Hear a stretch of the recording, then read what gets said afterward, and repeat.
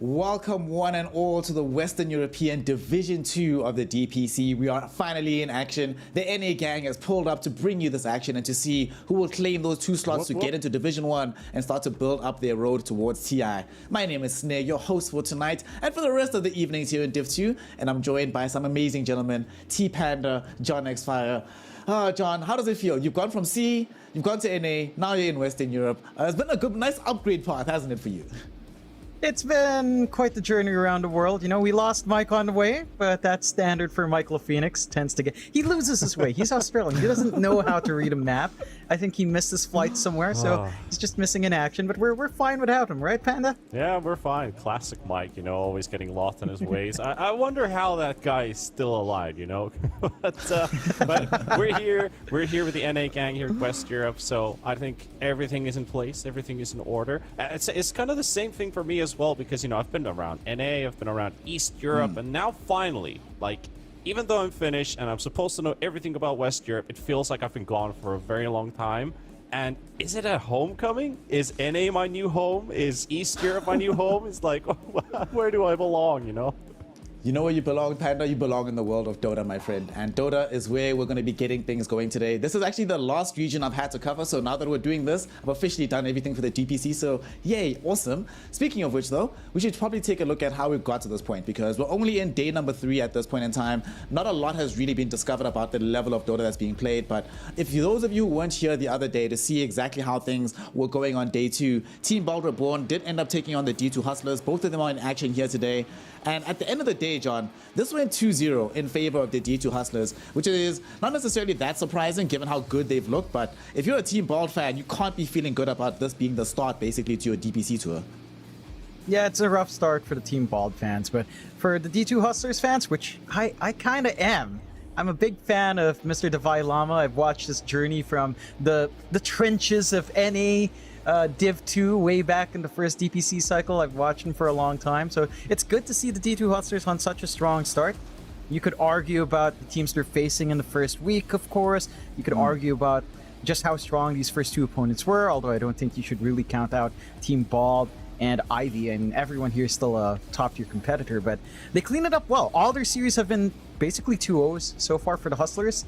So up against Alliance, which is a team that I feel like Alliance has been slowly building up as well. They've found wins in other tournaments. So that's not a team to undercut. But again, the Hustlers, as you can see here, they play spectacularly. Those were really fast games as well coming out from them. One of the things that I really saw stand out from the Hustler side here, Panda, was the performance of Shad in the carry role. Both of us heard when we were doing NA, when we were speaking to Sammy Boy on the side of Wildcard Gaming, when he specifically wanted to go into a carry position, one of the reasons why Davai Lama left the former Wildcard Gaming team is because he specifically wanted to have Shad as his primary carry. And I know you were a former enjoyer of the old Viking GG squad. You've seen this guy in action for many, many years. What do you make of his performances of late? And do you think he's living up to that billing of, yo, this is the carry to be watching out for in the Division 2 scene? Oh, for sure. Like, I think Shad, basically, he's in his so-called esports player prime. He's 23 years old. He's kind of already seen the world a little bit. He's seen a glimpse of what is to come to be, like, one of the professional players of the world, and everyone's going to know your name. He's at that breaking point, and I feel like if they can pull off a fantastic season here at Division 2, head over to Div 1, he's going to show why he's a very valuable player and what the other teams lost in this guy, because I feel like there's still a lot of promise for Shad, and this just could be the right team for him to get a bit more experience and get that momentum going. Speaking of promise, John, one of the promises that hasn't been realized just yet is the potential and the promise of this Alliance roster. On paper, I see Charlie, I see Chuan, I see S4, Ponlo, and Hanskin. Extremely high-skilled players. Players who have, of course, won TI, players who have been successful in the Alliance roster before. What do you think it is about this Alliance team so far that hasn't allowed them to claim victory just yet? They're 0-2 at the beginning of their tour. What the hell is happening? Why aren't they doing a lot better than expected? I think it's one of those things that we saw in Div 1 as well, especially with, say, a team like Bait, where it by the end of tour, you look like a very different team. And I think that might be the journey that we'll see Alliance. It takes a little bit of a ramp up to get this roster really online. You know, it takes a lot of games to start to get that vibe with everyone, even though they have been sticking around for a few months now. Again, they're finding success outside of the DPC, which is really good news for this lineup. And I think that shows you that there is a lot of promise there They just need to translate that to the wins here in the DPC. This is where it matters. This is where your path to Div 1, your path to the majors, your path to these big events are really on the line, and that's where you have to stick it in. They've at least found one win, although not a series win, but a game win, a map win here. So it's not been clean 0-2 losses for them. But there's a lot more to work on. Again, if they maintain that performance that we've seen elsewhere, this is a team to watch out for as long as it builds up. I mean, Arthur's been getting comfier in his role as coach, and I'm sure having Ponlo and Chuen kind of makes it easier for Arthur to kind of guide the team here as well. Yeah, and like kind of just jumping on that idea as well. Like they played against Monaspa, they played against Ordu Thunders, both of the teams that basically came from the close qualifiers. But Monaspa, the roster used to play Div 1, and Ordu Thunders is potentially the top team of Division 2, coming from a qualifier team against teams that have already been in Division 2, and they lost to both of them, took a map off of Monaspa. I feel like they've gone through maybe the roughest opponents. I think D2 Hustlers is next up on the line for Alliance, so we might see a completely different Alliance today. At least I hope so, because if they don't take a win in this series, the rest of the season is going to look pretty tough for Alliance, and we might not even actually get to see them play Division 1 with more losses going on their track record.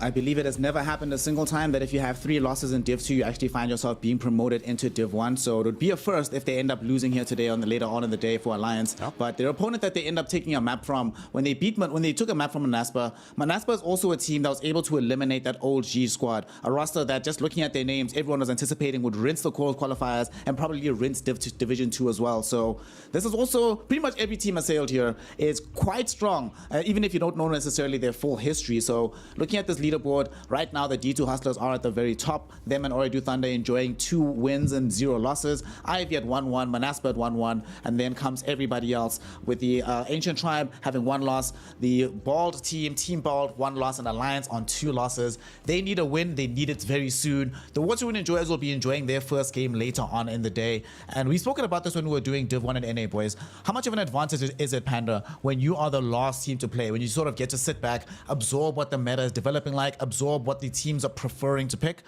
Does it make that big of a difference in terms of your output, or is it one of those things where it doesn't really matter and you kind of need to play the games before you can figure out how strong you are? Especially if you're looking at players who don't have a lot of data. Division 2, especially when there's like these newcomers coming in from pod games. Maybe there's a stand-in who's basically high on the rankings, but hasn't really played official games a lot. In those cases, getting that data can be very important. Like, okay, this guy's a Beastmaster spammer, and he's actually really good at the hero. Maybe we should prioritize this in our drafts. Maybe we see someone who's already established, and he plays this very comfortably, but the meta is different to what his hero pool normally is. So you have to look at, like, are we going for the comfort bands here against this player? Like, you know, the Tinkers, the Techies, stuff like that, that never age in a way. But then, is there something that is good right now that he could potentially be good at as well? Do we just follow the meta or go with the stats and basically the research? There's a lot of different approaches to it. I mean, of course, that team will be in action later on today, so we're sort of obliquely referencing when they are playing. So let's take a look at the schedule so you are aware exactly of what has happening today on day 3 of Division 2. Of course, we're rounding things out with the Waterwind Enjoyers as they take on Monaspa, and Monaspa really trying to make their last loss that they suffered against Ivy look like a fluke and show exactly why they're so favored by so many of the other squads involved. The second game, I think, is quite important though, John. The Ancient Tribe versus Team Bald matchup, because if Team Bald loses that, then they're in the same boat as Alliance, where one more loss and you can't necessarily guarantee coming out of the qualifiers. But Ancient Tribe is also in a similar position. They lost their opening game here. They are trying to sort of bounce back. And looking at the names on this roster, yes, there is some high skill names, but none of them have been proven in very high level Dota, with the exception of maybe LeBron. So talk to us about this. What do you expect is going to be happening in that second matchup between Ancient Tribe and them? I think it's going to go all out. They both know what's on the line. They both know that they need the wins to climb up. Ancient Tribe did. It is a team that did drop from Div 1 as well, so they want that journey back up. And of course, Team Bald, I mean, they've got a lot of potential. I still think that team, despite everyone just kind of memeing about it, right? It is a formidable team in the right circumstances, and if they get their heads straight, then they should be able to climb up. Desperately need that win, as you said. So maybe it goes to 3 games, you know, another 3-game series, just because it's so important for both of them. I mean, speaking about an important series, the first matchup of the day, I think, is potentially our most important one because D2 Hustlers looking to go 3-0 in the leaderboard. Alliance trying to avoid going 0-3. I'm not going to beat around the bush, boys. I'm a bear. All cards on the table. I want Alliance to win. I want this to be a very competitive season. I want Potno to get some dubs on the line. I want S4 to be smiling with some wins. Listen, not it is Panda, right? We just spoke to Dendi, and I saw how happy Dendi was to win, right? A TI winner winning at DPC. Yeah. I want that for S4 as well, don't you know? I understand where you're coming from. Like, obviously, Potno's a bit of a fan favorite in a sense. Like, I feel like the days of S4, are they already behind him? Are they still ahead of him? You know, he's been around for quite some time. And of course, you got our good old Charlies and Hanskins. These guys have been playing together for such a long time as well. And kind of, I feel like they've always been this, like, in an elevator position, you know? Like, when we talk about gatekeeping, there are these teams that go up to Div 1 and then drop down to Div 2 and repeat that. I feel like they're sometimes there, and most of the time, they're just sticking in this Division 2 area. It feels like that's maybe where they belong. Is that a good thing? Probably from their perspective, it's not, because they still want to break through and get to Div 1 and be the top player in the world like everyone does. But for me, it starts to feel like some of these players, they need a bit of that extra punch. Is it coming from their mid player, from Chuan, or are we going to see Ponlo get less than 20 deaths in a game and actually stomp all around? Who knows? I mean, Alliance has their perks for sure. One of the things I'm actually very interested to see in this matchup here, John, is something that we've seen all across the world is how prominent the offlane meta is right now. Whether you're playing this farming offlaner, a tempo controller, or a heavy Zoo type of hero. Neither S4 nor Divine Llama are necessarily known for their Zoo type of heroes. So talk to me about what we can expect from these offlane players. And despite the fact that neither of them play these uber OP heroes, will we potentially see them trying to bring it out just given how strong they are in the meta? Well, we did see the Vailama win very fast with his Broodmother last time around, so I do feel like that should be worthy of a ban coming out. My big question is, will someone pick up the Lina? You know, will you take the Lina? Will you take the Riki? These heroes have been prominent throughout the globe, except for China. The Riki has not been popping up there, but everywhere else, that combination's been on. And you can see Alliance do respect, man, the Vailama, little Broodmother there. But Lina's still in the pool. So the question now, you take it out. It's like, all right, this is our opening ban. So Centaur is a bit interesting. It's probably the most different ban coming out, but we have seen impactful Centaurs come through. And guess what? One other broken support. That Treant Protector comes through. So there you go. Nothing so too what different. you have to do now, right? You have to take away. What do we normally see in this paired with? Do you see it paired with Death Prophet? We've seen it paired with Lina/Sniper. What is the other OP one? And Leshrac, yeah, those are like the top 3 ones. I doubt you want to be dealing with the Leshrac this early on in the draft. So Panda, what do you want to see from Alliance? Should they just like snap up this Death Prophet and decide what to do later? I guess so. All right, you're doing my job for me. Sure. I mean, basically, yeah. Like, there's basically 2 approaches here. If you want to kind of put some. This is going to be very, very complicated to explain, but I'm going to try and make it easy. So EHP, basically, coming through armor, living armor in particular, because you get more HP regen and you get extra armor. You don't want to stack up on physical damage. We've seen how badly that could work out against Treant Protector in a lot of these drafts where we're having difficulties taking down objectives. We're having difficulties bursting down or sustaining heroes down because they have so much armor. So you want to find a bit of a mix of a little bit of everything. I think DP already solid to kind of take it away from D2 Hustlers, because I think DP Treant is a very good combo to start off your draft, first of all, and secondly, the way that they enact and enable your team throughout every phase of the game. They're so good at it. So I like this as a bit of a block pick, but it's also very efficient. And then the Tiny, which is a mixed damage of both magical and physical. You have a nice amount of burst. You have a blink initiator, basically, that allows you to start off these fights and take them away from the overgrowth, which is also handy. Talk to me, John, about this Shadow Fiend pick that we see right now coming out of D2 Hustlers. Normally, in the last couple of months when we've seen this hero, it has emerged in the safe lane role, but Shad does not really play the Shadow Fiend. Mirage, though, plays a lot of Shadow Fiend. This is most played hero, 70% win rate at this point after 44 games. Is it too early potentially to reveal a mid SF, or is there still potential that they might still flex this the way the draft goes on later? They could flex. I think it's more reactive to the fact that Alliance opened with 2 heroes that can also be played on mid, although we have seen DP lean towards that off lane a little bit more. That, if you get the tiny mid somehow, if that's what you're going for, SF kind of wins that matchup really hard. You just start with no armor. You can just right-click him down. Not too hard to land a Razes up against a melee hero. If it's up against a DP, kind of the same story. You just play with Razes, stand back, away from Spirit Siphon. So it covers their bases there if you need to face them against mid. And if not mid, then you just toss it safely. No pressure coming out there at all. Hustlers can kind of adjust as Alliance will reveal their draft. So that's where I feel like the SF really shines. It's one of those things as well. It's almost in a way like Alina, this kind of hyper carry that has physical and magic, although it's not as broken as Lina. You don't have a free moon shard coming out early on, at the least. Thank but God. it has that same mindset where there's two sources of damage. Both of them, you kind of have to work your way around because it is strong at almost every stage of the game.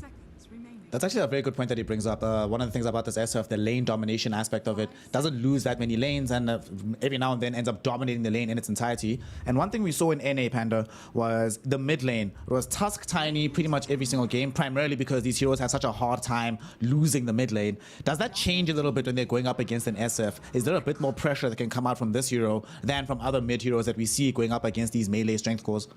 I think it does go a bit down to the laning matchups here because the SF's a bit of a flex pick. You can put it as a carry, but the mid's first phase picks that we've seen, a lot of them have not had great success. And if you want to put the safe lane carry, you might go up against the DP, and DP actually has a pretty good time versus the Shadow Fiend there. If you go mid 1 versus 1, I think SF maybe has a bit more extra tools because of the experience gain. So if you just get shut down early, you don't get levels, you're going to be in big trouble. So I think when we're looking at the laning matchups, it's going to be definitely very interesting. And now they actually bring up two very, very pub fun heroes to play against. I know what you know about, know what you feel like about this Riki snare. So, John, what do you think? Viper, win lane, great win heroes. game. Win lane, win game.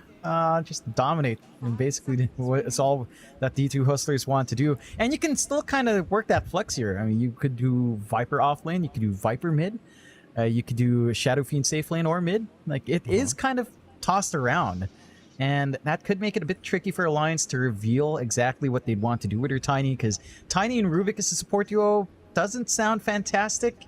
Both of them kind of need levels, kind of need some items to be on hand to really feel that effectiveness. Let me you throw you could an sack idea. the Rubik more and run the Tiny. Yeah. What do you think about, like, we talked a lot about this with Fear. Like, carry Viper, which in most cases is a bit of an awkward and awful pick in a sense, because you don't get too much out of it. But what do you think about it? If you put DP, if Alliance wants DP off lane, they're probably going to reveal now where it's going. You put Viper versus DP, you're supposed to have a good lane on Viper, you shut down the Death Prophet, and then your SF just gets a free game. Yeah, and that could be one way to go. Alliance do pick up the sniper, so they've got a lot of range here. Which I guess if you are still considering, say, the Viper off lane, that doesn't feel amazing. Although it does take levels in the take aim, but yeah, sniper tends to pick that up anyway. I like that response from Alliance. You don't have the jump in the back for D2 Hustlers outside of this Riki.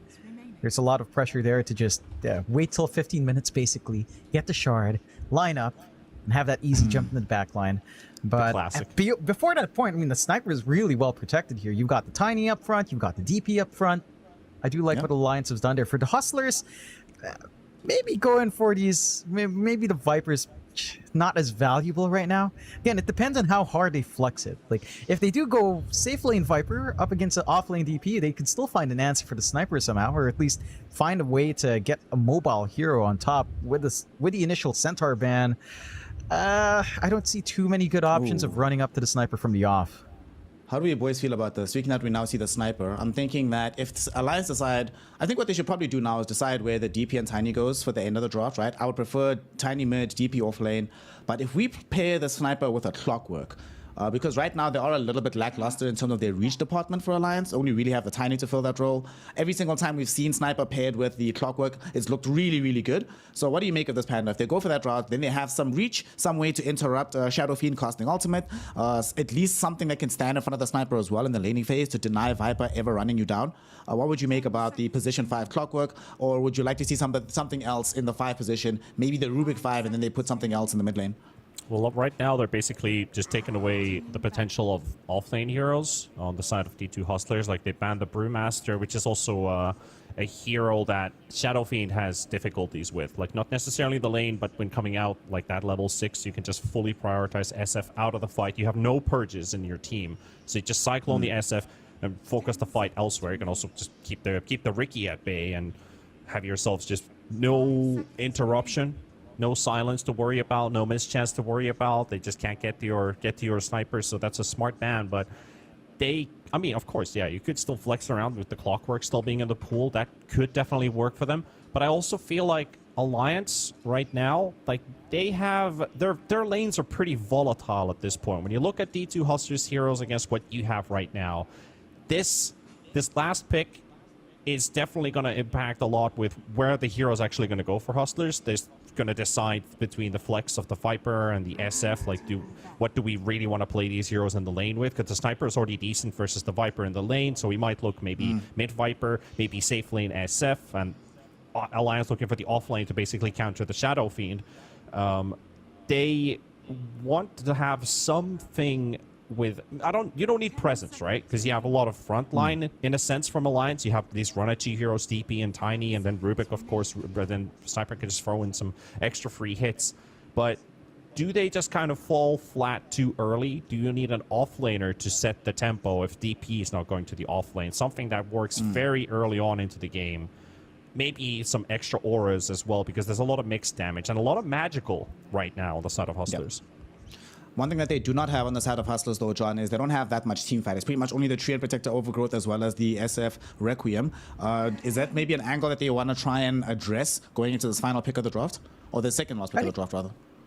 That actually feels like more than enough team fight, especially if you compare it to Alliance. Their hard hold is really what? Avalanche and the left back from the Rubik, maybe a stolen spell or two, and you have the Ricky already on hand for the Sleeping Dart anyway.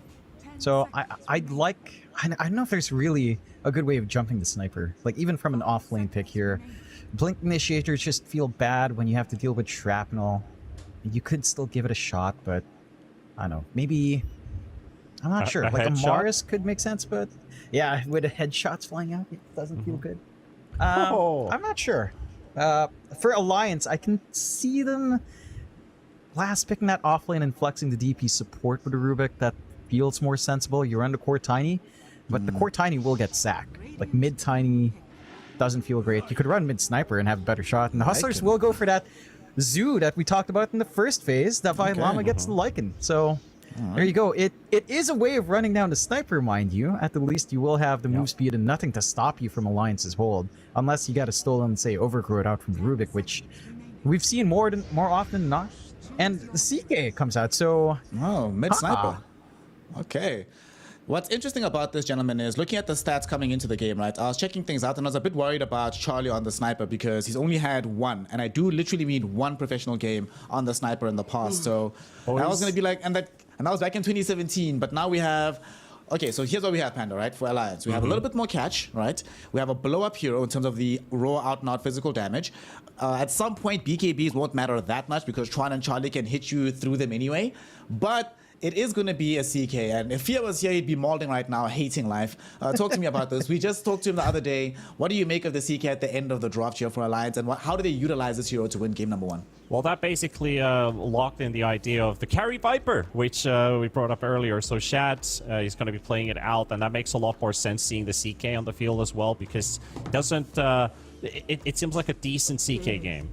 There's not too many things to worry about in a sense, except for the Shadow Fiend, but your item timings, if you come out from a strong laning stage, that's where CK usually has the best time. But it can also feel very nifty to kind of navigate this Alliance draft if your laning stage doesn't go on par, because you're up against heroes that snowball instantly if they have a good start. John, very quickly, what do you make of this draft coming in from the side here of the opponents of Alliance? And what do you think is going to happen once D2 Hustlers get underway with this draft in game 1? They've got to get a running start on Shad. Like, this Viper core has to absolutely win the lane. The Ags feels pretty good here to kind of just deal with CK illusions in a way. So I'm kind of keen to see how much Shad can get out and whether or not he can hit those timings, and whether or not the Llama also just hits this early Overlord timing. That's going to be key for them to push as well. The Lycan timing is going to be crucial. The comfort of this Shadow Fiend is going to be very crucial. And of course, Alliance, I'm the fanboy. Them winning is crucial for my happiness. So I send it over to our wonderful casters. We have T Panda and John Xfire on the mic. Gentlemen, take it away. All right. Well, as Mr. MLPD is out of action, I'll be taking over the play-by-play here with T Phoenix with John Xfire. John, this is the first time we're actually casting together. I'm happy that we get to do this together on this specific series. We did get the carry Viper, which I'm kind of happy about to see how does this actually work out on the side of the D2 Hustlers. See, the thing with carry Viper, I don't feel too bad because you have the mid SF. Right? Like it's like that time when you run a more tempo safe lane to enable that mid Lina, when Lina was more of a mid kind of scaling core from there. It's the same mindset. You have this safe laner that doesn't need too much farm, double rate bands, and maybe a Dragonlance BKB. You're kind of actually happy already with that timing. And Mirage can soak all the farm he needs. Yep. So they're just going to have to set those win conditions up for the SF, get running. The lane matchup up against Sniper, it can be a little bit iffy. That is one because, well, Chuan can just kind of stand back and stay away from raises, stay away from that threat. Your rotation is here for D2 Hustlers to punish. Not the most amazing with a Riki and Treant Protector. So Chuan should be more than happy to just sit there and farm. And if he is allowed to farm, and if Mirage just doesn't build up and snowball off that lane, the timings of D2 Hustlers can get thrown into a bit of a disarray there. Yeah, I totally agree with the chaos that is bound to happen, especially when we look at these West European, almost wrong region, West European Division 2 teams, that they do love a good brawl for sure. As on the side of Alliance, like they definitely have the supports to help out with rotations if they want to kill this SF early. Mind you that SF is still kind of squishy, even if Sniper doesn't have the highest amount of right-click damage. But with the Shrapnel slow, one move from the Verbic into the mid lane, maybe even a tiny suddenly pops out of nowhere. These are great openers to try and kill the SF, but this is still the flash farmer hero that we know. You shut down the SF, you don't really shut down the SF. Yeah, he still has Angles back. Again, it just goes back to having that Viper and the Lycan. As long as their lanes hold steady, they can be active early on. I say early on, but you're still probably waiting for your Riki to hit that 15-minute mark. Just have that impact. I really like the Riki, like in a sense of how efficient the hero actually is on the laning stage, because he basically has like triple regeneration compared to like most heroes, right? So he's got a lot of base regen. He is very annoying to fight against because he's constantly trading off with his blink strike. And that just hurts, you know? Like every time you want to trade off against a melee hero, you feel pretty fine about it. But then Riki feels like this semi-range who always jumps on you and does that quick burst of damage. You do some hits on him, and then he just regenerates everything and gets back to action, you know? So he started off with boots and just a set of tangos. Like, that's all you need. Yeah, that's all he needs. Cops a couple of hits from Charlie, but it's not going to be enough to threaten. I do have to say, they've managed to take a lot of couriers away already from D2 Hustlers early on. They killed Ponlos. They found another a while ago from Charlie. They're microing really well, and they might find Hanskin if he's not careful. That backs off in the nick of time. Yeah, man, it's a bit soft, and Alliance, they've got this one thing that they have to worry about. You know what, John? Like when you're playing against Dota 2 Hustlers, you're playing against the Lama. You know what their strongest weapon is at the start of the game?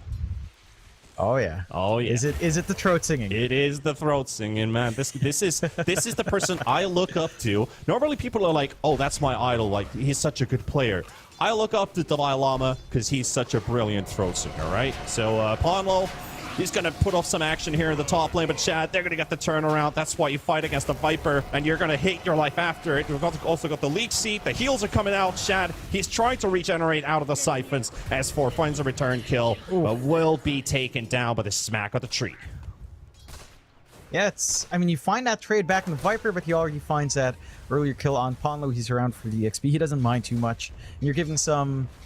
you get the counter kill on Angel, you get some EXP, some gold for himself as well, feeling great. The one thing that we are seeing different here, compared to all the Treant games we have seen before here, Panda, is that they haven't cut the tree line. At least Ponlo gets some revenge, find Angel's courier. At least so, does manage to get that out, but with the tree line not cut, and Angel just has so much room to be a nuisance, even S4 getting pushed back by the Wild Wing creep. Not able to really go for that pull if he wanted to. And still, the Hustlers find themselves with a pretty solid start. 2-1, less than 1k lead for Alliance. And they're still having great times coming out mid. Chuan is still uncontested. He's able to farm up, but so is Mirage. I think your biggest concern is, again, just how well the side lanes are, because Hustlers aren't slowing down. To be fair, Charlie is farming really well on the CK. Davai Lama can't really threaten to pull him away, and at this level, the CK is more than happy to try to trade around, and this is where the Ricky support kind of goes back in. You can't really set up for kills. He's been really good with the smoke screen usage to bail out Davai Lama when he does get jumped. Beyond that, he's just kind of being a nuisance, poking and prodding, scouting around, and trading hits, ensuring Hanskin can't walk up to Davai Lama to hit him. Yeah, well, one of the big benefits for Alliance's bottom lane is the fact that you have CK as your carry. A lot of HP, a lot of right-click damage, and then he also has the lifesteal crit, which allows you to basically in situations of 1 versus 2. And Ricky trading off against you, we already saw that. Feels like the Ricky's actually taking more damage than he's dealing. But in the mid lane, Ponlo shows up. There's the Tiny going for the punishment for that early SF kill. He's going to get himself killed under the tower. He's already used all of his resources to help out Chuan here for the kill. And Davai Lama also pretty soft here, but Alex with the body blocks make sure that Charlie can't quite finish the job on the Lycan. Now that's a massive kill coming out for Alliance on the mid. That's exactly what they need to do. Just try to suppress the SF, try to make his laning phase a little bit slower, and combine that with taking some map space away from Dota 2 Hustlers. Just invade the jungle, drop some wards, scout out, and ensure Mirage isn't just free farming the entire game. A little bit of courier sniping action once more. Alex, he is truly just making it painful. I mean, it's not the biggest deal in the world, but you've lost 3 couriers already in the span of 5.5 minutes here for Alliance. That feels bad man moment. And that's a decent chunk of gold to everyone on the team here for the Hustlers. Yeah, for sure. And it is accounting into the esports bet IO odds as well. 1.41 is shown for Dota 2 Hustlers, who are currently the highest courier killing team in Division 2 for Western Europe. As the quick burst comes out from Ponlo and S4, and trying to take down Shad, but looking for a second entry here. Siphon is up. That's the last charge for S4. He's going to fully commit to it, but Shad is too strong. This Viper just melts you down to the core, filled with corrosion, and Ponlo to fall. They will find a kill on Alex at the same time as the Ricky falls in the mid lane, but it is 2 kills for the Dota 2 Hustlers in the top lane, and that just makes it a little bit more worse in their eyes. So that top lane is now really going in the favor for the Hustlers. Oh yeah, I mean, you're at this point where you're this Viper, you've got 302 in your build, you aren't dying in this lane. You've got level 2 Leech Seed as well. You can always regen a ton when that DP commits, and it's just not enough. Maybe by level 5, level 3 Spirit Siphon up for S4, that's when you can feel a lot better jumping in. It's still a Viper. And again, that's where the draft of the Hustlers comes in. They just want to win the side lanes. Davai Lama is having a lot rougher of a lane, but as long as he's not dying, his CS is up there.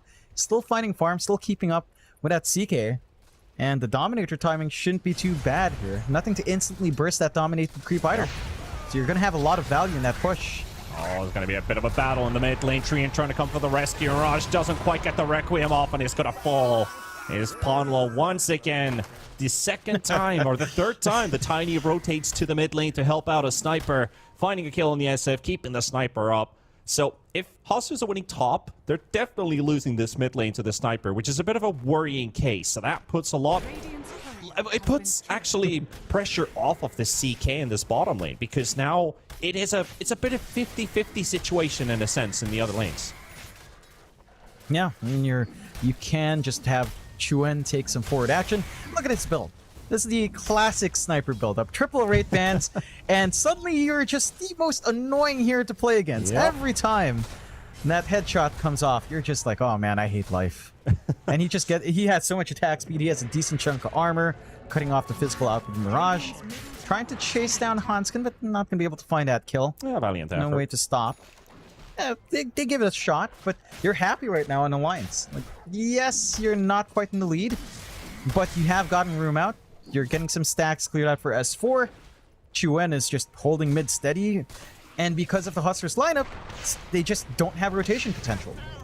And again, It is not a fun time for Mirage, but does he have to back up this time? Alex is coming in, and they've got the treants as well. Requiem with the fear into the silence, and gonna get a couple misses as well. Mirage looking to live and get a kill for himself. It's Alex who secures it in the end, and Hansken trying to toss the SF under the tower, but he's not gonna get the aggro on him. And Ponlo, he will keep his life intact, but bit of vengeance and a bit of vendetta paid off for the SF here as he gets the kill on the sniper.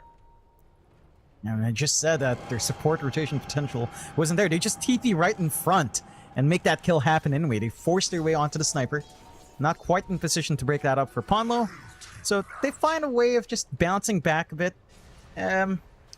It still feels alright for Lance, but they are starting to lose that gold. Just because Mirage is around to find that kill, he has his own stacks. He can flash farm way faster than the sniper.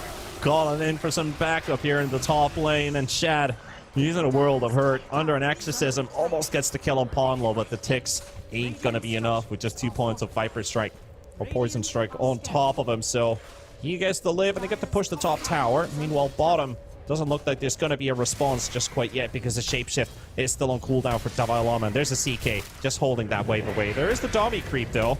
It's gonna be just extra farm potentially for Charlie, and oh my goodness, Alex. How many couriers have you killed already this game? That's absolutely mental. Yeah, he's killed way too many. Way too many. At least they're not carrying anything important. You know, it already flew out. Look at Charlie's that. all you got inside Look at himself. that. But yeah, he is. Yeah, 4 couriers, 1 from the Vailama as well, and 1 coming out here from Angel. 6 couriers in 10 minutes. I've never seen that. I've just never seen such blatant animal cruelty coming out from one team. And it's just so much gold. 6 couriers, what, 45 gold each? It's a lot of gold for everyone. Yeah, that's a lot of gold. That's actually something you really have to watch out for. And Hustlers, basically, when I was talking about they have the highest courier killing average. 3.75 from their last 4 games in average. They've done 6 in this one game. So how high is this team going with courier kills? But surely it is backing up, at least for the SF, to bounce back in a bit with that extra gold flowing in their favor. It's not a lot, but when you look at 6 courier kills, yeah, that's definitely a couple hundred already for every individual player. They have a 2k lead, and they're setting themselves up for S4 in the top lane. Alex using both of his jumps, first on Angel, then on the target. They've got the overgrowth coming out, but Ponlo, he's trying to interrupt them, but is the damage sufficient to take down S4? Yes, it is. You know, it's always a bad feeling when you finish that TP. You think you're bailing out, but the Viper Strike comes out, you're dead anyway. You can't TP back to lane. You can't come in for this defense on mid, which Hustlers immediately swing out to and do some decent chunk damage off of. Granted, you do have some shrapnel up, but look at the micro from Devi. He just follows the backline, ensuring that they've got vision ready. on Chuwen. Ready to dive in right away if they overextend on the side of Alliance, but they are clearing out the creep wave, and Hansken in position. Dommy creep just behind the corner. Doesn't go for the stun as they've already moved away on the side of Hustlers, but that was definitely a bit of an ambush being set up. That trap has been defused. They do drag a lot of tension onto mid. You're pretty happy here for Hansken, though. You get the wolves yourselves. You can scout out so nicely. Get some information out for your team. There are a million sentries out from Hustlers, though. So chances are it's not going to really give you as much info while they've got vision over it. Aside of Hustlers, though, you can see they're still kind of grouping around that area. Llama's just farming here. They've got overgrowth in a few seconds. Mirage is scaling up. Dragonlance almost done. So many centaurs and wolves in one camp. Yeah, they're just clumping up. They're making up. You know, they're sharing some. Well, actually, if you think about it, they killed off the couriers. They're making the animals fight each other. It's pretty cruel. All right, that ulti does run out and just in time, but now they're going to be diving in mid with the shapeshifts going straight for the Rubik. Davai Lama going to get the opening kill for himself in just a second. The overgrowth coming out as well. Sniper going to be in trouble. Charlie coming in with the stun as well to fend off the wolf, and they're right on top of the Ricky. Alex, he's got nowhere to go unless they don't actually get the jump with the reality rift. They lose detection on that Ricky. He's able to move away, so they get a Rubik kill. That's about it. Yeah, it's a massive commitment coming out, overgrowth plus a shapeshift.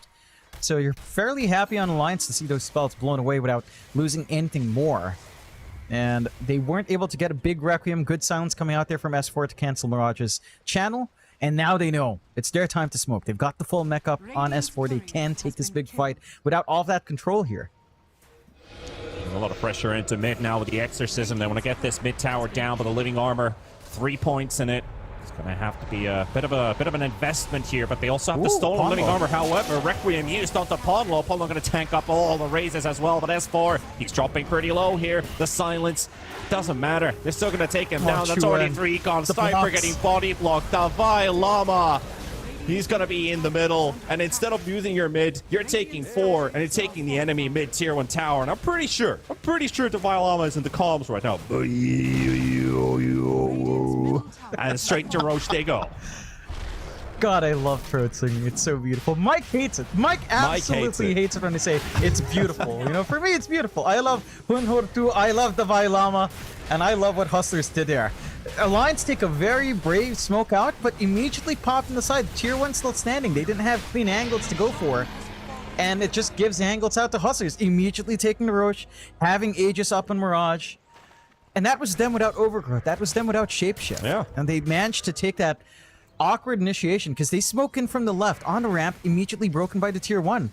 And then they're just kind of stuck out, cut off from the rest of the team. That was like 3 heroes in that area. And the Hustlers just clean up individually. They break Alliance apart and take it piecemeal.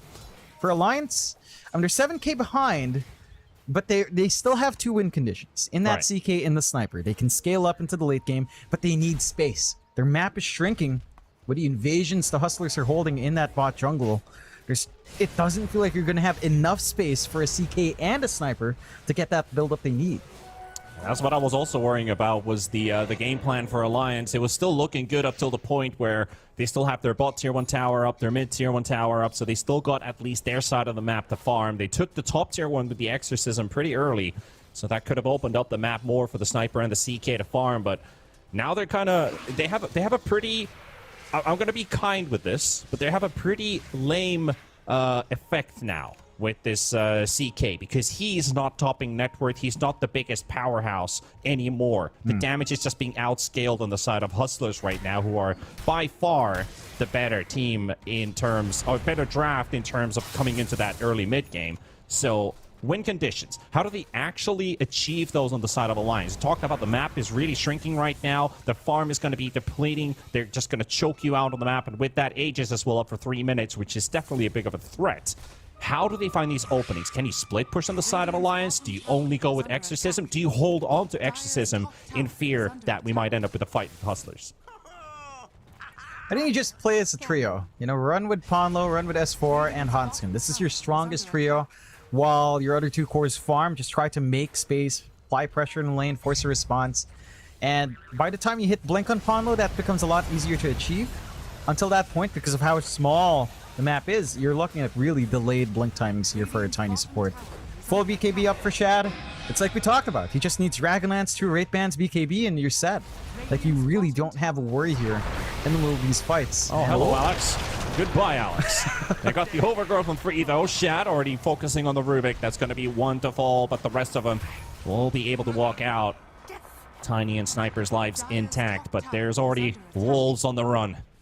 They don't have any armor, even though Lycan says Wolves don't need any armor, despite him having some, but the Wolves just looking out for potential targets. Ponlo is out of there. Sniper also now defending the bot lane, so mid T2 starting to be in peril. 2 minutes of Aegis up. They are at least getting a push on the side of Alliance in the top lane, but Triangle is lost. Yep, just going to be invaded fully, cut off those sources of farm. Again, the map just feels so small for Alliance to get that build-up they need. Man, they don't have an easy way of forcing team fights. It just comes back to the draft.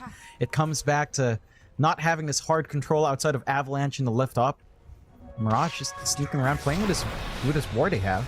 Bit of a surprise there with the Blink Tree and Protector, but Ponlo seems to be getting the jump on himself, but there go with the Shapeshift. Little Big Sue arriving, and here we go, Ricky Dart time. That is Ponlo and Hanskin, both the fall, and Hustlers, they open up a tier 2 tower now with those 2 kills. There's no way Alliance is going to be defending this. Yet, can they hold high ground? Because DP getting caught in the low ground S4. Oh boy, Charlie going to get sold up by Shadow. Look at the damage from this Viper. It is disgusting. You're going to have to armlet toggle those. He only goes for 1. The dots run out. They force out the glyph, and they fend off the Hustlers. So, the situation kind of diffuses itself in just mere seconds. Yeah, they managed to get a pretty successful defense off. They don't really need to expend too many spells there. More than happy with that result here for Alliance. Oh, yeah. Just trying to play the stall game. The side of the Hustlers, I don't think they feel too upset by that, though. They know they're ahead. They know they've got this tempo. They know they've got scaling as well. They pop a smoke on the retreat. They might be able to flank around, but it doesn't feel like they're grouped up well enough to do that. Although, with the Blinking Overgrowth ready on Angel, they could just give it a shot. As the big issue now for Alliance is they need to clear out mid-tier 1. Like, it has to fall. You've got the DP. We're approaching 20 minutes. You need to open up that top jungle. You need to be able to drop those more aggressive wards to secure some forward farm for your course in the opposite side jungle. Just hasn't happened. So it's always just a little bit risky playing elsewhere, as Hustlers will go for another smoke out here. See if they can catch someone with it, too. Still 3 minutes until the next Roshan minimum timer. We hear the Aegis expire. S4. That's a target to go for. The way you started off, throw the dart. And snipe the courier. Of course, Alex. The most important thing first. God. To get the courier first, then the hero kill. And S4 just getting kited out on a beautiful ulti from Angel, catching both off the core. Sniper in trouble. Requiem coming out as well to follow up from the Overgrowth. And that is going to be the sniper down. And Hustlers, they clean out 2 cores, but they have expended all their resources right now. However, no defense coming in from Alliance. They cannot hold this tower either. Just more bodies onto the pile.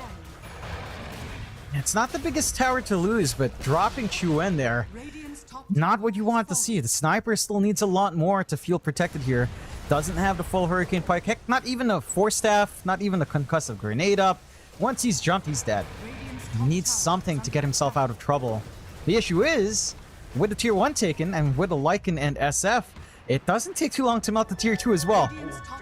So they find a lot more value there. 1 outer tower left for Alliance, and they've got complete control on the map. For the side of Alliance, they've just got to get back to farming. Try to get that build up, get this BKB up on Charlie, and work your way back in. I do have a little bit of a caveat in the CK here as well. It's kind of a weird one, because so you're joining the BKB fear, will save you from smoke fear screen. squad. Yeah, no, like BKB saves you from smokescreen. It doesn't save your Illyrs, and that's a huge chunk of your DPS burst.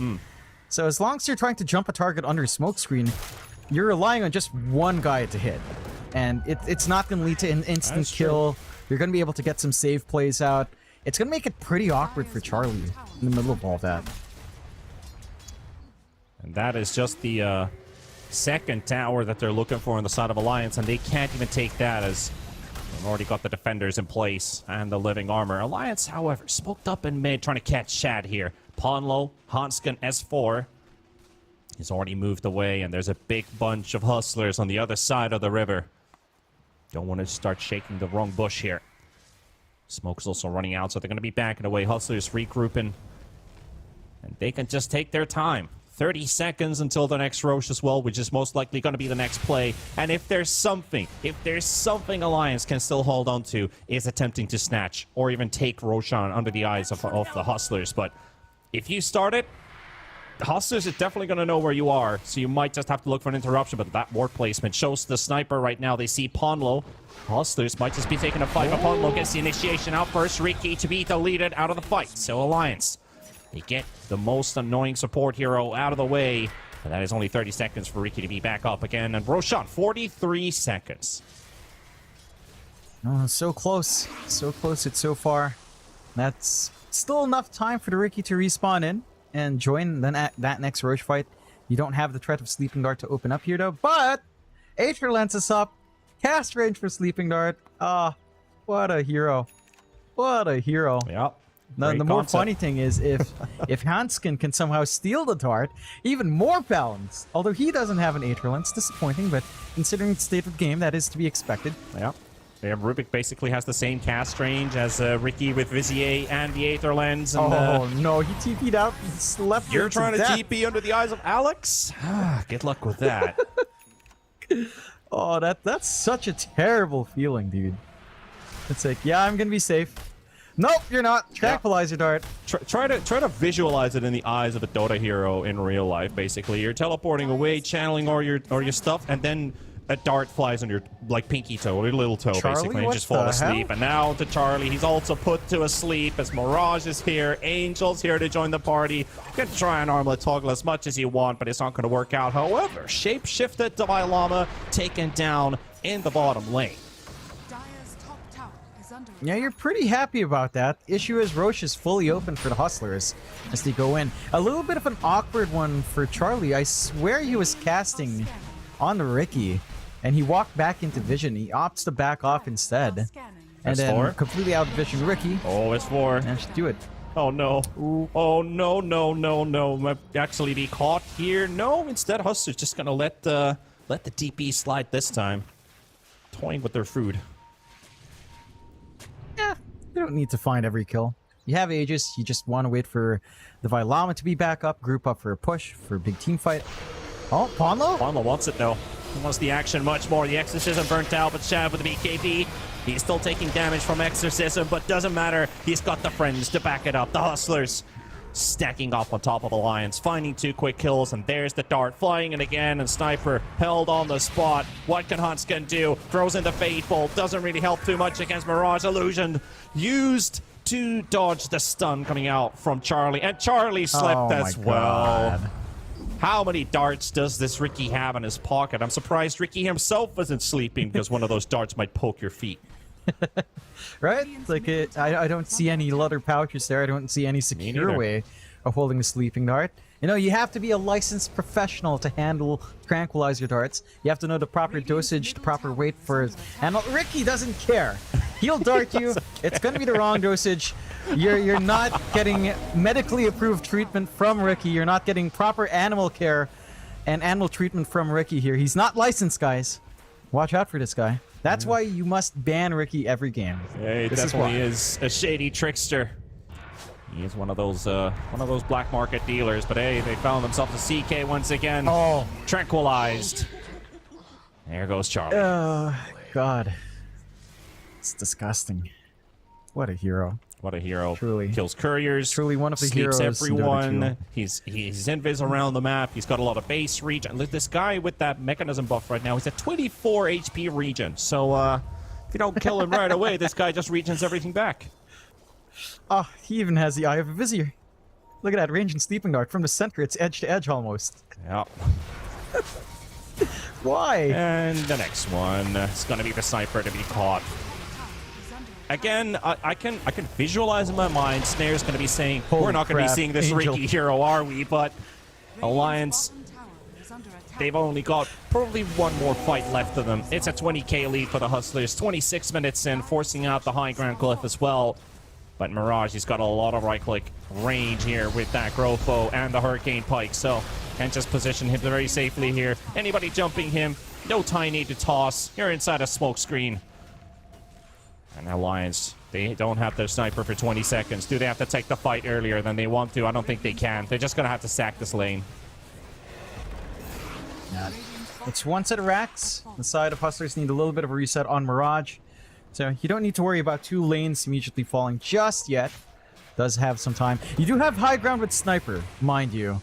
So you can always kind of just play with Shrapnel, stand back, hope Ponlo gets a good toss back, and play off the back of that. It is still a rather difficult game. For Alliance, they're 21k down. We've seen the issue come out multiple times from Alex just starting. I mean, look at this build. It's just Tranquil's Aether Lens. That's it. Yeah. With a shard. And that is just... It's so much impact for so little investment. Yep. It makes me frustrated. I sound very frustrated right now because I'm thinking back. I watched You're some not the China only earlier. one. I saw someone pick Warlock. And you know that hero has 0 impact no matter how many items you put on him. But here's this Ricky. 1,400 gold. You're good to go, baby. You're the best hero. You're beloved. You know, no one sees you, but you know, God damn it, you're a loved one to your team. Yep. That's all you need. And they And say here it's like classic supports. they say that the Lina I is the mean- most frustrating core hero to play up against right now, but then there's also this Ricky that definitely has been super impactful this game. Alliance 5-man smoke. Is this the Hail Mary smoke play? At least they've got a bit of vision put down. Wolves already walking right past. They don't want to get detected right away as their smokes pop. And that is actually going to be the indicator as Charlie takes down the Overlord creep. And Ponlo It is Alex's courier that's flying around, and now they see Ponlo. He goes in, but it's Oh, the the smoke silence. screen. What's he gonna do? Absolutely nothing. Silenced up right away. S4 just gonna get wrecked into pieces here. Mirage hammers down the DP, and that's a frontline CK who has no targets to hit. Charlie gets his BKB and his ulti off, but to what avail? To what extent? Alliance just getting torn apart by the Hustlers, and that's a ticket to high ground. It's not going to take long. DD running on Mirage, along with an Arcane. You have nothing to really Now a region as well with stop the this Aegis guy. expiring. Yeah, fully reset. No troubles. Just in their lane, carefree, happy and satisfied the Hustlers are. For Alliance, I mean, Ponlo's going to be up. He's got to look for some baller tossbacks, but man, that smoke screen, huh? What a spell. Yeah, and perfectly timed as well from Alex. Like, the moment they saw Ponlo, there was probably like a half a second until a second that the Tiny was about to jump in, and Alex was already positioning the smoke screen on top of the closest target that Ponlo's most likely going to blink toss. And he ends up being blinked and silenced. What can you do? Absolutely nothing. Yeah. Yeah, it's tough. It's tough right now for Alliance. You know, it's You know it's what a they tough need? game. They need that What do they need? substitute guy from the bench. There's that one guy, coach, pick me, I'm ready. And he's a Tusk with an Aghanims, where they toss one guy in and they kick him towards the fountain. And that could be something that Alliance needs. But right now, it's just a blink toss into a smoke screen, basically. So It's unfortunate. Yeah, not quite the full package. Maybe the shard from Hanskin helps a little bit more. No, could, but it doesn't feel like it's enough. What Alliance needs is a stronger cheers coming out from Sinya. Sinya, give them your energy, Sinya. Sanya definitely I'm sure needs to she's send some probably energy. watching him as well. Yeah, send some energy for the boys. They need it. You know, it's a not bit in, tough right now. But the Hustlers, If you know, not in the this Huskies game, are but at feeling least in great. the series. See what they Oh, can yeah. do here. All lanes are basically hey, do pushing you in. think? I just realized. Do you think the Vi Llama tries to throat sing everything if they're winning, and he tries to say, "Hey guys, let's smoke," while throat singing? Uh-huh. You know, does he communicate just purely by throat singing when they're winning? Is that how you tell the Huskers are winning? Potentially, yeah. I mean, that is a pretty intriguing question, because it could be. It couldn't be too far from the truth, in a sense. We also the cameo appearances from the Violama during TI. No, he's a bit of a jokester. He's a funny lad. I wouldn't be too surprised if yeah. he'd just be throat singing the entire game, and and the thing is, he can do the high tones with the whistling sound. I can't do that. I'm still practicing it. That is beautiful. Hey, at least you can do something, you know. So if It's they a have throat beautiful singing thing on the to side of Hustlers, what does Yeah. Alliance have? What can they summon? They've got Is two Sinya Saudi enough? stations. Dire's bottom They've got Sinya, they've got two Saudi stations. They've got this ride or die mentality. They're gonna hold high ground forever. You know, that's Southeast Asia. That's what you get Alright. when you have Ponlo and Chuen. You know, Alright, they've got that spirit in them. Although I say that, the Vi Lama also threw us some Bahasa in the lobby. And that freaked me out. Why does the Vi Lama know Bahasa? He Why was he scouted throwing out out his words? opponents Oh my goodness. thoroughly. He's a madman, this one. I mean, he was, you know, his professional Dota 2 started in the trenches of NA Radiant's Div courier 2, has been so killed. I suppose it's to be expected of someone that crazy to be Roche. raised in that sort of darkness. Yep, the next Roshan is going to be 2 minutes and 30 seconds. And Alex with the 8 courier kills in total of 10. Jeez. 3.75 was the average, mind you. So now they're at 10. They have tripled. They've almost tripled Yeah. their courier kills per game average. It just goes back to Ricky having a sleeping turret. You know, he's not licensed to handle animals with it. So all the couriers just die because he keeps trying to treat them, trying to play with a tranquilizer gun. Don't play with tranquilizer guns, kids. Leave that to professionals. in This the is zoo. some kind They know of... what they're doing. Alex is literally writing some kind of Dota 2 lore in this case, you know? He was trying to treat animals, but they all just, Yep. you know, from one reason or another, just kept feeling unwell. Then he got the money to buy a license for an actual sleeping dart, and now he's using it on the other heroes. But Charlie, Jeez. he doesn't even get the chance to fight back. He's just taking beats. They're kicking him while he's down. And Hustlers to siege on the high ground. Let's see if that Southeast Asian magic is going to hold them together, because right now they are in shambles. Mid lane to fall. The melee ranks down. Hustlers looking to drop the guillotine on top of Alliance. They got the toss on Shad, but Shad just throwing. Look at that attack range as well with the poison. And Hodskin, he might be darted up, but he's taking more and more stacks. Oh, no, and that's a charge from Punlo. He tries to go in with the Ogre Seal Totem out of all things to remove that silence. And he falls as well. Buys back. They've lost the DP. Exorcism down. Hustlers, no casualties whatsoever. GG. That's it. Call? It's a tough one to bounce back in. You're dealing with megas, you get run down like that. I want to go back to the Ricky here a little bit. He's trying to treat people. I guess in a way, that is a treatment. You know, he's putting them down, right? He's giving them a merciful blow down. And the Hustlers, that was quite the game. I mean, all those courier kills, the way they executed, the way they drafted around this, flexing with that SF and Viper, I like what I saw there. It was a pretty solid draft in a sense, and the execution as well. And we did get to see a Pause 1 Viper in action, but as we're closing out this game, let's head over to the panel with, I believe, us and with Snare joining in as well. Snare, I want to ask you a question. What do you think about this Ricky hero? I'm not sure if we can read lips, but Snare, go ahead, try again. This hero needs to be patched out of the game. Ricky was speechless. just needs to be removed completely. This was honestly ridiculous, right? Because not only did this Ricky have a phenomenal performance, not only was he able to just set up for the entire team once getting the shot, the 7 career kills Alex got is a record in the DPC across all regions and across both divisions.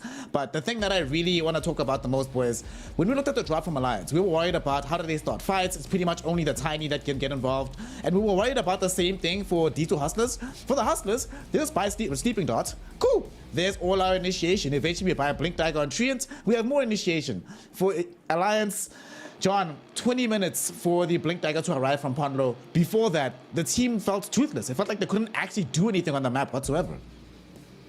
Yeah, again, it just came down to their lineup. They didn't have the biggest plays. They basically had to wait for Ponlo to hit Blink, and he was having good impact on mid. I think they got some good rotations onto the SF. They managed to play off the back of that really well, but at some point it's just not enough. You know, there's only so much you can do with the Blink tossbacks, and at that point it just became very difficult for them to just find a way in, because you've got a DP who can be standing forward, but you don't have the initiation to allow the DP to just stand forward and get the Spirit Siphons off in the first place. And you can just see in that mid clump up again, just all the little things, the blocks coming through. I mean, the Llama was microwing like a madman in the lane, and everything just lined up for the Hustlers. I think Alliance, they're going to have to take a look back and reconsider. I wouldn't say it was the CK all in, you know, not like Fear would say. I don't think it was necessarily the CK pick for Charlie, but mainly just down to flexing so hard on the sniper and the CK.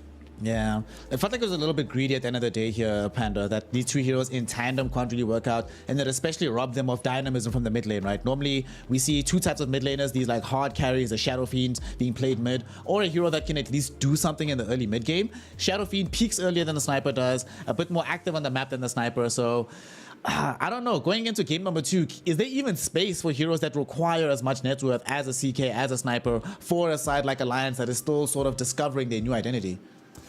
Yeah, I mean, it could have worked out if the map wasn't shrunk so fast away from them. Like, we looked at the mid lane was actually going pretty well. Shadow Fiend was shut down, and it was, I think, over 1,000 net worth difference between the two mid laners. Ponlo was doing some great moves to help out Yuan and get that sniper online and prevent that SF from being so scary. It's just that safe lane Viper, it was a win lane, win game scenario for him, as he was just a force to be reckoned with. S4, every attempt he tried to take on the Viper would come at a heavy cost. Either getting the kill but losing your life, or just losing your life and not getting the Viper dead at all. So that was a very difficult lane for them to beat, and Shad could then just basically roll out to help the rest of his squad. They stacked up in mid as the Llama had himself a pretty good okay start. Like, he wasn't really shut down by the CK. So any other carry could have had a different result in the lane, but would it have led into something different coming out from that laning stage as they choked out that map pretty fast on the side of Hustlers?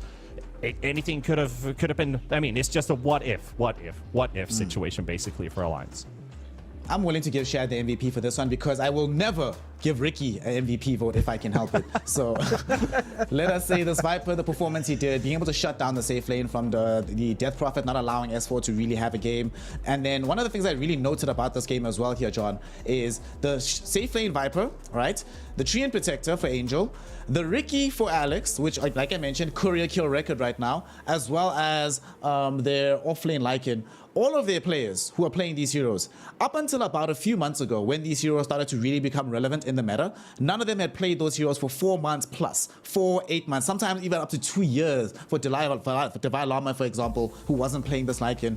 How incredible is it that you can see a team performing at this level, despite the fact that these are not by any stretch of the imagination, they're comfort heroes. It kind of makes you feel that this team is a lot further along in their development as a roster, not just on the field of play, but as a communicative entity. Like, talk to us about how they've been able to make so many of these drastic hero and playstyle changes so quickly and look so dominant in Division 2. For sure, I think a lot of that's probably just behind the scenes practices, scrims coming out, right? Like that's data points that not necessarily thrown out there. Other pros have secondary accounts they can practice on, and just studying. Divine Llama has been in the scene for a long time. You know, I'm sure he's used to playing that kind of ratting heroes on the offlane. I do recall seeing that a lot from him when I was watching NA DPC Div 2 years ago. So it's just kind of calling back into it. Like, look, the playstyle of Lycan and the playstyle of Brood hasn't really shifted. And it's just kind of just playing around the strengths of that hero, playing around the objectives, shutting down the map.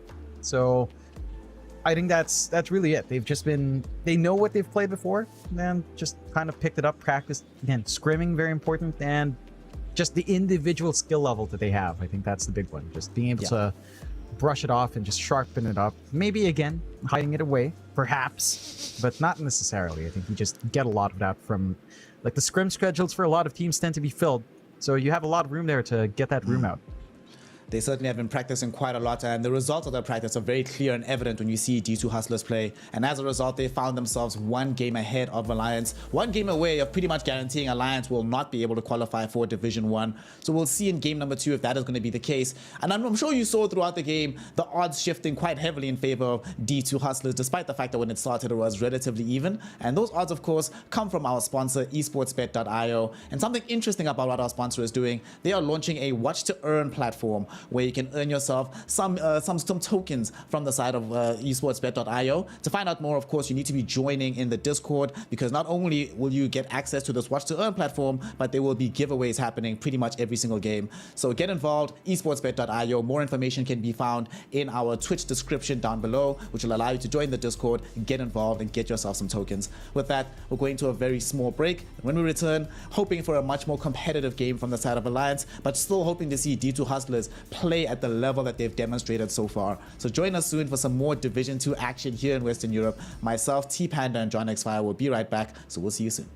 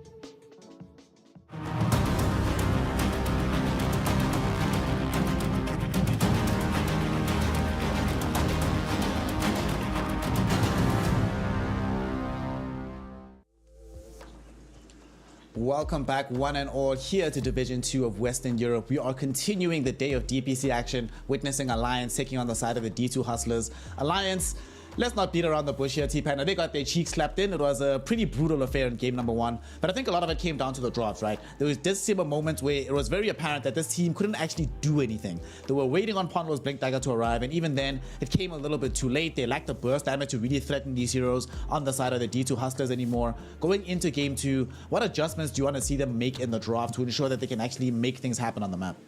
I think I think it has a lot to do with the safe lane and the mid duo basically for Alliance. If you go for CK, you don't necessarily go for Sniper. If you go for Sniper, you don't necessarily go for CK. So you want to see some kind of synergy coming out from the two heroes. Like if you go back to old school Dota, you would go Sniper Faces Void, for example. You have a guaranteed damage dealer to go with your initiation. Of course, CK has a stun. It's a great way to bring in heroes closer with the Reality Rift. You get to deal a bit of extra damage. You have a nice amount of burst, but if you have a burst damage hero and a sustainer, you want to mix it around a little bit with, do we have more control? Do we have a way to extend our fights a bit longer? Do we have a late game carry to take over to help out? Or is Sniper going to be the hero to just hold the high ground for us? So they don't really have the required tools to keep their side of the map safe because they didn't have a tempo setting hero. It was supposed to be the CK, but his lane was a 50-50, and in that case you could say that's a technically lost lane because they're going to snowball at you harder than we are going to snowball at them. So before we go into game number 2, John, from the point of view of execution, we just saw the esportsbet.io odds, and they've started to shift even further in the direction of D2 Hustlers in their favor. Obviously, those odds, you get a 50% first-time deposit bonus if you end up joining now.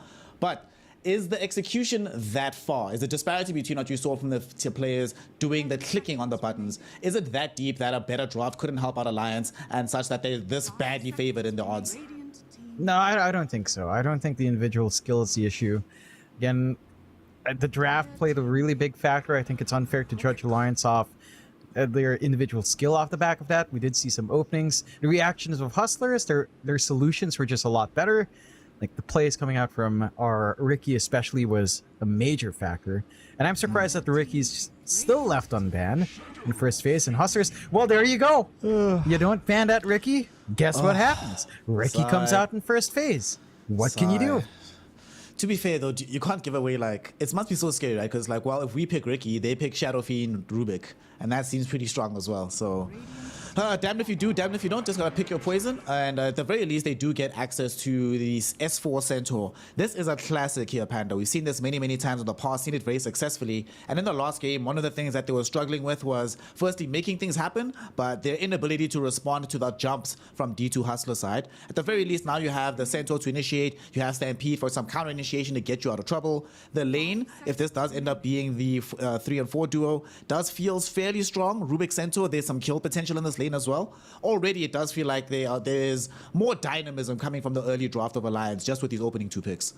I like the opener from Alliance. Like, this is already kind of addressing the Ricky issue. They probably thought that this hero is one of the heroes that we kind of have to let go. Do we ban the Brood? Do we ban the Treant? Do we ban the Ricky? And what does Hustlers do with their bans? Hustlers could have just, they could have played the greed game. Let's leave Lina open. Let's see if Alliance wants to let that hero. But they played it smart. They got rid of one of the worst lockdowns here with the Batrider. That is an annoying hero to play against in so many matchups. And Alliance, they found a detour, basically. The Centaur with the Stampede and a natural 4-staff builder from your Rubik and the lift save as well. You have basically found a way to maneuver around this Riki.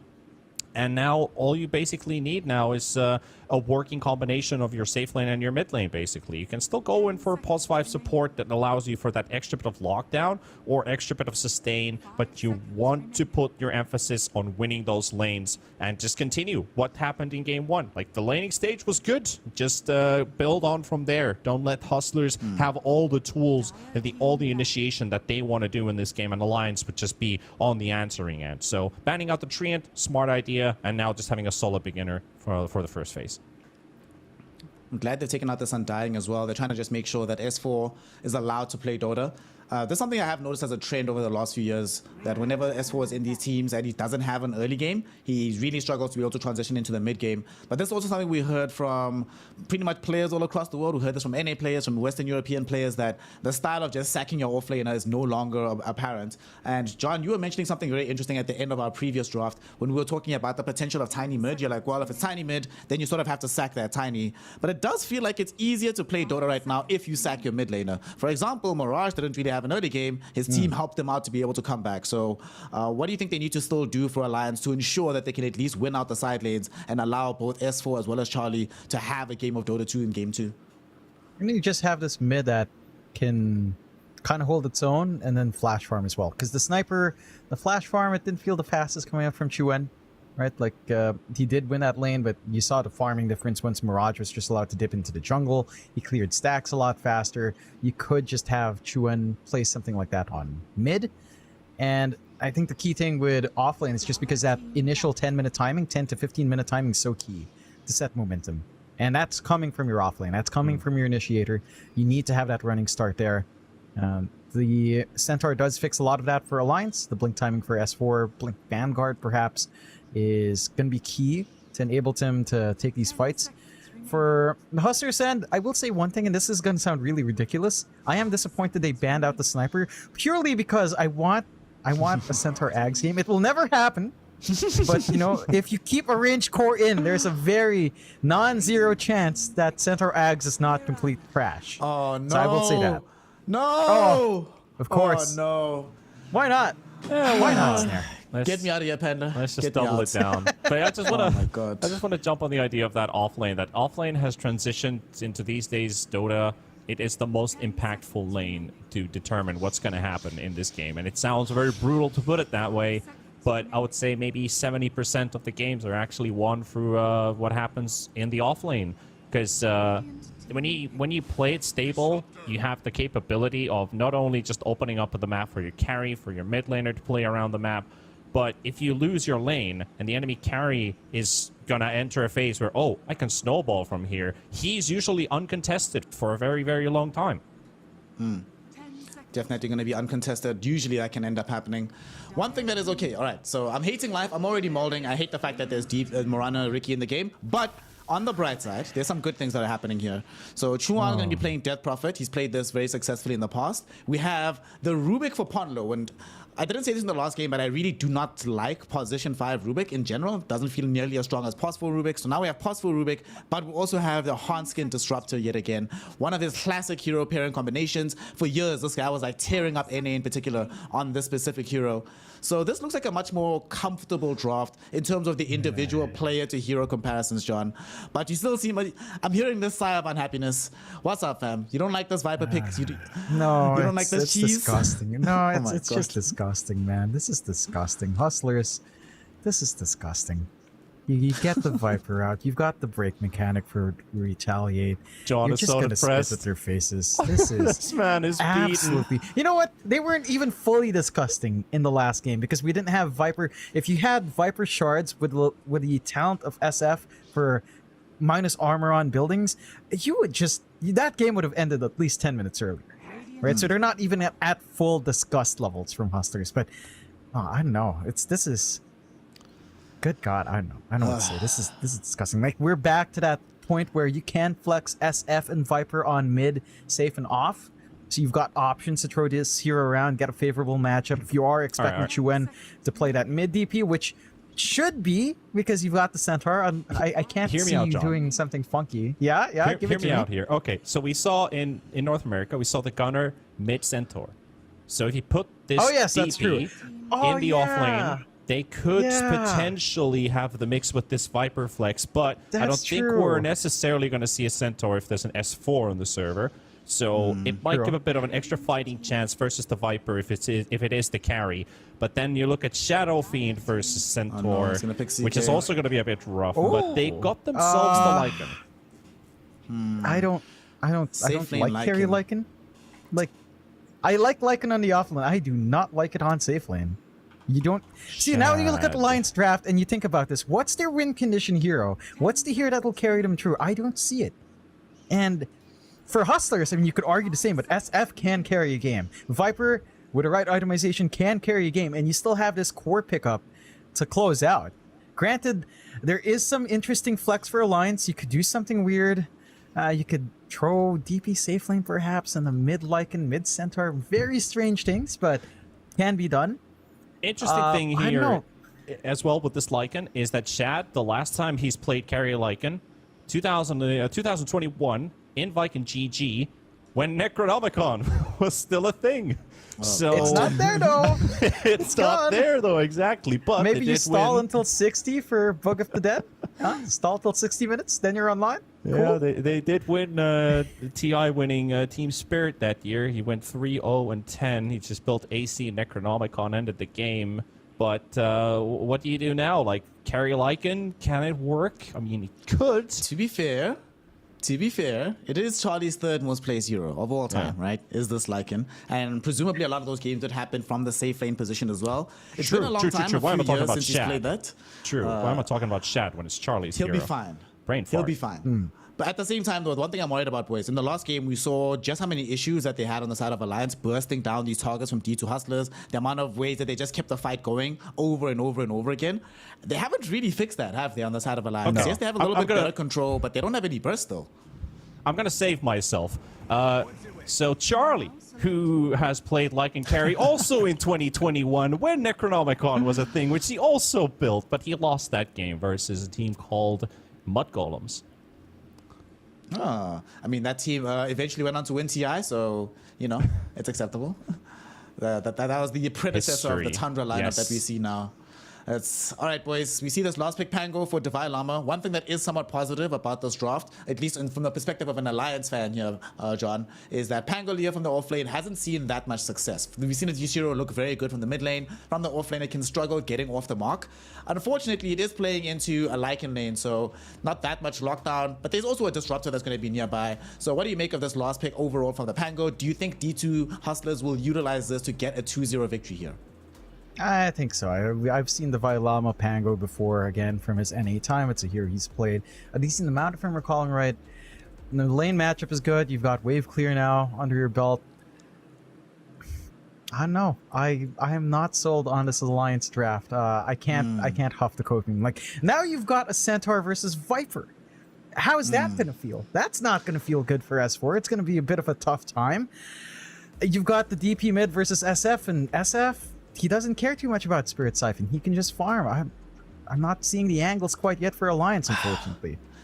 Well, John X5 does not necessarily believe in this draft from the side of Alliance. He believes in the D2 Hustlers. As we get into the game, though, T-Panda, you need to become T-positive and tell me how Alliance is going to win out game number 2. So we throw over to you, gentlemen, for game 2. Alliance versus D2 Hustlers, John X5 and T-positive. Take it away, boys.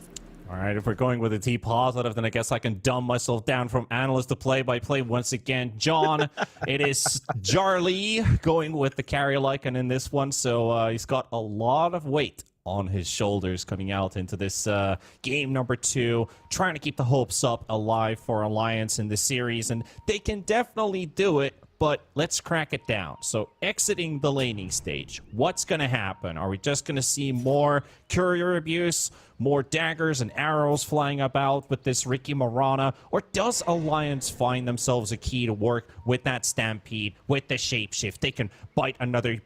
Lycan could bite the Centaur to do some extra crits while he's stunning and sweeping with his axe. I mean, you could. A Blinking Wolf is pretty terrifying with a stomp. Could be one way to go. But look, Alliance does have momentum, right? Like, they hit level 6, they can connect with Exorcism, they can connect with this pretty damn good team fight they have, and just clear out these early engagements, take the early objectives, shut out Mirage, and trying to go from there. The issue is I don't see the Hustlers giving that much room out to Alliance getting that done. So we'll see. It's all down to getting that 6, getting that Dominator, taking objectives out, synchronizing with your team, playing with Chuen when he does have that Exo, and just get running from there. I am a little bit interested in Charlie's start. Like, I get mangoes are great. I don't tend to see that on core players too much. Like, 6 mangoes on Lycan. You do have insane regen. That is 6.6. And going back to what you said about Ricky being ridiculous as well. So it's going to be hard to zone out Charlie, especially once he gets a Feral Impulse up. Still, 6 mangoes is just kind of going all in, just staying in lane, trying to build that Dominator. I'm actually interested right away to look at the Alliance top lane basically. So Ponlo has a Blightstone on the Rubik, and S4 went for the double ring of protection. So double the armor, which is very handy in that lane, considering that there's going to be the Viper throwing in some casual right clicks to poke you back. And then, of course, the Morana, who basically excels with just right-click damage. But the Retaliate, at least is going to keep the Morana at bay. I'm just worried about Retaliate when Shad is just ticking up on the dot damage. Yeah, it's...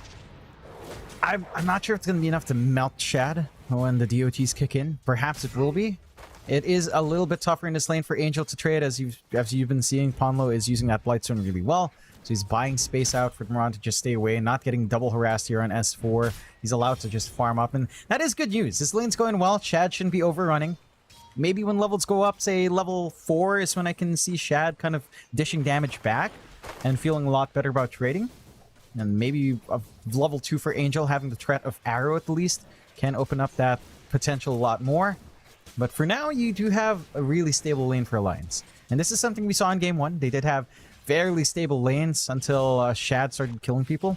So they need to kind of just reestablish that strong start, get S4 this good run into the Blink, and you're feeling pretty comfy from there. All basically with the Divine Llama Pango, which has worked out nicely from time to time. Looking for first blood here, and Hanskin might play out with the glimpse, but Divine Llama is still going to get the squeezed in a final slash of the rapier to get the first blood for himself.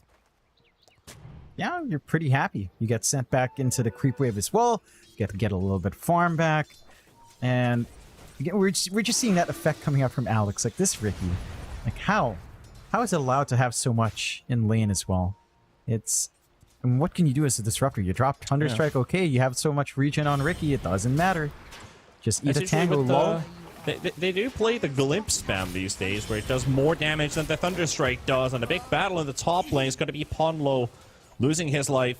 S4 does get to keep his, but they can't find the kill on Viper. However, a lot of resources spent. Maybe when Rubik comes back in, they could look for a kill for themselves. Centaur is pretty low right now in HP, though, so unable to fight back. Meanwhile, Alex trying to intervene with the pulls here from Hodgkin. Gonna get a bit of extra experience for himself as he's far away from the safe lane. Sorry, safe from the off lane of Dalai Lama. Both players basically getting their own batch of experience without sharing it. Yeah, that's actually really damn good for the Hustlers, of course. Getting that steady build up in the Ricky, starting to hit higher levels in the Blink Strike and the Tricks, maybe the value point in the Smoke Screen early on if they feel the need for it. And you're just having that strong, stable start from the off. You are finding pretty good farm here on Charlie, though. So you're not really impacting the Lycan. The 6 mangoes are kicking in quite well. See that regen with Feral Impulse up and the Inspiration Aura. 11.3 HP per second. You are not poking Charlie out of lane. He will farm. He will get that build up no matter what. If you don't poke him, he pokes you. While S4, he was topping CS for a while, but now he's been overtaken by almost every other core, right? Actually, right now, every other core above him, but he does have himself a double wave. He's going to be dragging away to safety. And meanwhile, Davai Lama, down 100 HP and no sticks, no fairy fires, no other poor parts of regen. Charlie finding himself a kill. And you guess what that is? Oh, Ricky's actually moving away, so he's gonna let this courier slide this time. Yeah, he's not been on the courier murder spree this time around, so there is a little bit of mercy coming out from Alliance. I mean, that was way too much gold coming out there from the courier bleed out. Chuan? Mirage? Fairly low, right click. Oh, the creeps! Did he? Yeah. Oh, those are some tasty crepes right there. Yeah, that's not a good feeling. And the tips, my god, that fate of Mirage to walk back in 10th fate, cop the Crypt Swarm, and get the full creep aggro from the wave onto. Oh, it's good god, Hustlers. They are hustling here. Well, I mean, what the heck? Oh, that just happened. Well, I mean, it makes up, you know. We didn't get courier kills, but we get a creep wave kill with a great bait play coming out from our SF. And it's actually Ponlo who finds Shad's courier. There you go. He's found 2 couriers now. Hey. Way to go, Ponlo. He's figured out the strat. If we're struggling in lane or struggling in farm, we can make up for courier kills. It's definitely a strat that can abide into their strategy book. Alliance with an exact average of 1.0 courier kills per game. They've already doubled that up. There you go. Double up. Ponlo putting the work in for the team. Are playing Poke and Prod. This is a slower game now for the Hustlers. They need that build up. It's not an overwhelming start for Shad. It's not an overwhelming win for Mirage. And Davai Lama is slower off, although... Yeah, they're basically playing in for their timings right now. Like, you see the S4 Centaur is basically in the shape of you can't really kill this hero unless you expend a lot of resources on it. That's going to be like +2 on top of the primary initiator. And that opens up the map for Alliance if they really want to try and kill the Centaur. So S4 he's in a very good position. If he didn't have the Ring of Health, if he didn't have the experience he's already accumulated from a lane versus Viper, mind you, this could be a very difficult bounce back, but right now they're in a very good position on the side of Alliance, so a bit of hope there. It's just really down to this Lycan timing, and Alex, this is the big courier. This is the dummy creep here right now, and Alex, he's on the other side. This courier will reach the arms of Charlie. Yep. Gets it. Has the Dominator ready, has the Shapeshift ready. They can play off the back of this. They've also got Chuan at level 6. He's got the haste. They can connect. We'll just opt to farm up for now. And the issue for Hustlers is, we were talking about a lack of burst. They currently lack burst as well. Their burst comes in with levels, especially on the end of their SF. They don't quite have it. The next and courier. That does mean they'll play slowly, although morphing up to mid here. Yeah, I dare hear a shapeshift somewhere, and that is Charlie roaring into the mid lane. Mirage down to 500, already lost half of his HP, and they will use the Exorcism and the shapeshift to push this mid lane, but there's the Llama. He has been spotted by the Wild Wing Ripper. No one to shield crash. Takes a hefty quick burst there from the Fate Bolt, but they are fending them away. So that is 2 ultis used on the side of Alliance, forcing out only just a glyph. It takes a lot of attention out, but D2 Hustlers hold on to that big objective, and you're more than happy. Like, you aren't finding kills. Again, you're maybe bleeding out a lot more farm in this game, because Alliance are a lot more efficient on the map, considering your heroes they have. But you're also not upset. As long as you hold the objectives, you get that build-up you want. Double Wraith Band already up in Shad, into the Dragonlance we saw last time. Still set to hit that timing. Same thing for Mirage. Dragonlance on the way, or still being built up at least. And the Llama is actually pretty damn tanky. He's going for the Crimson Guard to counteract the Exo and the creep army from Charlie. And he's kind of allowed to get some space down bot as well. And again, for D2 Hustlers, this is the thing with Ricky. You are waiting for minute 15 to really get going here. There we go. Rolling up. Looking for Hanskin, but Hanskin's walking the other direction. Another creep wave spots, and Alex gets the jump. And that will finish off the Disruptor's life. Charlie unable to help his support friend's life, but it is an ulti for pause 5. Llama has got that Vanguard. He's pretty tanky against Charlie. Not really taking too much physical damage. The Crimson Guard also should reduce the damage from S4's Retaliate, right? Technically, I believe so, as it is physical. Yeah. If it's coded to work that way, it should. So you've got a lot of answers coming out here from the Llama. It's going to be great once it's up. I'm actually curious. Let me see the exact wording. Let me just take a read here. The Mirage is going to pop the Requiem, at least try to bait them in. And he will finally throw it down. Charlie's courier sniped by Alex. You guessed it right. That's another piece of the Vlad's gone. That was the Basilius. Though it's not the ready Vlads yet. We're still at sub 10 minutes. Yeah, he's still doing his job, you know, reminding them that, hey, I'm still here. I'm killing couriers too. Hello. Alex is going to get glimpsed up with a heavy amount of damage flying in, and Chiwan with the help of Podle coming in for the quick snipe on Fate Bolt, and oh boy, that is actually a very under-leveled Rubik. There hasn't been too much action for him, so happy to get a piece of the action, get a kill. He's level 4. Hustlers, they also have very low-leveled supports as well, so we don't have the ults up right now. No MLS and no Static Storm. Hanskin, he's going to tank the brunt of this damage, and Mirage can't actually Tumbler Toy above the above the field, but hey, the Llama, he's got the swashbuckle. Yeah, they get the kill. They do find the objective here for Alliance. They clear the mid. It is denied away by Alex. You don't get the gold, but you get the map space. You can start to invade. You can start to get some pressure. They're applying pressure up top here as well. There's a smoke here with Chad. Dragonlance up with the 2 Wraith Bands. All top lane, going to be a bit of a scuffle as well. They've got the silence on top of DP, but that's where Stampede moves into action. Chuan gets a bit of damage running on top of them, and they will stack on top of Shad on Alliance, finding 1 core kill into a support kill. The silence is taking forever, and that's a double kill for DP, and they get the tower down as a continuation from there as well. So Hustlers actually on the receiving end here. Alliance finding a couple.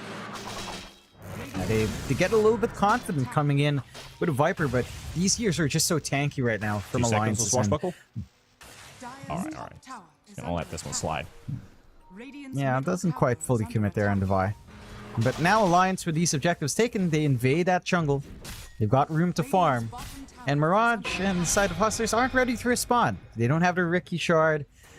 They need more items up on Shad. They're very durable with a front line and control S4 is providing. And they're getting a lot of activity out from Charlie. He's actually showing up and contributing to these engagements as well. So he's dishing out a good amount of damage when he's allowed to. And you don't have the best of hold from the Hustlers until you have that Dark Arrow combination kicking in, which is still 3 minutes away for Alex to kind of get into. I think that is one of the positives of actually having that Lycan as a carry, because we've seen how it's worked out in the offlane, how active the hero is with your team. You want to kind of group up and help out with the Overlord. It's your biggest timing, technically, on the hero, and then you follow up with the AC and be able to do more building damage and take down heroes even faster. You've technically got 2 offlaners in this team now. Technically 3, if I'm completely honest, when you think about the DP as well. So you can technically fight a lot on the side of Alliance. So does that mean you're more on a timer? Or do you have decent scaling on these heroes? Okay, S4 actually has to use the Stampede, but here comes the reinforcements. Isn't enough, though. They're going to lose the Centaur, but they could get a carry for it. And Shad, 9 HP. Centaur throws in a smack with his big mace. Get a kill into Violama. It's going to spot the Rubik in here as well to follow up for a second. And Charlie should be able to get Angel. Is he going to get to Violama too? Exactly, doing a lot of damage onto the Vanguard, but the Static Storm from the Disruptor Hansken will help out for Charlie to find this kill. It is taking some time. They've lost vision on him, and he does get one more slice in, but the ulti, they're still running behind him. Shapeshift's about to run out too. The Violama, he's gonna look a way out here. He doesn't have a TP though. He's got mana. He can swashbuckle away, and his courier is leading the way. The army, the zoo is still following, but the zoo finally stops the chase. And Hansken on the sidelines. We're in for a pretty long brawl here because Shad, he's throwing in poison from the high ground. Charlie wants to TP away, and Hansken just drops out the glimpse. However, Ricky able to dodge that one with the Trick of the Trade. That's another great spell, basically, to counter out the Disruptor here. Pig pulling up. Can he juke his way out? Oh, okay. Valiant effort. No. Alex does snag it away. So he steals that gold. It's all for a good cause, as Shard in 45 seconds, and he doesn't quite have the gold ready. He needs that kill. Alex says thank you to his core. 6 to 8 3k lead standing for Hustlers, but all things considered, Alliance aren't in a bad position. S4 definitely is slightly underfarmed, but you've got good foundations in Chuen and Charlie, and they've got to play around his timing. They've got to hit that Overlord, as you said. Key timing for Lycan, because you have these cores that aren't necessarily the best scaling, more of, best in tempo. They need to hit these timings, and they need to play around those timings. I want to see Alliance, when this Overlord is up, group up, play with EXO again, and just punish D2 Hustlers while they're just not willing to farm. I say that, though. Shard's up and Alex, they might not have the opportunity on Alliance if the Hustlers decide to get aggressive now. At least Alliance only 1 tower down, able to take down 2 from the side of Hustlers. They didn't get that mid-tier 1 tower, and the bottom lane as well was a bit of an issue for Alliance to close in. So now, compared to game 1, the situation is a lot better, but how long does this luck last? Alliance, they're going to make the best out of this. I think this Ricky Shard timing is probably when the luck can drop off. And you can just tie in with your Mirana. Arrow combinations come in. Very balanced from a million miles away. No counterplay yet. S4 does have his blink. They can initiate pretty well here on Alliance if they find an angle in. I'm sure the side of Hustlers would want to play with a Moonlight anytime soon, but it is a little bit trickier. Alliance are looking a lot more aggressive here. At least they want to welcome a good fight. Probably means that the Overlord helmet should be ready on the Lycan. I believe so. Rubik? Did I see Guardian Greaves on Rubik? Am I seeing wrong? It might have been another hero. It is. It is a Queued Guardian up Greaves on on Rubik. Promo. All right. Interesting. Don't get to see It's that weird too because often. I've seen this. I've seen this in China come out as well. And Yeah. in that specific game in Div 2 earlier today, it felt like the Force Staff would have been much more impact. So we'll see. I mean, they are a durable lineup. All in on auras. And Top tower. yeah, just try to survive, try to live, and punish. They might find some good punishment here on Shad as well. There's a lot of armor. When you think about the AC, that's also going to be potentially built up for Charlie. But right now, the jump onto Shad. Mass TPs. Glyph being used for a bit of extra damage, but they've already lost the carry. What can Hustlers do? What can they do? Setting themselves up. Davai looking for the Vanguard roll, but silenced up by the DP. Can't get the stun with the Requiem. That's a 3-man fear. They're stuck inside the tree line. Shapeshift about to run out as well for Charlie. Has to disengage for the time being. It is Chuan taking a mess of the damage, but a beautiful disruptor ulti. They've got 3 inside it, and they will run out as the kinetic field runs a course, but the SF down. Alliance. They are very low on HP on all of their heroes. They will lose S4. And they are going to be TPing out. They killed off the Viper. They killed off the SF at the cost of the Centaur. They did spend some ultis for it, but Hustlers, they ain't getting it easy. No, they're not. They're not able to angle themselves in here well. Alliance are finding great punishment. That static storm usage from Hanskin was just perfect. It catches the SF, ensures the chase can't continue. They get the glimpse back and get the follow-up stun. And you're really happy on Alliance's end. The only thing that's leaving them maybe a little bit more sour is the fact that they don't have the opportunity to shove in that top tier 2. And for the Hustlers, knowing that those ults are down, they've got this opportunity to shove in mid. Doesn't take a little bit more to take it down, but they'll play it a little bit safe. Yeah. Just try to get that build up. You're not quite at the point where you're really set to stomp yet in terms of itemization, outside of just playing with a Sleeping Dart combo, which we haven't seen too much yet from Alex. He's been holding back a bit.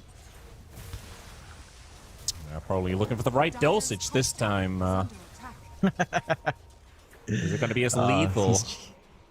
He's checking the weights. You know, he's dealing with actual animals. Radiant's middle tower is under attack. I think the downside now, though, is since the draft is a tad bit different on the side of Hustlers, it also feels like if Ricky does want to look for something, it means that Mirana is also going to be throwing an arrow, meaning 2 heroes are going to be committing for a long-distance target.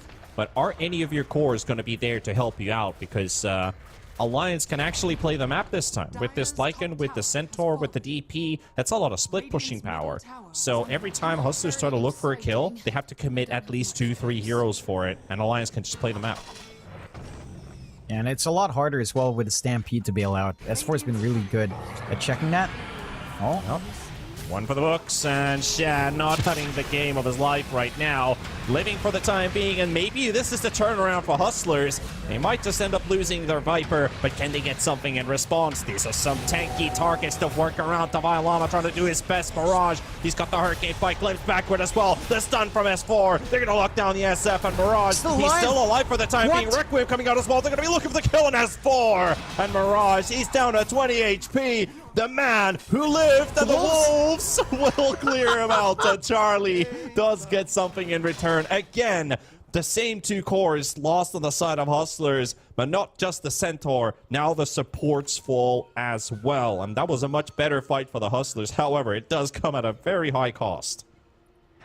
You're really not happy losing Shad like this. Like, the fact that your Viper still hasn't had the BKB, I'll take a look back on the replay here.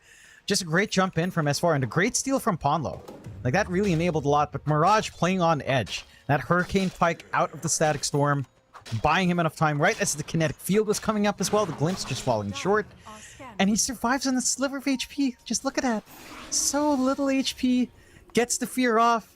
And that leads to some trade back, but again, Alliance, you're killing off these cores. You're finding the room. You're finding the punishment. You're slowing down this SF from becoming this massive win condition to the point that the Lama's top in net worth right now. Like, that's not where you want to be on Hustler's end.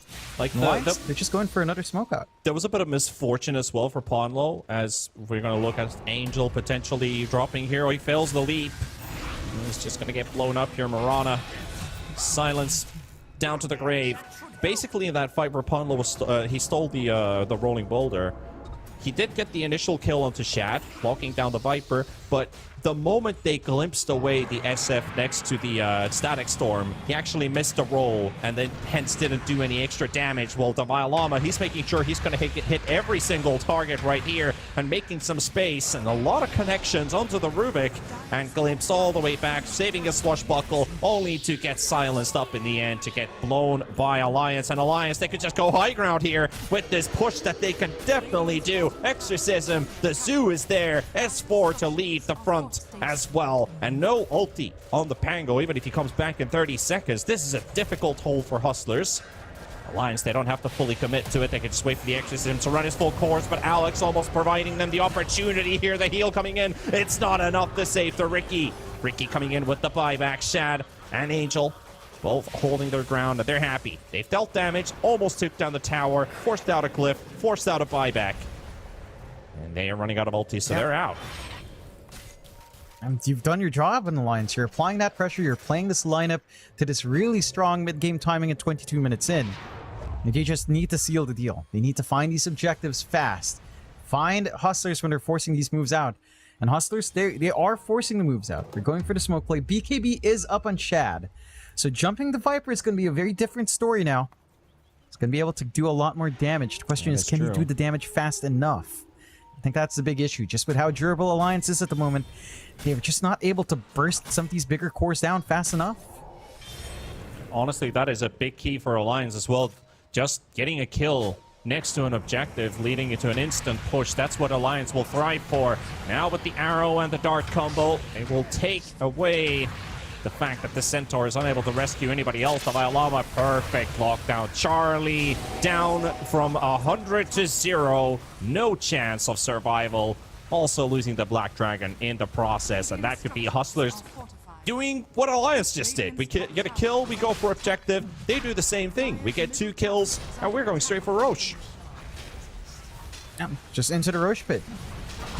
They know they've got some time while S4 is down. They know they can melt this relatively fast with the damage on Mirage. And it's not going to take too long. That is the first Roche of the game. Only the Aegis should fall here. Alliance, they do have their spells ready, but they're not quite near the pit. They're not making their way there as well. So a freebie coming out for the Hustlers. And this could be where things can start swinging their way. They didn't even have to pop that BKB on Shad, so he still has a fresh 9-second charge ready to go into it. He actually give the Shadow Fiend the Aegis, which is definitely smart, but that also means that Shad might be the one to take the brunt of the early damage, and Shadow Fiend does have a second opportunity to get a good Requiem off. All those ultis running down on the side of Alliance, so fights are going to be difficult for the Radiant team. They do want to get the initiative first once again, however. Hanskin, Ponlo, S4. There's a fresh Silver Edge, and also Hustlers, they are occupying the triangle right now, so that would have been a bit of a suicide mission to charge onto the high ground. There is the DP. They don't have any vision on the Alliance heroes. Or at least the Death Prophet. If that was a ward on the high ground, that would have been, oh, they're probably stacked up as in a smoke on the low ground here, boys. But they're just closing up the choke points and gonna take a moment to catch your breath. Yep. Get a reconnection going. Fix up some classic lag issues. Yep. Greaves are up on Ponlo. That's nice. Yeah, a lot more region coming out. Again, playing into the durability of this entire lineup. Just keeping everyone alive, keeping himself alive to get some big steals off here. Side of Hustlers, though, they're finding some answers now. That kill on Charlie was pretty big. And they can start playing around with that. They've got the full Silver Edge up on Mirage, working onto his own BKB. They're not too far off from the Ags for Shad. Once he's got that, then they can just kind of get running there. Just look at those esportsbet.io odds as well. Alliance 5.1. So it does look like they have made their judgment call. That Alliance timer has ran out, despite that good push onto the high ground that not more than 2 minutes ago. They don't have much faith in the rest of the game on the side of Alliance. Maybe if you do, you can always give a try with Gamba if you're one of those. Yeah, you get a bonus on the sign up as well if you do go to esportsbet.io. Still, I mean, you look at Dota Plus as well, those odds really bounce around for Alliance. On top of that, 67% now on the side of D2 Hustlers. To be fair, it was never on Alliance's end, except for a brief moment at 51%. 2 minutes ago, it was 50-50. Yeah. That's how fast Dota Plus it has also kind of deteriorated. sees. Dota Plus sees the issues as well. You know, our omnipotent AI overlords understands that there's a timing issue here. Gaben is a friend of the Broshan. That definitely did the big shift. Dart into arrow, classic. Ponlo. He's got a lot of just that. armor. He even on the, saves the Ricky. on the end part there, Yeah, even though the glimpse silver back. it hurts. But as soon as that threshold is broken, he actually did need to do extra 2 right clicks to finish him off. So on the long run, Yeah. that could help the cores. Yeah, it helps massively, especially on, say, your Centaur, and definitely on your Lycan if the Ori's around there. So it can just drag these fights out a lot more. Interesting drums pickup from Hanskin. I was looking at that as well. Greaves on Rubik, drums on the Disruptor. You're just going full-on aura. Team aura, basically. Actives for cores, auras for supports. Pretty much. I will definitely say now, Force Staffs would have feel like they're a lot more impactful here. Like, Force Staff save on the dart target, I think that's the one way we've seen Ricky get counteracted.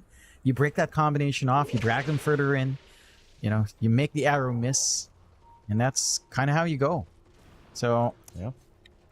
kind of interesting that they aren't opting for the mass Force Staffs. They will go for that smoke play now, though. Look for an angle here. 6k behind, but it's not the end of the world for Alliance. They can still They're on take these division. fights. They see the Rubik, sorry, the Mirana, but they wanted the Shadow Feed.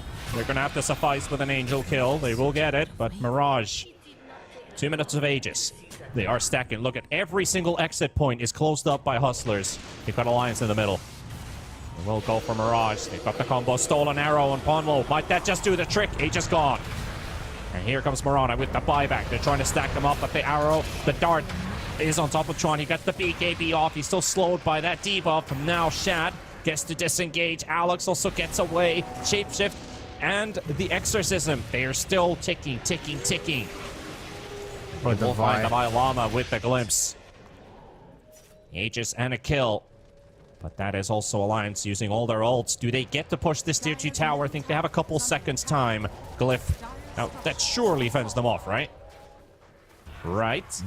They're trying. They're still sticking around here. Still got the arrow. Oh, they caught him! They caught the Mirana with her own arrow! And they've got Shadow as well silenced up, but they do a lot of damage here, taking down Ponlo. As for, though, he's on the sides. He's happy with what's happening right now. Boys, we probably got this in the bag, but the arrow this time.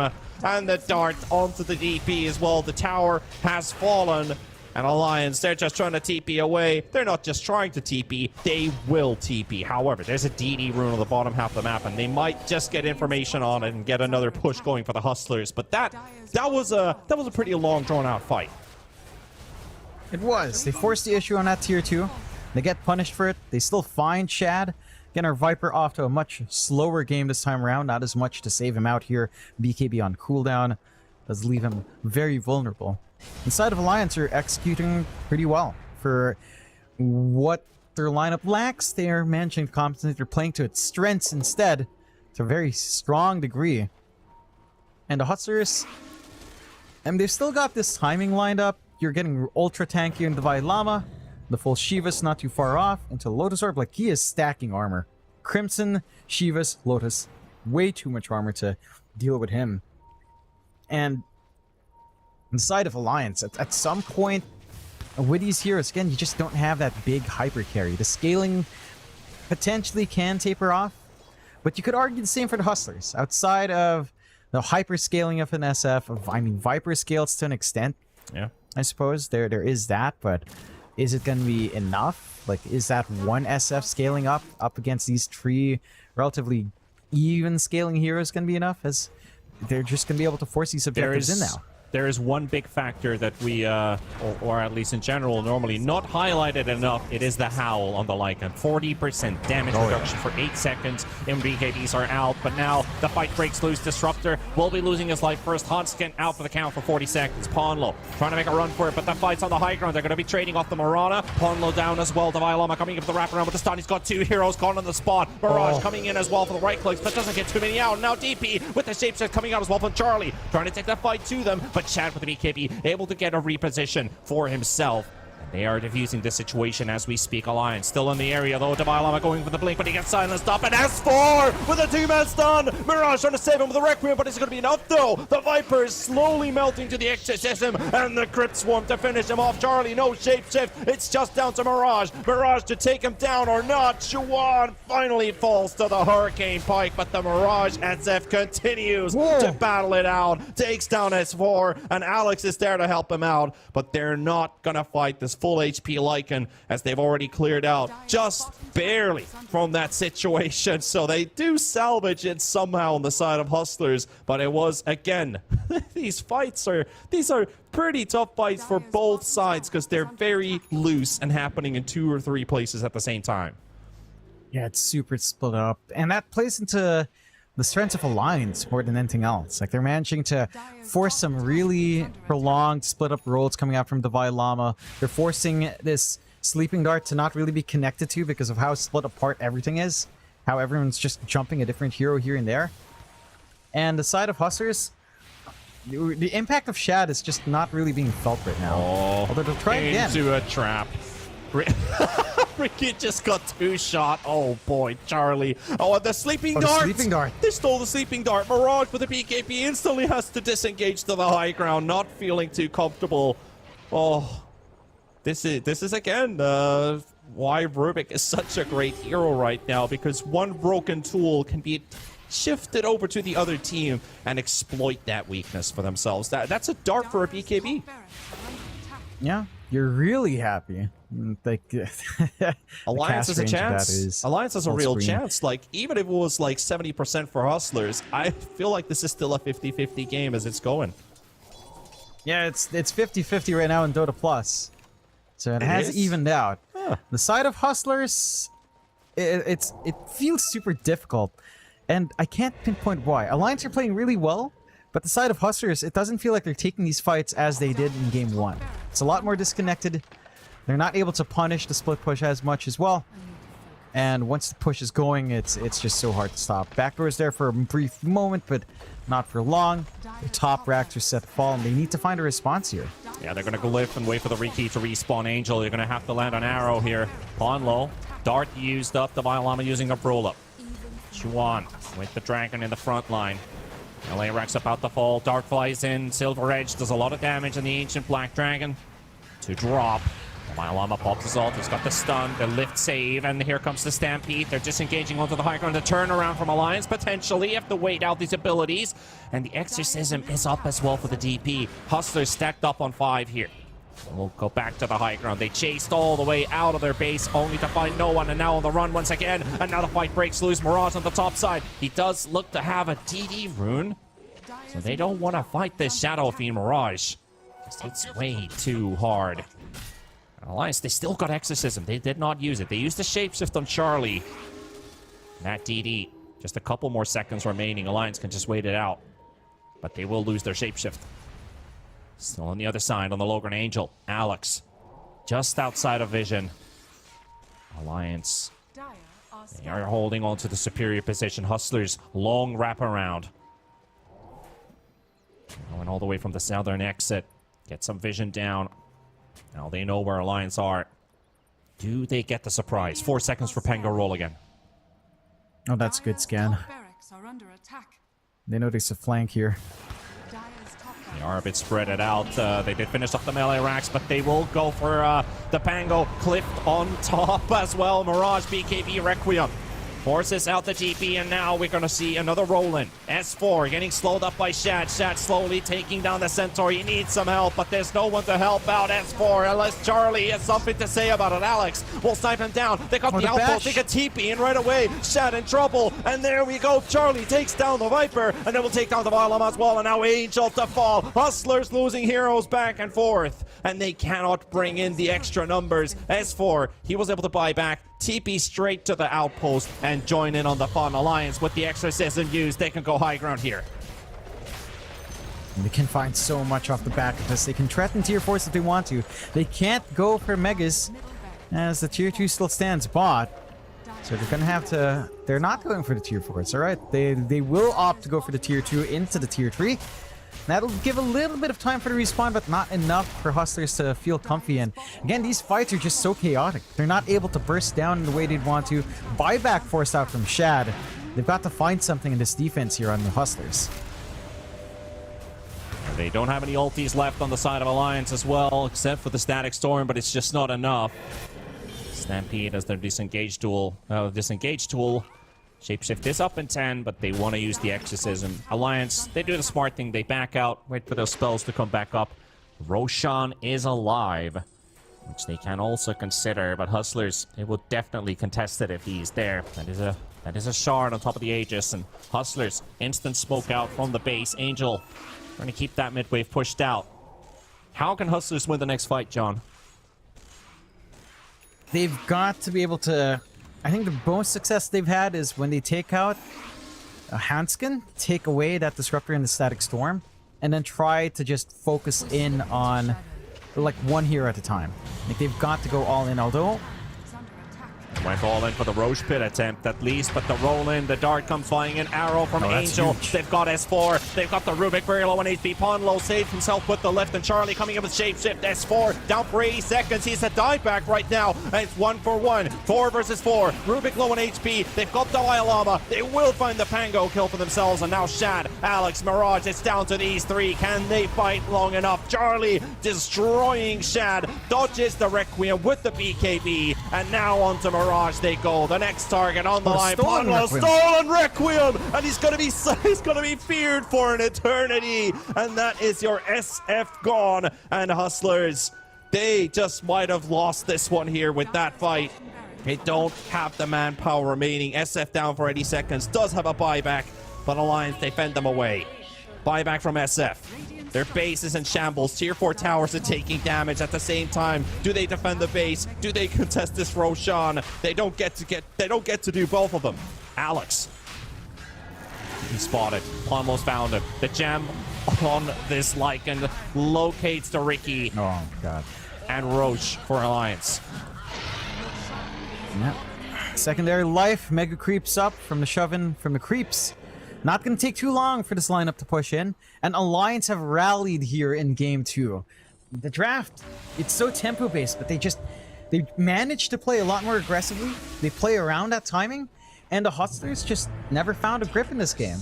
Like, they have this Ricky Murata, and they actually just couldn't get it off the ground. It doesn't feel like they're connecting as a team, and even when they do, if S-Force around with Stampede, they've got a bailout. Now the full Ags up as well on Hanskin. Ooh. Have that mute on the Static Storm. Hustlers, it feels almost impossible at this point. 21k behind. The impact of her Viper now, it's completely gone. Like, Shad has just not had a game. It feels like his lane was alright, but not the dominating kind of start we saw last time. That's where a lot of it boils back down to. And Llama's impact on the Pango, he's been setting up, but the follow-through's just not been there. Well, one last fight for Hustlers.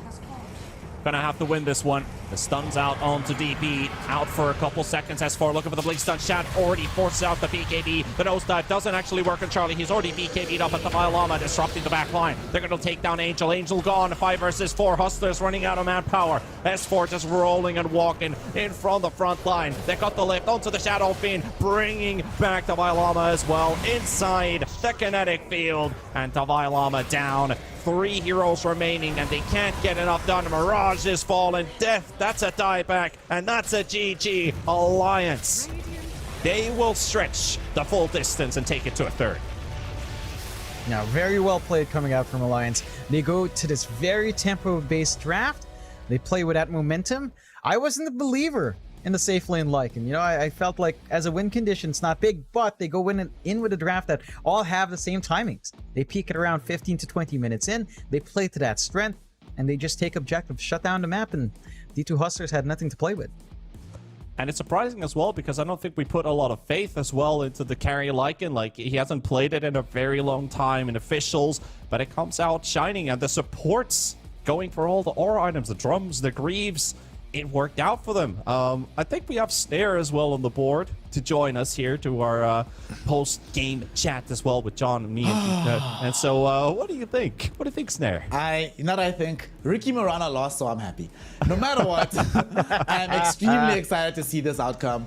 absolutely amazing game coming out of Alliance, and we spoke about this going into the game itself. They put everybody on their comfort picks. S4 Centaur, Chuan Death Prophet, Ponlo Rubik, Hanskin Disruptor. Like, it's just a recipe for success. And though Charlie might not have played Lycan in the longest time, let's be honest, Lycan not the most difficult hero to pick up and play at a very high level. Incredible stuff coming out of Alliance. And one thing that I really wanted to talk about here, John, in retrospect, a little bit of a ballsy pick to go for the last pick Pangolier, because this Centaur of S4 really made his team fighting extremely difficult. The fact that you just counter him instantly by just going in for the Stampede, Divine Llama, after like the first 20 minutes, didn't really feel like he was having that much impact unless Alliance themselves were mispositioned. Yeah, they positioned themselves really well in the Alliance. I mean, the Divine Llama would still get these amazing rolls, but the follow-through just wasn't there from the Hustlers.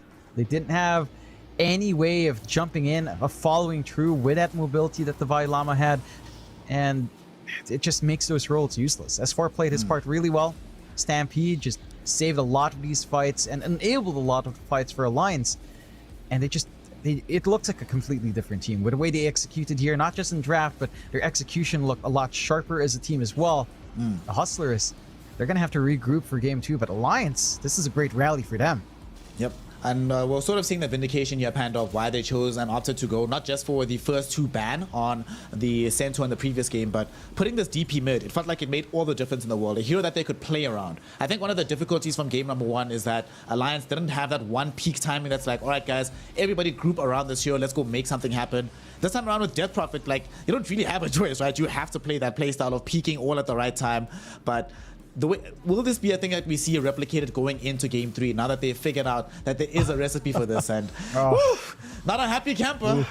Not a happy camper indeed. I mean, yeah, Chuan definitely did have a good game with the DP, but I'm getting all the credit basically for the supports here. Brilliant idea from Ponlo to bring out the Greaves on this pause 4 Rubik instead of the Force Staffs and the Shard Blinks and the Force Staff Shards that we see like almost all the time with the Rubik. Very ingenuitive to actually bring up the Greaves, get that extra aura item so Charlie can focus on something else. That also leaves the DP to. You don't have to get this extra filler item. Same thing for S4 on this Centaur. You can just go for the early hood into Blink Dagger and just focus basically on building up this big aura lineup. Then he also got himself the Lotus Orb. He can focus on that instead of extra, sustainability. Instead, start to worry about what are the real issues here. We have utility cores and aura supports. So hands down, some really good item theory craft coming in from Alliance. Really like that.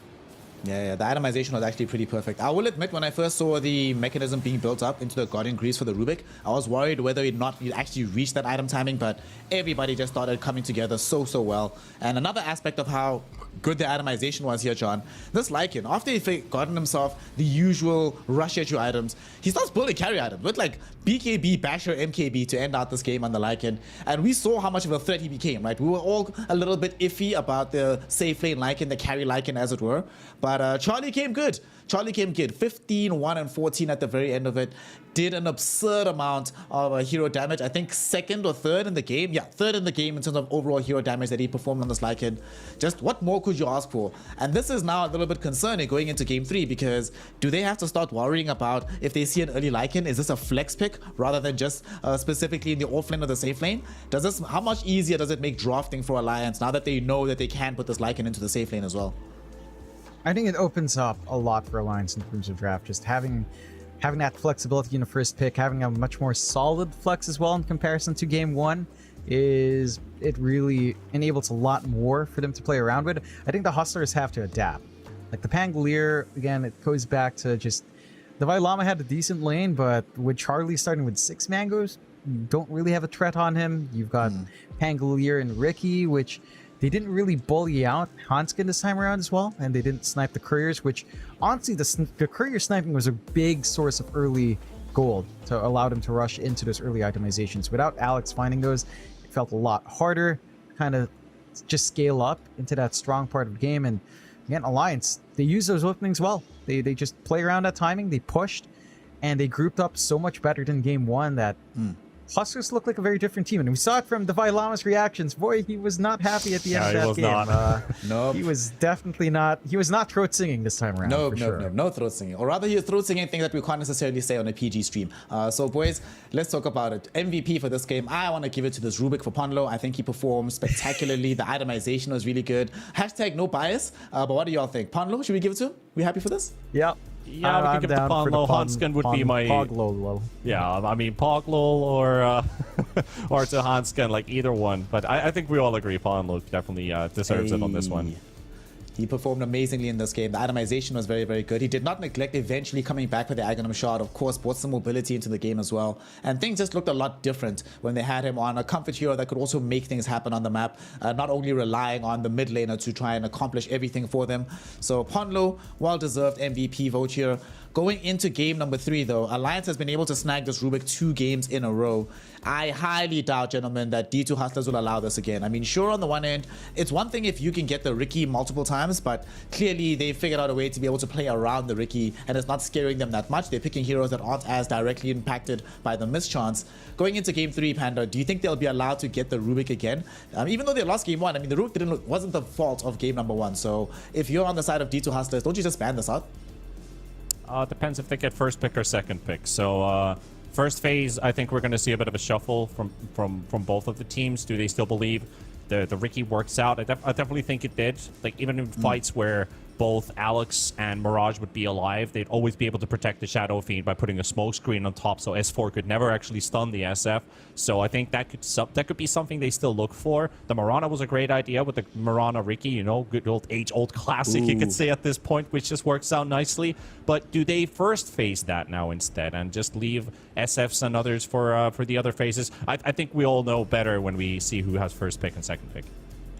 Speaking of first pick and second pick, Alliance this time around did choose first pick. And normally what we see around the world is that a team chooses Dire or chooses second pick, but Alliance certainly understanding the power of this Rubik. So we're going to see if they'll be allowed to have the power of this Rubik in their draft yet again in the deciding game number 3 between Alliance and the D2 Hustlers. Stick around, we'll be back after a very short break to resume the action, to resume Division 2 of Western Europe action, and to continue the series. So don't go anywhere. They need to stay in base. Gustav, I'm They're inside. Guide it a bit, I will not back a bit. TP. Back. Don't fight this. I'm Yes, arrow. Back a bit. I'm gonna Okay. stop it. Oh, I'm gonna stop it. okay. I have a light back. Die back. This guy? Feeling a bit. Okay. I have arrows on 3 seconds. I will get them. I don't BKB. Kill Let's them. play with Lycan first. Kill them. Everyone! Wait. Coming.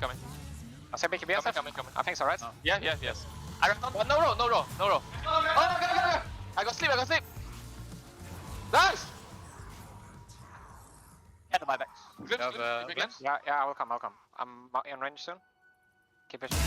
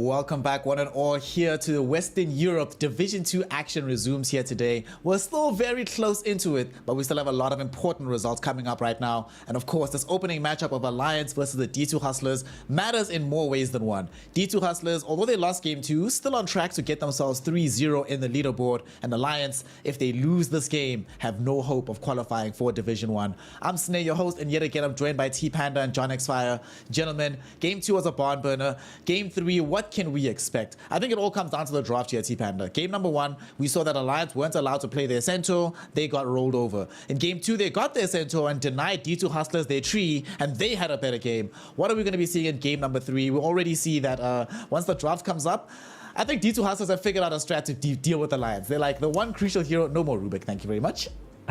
Yeah, basically, I think, yeah, like you said, it does come down to the draft for sure. But game 1, which was very one-sided, game 2 with very similar drafts wasn't one-sided. It was very even. So does that mean that Hustlers is actually better on the long run? Or does Alliance now stomp game 3? Like, which is our, what is our storyline going to be for this one? Another part of the story that we have to talk about, John, is talk to me about this Lycan, fam. What did you make of Charlie playing this hero in the safe lane? You weren't so hard on it coming into the draft, but it performed really, really well. Is that an option for them and going into game 3 as well? They could go into it. Hustlers don't ban it out here as well. They're leaving it open. They could opt to pick it up for Divide Llama instantly. Although, first phase picking Divide Llamas here seems a little bit off. I think you'd prioritize something like, say, the Treant if it slides through instead.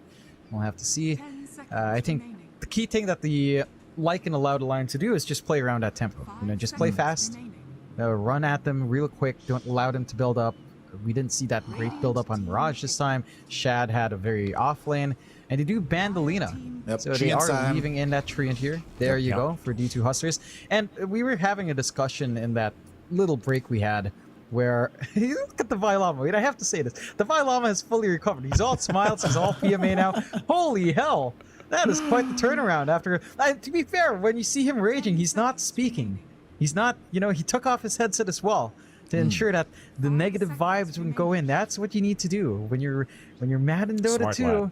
Don't let that bleed in. You know, just PMA. Keep your team on a good level. Alliance, they also get to pick up S4's favorite centaur now. So we will have a very interesting game 3 where the issues for Hustlers and not having Treants fixed, the issue from game 1 for Alliance not having centaur also fixed. Surely now you go for the Death Prophet, Panda. You can't let them have Shield Protector plus DP on the side of D2 Hustlers. It's an option. It's an option, yeah. They could open up the DP. They can look for something else here too. Like, they banned out the Lina. They don't see the Hustlers' core ideas yet, so I don't think you want to secure them in the Lycan, which they just had good success with. They might just put themselves to support. This could be Hanskin's hero also.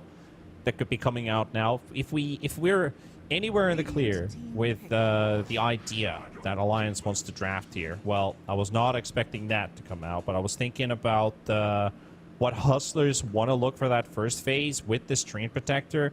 Are they going to look for, say, the Batrider, which is open right now? But now you picked SD, so you don't want to look for the Batrider instantly. You have the Purge, you have the Shard, which allows you to dispel napalm charges, makes it difficult. You have your ulti, which puts the Bat at back. So I like the idea from Alliance here is that they left the hero open, but they have not forgotten what happened in game number 1 during the draft. So this SD is a great kind of, it's a kind of a block pick in a sense. It's a really good answer to the unknown, basically, because they don't know what Hustlers were going to go for. They can also flex this hero, right? Because they can play this as both 4 and 5. Hanskin and Pondlo are very, very, very practiced on this hero. So I imagine that both of them, they're going to probably just wait until the end of the draft. So far, though, when we have seen this hero in the DPC, John, it hasn't been that successful. 21 games, 38% win rate. Not the hardest thing in the world. There are some definitely good aspects to it. But if you're on the side of D2 Hustlers, what's your primary thinking to try and respond to this SD pick? I don't think you really look to respond to it. I think you just kind of try to play around it, try to invade the jungle, prevent the stacks from being built up by the Shadow Demon, which also reflects for Alliance. They're on Dire. It feels a lot better to kind of build stacks up and defend those stacks on the Dire jungle, more so than the Radiant jungle. So they're going to be able to just get all of that build up. Hustlers have to be on top of that. And for Alliance, just having the Shadow Demon, having that combination with the Centaur down the line, The hoof stomp from the disruption is going to be huge. You've always got this great illusions to steal from the SF if you feel the need to do that. And just great control. I think the Hustlers, they're going to need a way to just burst. That's something that they lacked in Game 2. They didn't have the burstiest lineup. Theoretically, Requiem would have, but they were almost always forced to use that just for the fear, not really being on top of a hero. So they just need to be able to take out that Shadow Demon quick. Try to have something that's just as dominant in lane as well, probably. Fun thing that I heard you wrong for a second when you said Hustlers. I thought you said Huskers, and I was like, Huskers would actually fit in nicely for that burst damage. Yes, it would. It would if the Hustlers were brave enough to do it. I would like to see that. Are they brave enough? I mean, this was their first map defeat. And that's probably what the Violama was so angry about. Damn, we lost our clean sheet. We just got to make sure we're going to win this series. So you might as well cheese your way through. Yeah. Speaking of cheese, I wouldn't actually, mind that. I think it's just awkward with the SF though, right? Like you run the safe lane SF against Centaur. It doesn't sound as amazing there. Yeah. Well, speaking of cheese, one thing that's probably going to factor into this as well for Alliance is they're going to think about whether or not there's some decent combos for the Shadow Demon on their own side for Illusions to steal. Obviously, traditionally, it's always been the Luna hero, but I could see them going for some Illusion carry, hopefully not CK. Sadly, I think D2C Hustlers also see the same thing. No TB, no Naga Siren. All that's left is CK and the PL. I don't think that you really want to play either of them if you're Charlie at this point.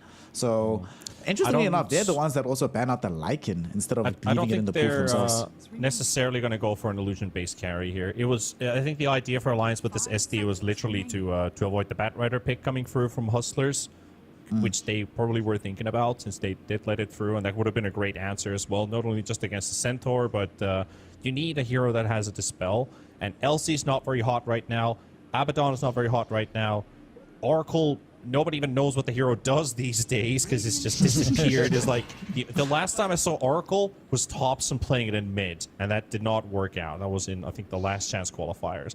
So SD is a great kind of a replacement hero considering all the others, because the skill set on this hero is just really good.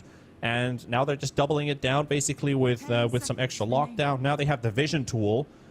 This is really good for having Clockwork and SD both in your team. You have great ways of protecting Roshan. You have great entry points into fights with the vision advantage and the defensive tools these both heroes apply. Then you have the Stampede as well. So fighting Alliance in a full-on 5v5 team fight with these heroes, very difficult for Hustlers. They might just look for some pick-off here. Really like what I'm seeing here from Alliance, and generally speaking, from the last two games, we've seen the team that had better initiative was much more able to easily control the team fights. And D2 Hustlers, they actually have a lot of thinking to do on how to approach this at the moment. Either lane, if it's Centaur Clock or Centaur Shadow Demon, is fairly decent. And are they going to go Death Prophet? Yeah, just go Death Prophet. DP, Treant Protector. Well, as much as I would like to say is GG, well played, John, let's all go home. Last game, they lost with Ricky Morano. So clearly just picking OP duos is not the key to success. And what do you make of their draft here? They only really have one tool of initiation coming out of this Tiny. Last game, when they only had the one tool, it didn't necessarily go well for them. This game is going to be a little bit better, especially given that the Tiny is likely a support. That's the pick-off Not the biggest fan potential. of the support Tiny. It is the pick-off potential for you to jump in, just find this easy target, maybe just take out the Shadow Demon where he can really put down the control, be disruptive in those fights. That's going to be the key thing for the Hustlers there, that blink timing on their pawns for Tiny. I feel like the DP still a strong pick here. It's going to be annoying up against, Stampede. It's going to be annoying getting trapped up in Cogs, but you can kind of hold your position in the center there and still do what you need to do, be that tanky frontliner for the team. What I am interested in is whether or not Hustlers will try to go for the Viper again. I don't think we want to see that once more coming out for Shad. Yeah, it's pretty much run its course. So I'd like to see a nice scaling core coming out there, because we've seen the way Mirage plays his SF. It's not the greediest, especially in game 2. It feels like he didn't soak up as much space. He does actually run around a lot more. I do love this from Alliance though. The Chu-Wen Leshrac coming through. It's something we've seen him play a lot of, especially when he was back in Southeast Asia on Fnatic. He knows the ins and out of this hero. Another combination with a disruption from Shadow Demon, and just their own version of push. They've got the Diabolic Edict. They've got return damage from Descent. They can take these objectives quick as well. And the lane matchup for Lush versus Shadow Fiend, much more playable for the Lush Raptor. Yeah. 21 games overall, 53% win rate for this Leshrac on the side of Alliance. I will admit, as much as I can see the merits of this hero, Panda, I'm always skittish when I see Leshrac without a battery behind him. And normally it's like the Treant Protector. We've seen Ayos, we've seen Abaddons in the past. I suppose this game there is a Shadow Demon to provide salvation, so you can't get easily jumped on, but I don't know. I'm still a little bit scared. If he gets like repositioned, for example, this hero can just die in an instant. So talk to me how you feel about this Leshrac in the game overall, and how do you think he synergizes with the rest of the Alliance draft at this point? There's a workaround to that. If you don't have a backline battery, like you said, just max out on the front line. I mean, you've got Lesh with Clock and Centaur. Bring in something like an Ursa. Bring in something like a Pudge carry, for example, for Charlie. I think maybe even Bloodseeker. Like, Bloodseeker would actually be great. It's still in the pool, actually. I'm surprised. They went for Death Prophet with leaving the Bloodseeker open. So... Yeah, Slark would have been also another hero. Just the melee frontliner that Alliance can bring into the mix. And now that I see the Viper, now I'm more and more starting to feel like this is probably going to be Ursa or Bloodseeker that Alliance is now looking for in their draft. So max out on the front line. I would actually love to see Ursa. We've seen that Ursa hero also rip through some of these living armor provided by the Treant Protector. And just in general, Ursa's just look like such a premium carry. Haven't seen it that much in Western Europe, Div 2 at the very least, that is. In Div 1 we saw it a lot more. But that's probably going to change as time goes on. Good. So looking at these lost heroes, D2 Hustlers have the pick out of phase. Yeah, fam? The thing that I have basically is like when you look at the first phase Treant versus SD, you see Overgrowth come out. And you can't really act on a core hero, on a support hero, but SD can still bubble a target. Ursa, who has fairly low cooldown on his abilities, and he lives off of his enrage, gets a second fighting chance with this bubble, basically. So he can have his Earthshock cooldown reduced by another 2 seconds. That's the duration of the disruption. And with the Shard, it's like infinite fighting, basically, which you can get. So that's another great tool for them. But they still get to see Hustler's hero pick first. Yeah, they need the Shad pick. John X Fire, what are you feeling here to round out the draft with D2 Hustlers? What does Shad get to play instead of a more fun hero, hopefully, than the Viper? Something more fun than Viper, just something scaling. You could try to Ursa yourself if you really want to do. They go Venge, so core Tiny, more than likely. Safe lane Tiny. I mean, could you be core run Venge. Safe lane Venge. Safe lane Venge, not as big of a fan. It scales well, but your utility comes in with Ags, so. It's an interesting one. I do like Venge overall, but I like it as a support. You know, your shard timing's huge. Your talent timings are huge. That's a carry Venge. Carry Venge. Because Treant and Tiny... yeah. Not sold in the carry Venge here, and I love the Medusa response. It is a carry Venge. Yep. Safe lane Venge.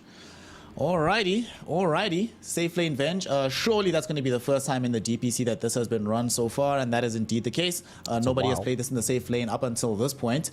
Everybody's been playing at either support or off lane. I'm still not sold on it. Panda, you had mentioned that you like this response on the Medusa, so talk to me about the Snake Lady. What does she do for the Alliance draft, and how do they utilize her to win this game number 3? Well, basically, if they have the front line to protect this hero, they just need to secure Medusa the mid game. The lane is going to be hard. Medusa's not necessarily going to enjoy too much with what's happening at the laning stage, and after that might be a repeat of game 1. But in this case, you have a hero that will prioritize farm above every other hero, and Leshrac is still capable with somewhat minimal farm. Of course, Lesh needs some to work, but you don't need a superior amount of farm. So it could be a game 1 scenario where they're taking a bit of a backbeating, but they have something to fall on. You went that hard on the last pick, Vengeful Spirit here for the side of D2 Hustlers, John. So very quickly, how do they make this work for their draft? Give me some of the copium on how they win game 3. Win out your lanes, go for aggressive push on your end, play with this early tempo that the Vi Llama gives, and if you do take team fights, ensure that you can get a good overgrowth going, because you're going to need it here. Certainly going to need some good overgrowth, going to need some high execution, but what we also need for this game to really have the high stakes is an incredible pair of casters. So gentlemen, I'm kicking you off the panel and throwing you into the game. T-Panda, John X Fire, bring us game number 3, and I'll talk to you afterwards. Out of the panel and straight into the frying pan of the cast here with T-Panda and John X Fire. John, like we've already kind of discussed through both of these teams' drafts, how they're going to work out. I do agree with you. It does need to be an early timing-based lineup for Hustlers. Really try to punish them early. Look for that control. How do they achieve this the best? Like, coming out of the laning stage, what are the things that need to happen, even if you lose or even if you win your lanes? Just hit level 6, play with the Vi Llama, try to pressure with his early team fight. Shad can also join in these fights early. Love this play from Alliance, so they're being sneaky with a smoke here, but they need to just win, basically win the first 15 minutes. If they lose lanes, it gets a lot harder to do that, but play with objectives at least. Although, here comes the stuns. Hey. Looks like coming out with level 6s is going to be a bit of a head start for Alliance. Going to be chewing to get the first blood on this Leshrac, and perfect hero to have it on too. Yeah. Easy, nice rush into the bottle. Gonna feel great to just have that probably by the time you clear out one creep in the first creep wave. So you're gonna have that regen on hand. Again, the matchup for Chuen as well is pretty damn good. Up against the SF, Mirage. Shouldn't have the freest time. You're gonna have a lot more play on that Leshrac and be able to threaten then. They're still trying to toy around here. Another one potentially. Treant Protector. He's got Leech Seed leveled up. Needs a bit of a extra panic heal. We'll keep him alive. Ponlo and S4 off to a blitz start. Getting themselves that first kill with the disruption bubble and almost getting a second. What the hell's wrong with SF? Okay. Yeah, he's just worried for blocking Mirage for a bit.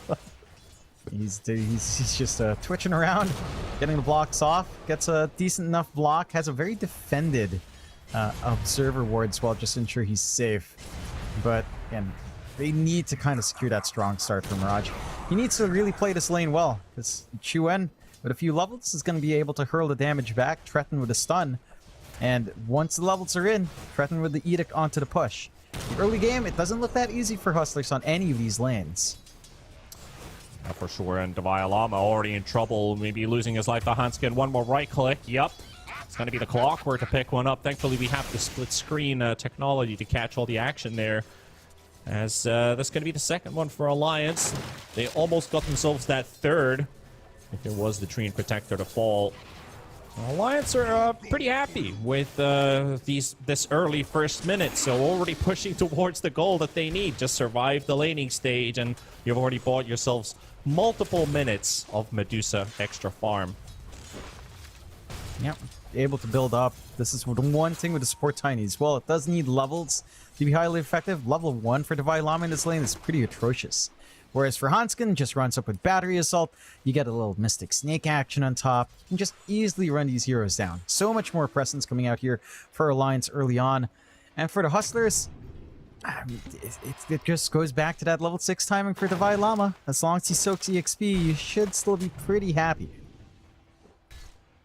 Bit of blocking action here with Hanskin already with the preemptive sentry. We'll instantly get rid of that.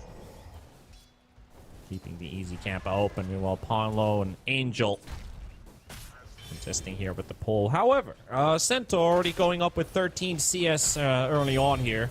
I'm curious about this this Venge carry, because this is actually a hero that I really like to play as a carry.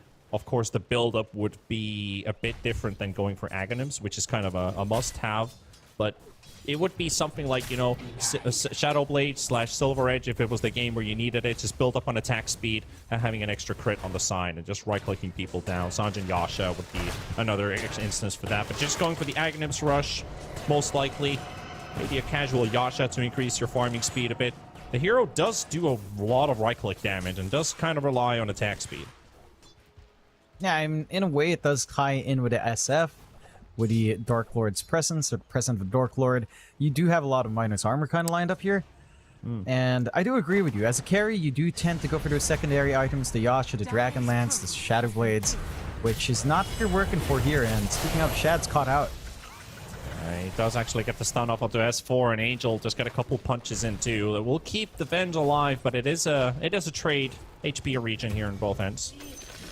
And Devi Lama goes down to Charlie. Boy. Oh, you can see his So- cams as well. Oh Yeah. my god. Yeah, he is. He's not feeling it right now, Mr. Devi Lama. I wasn't maybe... suspecting this lane to be this hard for Hustlers. Like, I thought that Medusa might be on the struggling end as soon as they get a couple levels and force out the Medusa. But right now, Medusa's just having a, you know, a field trip. Yeah, it's all down to Hanskin. He's just putting his body forward. He's copying the hits. He's playing really well with a battery assault and just dancing around him, not giving any angles out to the Hustlers. Trading a bit back and forth down here, Angel. Got the living armor and the stick here, but Monlo is going to win this duel. One of the positives of having 2 points in Shadow Poison is you're very hard to 1v1. Shadow Fiend, Mirage, if he gets the long range raise, he's got enough movement speed to close in on Ponlo. Ponlo, does he die to the tower first? No. High fives the tower as he dies. That is a lot of space coming out there for Chuen. He's allowed to just solo farm for quite some time. So overall, fairly happy here on Alliance's end. It's a good kill to give on to Mirage, though. That is some much-needed gold for him. But with the lanes going the way they are for the Hustlers, like their top lane's not shaping up well, their bot lane's not shaping up too well as well, you do get concerned about that mid-game tempo. And just going back to that topic of safe lane Venge. On the Ags rush on safe lane Venge just feels counterproductive because you really, ideally as a carry Venge, you don't want to die. Not necessarily. You do want to do some right clicks, spam out the magic missile. The scaling damage in magic missile is huge as well. Yeah, the shard making moves top again, Davai. Oh, Davai, not in a very comfortable position. Gets the heal out from the living armor. And Alex, does he get the toss out? No, he doesn't. Could have maybe made a bit of a nifty play onto Hanskin, maybe toss him under the tower. But Hanskin also moves away. He knows he's most likely going to lose his own life if he extends a bit too far. The right move from Alex to just put his body on the line as his buddy's about to die because they might be able to turn it around. But no, there's no Tiny, and it's just the Violama. Hanskin, he's just toying around with his DP for now. He doesn't have the Medusa to help him out this deep in. And very difficult position here for the Clockwork. Yeah, just a little bit too far forward. But again, you're buying so much free space here for Charlie to just farm. He's uncontested. He's getting that build-up he wants. He's going to be able to flash farm quite a fair bit faster than Shad will be if they manage to get these stacks up. Ponlo has been focused on getting more activity out, though, although there are some stacks in the triangle. Yeah, they just forced out the Requiem as well. They know that this SF is kind of defenseless right now. Chuen was already forcing out aggression onto the Shadow Fiend. Now he's just going to have to sit back and watch as his tower is taking some free hits. Ponlo. Hanskin here as well. The Lightning Storm, the slow is there. The Cog's going to trap him inside. Chuen to stun in to kill off Mirage. And we'll get a return kill. That was a post-mortem kill on the Hanskin. Maybe another one here. Do they get the Lesh here? Lesh is very low. An Angel running right across the trees. Ponlo actually gets Mirage's Courier as well, which was right under the tower. Yeah. Manages to get some punishment, and a great little dive coming out from Alliance pays off in a big way. So much more activity. This is what I wanted to see from Alliance in Game 1. We saw a little bit more in Game 2, and now they're just all in. They're coordinating as a team. They're playing off the strength of Chuen on mid. They know their side lanes are holding steady. There's no threat with a DP solo and a Venge solo at this point, with how far behind Davai Lamin is, and just with the nature of the Venge, you can't afford to leave that lane alone. They've got much more room to play with, and they're using that room well. Again, they've managed to build some good stacks, although there is a sentry blocking that now from the Hustlers. But you've got that foundation to get the farm going. Well, they got the Stampede at least for S4 to run straight out of the tower. But Shad is still full HP, and S4 takes a bit of a beating into Violama. At least he's got the levels to fight back this time with the Siphon points. Alex looking for the toss play. He's found the Medusa. Medusa very low in mana too, but runs out of mana. He can't actually get the toss off. Yeah. Alex, you tosser. One of those things for the Tiny. Yeah. Tosser without the toss. The Violama, though, not safe here. Yeah, no, he's definitely dead. Leshrac is here. And Chuen slowly burning down Alex. It's the kill for Charlie, too, on the Medusa. Yeah, they're getting that start. Alliance, full gear up, playing with her strengths. Really good rune control from Chuen. He's allowed to pick up the haste. He gets a good rotation out. Mirage just trying to farm. He's playing much more passive on mid. That's the issue for D2 Hustlers right now. Every lane just feels passive. Like, the only active lane is maybe the Violamas, where they're trying to be aggressive there on their end, but beyond that, it's just farming, trying to get something in. That's something Alliance will enjoy, because Chuen is the one factor that can be active. The supports can just collapse onto that point while still maintaining these stacks in the jungle. And once those stacks are cleared up, you're going to have that early time in Deuce. Deuce is not really an ultra late game hero as well in terms of build-up. Like, once you have Manta style and just one ultimate orb, you're kind of set to go. There's a lot of dollar signs on the eyes of Charlie. With multiple stacks to farm. And I was actually looking at these West European stacking numbers. Like, the highest average, I think, was like 13 stacks per game. When NA Div 1, the highest stacking number was 6 or 7. So it's like very, very low numbers. Like, these are double numbers. Huge amounts of stacks being made here as well. And all into the arms of the Medusa. Maybe Lesh can jump in on one or two. Yeah, I think it's just a different in style, right? Like, NA tends to love aggression a lot more. Just tends to be more rumbly and fighty. Yeah. Online Rambula. Forward here. Yeah, definitely. I mean, you do have a lot of Filipinos there, you know? Phil Amps represent, Phil Canadians represent. Yeah. So it does tend to devolve into that. Still, they should be able to push. They are grouping around this exo timing now. Even Shad shows up. You should be able to find an objective for themselves. Opening up this top tier 1 tower at least moves the Medusa towards the triangle and the bottom half of the map. And Hustlers still have their bot T1, but do they have their mid T1 is a big question, because they do have an SD tossed right on top of Mirage for the Requiem. One shot. It's not the biggest kill, but you're feeding into Mirage. Again, you're trying to get that build up. The one thing with S4 trying to push with the Retaliate is Living Armor does kind of negate quite a fair bit of that damage, but you are maxed out now, and Chuen does show up to help. So they'll even out the map control. They maintain that 2k lead on Alliance, and they're just building up in Charlie. Like, he's not under pressure. There is a forward ward now watching from the side of Hustlers, but they haven't managed to take control of that triangle. To be fair, the Ancient Sentry is still up. No D wards coming out yet, although Ponla will drop one now. You can kind of start stacking up more. My issue still for Hustlers, like, you compare their cores, they're not ready to play. Like, Chuen's ready, even without the full Bloodstone. He just knows he's at that leveled spike. S4 can always contribute with a Stampede, and has his Vanguard if he does need to show himself forward. Whereas for Hustlers, you're farming on SF, you're farming on Venge, you're farming on DP, although Llama has the mech. That could be the play for them, but... I was going to look for the hook shot. We'll get the connection onto Mirage as Chuen will only focus taking down the tower, and the tower's in deny range right now, so Angel gets to heal it up. Didn't actually finish the objective. There was so many TPs coming in that they had to back themselves away. I was just kind of thinking about, like, one of the things this Leshrac gives for the Alliance draft versus the Treant Protector. He doesn't care about overgrowth. He doesn't care about living armor, because you're doing pure damage to buildings anyway. And it basically just doesn't feel like the Treant does anything versus the Leshrac. Yeah, I mean, you can pin him down, at least, and try to burst him, but it just goes back to this draft not exactly having burst damage on hand. Once that Bloodstone's up, he can just sustain himself in Chuen, and you always have the save coming out from Ponlo anyway, for that disruption, as we talked about on panel. So, for Hustlers, I don't see this game getting any easier. The mid-game spike can be nice. Maybe when Shad has Axe, I honestly don't believe Revenge Axe is going to do as much on the carry. You need more items on top of it. So I'm wondering what else Axe comes out here. Like, do you just go for, like... I don't think the Silver Edge is a path, but you do need to amp up on right-click with the minus armor and the high right-click damage output that you have. So it could just be Axe into Shard, like just spamming out missiles and working on the magical damage side. Oh. It is my one joy with Venge. Honestly, that Ags shard is really funny.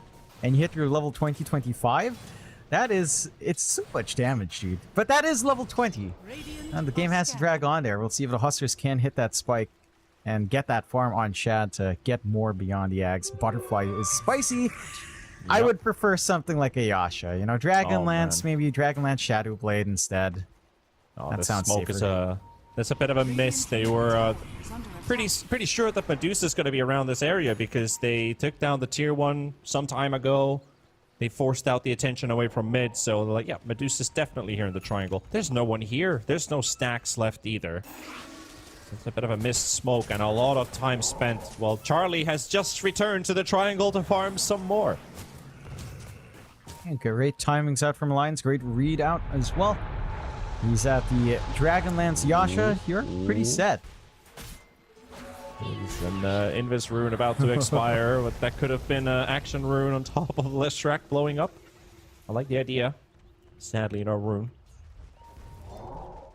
You know, it's a little bit tougher to get that. And Alliance still grouping up for that mid. I mean, it's been healed up a bit, but 380 HP is still a sneeze for Alliance to clear out. You should be able to find that objective. Question is whether or not Hustlers want to force that fight out here. Yeah, and also the downside is having this tiny support. With no farm, really, Hanskin does get the cogs with the hook shot, holding Shad on the spot, but this clock's going to start taking a lot of damage here. With that magic missile, Crypt Swarm, that's technically 50% of his HP pool, and another kill for Hustlers, and they do have an Exorcism available. It is level 1, but it is something. They're going to use it. Force a fight versus 4 versus Alliance, but minding you, that is a 8.5k net worth Medusa who actually can fight.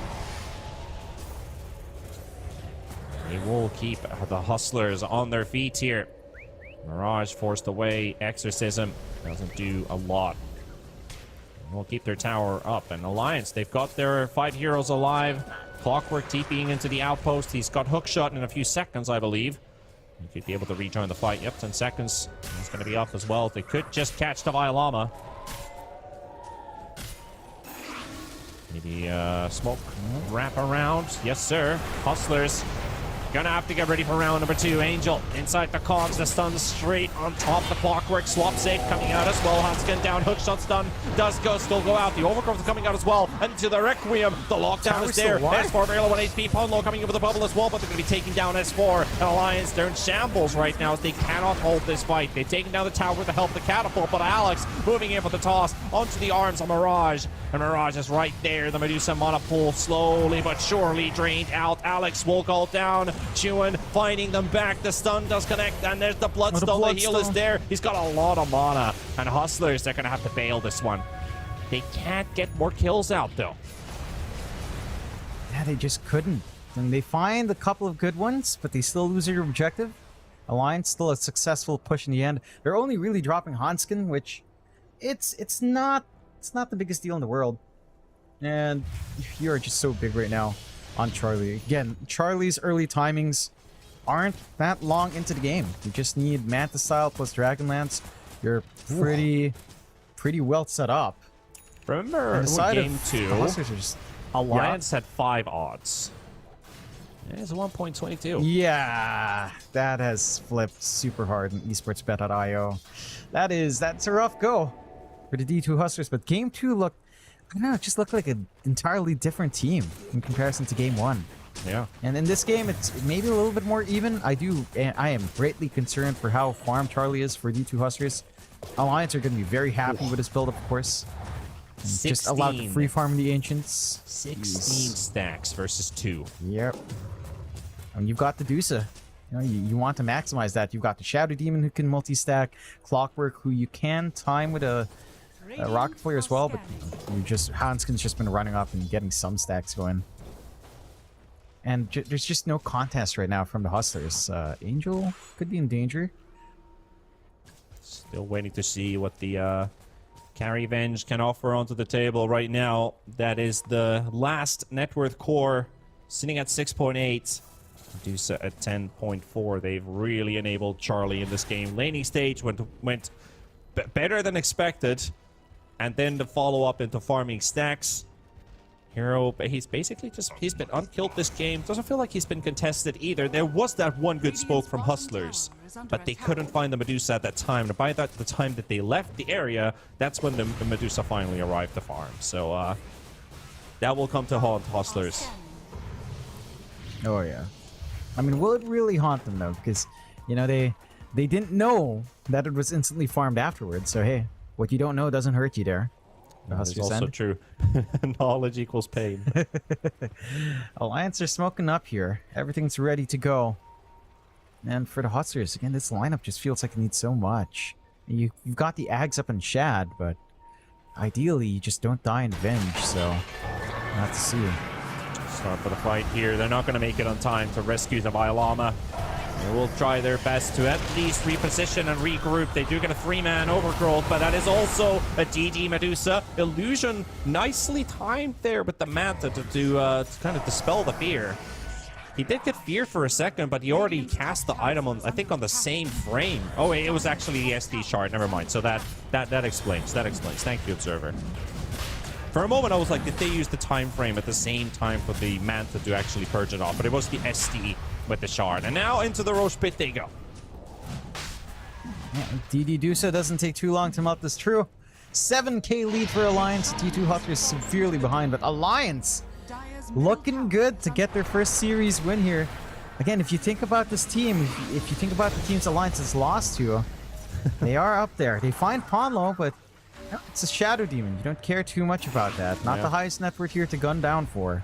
Might as well say Alliance that you is showing that improvement. traded Ponlo for an Aegis, so I think they will take that trade anytime, even if that was avoidable. They are at least getting a bit of a push into mid with Alliance backing away, splitting the map, pushing out lanes. Top tier 1 is taking some damage as well, but they will lose the mid tower as a trade. And Tiny finally has Blink at 20 minutes. It's a slow blink, but it's a blink nevertheless. You've got some play now. You've got some initiation. You've got some toss back plays. There's a lot of repositioning that can come out here from the Hustlers. With the toss back, with the swaps, you can get some pretty ridiculous positions out here. And they are working their way towards the Venge Shard now as well for Shad. So he is basically almost like an off-lane build now. Just they're in trouble if power they credits, connect. and Shard. Smoke up here though. They're very close to connecting on top of him. Alex, he might just be the one to tank the gank. But they are pretty deep in on their side of the tree line. Protecting Mirage. Both supports around the Shadow Fiend, but Alliance, they're sticking around for a bit longer. Not to find a kill, though. Radiant's bottom tower is under attack. Might have to protect And they're the still tier 2 taking tower. control of that bot jungle. Radiant structure. They've got a good hold on the bot jungle. They've got a good hold on the bot tier 2. They're pressuring in with Chuan. And the side of Hustlers are just trying to get their own push going up top. Venge pushing solo, not quite the quickest. You do have Exo ready on Devi if you want to go for it, but there's more than enough time to just TP back here, and Chuan does opt to do that. Radiant's middle tower is under attack. Now the smoke up from Hustlers, straight from the top lane into mid. Want to get a quick move out on the map, which is it's a smart call to do. They've just been spotted in the top lane, so if they can get there in time, might be able to surprise someone. But unfortunately, Alliance, they're just splitting bottom and top at the same time, so they're drawing some arrows on the map. The Violama leading the troops. Sadly, there's no one here. At least they get Leads the coming out regain. from Alliance have been so on point. And they get some control back in the bot jungle, but you're missing out on these kills on a momentum-based lineup. It doesn't feel great for Hustlers, whereas you've got the scaling going on for Charlie, really good scaling coming out from Chuan as well. Like, their timings just get better and better as this game stalls out. This is not in the favor of Hustlers at all. Shad. Oh, that's a close one. It gets revealed by the rocket flare, but he's going to be out of there now. This tier 1 in top Radiant's top tower will be is cleared falling. out. Are spreading towards mid. Maybe Hustlers are going to get themselves an opening here if this Leshrac is away from the fight. They just need to get there right away. But Lesh is already regrouping. Not too far away. They get the jump on Hanskin. It's going to be the clockwork opener. That is a kill they will secure. Radiant's middle tower is under attack. Not the big kill they'd want, but you take what you can get. And they did kind of reveal that smoke with Shad coming in to clear out the creep wave. So maybe could have found a few more stragglers if they didn't quite preemptively reveal, but they find something. You still have this massive Medusa question. Scotty fully up on Charlie. He's really set. S4 is super durable now, working onto the halberd now as well. Great answer to deal with Mirage and his physical output. And it just feels like a ticking time bomb. Like, Alliance just build up and build up and build up, and if Hustlers just don't manage to isolate this Dusa somehow, start getting some pickoffs, then there's just no solution in the late game with this kind of lineup. It is definitely grim. I can see a way for Hustlers to win these fights, and that is basically the Venge just having double magic missiles, and this Shadow Fiend can punch for a lot of damage. It's just killing everybody else first and then leaving Medusa for last. That's unfortunate, but that's the way that they have to do it. Someone's going to have to sack their lives so that this Medusa is drawn elsewhere. It's kind of like in those games where you have Bristleback. You know someone is going to die, but you're going to get something for the trade. Yeah, pretty much. My one issue is that the time for the Venge to do that well is like level 20. Right? Like -2 magic missile Still cooldown something and away. 200 damage. Like, it's way too far. Yeah. And S4 gets some revenge. He finds Alex's courier. There you go. Yeah, Kills the S4 courier, getting some killer's vengeance. courier. All the lost couriers on the side of Alliance. The Valkyries on their side picking up a couple. 9k lead for Alliance here, 25 minutes in, and Medusa. Daedalus is coming up for Charlie, and that is surely going to be a devastating damage dealer on the side. The Treant just can't handle that much damage. The Tiny, whenever he goes in, if he's not getting the Medusa first, the moment he blinks in, he's already going to take 50% of his HP pool in like less than 2 seconds. It's looking grim. Alliance, though, props to them. They're playing super well. They've been avoiding a lot of these smoke ganks. They've been farming efficiently across pretty much all their cores. Even S4 is doing a lot better than Divide Llama, and he's been a lot more active as well. So they've just managed to find themselves this really solid position.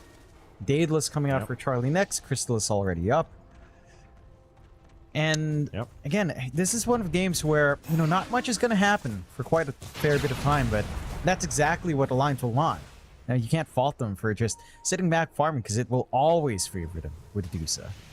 And for the side of the Hussars, you could argue, yes, maybe, you know, you're working towards your level 20 timing for Shad. Still a ways off from that, though.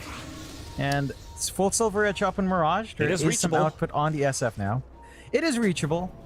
It's just, it feels like every single time you're reaching for that level 20, this Dusa gains, what, 2k, 3k, 4k gold as time goes on towards that 20 timing. There's a 7k difference between the two cores, and they're going to be catching up Mirage. Hook shot into the stun from Chewin, and with the Stampede, that Mirage does get the Hurricane Pike, but he doesn't get the Requiem because there is a haste and a clockwork from the Stampede running on top of it with the Battery Assault, so your ulti is cancelled out. No survival. And they find Alex on top of that too. That goes for Charlie. 2 quick kills. SF doesn't want to be in this situation. He is going to need that damage back up from Shad at some point of the game, but getting caught like that, there's just no fight for Hustlers. That was really impressive coming out from Alliance. They fortify to allow Chuen to TP in. They see the Force Staff, the Hurricane Pike out, and Hanskin manages to get that hook blind. Like, he just finds the position right on top, gets the perfect use of that hook shot. And they might be able to find more. Shad's just farming solo up here. They're kind of surrounding. Could go for the kill, but they opt for the D-wards instead. And 9 to 12, 12k lead for Alliance. That time you talked about for them to come back here on Hussars. There's going to be the fight happening though. They go for the hook shot onto the Bylana. The overgrowth does connect onto 3. Charlie in the middle already with the gaze. That will force Hustlers to reset. Oh, they stunned up the Shadow Fiend. Oh no, Mirage. Oh, what a horrible way to begin that fight as well. Shad is gone instantly. They can't take a fight like that. There is no way you can take a fight like that. And Alex being chased up by S4. He's just running tipsy-topsy right on top of this Tiny and taking down 4 heroes with the cost of the supports from Alliance, but with every core alive. Radiant's top tower is under Oh, SF. What happened to Mirage there? fortified. Just at the wrong spot at the wrong time. And Alliance, off the back of those kills, easily go for that push coming out here. So does take a look S4 again. do something that we missed out? Okay, so he's moving around here uninterrupted.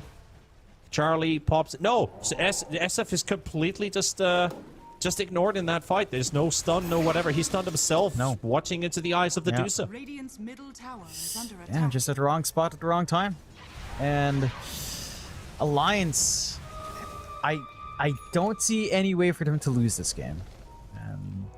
For the Hustlers, it just goes back to having this core bench. I believe the idea is just having your win condition come out from Mirage, because you're always giving him this SF, you're giving him this hero that can scale, theoretically. We haven't seen it yet. Oh. Alliance, another smoke out here. 6%. Yep. 6%ers out there. This is Nope. Not me.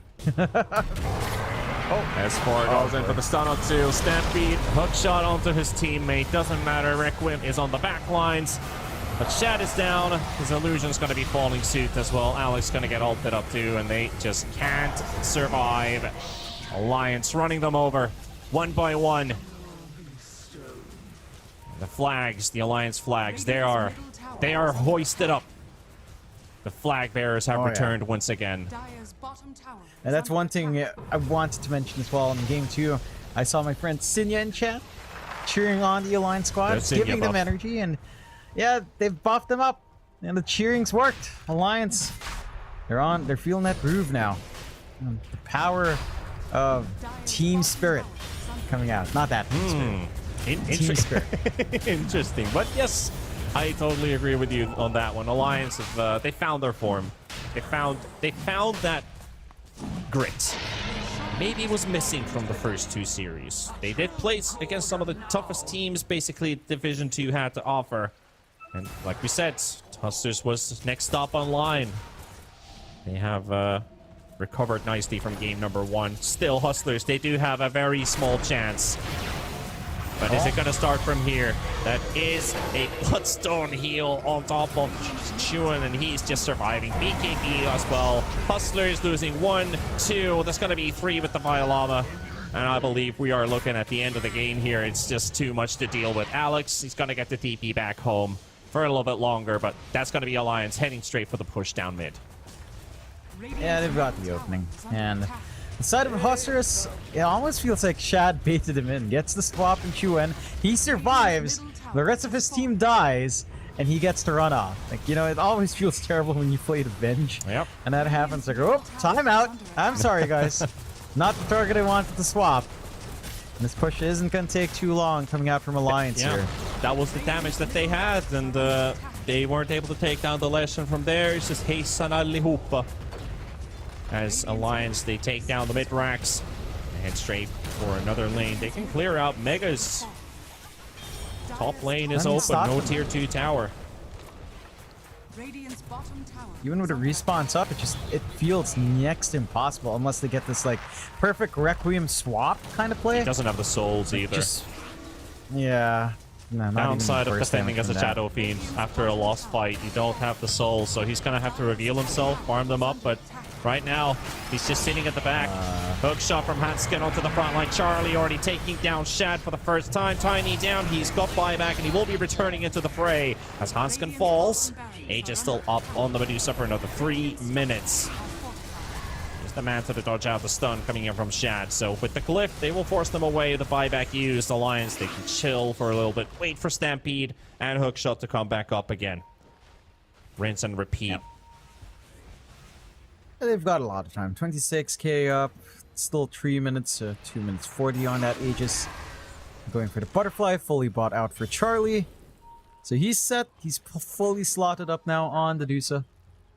And the side of D2 Hustlers, we've got to see that execution kick in. We've got to see the coordination somehow. Maybe get a couple of those BKBs up. Mirage is still struggling to finish his up. And Shad is still saving up for his as well. It's a long ways off until you have that durability up front to last through the damage Chuan is just feeding out here. On the side of Alliance, there's really just no stopping them. Like it feels like it's been this way for at least 20 minutes in the game now, where they've just been in such a strong win position. Since Charlie was able to get those first stacks, but hey, that's the perfect target. Perfect target to go for, but Charlie in the back. Alex though trying to get the best out of the situation, but you still got to think that's still an Aegis you have to fight against, and Charlie He is unfazed. He is fine with what just happened. Just battling them back. The Lama, heavy hits. S4 again. Beautiful two-man stun. And that should be cleaning house as they look for Lama. They'll clear out Shad's illusion. He comes in with the buyback. Treant as well. Alliance, they spent a lot of resources for this, but they also get a lot for it. Charlie forced in. Just pushing away the remains of the Hustlers. Oh boy. The noose is tightened. I mean, they tried for the play, right? Like, that was swap toss back. Nearly into the fountain. Not quite there, unfortunately. That was probably their best bet. Like, find 2 kills in the fountain and just try to rinse and repeat several times over. Cheers on the side of Alliance as the GG call comes out from Lama. And that is Dota 2 Hustlers with their first series loss in Division 2 in Alliance. Go for the win! Ponlo. And they go for the win. They rally in game 2. They crush game 3. And Ponlo giving a shout out to Loda at the end. Loda, of course, key to Alliance and forming a team and believing in the team and kind of coaching the team to their success as well. And the Hustlers, they look so good in game 1, but it just faltered through. They keep forcing these things in 2 and 3. Yeah, for sure. It's great to see that Alliance were still able to get themselves back into form because game 1 was a bit of a despair moment as well. What can they do? They lost to a carry Viper out of all things. But hey, game 2 into game 3, back-to-back reverse sweep for Alliance Snare. What do you think about that? Are you happy, Poglo fan? Poglo, my boy Poglo pulled through, playing that Shadow Demon, a very instrumental Shadow Demon, and sometimes it's hard to see the impact that this hero is having in these fights, but after he gets that Aghanim shot, the degree of cleanses he's getting over and over and over again, it was so good. Chuan just tanking up everything on the front lines with this Leshrac, BKB Bloodstone, pretty much unkillable on the front lines, and of course we have this Medusa. Charlie just went ham on this Dusa. It was kind of incredible. The amount of times I saw this SF frozen up by the Stone Gaze, more than I would ever expect to see in a range carry versus range carry matchup. But I think the real story we have to talk about here, John, this Vengeful Spirit. It was a 23 pick for the side of the D2 Hustlers. Yeah. Not only did it not work out, it felt like it was a bit detrimental to the team. You actually mentioned it in the cast itself that him going for this Aghanim Scepter, this would make a lot of sense if he was playing support, but it left them so light on damage, pretty much only coming from Mirage. Lama couldn't do enough with the Exorcism because he wasn't tanky enough to survive the full duration. In retrospect, why do you think they went for this Vengeful pickup? It feels like they're just tying in. This is what I've noticed with Hustlers. They keep picking this SF mid. They make Mirage the win condition. They've been giving Shad like secondary cores. The Viper, the Venge, they're going all in and just having this SF scale. And the Venge does work well with the SF in that sense. Vengeful Aura, boost your base damage up, minus armor as well with a Wave of Terror, playing in with that presence of the Dark Lord. So in that sense, it makes perfect sense in the draft, but the Venge is just not the hero. Like on safe lane, it's just, especially with Ags Rush, like what T-Panda said, where you go for maybe a Yasha, maybe a Dragonlance, Shadowblade, Silver Edge, before considering Ags, just do all of this right-click damage. And that's the way to go if you are going for like the carry Venge. This build, much more suited for the offlane, but with how Hustlers are playing, it does feel like they're making Shad a secondary offlane almost, and relying on Mirage, at least in this series. And Alliance just finds a way to break through. They understand that they just play this tempo, they secure a good farm for Charlie, and kind of good to go. I mean, one of the pitfalls that we also see in a game like this, Panda, whenever you have this one person in the team that's your focal point of the draft, he's the only person outputting all the physical damage. We spoke in game 2 about how good the itemization was from Alliance. In this game, they go for the very early shot on the Shadow Demon, but they also go for the fairly early Halberd on Centaur. And then at that point, it's like, well, our one damage dealer has to come into the fight BKB active. He doesn't even get to the BKB before the game itself actually ends up here. So talk to me about the itemization of Alliance, and do you think D2 Hustlers could have itemized differently to try and change this game around? But potentially, yeah. I mean, like, there's small itemization already. Discussed the whole Vengeful Spirit thing that I would have liked to see more damage come out. He also skipped out on the passive, So you can see that you go for the maximized minus armor and the magic missile damage, which is fairly understandable, but I think physical damage could have been the way to go for here, considering the SD is going to be zoning you, the Clockwork's going to be always jumping on top, and we did not get that fast blink on the Tiny either, so you're relying on the magical burst. I guess that's the reason what kind of forced the rest of the team to consider their itemization too, that we have no initiation tool. That was the biggest issue for Hustlers. Like, we're so far behind. How do we actually engage against Alliance? Alliance, even if they don't have farm, you can just throw in a Clockwork with hookshot and you're good to go. So maybe if we saw something from this Vengeful Spirit with a bit of different damage output. Davai Lama, I mean, I don't blame his item build. Greaves Pipe, and he was also looking for a Halberd, but he never finished it in the end. They just needed so many items this game, and they didn't get to that point. It was just Alliance out-farmed them. They got much more bigger items, and Hustlers kind of need 2 items for every 1 item Alliance builds, basically, in this game. So, what can you do? What can you do? And I think to make the game even easier is, honestly, I'm taking the responsibility away from you all. MVP for this game, as much as I hate to say it, you know what always helps in games like this? When you have like this uber late game, Charlie, Medusa, Chuan, who's willing to put his body on the line, running into pretty much every single engagement on this Leshrac. Did really well in the mid lane, did really well in the mid game. Any objections, boys, to having Chuan be the MVP on this Lesh? No, I think Chuan did the work he needed to do. He played mid really well. He got some early rotations. Rune control was great. His rotations were key in just shutting out every lane coming out from Dota 2 Hustlers. So his impact was very important. As much as Charlie did end up dishing out the most amount of hero and building damage, it all came down to the impact that was possible from this mid Leshrac. Didn't die a single time in this game, 6-0 and 16 on the scoreline. Yeah, Medusa posts up high numbers, 11-0-13, but it all had to start somewhere. Chuan could be that focal point. And Panda, we saw that one fight that happened in the mid game, right, where I think that's when it really started to click for me how strong this Lesh was going to be in this game. He just gotten the Bloodstone. They kill all the supports, and S4 was in like mortal territory. He had to flee away from the fight. But just between Charlie and Chuan, they can just stand there and be like, well, y'all actually will never be able to kill us. We're just going to post up here, hit you with this magic damage, hit you with all this physical damage, and Alliance just do what they want when they have that kind of duo going for themselves.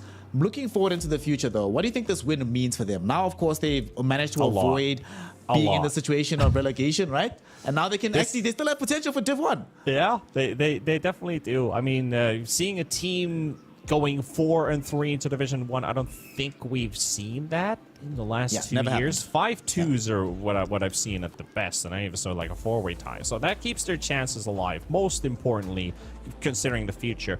But close up on the near future for Alliance, winning this series is a huge morale boost, because, you know, they haven't been winning the most important games, which is the DPC. They might have been winning games outside of it, but those don't really matter because they don't count you for points for getting into TI potentially at some point. So every team has their goal set on getting to play the championships, and this is another piece towards it. Like, winning in the DPC is a huge boost and very important for Alliance as well. They must be feeling really good after that, because they were 0-2, and now that they know that we are not a team to be trifled with, we can still win series, and we can definitely do it in fashion, despite losing to the close qualifier teams. But like we already discussed in the pre-show panel, those were pretty damn good teams that they lost to, so that's a big win for them to take down the Hustlers.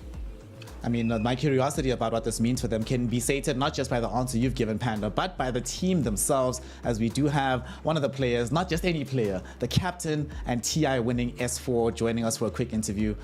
Good, sir. While we're still just waiting for him to get connected and make sure that everything is okay, John, one other thing that I saw from the side of Alliance, game on game, they were improving minutely. And sometimes we see these teams, when they get trounced, especially in game number 1, they have a very difficult time adapting in fast fashion. But the speed of their adaptation, not only did it get better, like in terms of their drafts, but their execution also seemed to be gradually increasing from these games to games. What do you think changed in between games 1, 2, and then game 2 to 3 that allowed them to have that jump up in their execution? I think they've got a really good support system in the back, right? Like, they reset really well after each game. You've got a coach like Arthur, who's very positive attitude. You've got Loda, who helps boost this team as well. And you have S4, who's a really good anchor. So mentally, it's really easy to reset. I'm sure they had enough space to kind of dig deeper into research, maybe just course corrections really quickly on fly, adjusting in game 2. It also helped that the Hustlers tried to repeat that Viper performance once more. and just go all in on the Ricky Mirana. So I think considering that they just played against the Ricky, they took away the Treant, which was a big factor, and they just simplified the draft. So I think that's really where it was at. The fact that the Huskers kind of forced that same strat into game 2, and that their big tool in the Treant, which really enabled their game 1, was gone in game 2, allowed Alliance to just adjust completely. And again, the resets in between, with a coach like Arthur, he resets them pretty well. And with people like Ponlo and S4 around, it's not too hard to get an even field once more. Yeah, I think it helps a lot, especially because the entire team is quite experienced. They might not have been winning TIs, but obviously S4 has got one, but everybody in the squad has been in different environments, knows how to deal with difficult losses and bounce back from those situations. What this does mean, of course, is that Alliance, with their first win on the board, still have hope for Div 1. We have now 2-1 for D2 Hustlers, so they're the ones that'll be feeling the pressure a little bit here, Panda. Given that now they are 2-1 and they still have some of the tougher opponents to come up, they still have to play the Manaspas, they still have to play the Aura 2 Thunders. Where do you think we go from here for them? Do they have to start changing up their style, maybe try give a bit more focus towards Shad so that Mirage isn't stuck solo carrying every game? I think maybe they don't do too many big adjustments. Maybe the next series is going to tell us more if the Hustlers are actually going to change things in their drafting. Maybe they can get those Shad carries to work. They definitely showed that this Viper +1 is definitely a thing that can work out in the right game. But I feel like in that second game, they just kind of maybe lulled a bit on like, we can play the same draft, and they're definitely playing the same draft. But then we saw the carry Lycan, which we've seen as a +3, just shift things around completely, and they weren't able to kill them in time. So they've definitely got some strats in their pockets. Today was probably maybe just... I honestly feel like if we would get a winner interview from Hustlers, they'd probably say that we did a lot of mistakes today, because their drafts and their execution was really good, but it felt like it was falling more into like... I wouldn't say tilt, but towards that direction where you're just not feeling confident in your draft and in your own gameplay anymore when you make one mistake to another. We saw that directly from Davai Lama's camera presence as well, that things were they were a bit annoyed from game number 2 and the mistakes that happened there. So I think this is more a mentality thing than a game fault thing.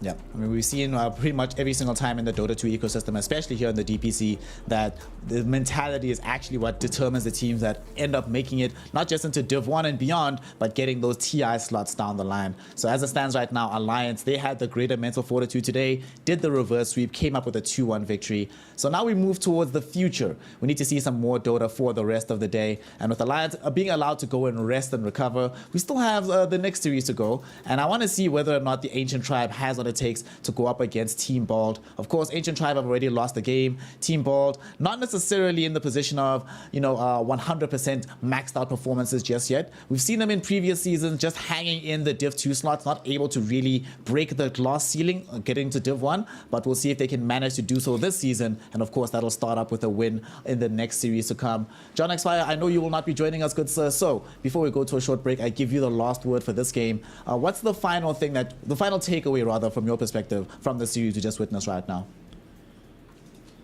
Don't run +1 Venge is my biggest takeaway from the end there. Not a good hero to run. If you do, go for damage. And definitely don't try to run Viper safe lane twice in a row, because that will just tilt you, as my unfortunate friend Davai Lama has shown us. Now, that is my takeaways from there on Alliance. Very big congratulations to them. And you guys have a great broadcast for the rest of the day. Hey, thank you, John Xfire. And of course, you, John. One of the things that we saw tilting heavily wasn't just the players, but we saw the odds from the side of esportsbet.io tilt quite heavily. So if you do get involved and you lose your first bet, up to $100 here in the DPC, only in the DPC, will come back to you in the form of some USDT. So get involved and make sure that you're part of that action. With that, taking a small break. Game 2 went the way of Alliance. Game 3 went the way of Alliance. Let us see what the series number 2, which way that's going to go between Ancient Tribe and Team Bald Reborn. Join us shortly to continue that action and Western Division 2 hype. We'll see you soon. I'm butch after. Root at me. OG me. You OG me. I butch the bench. Killing bench. I kill. SF. Okay. Q into dive. Q into dive. I stun DP on the right. Just kill the... Red dash dive. TP. Behind Trian. No. No, Trian is behind. Kill Tiny. Here? Tiny one hit, tiny one Oh, hit. sorry, I Simon. got him, I got him, got him. It's okay, brother. Mid wave.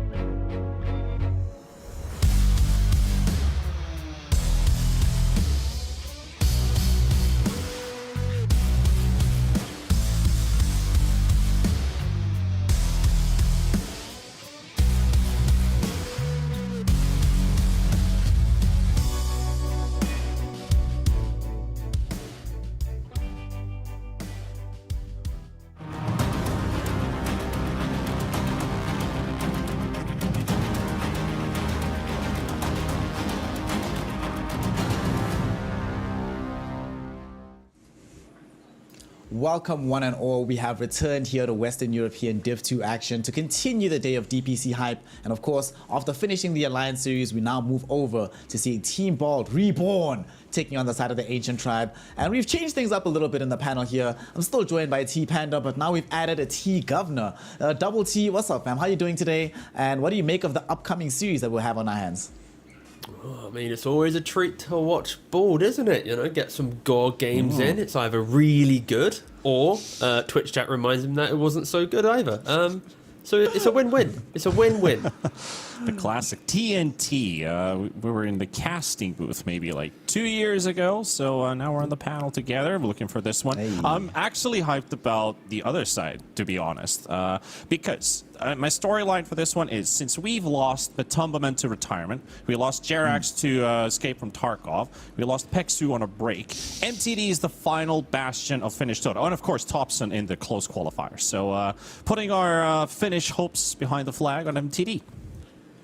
So speaking of MTD, actually, he has to try and carry the flag pretty high, but his team is in an interesting place right now because obviously they want to try and make sure that they qualify for Division 1, but only 2 of their players in the form of Heaven and Melees have Division 1 experience. And to make matters worse, Panda, both of them have that experience in EU, in Eastern Europe rather, and both of them immediately got relegated once playing in the Div 1 type of slot. And of course on the other side for Team Bald, yes, WEU has played on the highest heights of all of Dota ever, coming second place at TI twice in his career, but simultaneously that team has also been stuck in this Div 2 type of scrap for a very, very long time. So what do you make of the matchup? Do you think any of them, from what we've seen so far, both of them have only played like the initial series, so have you seen anything to suggest that this might be the year where things are different and either of them can make the full climb into Div 1?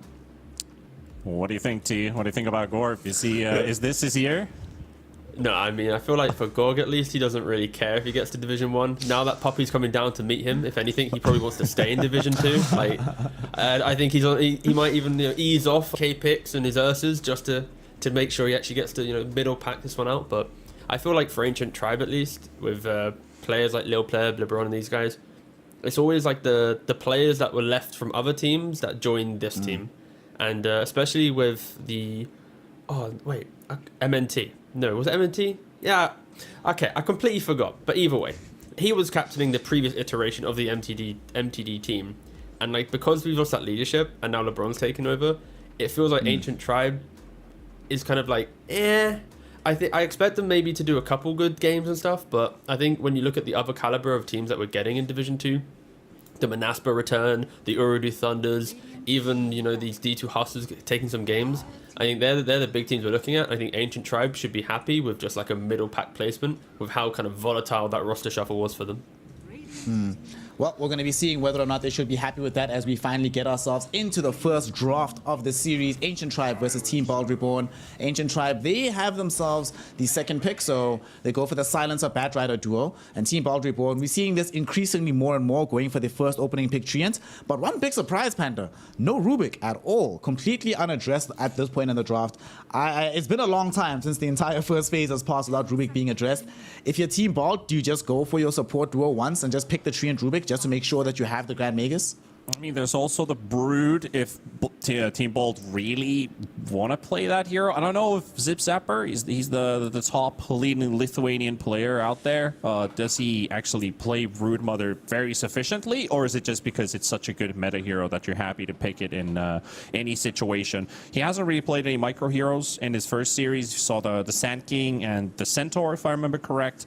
So that's an option. Of course, they could go for the Rubik. Pablo could also bring up Hoodwink, for example. Hoodwink's also a very solid hero to pick up here. Not as great, though, when you see the Batrider on the field, though.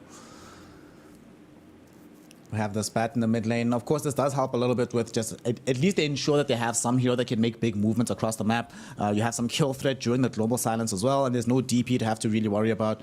What other mid heroes are left in the pool for WEU to play, in your opinion, Tigov, that would ensure that he has a decent matchup against the Batrider, but also decent progression into the game? Is this his task for WEU, or is there still another option deeper into the draw for him? I mean, down the line, his options will still be there. Anytime you see Batrider, you think about Puck, you think about Storms, you think about these heroes that don't really die in the early fight. I think if they were to pick up these double supports in the opening, it would have been a little bit too weak of an opening from board because of this Batrider. We've seen how strong Batrider on 8 is because you just get to ban for it. If anything, one of the best options would have been for Bald to close out this phase with a Queen of Pain, in my opinion. You have the dagger spam slow against Batrider. I think it might have even been a series earlier in this in Division 2. I think it was maybe Manaspa fell victim to Ivy, where they actually got this Cop Batrider matchup, and it's just so devastating. So I'd like to see Ancient Tribe banning out here, but we'll see if they have the same read on this hero, because in all other regions, if you pick Bat, you ban Quap. It's like the go-to in current meta drafting. We saw some of that in NA, Panda, where what did they do? So they baited out the Queen of Pain pick. I think it wasn't TSM, but it was Nouns. Yeah, they baited out the Queen of Pain pick by picking an early Batrider, and then they went for the last pick Viper to counter out the Queen of Pain. I'm not sure that Team Bold Reborn will fall into that same pattern, but obviously it is still a possibility. One thing I still want to see, though, is half the games we've seen in Europe, this Tusk has been a 4 position, hasn't been played mid as much. So do you think they're going to flex this? Obviously, we see the Queen of Pain banned out there. What's the likelihood of them flexing this Tusk versus just immediately picking it up for the mid lane and just being like, you know what, we have our hero, we'll worry about everything else later? It's for sure an option. They can flex it. I think the only issue, if they are to put it 4, based on Zip Zapper's hero pool, it is quite traditionally melee heroes. So his top played heroes, Pangolier, Mars, Timbersaw, either some Centaurs. He's already played Sanking that T-Panda mentioned. So if they are to do the Tusk as the 4, we are potentially going to see Zip Zapper play heroes that he's not been maybe playing as much. Maybe the Viper's still there potentially down the line, but yeah, it's going to be a weird draft for Bald at least, because they're pushing Zip Zapper off of his comforts, and then also I don't think they really want to have Tusk on mid into bat. So yeah, it's a lot of question marks right now for this opening from Bald at least, and yeah, we see the Quap ban from Ancient Tribe. Good stuff. Yeah, Good that stuff makes sense if they want to look for a combo in the off lane for Team Bold where they can punish Ancient Tribe's safe lane. But then again, like, Lil Pleb can play these heroes that are good against mini duels. Like, I know I hate the troll pick. A lot of people hate the troll pick, but it could be something that is suitable in a case where the opponent is looking for an Ursa favored lineup. Like right now, Ancient Tribe, if they want to look for an Ursa later on in the draft, then potentially you could look for a counter in that. So I think the carry matchup's going to have to wait for a little bit longer. Most likely we're going to be seeing the +5 supports come out since the co-op was banned out. So they've got the silencer already. They could look for the Rubik pick potentially. There's a decent game for it, but Rubik and silencer together as a support duo, I feel like I'm a bit worried with that when you're playing up against Tuscan Tree and to just pack a lot of damage and able to close in gaps very fast. So Ricky actually banned out, but I was looking for a silence potentially for Ancient Tribe. Maybe something on the lines of like Ricky and DP, which were banned out by Bald in the first phase. Maybe they want to add up onto it. All right, so they just go for the Primal Beast, and maybe we see a Clockwork if there's room for it on Team Bald. Then they put the Tusk into a core position in that case. Yeah, This is intriguing. Yeah, I mean, Ancient Tribe, they just really leaned into the fact that the Batrider should have a good time unless there's counter picks, but again, they've already banned out Quap. Primal Beast also wants to jump in, so for Silencer, all he needs to do is sit back and press global, and all the defensive mechanisms that Tree Tusk provide are non-existent, and Batrider Primal Beast can actually kill heroes within the time span of global. So Ancient Tribe, they just put themselves in a nice spot to get that quick kill. And we're talking about Weeha mid heroes. He's already played some mid coddle. Why not pick it again in this scenario against Bat? You never should be in a position where Bat's on top of you. You should never be dying to Bat in lane. And you're also fast enough that you can disengage. Even with Blinding Light, you push the Primal Beast away. Like, it's actually a pretty nice high-paced pick to fight into that early aggression from Ancient Tribe. Yeah, and also forces out these waves, which Ancient Tribe is not really that good at dealing with at this moment in time. I really like this Coddle pick, actually. I do like the Batrider Primal Beast because it also gives them more flexibility because they can decide who's the 2 and the 3 deeper into the draft. But this Coddle, given that they don't have that much out-and-out jump, the way that Ancient Tribe play this, not that easy to get a hold of this Coddle anymore. What are you thinking, Panda? What do they pick later on in the draft to try and make sure that they can 100% close the gap and kill the Coddle? Because they can't do it in the duration of Global Silence, but you surely need some of that duration just to get to him. And this Coddle feels like he has a pretty easy time no matter who he matches up mid against, right? Yeah, Coddle's a pretty solid pick right now. I feel like it was with the Nigma interview, if I remember correct, when they talked about drafting around the Coddle. This is definitely looking like a draft that very suitable for this Coddle to have a good game. So they can just max out on some extra team fight. Now they have the lockdown, and they put some extra damage on top of it with the Snapfire. Makes a lot of sense. They don't have a sustained building damage dealer, which they can look for in the last phase, though they're going to have to pick their carry, and Ancient Tribe gets to respond to it most likely. So I think MTD Zero is going to be coming up next. 5 seconds remaining. Unless they play the mid-bat with Where melees is going this primal. snap going? Is this offlane snap that they've just picked up for themselves for Team Bold? Most likely position 4, I think, based on track record of both Pablo and then the both Zip Zapper. Zip Zapper played quite a lot of Tusk in the previous year of DPC, so maybe they're leaning towards that option there. Okay, Actually, will be very curious. intriguing to see. Curious about Ancient Tribe's draft now that they bring up the TA. I'm actually starting to look at the Primal Beast support here with Melees has played a lot of Bat Rider. I haven't seen MTD play that much on the Bat, so they might just be prioritizing his pick for the final phase, unless they go for a support last pick like Bald is just panning out the Rubik, which makes a lot of sense. There's a great amount of abilities basically in this game. The thing, T, you're picking Snap into Silencer. Yep. That's, I'm a bit worried about it. I mean, it doesn't really... It matters a little bit, but it's also a thing where if Team Board want to force out a global, they're going to be able to use Mortimer Kisses. They trade Mortimers for global, and now you get the rest of your draft to play into Tribe, right? And now Tribe doesn't have the defensive nature of global, so you can... It's nice sometimes having a big spell to force Silencer to think about it, because then you don't let Silencer choose when he uses his spells. He's now reacting to it. So I honestly don't really care too much about picking at least one spell to be baiting with, if that makes sense. Because the rest of the toolkit for Snapfire is very good, that you don't really care about the global side of things. So Yeah, it makes sense. If they pick like another teamfight hero here, then sure, this is like, ooh, what are you doing, board? But it's Gorg's hero. It's going to be some like big carry that can jump on top of this TA. I wouldn't be surprised if it was some Spectre style hero. They're already banging out Naga, an illusion based hero, high armor, just something that can annoy TA's ability to instant jump kill, or you just jump the TA and play. But I think for board at least, they kind of just want a bigger carry that will just scale late into the game. Yeah, I would like if Ancient Tribe they just last pick Tidehunter and kind of play Weehaw strats against them with the TA Tide.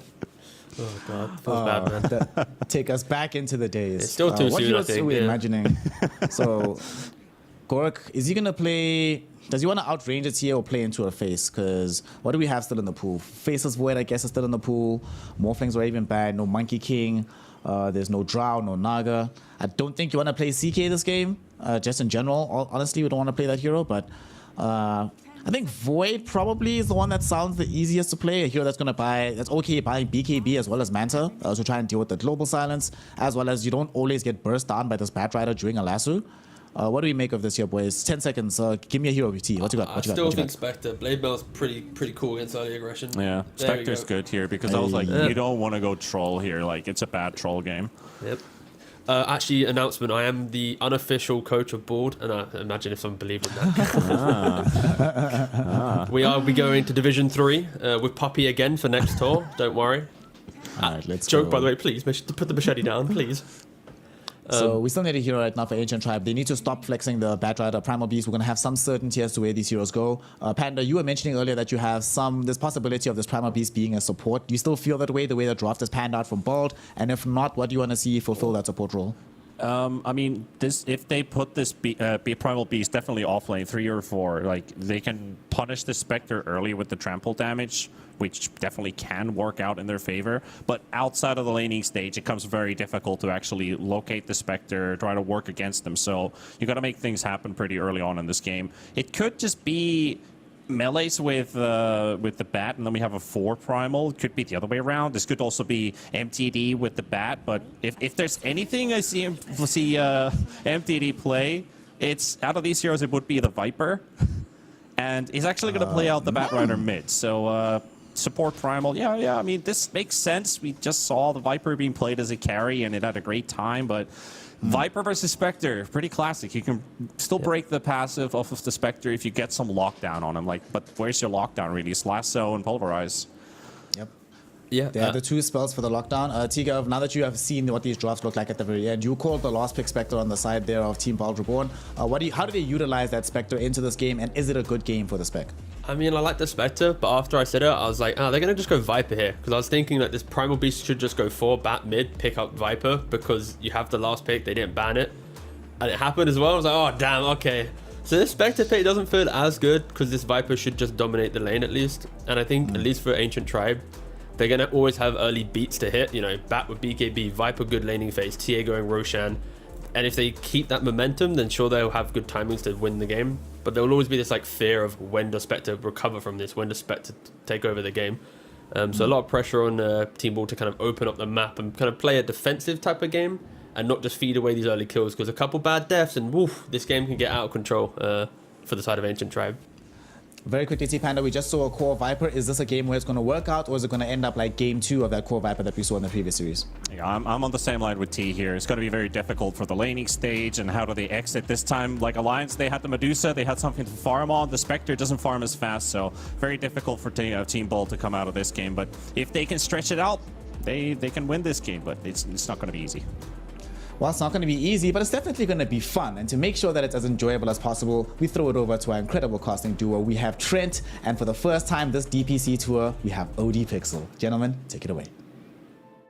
Thank you very much, Snare. Yes, absolutely looking forward to this one. Team Ball Reborn up against Ancient Tribe. Trent, I mean, what do you sort of make of the close-up of the draft from both sides? Spectre comes out, but then the Viper in return. Yep. How hard of a game is this Spectre going to have? You know, is Gorg going to be able to get through this one, or do you think he might get run over?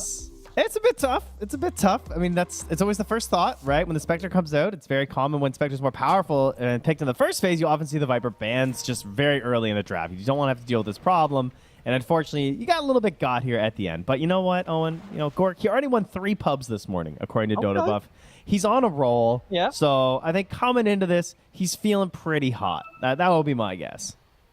All right, yeah. Let's see if that momentum from his pub games rolls into this professional game here today. Ready? My questions around the room. What do you make about the mid lane? We've got a bit of, I feel like both mid laners are going to be bringing us a lot of fast-paced action throughout the mid game. You know, right? Getting very involved. It's sort of the Cole versus the Bat. I mean, what can we expect from this? Yeah, I think. Well, first off, the question is: are we really going to get a battle of this top rune as well? I don't want to get into something here, but we got a lot of heroes hanging out up here. Let's have a look. The Team Ball want to step into this. I feel like Ancient Tribe might have the better bit of a ball. Unless Pablo can get a good lead in. He's going to try with the shards. He's managed to catch the 2 of them. That is going to set them up nicely for a big blast there. Coming out from the cold. Weehaw getting the first blood. And now over towards LeBron, they'll be able to get both. So an excellent little catch there from Pablo with the shards. Pretty much the dream. And then the double blast. You know, you got a Cottle and a Snapfire shooting you down. You ain't living through that. Team Bold, they're starting off with 2 kills here, Trent. Yeah, how often do you see a shard block like that? That was amazing. So, yeah, all right, nice. But yeah, the mid matchup in itself, it is Coddle versus Bat. And so I believe, I'm not sure if you were there for that cast, but I've talked a lot about this Radiant Coddle because like being on the Radiant side, the stacks aren't nearly as good. Doesn't feel nice. And they're forced to kind of hunt a little bit more in my experience. And I'm surprised at how well it can work, like pressuring the side lanes as the Coddle, getting follow-up kills because you're crazy amount of damage and combo plays of Chakra Magic. But Dire side, much more relaxed, you know? You get a couple stacks up and going. This hero, that he kind of likes to play a little bit more in the jungle, I feel like, while he rushes into that early like Spirit Vessel or whatever he's up to in this game. Well, we'll see if indeed what sort of crazy pace of farm Weehaw can pick up today. Look at these side lanes. We're going to get a lot of battling. I mean, look at this. Well, the 3-on-3 here top. Heaven and LeBron against the support duo as well of Team Bod. I mean, is this going to stay as sort of a 3v3 for pretty much the entirety of the laning stage, would you imagine? Is he just going to be kept solo on the bottom lane? I think that'll be up to Ancient Tribe more than likely. Yeah. They'll be the ones who kind of get to decide that because Team Bald are just going to answer whatever is required for Gork since they just have like this Snap down to the bottom. It seems unlikely that Snap is going to do a whole lot without an ally, right? Like, because you want to abuse the cookie. You want to get that damage onto the TA early. Templar Assassin seems very happy about this current situation. So maybe when the levels stack up, something about that's going to change. But I think Lil Pleb is just happy to just have his supports up there as long as it's keeping the Dire supports there too. Yeah, I mean, Gorg he's going to have two supports between the enemy and him at all times with this setup, so should be having a pretty easy time hitting the creeps up here. And it definitely means it's a little harder for Melez to get as aggressive as he may want to onto Gorg's Spectre in the laning stage. I think it could really pop off, though, when there's another level on Primal Beast. Because, like, if he just gets into the onslaught, he can kind of start the fight wherever he wants. But then at the same time, we have LeBron, just this silencer, who's super vulnerable to Tree and Tusk. You know, if those two get on top of you with a Leech Seed and Shards, you're just gonna die. So it just depends on that first jump, who gets the edge on that, and then what the counterplay is going to be. And sometimes that just results in really passive laning because everyone just kind of thinks that the other team will get the better of it. And this is what Dire Coddle wants to do, though. Couple of stacks being made here. And by a couple of stacks, I mean no stacks, because he blocks one camp, and there's a sentry placed there from the Radiant on the other. So well done, Ancient Tribe. They know what Coddle likes to do. Yeah, they're making sure that We Are doesn't indeed not get that incredible amount of build-up of potential farm and resources to take off the map. Ancient Tribe making sure that that sort of explosive jump forward of value that the Coddle normally relies on isn't going to be there. Top lane, Gorg. I mean, you sort of said it, level 2's hit, and they're straight in on top of him. They're able to run him down, and there's nothing that the supports can do to keep that man alive there. Gorg gets taken out of the top lane. Yeah, Pablo was still level 1, so stuck a little bit behind, doesn't have that extra spell. You're at a one spell disadvantage pretty much in this situation, and that's really all it takes. Get the edge there, and Pablo does get the deny, though, onto that, well, the kill, rather, onto that ward, but likewise, they're going to double up over here to try and free up this small camp. See Team Bold try and make an aggressive move themselves. They look towards Melez, but there's the charge across from Heaven, knocking back both Bengen and Gorg. Gorg's got to be careful. He's TP back into the lane. Bengen will get beaten down here by the Primal Beast. They manage to trap Melez, so they get a kill in return, but it looks like it's going to cost them 2 lives as Pablo also gets run down by the Beast as Ancient Tribe continue to come out on top in terms of the trades on this top lane. So your supports go over to reblock the camp, since there's a defensive sentry. They kill the sentry, they block the camp themselves to ensure the Dire can't pull. In that time, they go aggressive on your Viper, but in return, the camp's blocked. They're going to come back and pay for that. It's kind of even. Everyone's just throwing some stuff back and forth. Gork does get the kill, though, which is really nice. We'll take that. But Silencer... Just chilling for now as he goes back to grab some stacks. Is he here in time, though, is the question. Oh, yeah. A bit of a dive coming in here from Lil Pleb. Can't quite get that last hit onto Zip Zapper, though. Zip Zapper's got the pace to keep the distance, to be able to keep himself alive. Kind of expecting some sort of a rotation into the Radiant Ancients, maybe, but I guess it's not that reliable to opt for them early. There's a lot of stacks in here in the Radiant, formerly the area formerly known as the Triangle. Just hang out there, and yeah, likewise over there, as you can see, being shown. Still plenty of stacks for the Keeper of the Light in numerous camps right now. So the jungle invasion strategies could kind of come out from either side here. You think about Snap getting level 6, you're very confident, pretty much moving anywhere on the map with that spell. You can win a fight wherever that is. But actually farming the Ancients is definitely in the advantage of Ancient Tribe right now. I mean, they have a Templar Assassin and a Bat Rider as they charge up top. See, underneath the tower, they go for Gorg, they get him. They'll lose Heaven's life in return. We'll see Team Bold respond with Weehart TPing over, trying to make sure they get something in response for the carry going down. We'll manage to clean up Melez on top of taking down Heaven underneath the tower. So 2 for 1, nice cleanup for Weehart. But again, just the constant pressure here, just causing these deaths for Gorg. He's still managing to farm in that top lane, but definitely feeling the effects of Ancient Tribe putting as much resources as they have been into trying to make sure that the Spectre's early game life is not easy. Yeah, honestly, he just needs to not get frustrated or tilted because he's actually doing fine. Like, he's still ahead of the Templar Assassin right now, even though it might not feel like it. No, for sure, yeah. He's still been able to get farm out that top lane. And we'll go, back there, and as soon as he sort of shows that he wants to return to the lane, we can see Heaven also moving back top, keeping this 3-hero aggression into the face of the Spectre.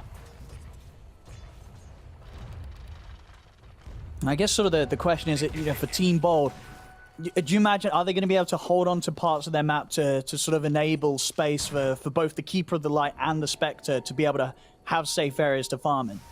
Yeah, typically it comes down to the question in these situations of like, what kind of like tower pressure do they have, or what happens when a certain hero hits level 6 on the Radiant side. So they're just gonna change targets here. You know, no more Spectre to stomp on. We'll just have to go after Bengen, but living because he's gonna be fine there. I got a couple of points in that armor, a decent amount of heals coming through from that.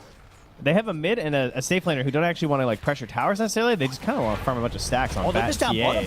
They're going to try and make a go for Little Pleb, but Little Pleb has the backup of MTD, and straight away, he turns over towards Zip Zapper, burns him out. Weehar's TP'd over. He hasn't really got much to offer. Not too much mana at all to play with, and underneath the tower, MTD steps in, lassos there, drags back Pablo, stick charges, and the heal comes through. Will keep Pablo safe and alive. MTD still trying to go for it. That flame break with the amount of sticky napalm stacks on Pablo is bringing him low, but he'll dodge some of the damage with an aggressive snowball in. Will manage to kind of shard trap MTD, but not enough to hold him in range of the blast from Weeha. So MTD able to get away with the kill and get out of there alive. Oh, that would have been so sick when they just set up for that play with the snowball and the illuminate. Up top, they also... Oh, jeez. Okay, they're losing people everywhere. Tried to show his face here to clean up some creeps in the mid lane. Of course, one of the more dangerous parts of the map, and that will be shown there as he's taken out again.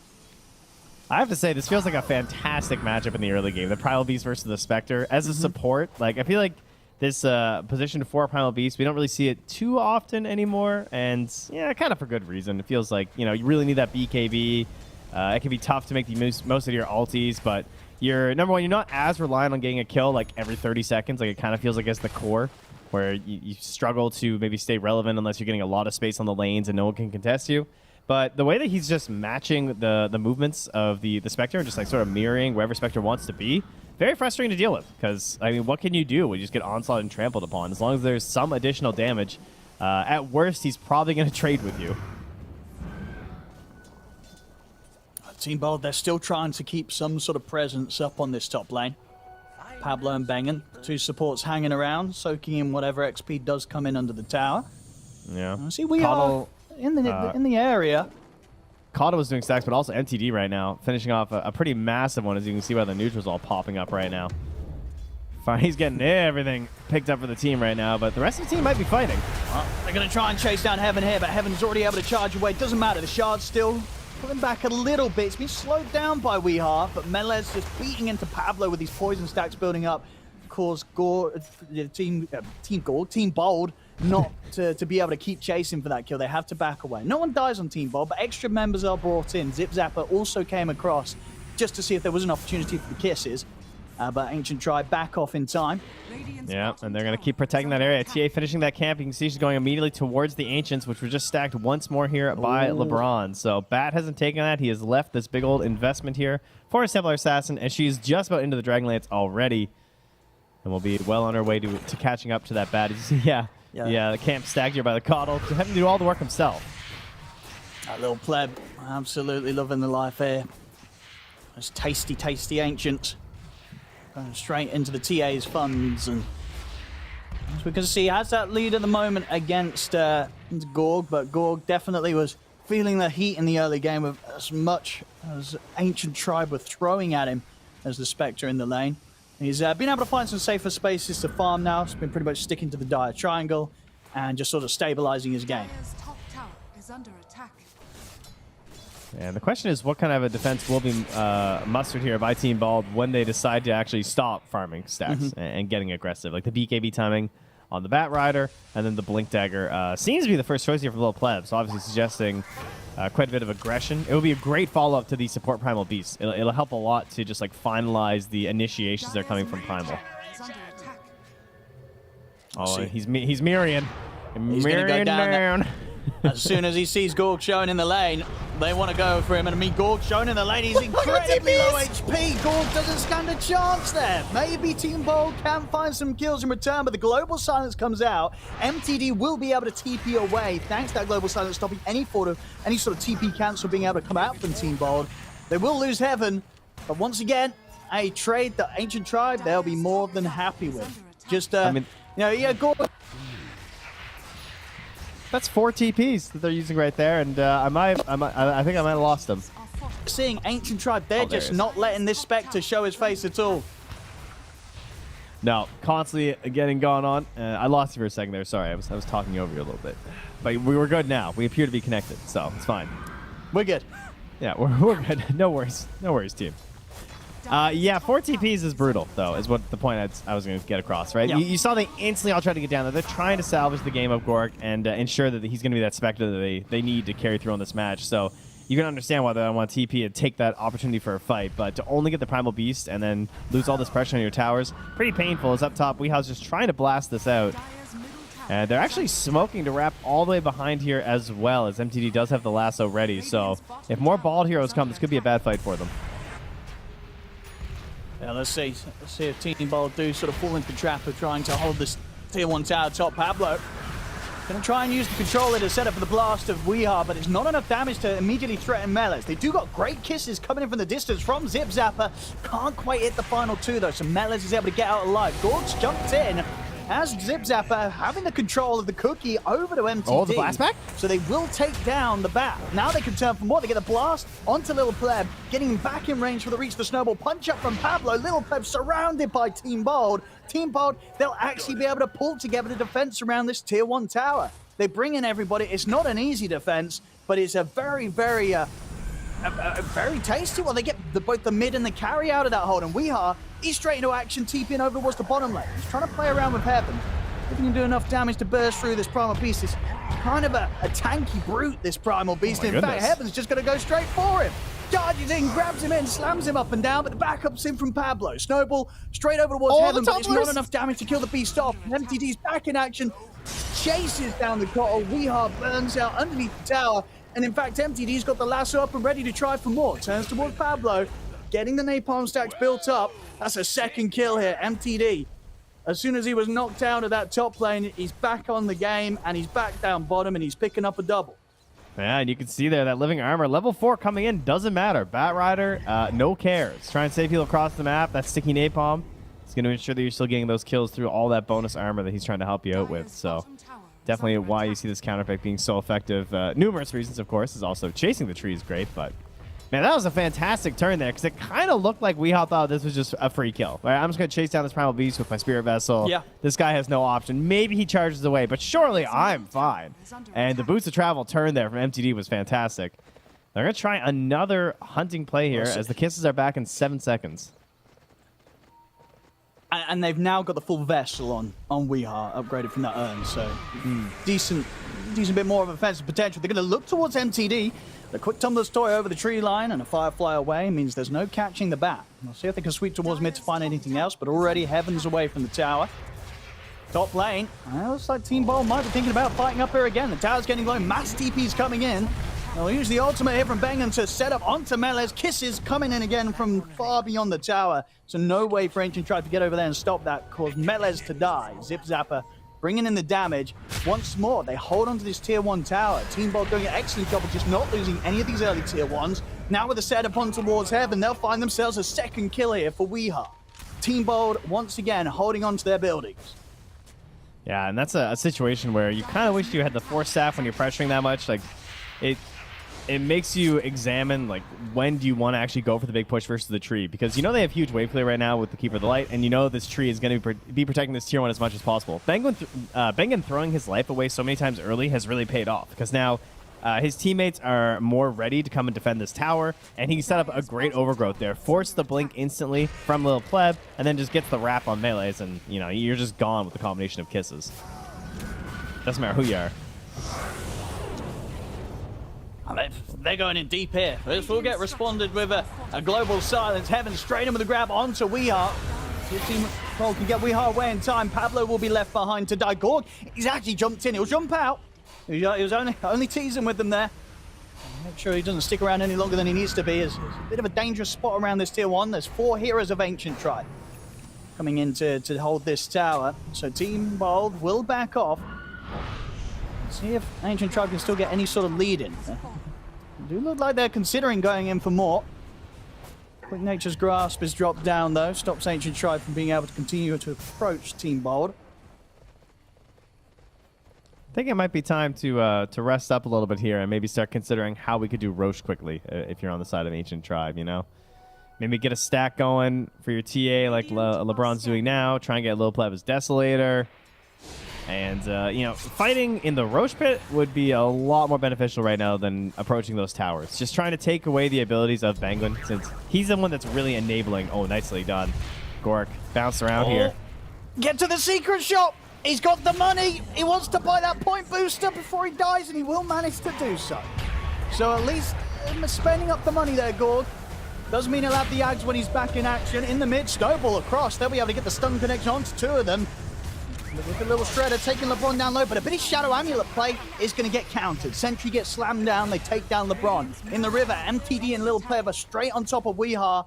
Zip Zapper also finished off by Melez and Heaven. As Team Bold this time outnumbered around the mid, losing 3 heroes. And once again, Lil Pleb and MTD getting involved in some very favorable fights. Yeah, the good fight so far for Bold. Oh, it's up top. No time for that. The axe is done. So Gorg, he's ready to head over and help out Banger.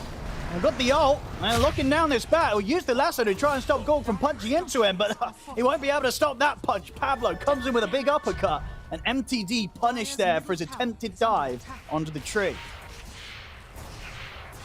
Well, still, of course, losing quite a bit. Man, Pablo, that's 440 gold for that Tusk, though, so be very happy to build off of that blink, and maybe even think about a eventual BKB. Pretty intense here, but either way, they're going to smoke up with a couple here in the mid. And where I haven't gone, oh, well, they're just hunting. They are just after Gorg. They want Gorg. They want him bad. Don't we all? I mean, DD on the TA, if they can get in on top of him, but yeah, Gorg senses something's up. He's out of the top lane. And we'll see he's there. reading chat again, the moment. you know, this Very guy much is still favoring Ancient Tribe. Well, that's the tower gone. So this time round, Team Bold will let it fall.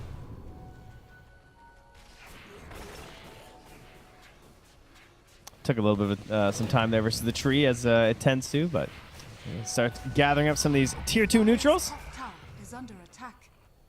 As the Dire finally make their way into that Radiant jungle, start controlling it, and of course this is where they're probably going to try and pressure that tier 1 tower in the mid lane. And how are we going to do that? Probably based off of Bengen, I guess. He's going to be pretty crucial to actually getting in there on that tree. All the good fights so far have been set up by Tree, but he now has the shard done, so it's going to be a lot easier to move in that territory, try and take it over. And he's just looking to set up for Spectre Eggs, right? It's a nice combination. Radiant's bottom tower is under attack. Absolutely, Smoke comes out here, though. Some fantastic overgrowths.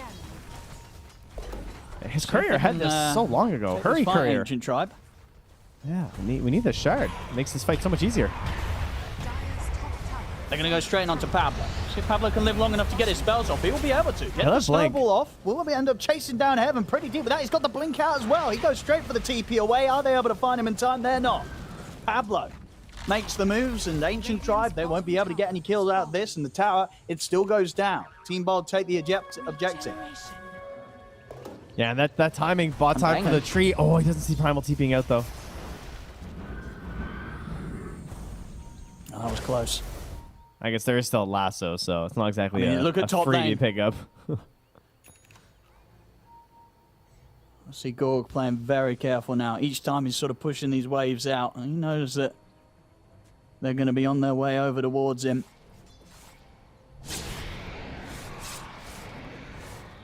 Sticking to the relative safety of his jungle. Very close to having the Yasha done after the Ags.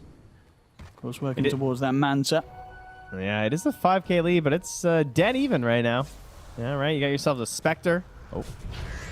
Gonna be poking a little bit here. You see him in the mid. It is literally dead even. It's 50-50. There you go. But the gold lead, you know, it's a Templar draft. It sort of makes sense. They had a bunch of Batrider stacks, TA stacks, so they're all golded up right now, but they need this Roche. Oh, snowball from Pablo. Straight away, they've got the Haunt too. BKB comes through from MTD. They're going to focus down the Tusk first. They'll get him. Pablo's life comes to an end. Gorg ends up leading into the fight, but he gets hit by the Viper Strike. And with the break thrown down, he has to hold back for now. Pablo comes in with a buyback as Weehaw gets cookied in over towards LeBron, takes him out, blast flies through on towards Heaven. Team Bold, they'll be able to slowly but surely clean up this Primal Beast. It's a double kill for Zip Zapper, and now they're ready to jump for more. Gorg turns his attention over towards Lil Pleb. They're on top of the TA. They'll clean up Lil Pleb as well as Team Bold start to shut down that gold lead that Ancient Tribe have. They take down 4. They move immediately over towards the pit. and they're going to get this Roshan for free here, Trey. Yeah, 2 points on the little shredder makes this nice and easy. Always a helpful one. You're able to get those higher levels on the hero. Often gets skipped early, but great buyback there from Pablo. I think everyone recognized that this was the keystone fight for this game. Ancient Tribe need this Aegis. They want to start progressing through. You don't have a BKB yet on your Templar Assassin. Oh, they want a little more. It seems a bit... It's a bit risky here. It's just Melez and LeBron. Oh, MTD. With Heaven. Oh, he's so close. Roshan's falling low. Uh-oh. Heaven's never getting the time, but there's the cooking forward from ZipZap. MTD's in, and the MTD's going to get the steal. He gets the kill on Roshan. He gets the pick up of the Aegis. Lasso as well onto Gorg. This is not going to be a free Roshan at all for Team Bold. Ancient Tribe able to interrupt at the final possible moment, and MTD takes it all. He gets the kill, he gets the Aegis, and he kills the carry. Ooh, keystone fight indeed. That is so painful, actually. That was, I mean, that could not have been better. He like poked his head in once, saw how close Roche was, backed up, went in again with the blink right after. And that is true pain. Didn't even have, I'm not sure if his BKB was just still on CD or what, but he didn't even have to pop his BKB right there, so that feels amazing. And still able to get this Aegis, so... Oh, here's our replay as well here. Look at this again. I mean, they were getting... Roche was getting so low, but yeah, just a little poke from Melez and LeBron. And Heaven, some of the too. Team Bold, and it's MTD, Flame Break, and a quick jump in, takes the kill on Roche, takes the Aegis, and also takes down Gorg. All right, back in the game, though. Team Bold ready to punch back, or at least they're going to try. Pablo goes in up to the high ground towards Little Pleb. They've got the kisses from the low ground, but the global silence puts a stop to it straight away. Team Bold, they're backing off. Gorg TP's out. Doesn't want to risk sticking around for this fight. There's going to be Pablo out for a full minute. Trying to poke back and continue to hold this tower, right? Like this, once again, this is the best place on the map right now to fight for Team Bald. They've won most of their fights on this top tree line. As the charge is through here, not going to be the finish. I think Heaven can just slowly back this one away. But this is why I favor Dire Side Treant. I think this whole tree line just feels way nicer, and this tower is more important than the bottom tier 2. So holding it for like total Roche control and eventual, like, you know, all the game states and everything that it's so important for is so much easier as the Dire tree. So they're throwing bodies to try and keep it, and it looks like Team Ball don't have too much more to throw at this right now. Dire's top tower is under attack. I'll let this one go, but Gorg at least just wants to get his next starting done, get that man to finish before he gets involved. They are actually going to try and slow it down here. WeHeart TPing in. They'll use the overgrowth to try and set up onto the TA, but already Little Plebs forced out to the side. Gorg jumps in with the Haunt. They'll be able to surround Heaven. They'll take out the Primal Beast. Now with the Haunt giving the vision on the rest, they can consider going for more. Gorg jumps forward. Shards will block back MTD for now. Mele's trying to hold his ground, but he's ticking down to the Spirit Vessel damage. Blast out from WeHeart. Takes down the Viper. There'll be a lasso initiation on towards WeHeart. WeHeart forces to the side. He gets another blast off, but he will still end up falling. Maybe Team Bold can still get the ultimate cleanup, though, because Little Pleb, trapped in by the shards, will go down. It's only LeBron and MTD left alive. Gorg trying to find LeBron, but LeBron will juke into the trees. Oh, no, so he got wants this. to lead the hunt here to see if they can find him. And he, bang on target. Zip Zapper makes the read, knows where he's going to be attempting for a TP, and blindly cookies in, puts a stop to LeBron's escape. And Team Bold, again, just sort of out of nowhere, managed to pull out this hold around the tier 2. And they take some big kills there. And big kills, the Gorg, as the Spectres getting involved in. I gotta say, this Shard, I don't think I've ever seen a game where the Snapfire Shard has done so much work. Just constantly getting on top of people, firing off his allies. I can really see the damage, especially on the Templar Assassin, right? It's just cutting through her. She doesn't feel survivable at all. She's getting stuck in there. We got instances of damage popping up left, right, and center.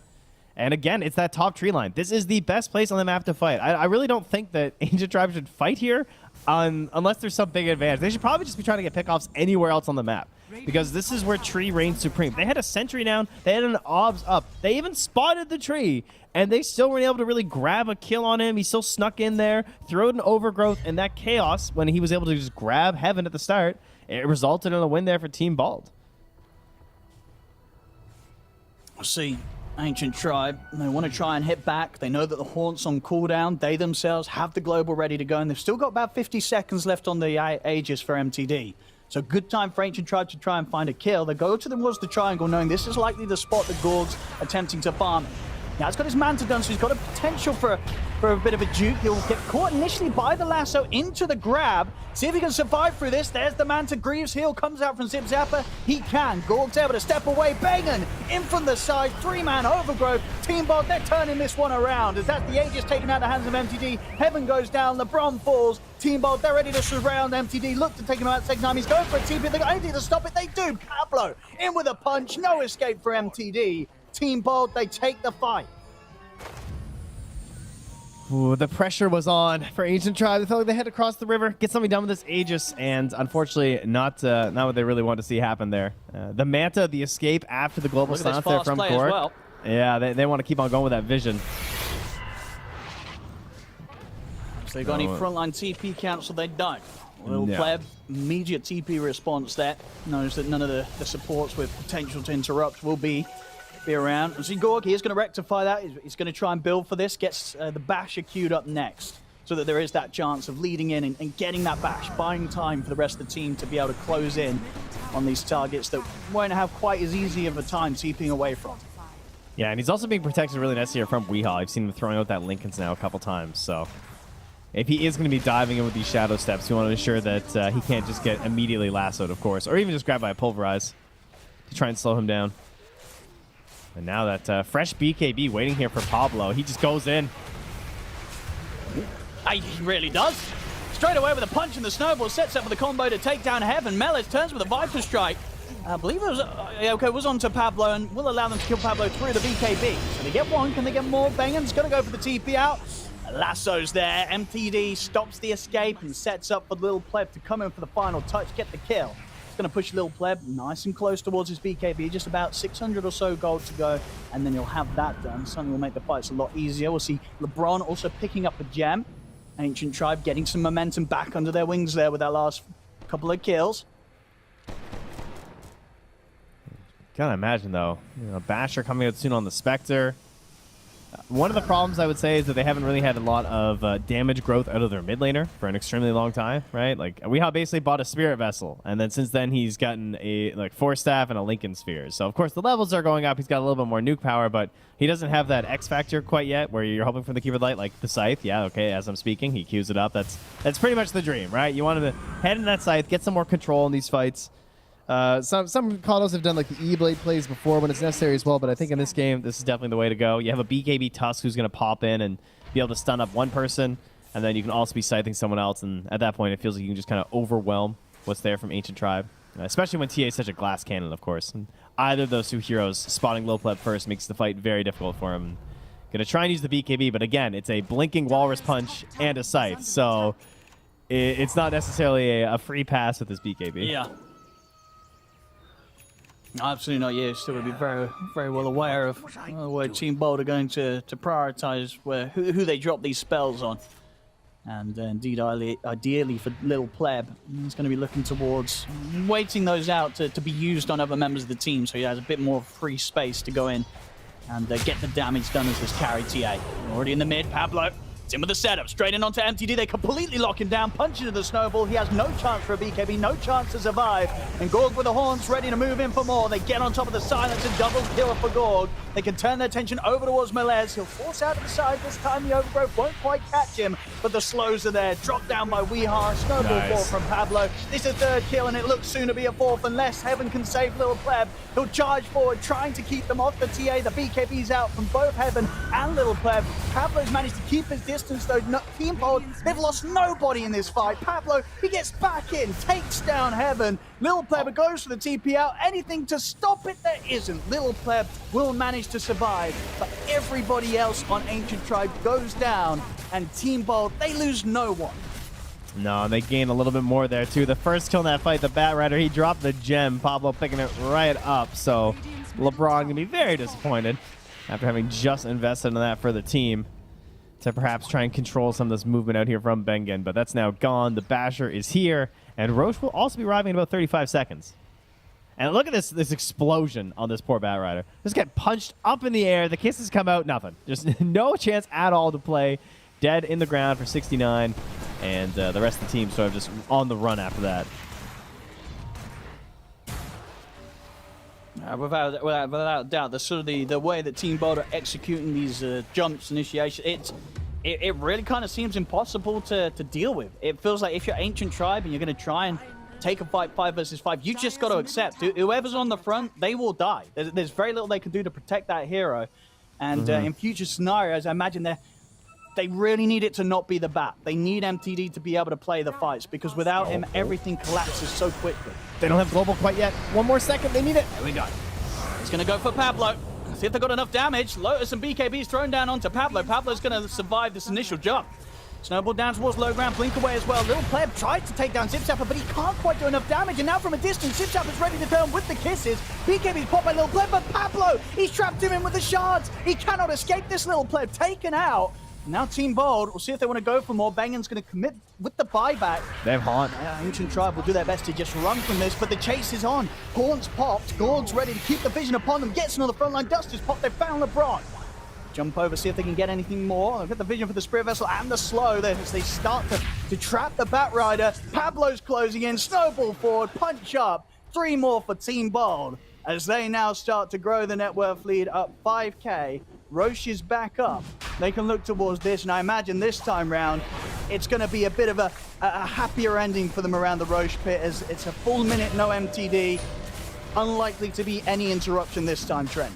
Yeah, and it feels one of the worst case scenarios, really. Like, you're going in for this attempted recovery with the lasso play, but Global Silence was still in cooldown for 3 seconds, I think, when he jumped for the lasso. So they kind of had to wait for it. They couldn't go for it initially. Although, to be honest, at this point, like, there's a reason why these big jumps from Team Bald have been working out, and that's that they all have answers to Global right now. Right? Yeah, you got BKB on the Tusk. Technically, Weehaw's the only one who doesn't have help, but Bengen's got himself a Lotus Orb, so he can always help cover for the Coddle if he's more important, or himself. And then you got Manta on the Spectre, and you got Greaves and BKB on the Snapfire. It's a bit of a hard game to feel involved as LeBron right now.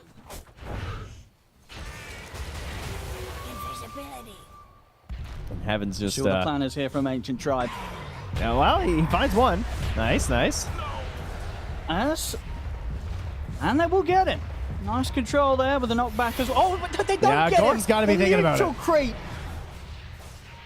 Oh, no. I mean, so much put into that effort to just get a kill on Pablo, and they still don't even get that for themselves. The neutral's working against them. Oh, snap. And now into the tree line, Gorg and Bangan. Now looking towards these two. Oh, from the side, Weehar's coming in with the wraparound. Kisses as well. Ancient Tribe, they've got to back away. They'll have to pop the global, in fact, stopping the kisses to just keep themselves safe and alive beyond the tower. Maybe now they can see if they can get back in on them, but Team Bold, they seem to not be scared at all about taking this fight. Jump forward, an instant hex there from Weehar. Immediately prepared. They'll be able to get MTD out to the side. BKB's out from both him and Zipzapper. Heaven and Melez, they focus Bangers. They take down the trees out for 80. Lil Pleb jumps in, a few swipes towards Zipzapper, brings down the snap. This could be the fight for Ancient Tribe to keep on chasing. They're looking towards Gorg and Weehar. Weehar goes straight for a TP out. Gorg won't have to take the walk back towards the tier 2. He's pretty tanky and, of course, does still have the Aegis. Use the lasso. They'll definitely be able to get in the once. Can they do it a second time? Buyback from Zipzapper. Also, TPs are coming in as well from Pablo to try and help Gorg back out of this one, and they'll easily be able to do so. He's back underneath the safety of the tier 2 tower, and it'll be Heaven taken down. Haunts popped, roll forward from Pablo. Won't quite get the sharp block this time. As Ancient Tribe, they are getting scattered and split across this team fight. Lil Pleb goes to the BKB, but this time the bash, it's there. Gorg's got it online. First hit bash to stop the escape from Lil Pleb. Team Bold, they'll punish Ancient Tribe there for trying to chase down Gorg, as the fight around his second life after the use of that Aegis ends very successfully for Team Bold.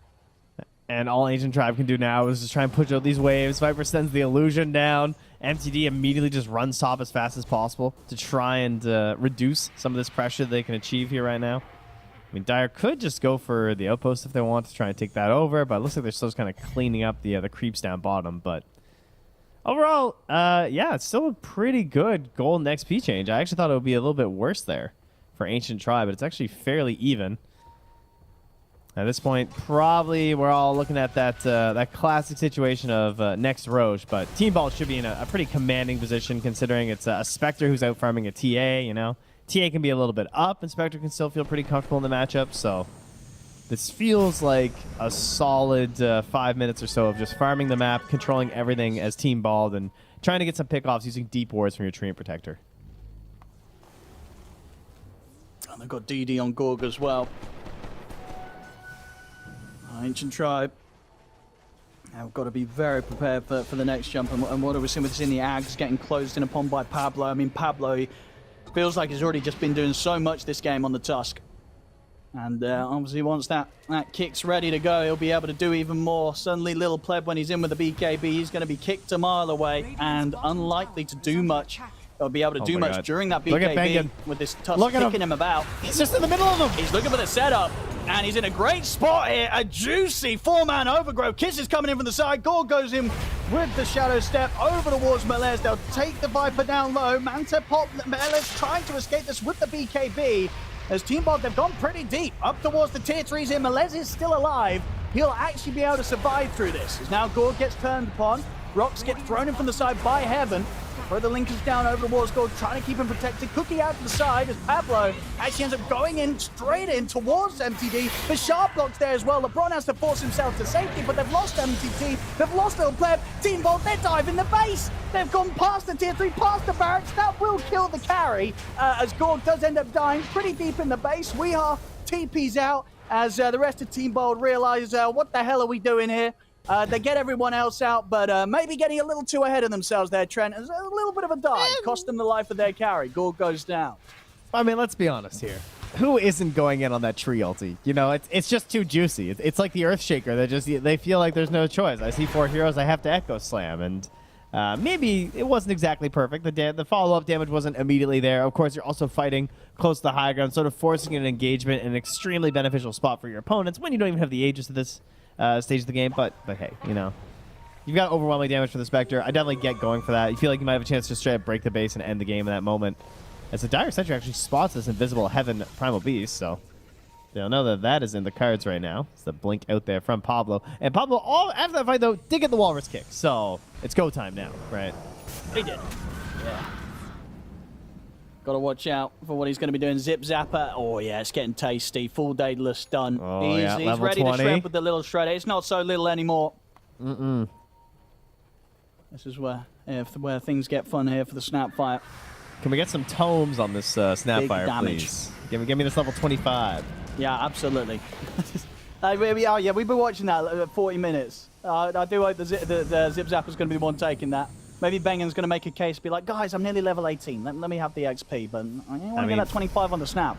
To be honest, we have level 25. So he was able to pick it up first. Who's quickest in the shop, basically? That's what it comes down to. I mean, I'm always down for the blinding light stun. That was always pretty funny. So I feel like I'm giving it to Weehaw. I'm sorry. Let's see. Who's picking it up from the shop? Check it out, Trent. Who's buying it? Instant Primal Beast. Dire, not as much cares. Maybe they're having a polite discussion about it. Yeah. That is a classic, though, because when you're losing, your eyes are just on that tome. When you're winning, it's like, you know. Yeah, you're on it, yeah. Oh, smoke here. They're going to try and jump with the low ground they're in.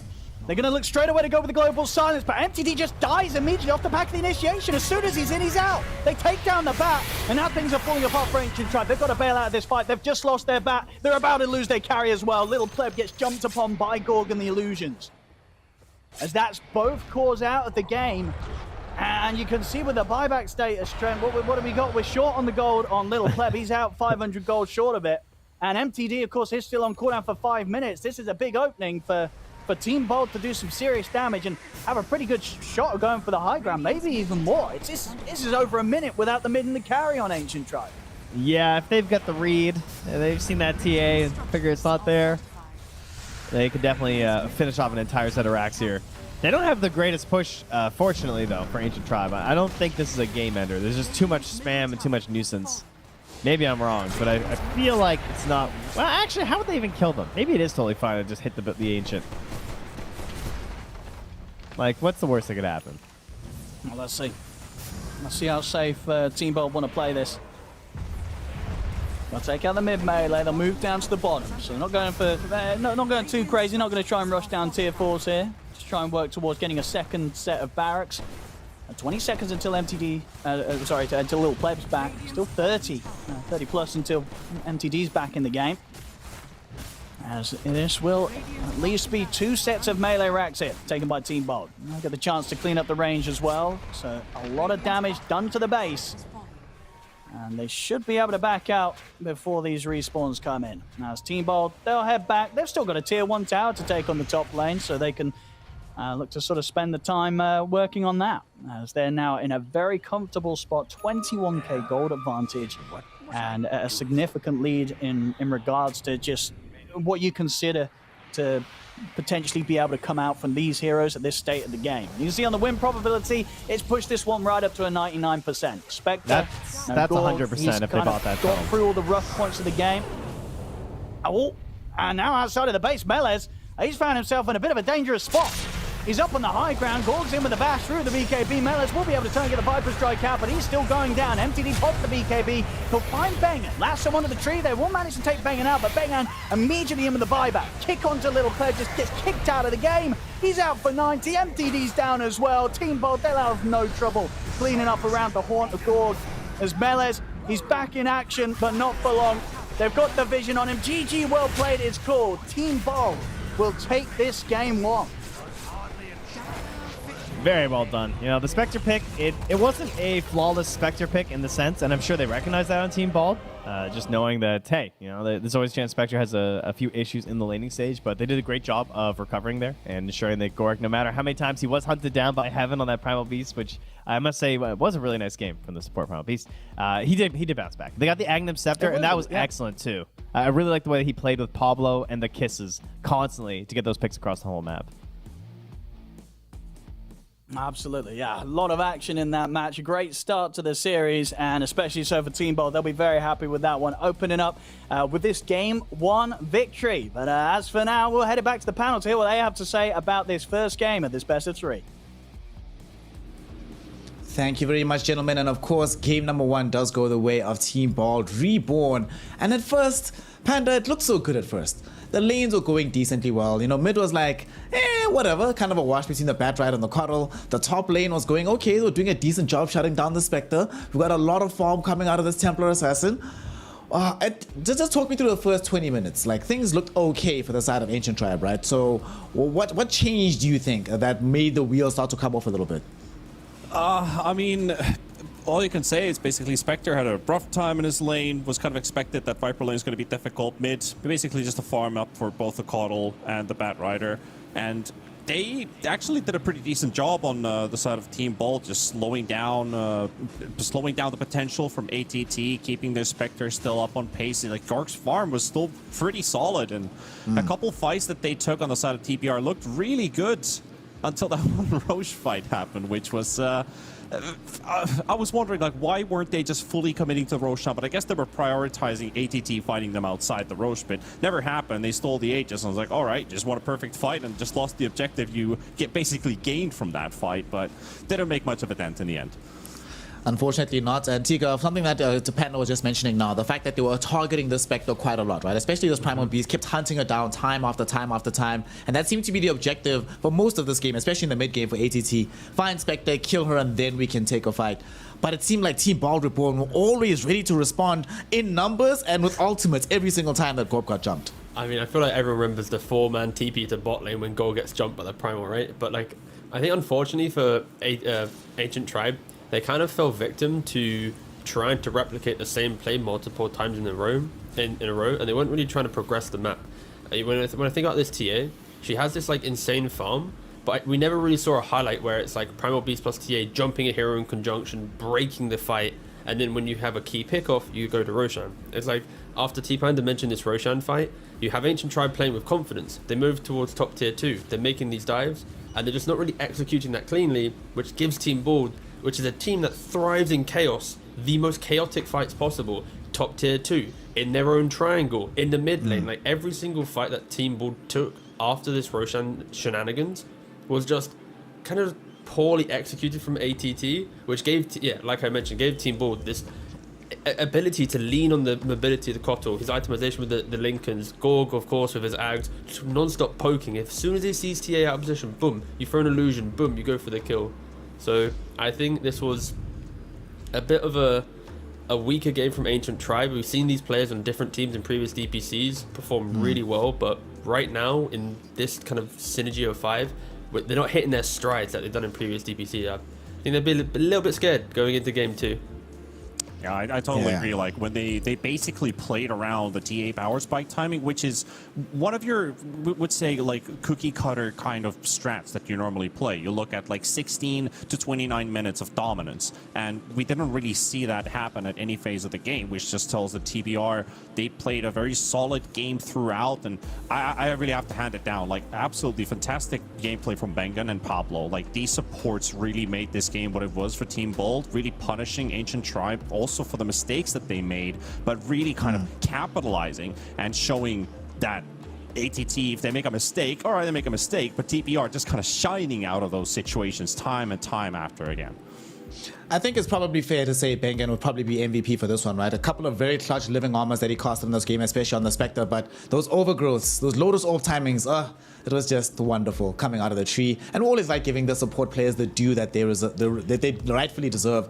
But let's talk also about the itemization coming out of these support players here, T-Panda, because this Bengen tree goes immediately for the Lotus Orb into the Aghanim Shard, right? Making sure that he has the mobility and the protection. On the other side, Pablo goes for Blink BKB, not messing about with any items, just making sure that he's alive throughout every single engagement, and to some extent Zip Zapper as well, going for a very intriguing build, starting off with the Guardian Greaves, this more aura kind of rush, and then immediately pivoting into hardcore damage. So what do you think the communication was like in the squad as they were talking about, yo, what should we do to itemize correctly for this game? I mean, look at this tree. This is all you need to win the game. Blink, Lotus Orb, Brown Boots, let's go with the Aghanim shot. If this was like any other team than Team Bald Reborn, and you were playing potentially a game where you're playing from behind and maybe losing, that Daedalus would be super untraditional and maybe a bit looked down by your team. Like, why are you going for this item? But since it was a fairly, I wouldn't say it was an even game. Like they wore out the power spike and they were definitely in the lead for a very large portion of this game. That Daedalus actually. It builds up to some quick and easy damage with that 20 and 25 talents that you can play to. You're playing a Spectre lineup. You're happy to stretch the game far. It just gives you that extra room for scaling on your lineup. So, yeah, I mean, if this was a losing game for Bold Reborn, that Daedalus would have looked very awkward in his inventory. But it wasn't. It ended up working out in favor of Team Bold Reborn, and they end up taking game number 1 up against the side here of the Ancient Tribe. Of course, they still have another bite at the cherry from Ancient Tribe to try and make this a 3-game series. So, but before we go to a small break, I'm sure during the game you saw the odds shifting this way and that, to and fro, especially after Gork was dead or alive. But those odds, if you were not aware, were brought to us by esportsbet.io, who very soon are launching a watch to earn platform where you have an opportunity to win back some USDT whilst watching, and of course, each game will also institute a giveaway that you can be a part of. If you want to learn more, please just join the Discord. Doing so, the details will be in the PGL description on our Twitch channel. So go down there, below there, get there into Discord, get into esportsbet.io and watch to earn some of your favorite Dota games. With that though, we're all going to be taking a very small break. When we return, game 2 of Ancient Tribe versus Team Bald Reborn. We're hoping for 3 games, but we also want to see Team Bald Reborn have some smiles on their faces from a W. We'll find out what happens after game number 2 right after a short break. You want me just to root him, Steve, like right now? Wait, I'm not yet. I'm tipping. Yeah, he's in on me. Kill the Primal, get the target. Go, I give you mana on task. Yeah, I can throw them all here. Can throw all for them. Look at the Viper. Viper's a good target. Reviver, minus They don't have 4 stars. He's dying. He's slowly dying. Give you mana on task again. I have last thought. I can force up. Quicking! He should die. Get silencer before that. Kill that twice. No. Chill. Get this. I think we can get. Yeah, I have quick here. Left side. Nice. Good job. Very nice. I'm gonna have this. It's gonna be so easy. I think you can go.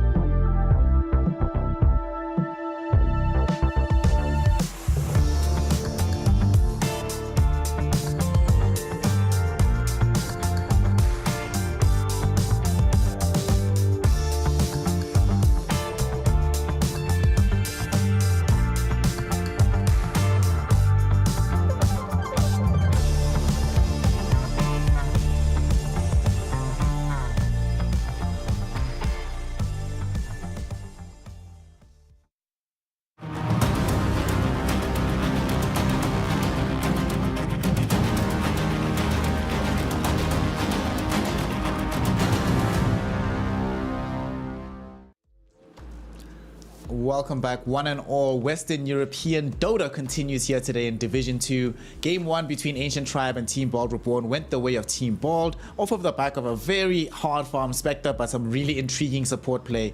Going into game number 2, the one thing I do want to see changed up here, T-Governor, for Ancient Tribe, I want to see them have more options. It did kind of feel like in that first game, it was like, well, if we never hit these TA timings, if we can't actually connect with these global silences into the lasso plays, then we are 100% screwed and we're going to lose every single fight off the bounce. I want them to have more variety rather in their draft, more ways to try and approach the side of Team Bald Reborn. So having that in mind, what kind of heroes do you think they're going to pick up for themselves to enable them to play even if the initial team fight doesn't necessarily go their way? I think it's less about the heroes, but more honestly for me, it's like the playstyle. I think they had heroes to play out a really strong game. They just didn't execute, and with that level, or I guess lack of discipline in game, they need to kind of lean on a more simpler approach in regards to their draft, and that might even mean just waiting to pick their carry until they see Gorg's hero. Like, make sure they have a carry to carry matchup. But Lil Pleb, if he finds the farm that he did in the previous game, then you know that your carry will always be able to best theirs. And that's kind of what happened in this game, at least, because Ancient Tribe was, you know, the weaker team in the kind of the macro choices. It just boiled down to what's the better carry in the game, Spectre or TA. Spectre wins 9 times out of 10, right? So yeah, I think for Ancient Tribe, it is going to be maybe just have better pick priority. Make sure you don't put yourself in this weird position that you kind of stumble and then you fall flat. Yeah, I mean, also in this feel game, like yeah. Oh, sorry. No, go for it, yeah.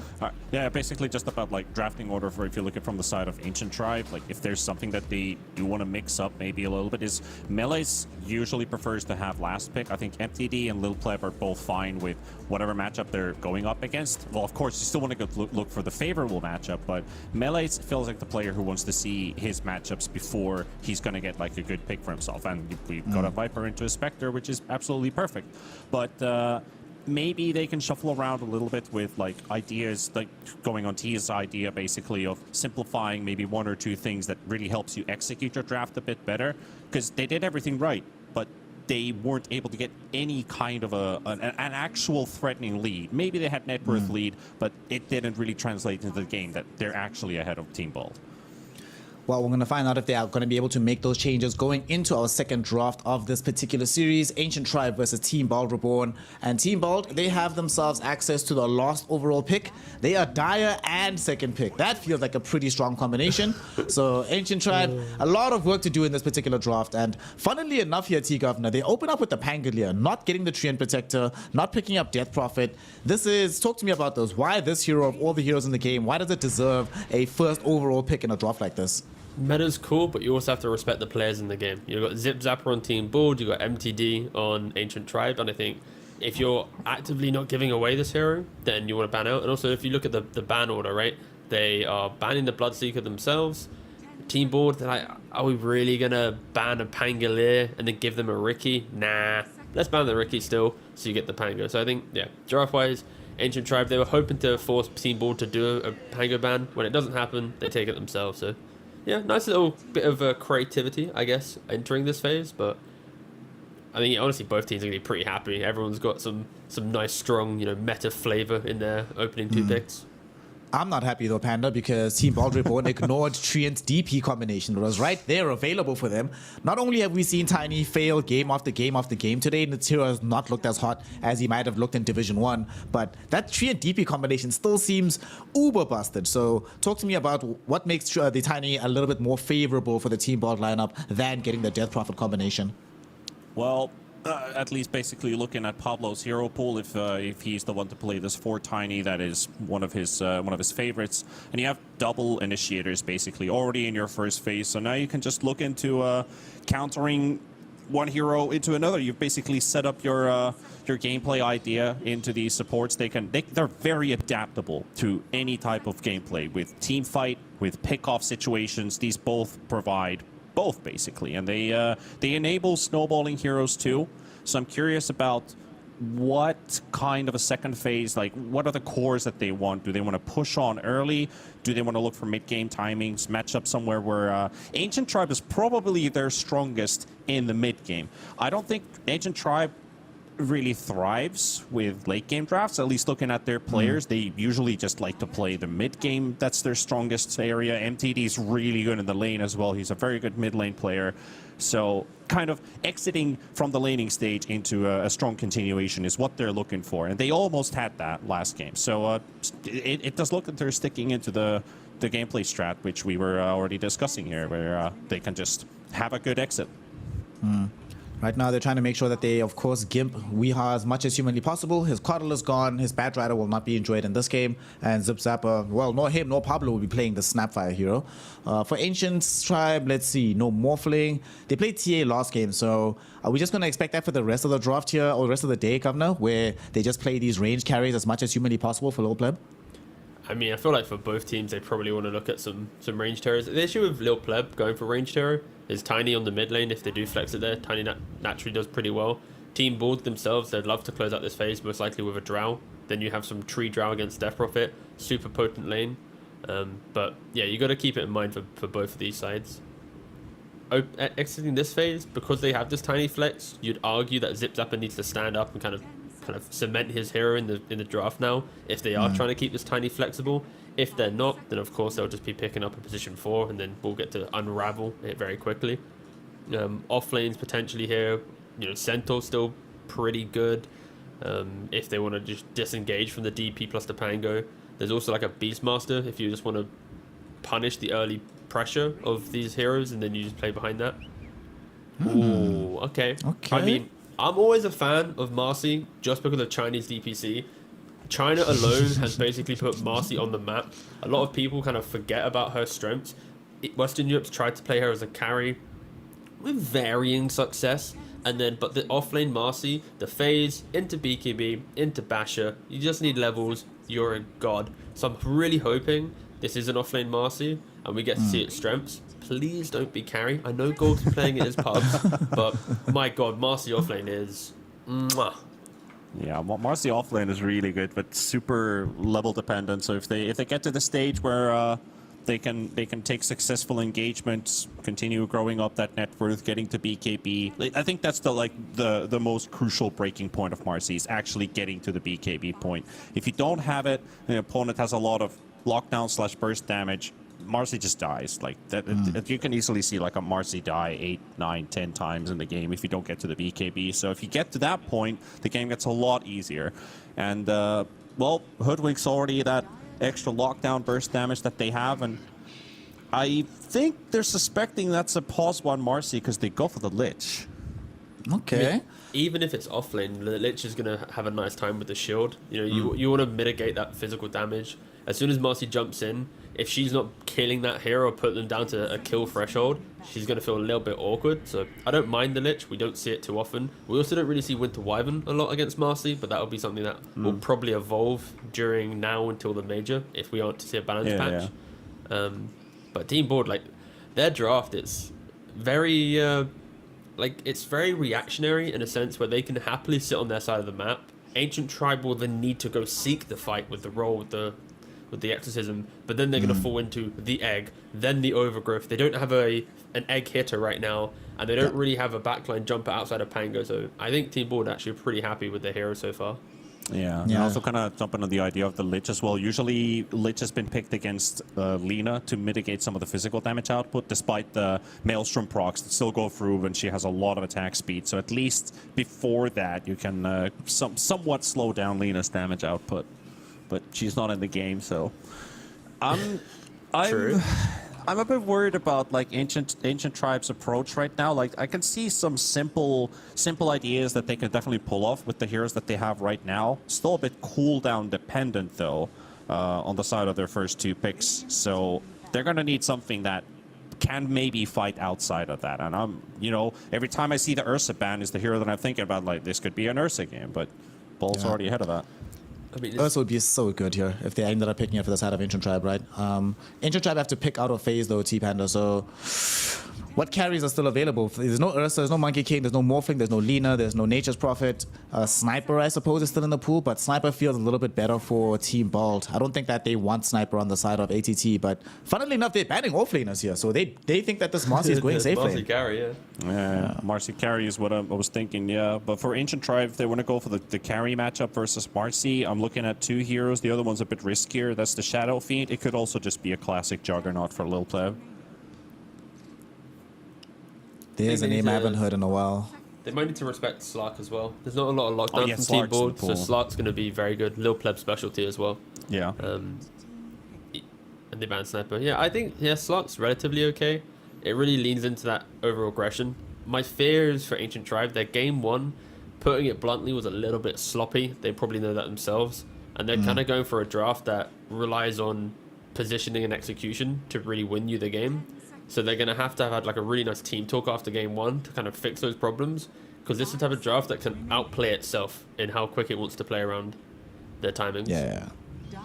Certainly the kind of draft where I can see them just wasting ultimates and them not coming well together.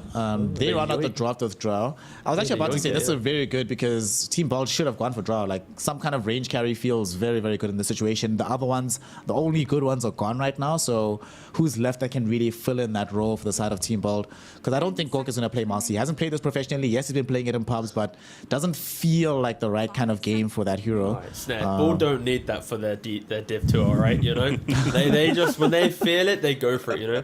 And I think pre-Drow, I'd have probably said Morphling carry would have been pretty nice, but now with the Drow fighting into that might be a bit uncomfortable a little bit, but everything else would feel pretty good. Or is it? Oh, it's banned. Didn't even see that. Yeah. Nice. I'm not wearing my glasses at home, you know? It's way too cozy.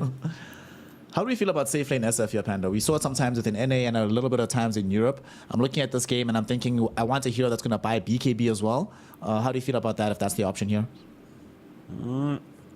Yeah, I mean, I guess SF could work. Like, Ancient Tribe's frontline would try to just rush the hero, but you've already got Marcy, provides a lot of movement speed. If they try to jump on the SF, you can just get that quick boost, try to get away. You have the Overgrowth, which basically allows you to walk in, and you have Egg. You have great counter initiation tools. So yeah, SF could be an idea. But I'm still kind of leaning on the Marcy unless Gork's already made his mind here, because it feels like he's talking a bit, thinking that he might actually pick a hero for himself that's not the Marcy. But I hope so, yeah. I think we're all kind of hoping on that idea. It's maybe, just like, yeah. Like, theory-wise, it's like offlane. Okay, they go for Brood. Ooh, we don't see Zip Zapper play Brood too much. 24 pick Brood. We don't see that all that much either, Gov. So that is rare. Like, okay, in fairness, so I was going to lean more towards offlane Marcy just because of the game, how you always annoy her. But if you're going to pick Brood, then sure, I'll let you have this one. Because it's like, Marcy alone is always like the best hero at range carries. Because when range wants to stand still, Marcy jumps on top, you put them to half HP, they're using their Hurricane Perk and stuff to disengage. So like that's why I like offlane Marcy, because you're just always playing for that, I will prevent Drow from playing the game. But if they're going to pick up a Brood at 24, it's going to shut down the Brood in lane, the Drow in lane. They don't really have heroes to perfectly protect it other than this Pangolier. And on top of that, you're now going to see the Marcy matchups happen anyways. You're probably going to concede a little bit in the safe lane due to some DP situation, but Tree should help you. So I really like Bald's lineup. The last pick Brood should dismantle them. And I think the supports, we said they shone in the previous game. They're going to shine again in this game because there aren't really any counters to them either. So yeah, I think Bald's got a clean draft this time around. 24 pick Brood, by the way. Yeah, never happens. T-Panda, very quickly, do you think Ancient Tribe has what it takes to push us to a game 3, or is 24 pick Brood just that OP?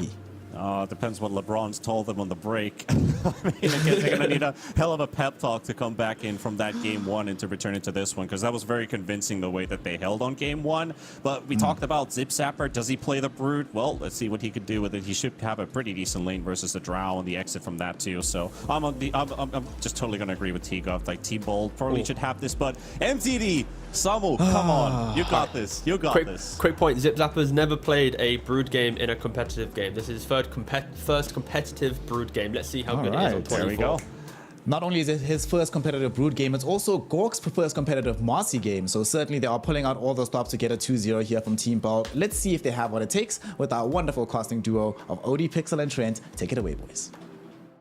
Thank you very much, Snare. Yes, looking forward to this. Indeed, getting to see some stuff for the first time from these players, at least, Trent. And really, as you know, not every day that you see a team getting the last pick, Brood. But you can't really blame Ancient Tribe because it's just not something that Zip Zapper, as we've heard from the panel, has shown before in competitive.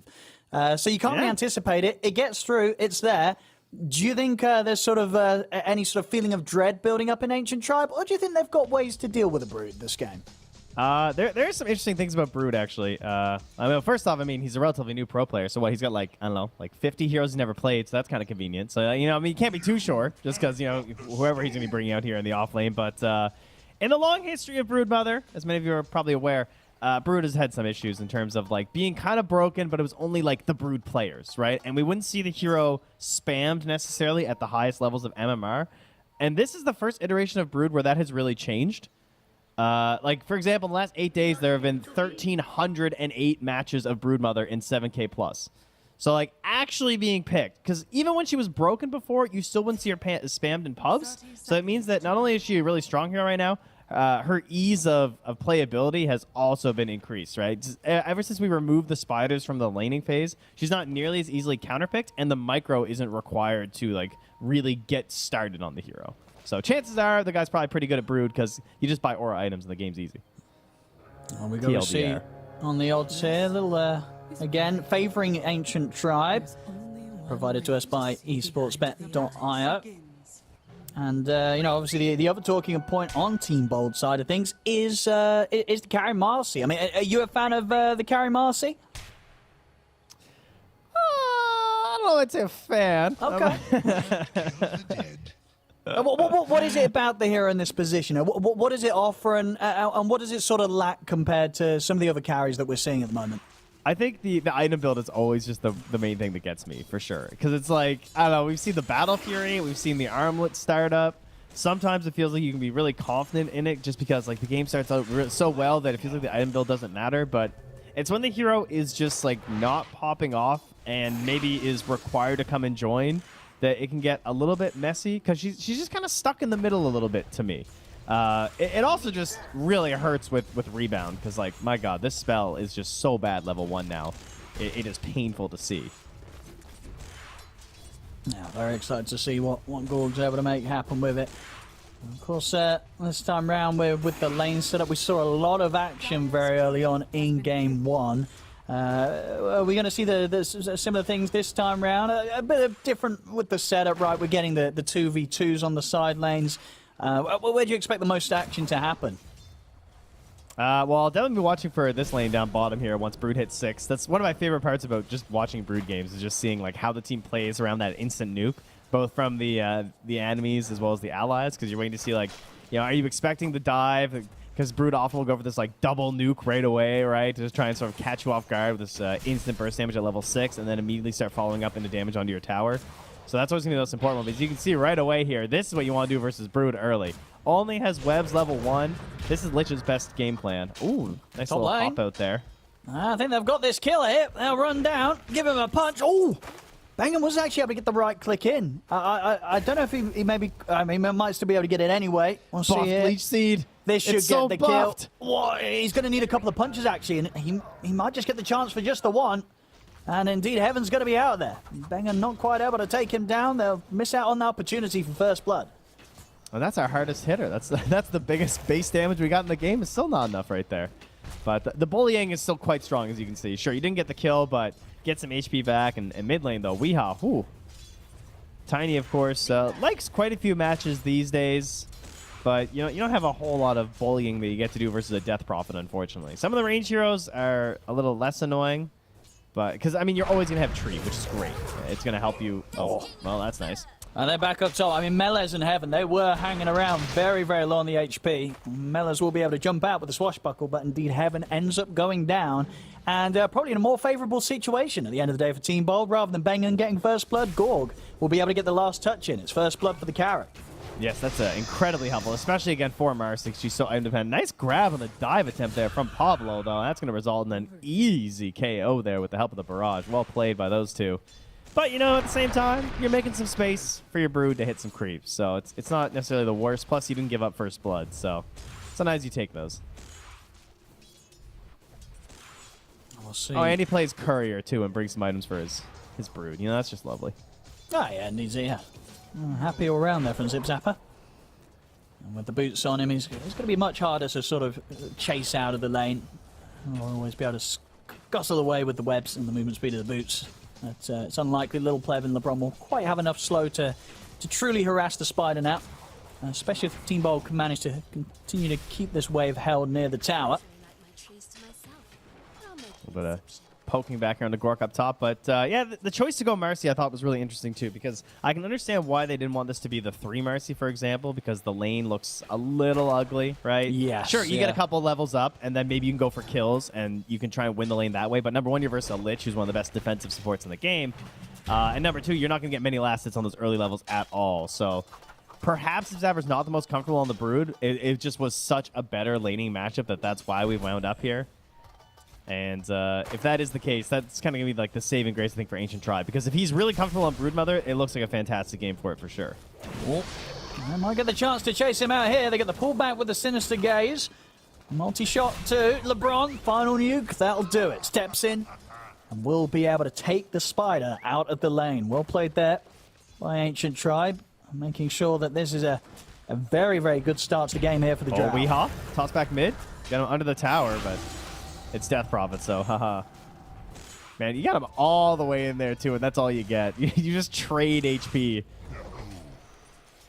But not only is he holding a tree, he does also have a tree protector on his team, so maybe with another level, he might get some assistance. Ooh.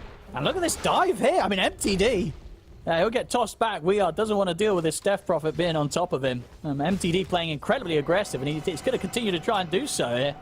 Right up in between the tier 1s and the tier 2. Bangham will TP across just in case a chance does arise, but MTD, they'll be able to heal up with the Siphon, back off, and continue to put some pressure now onto the tier 1 tower. He's a cloak coming on the courier right now, too.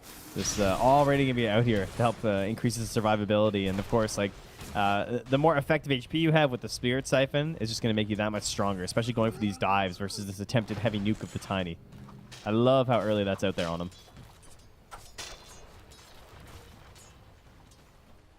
On top in terms of farm for Gorg, looking pretty good. Look at this top rune. Look at the top rune. What do we got? We just have a tree sitting on one tree and a Hoodwink sitting on the other.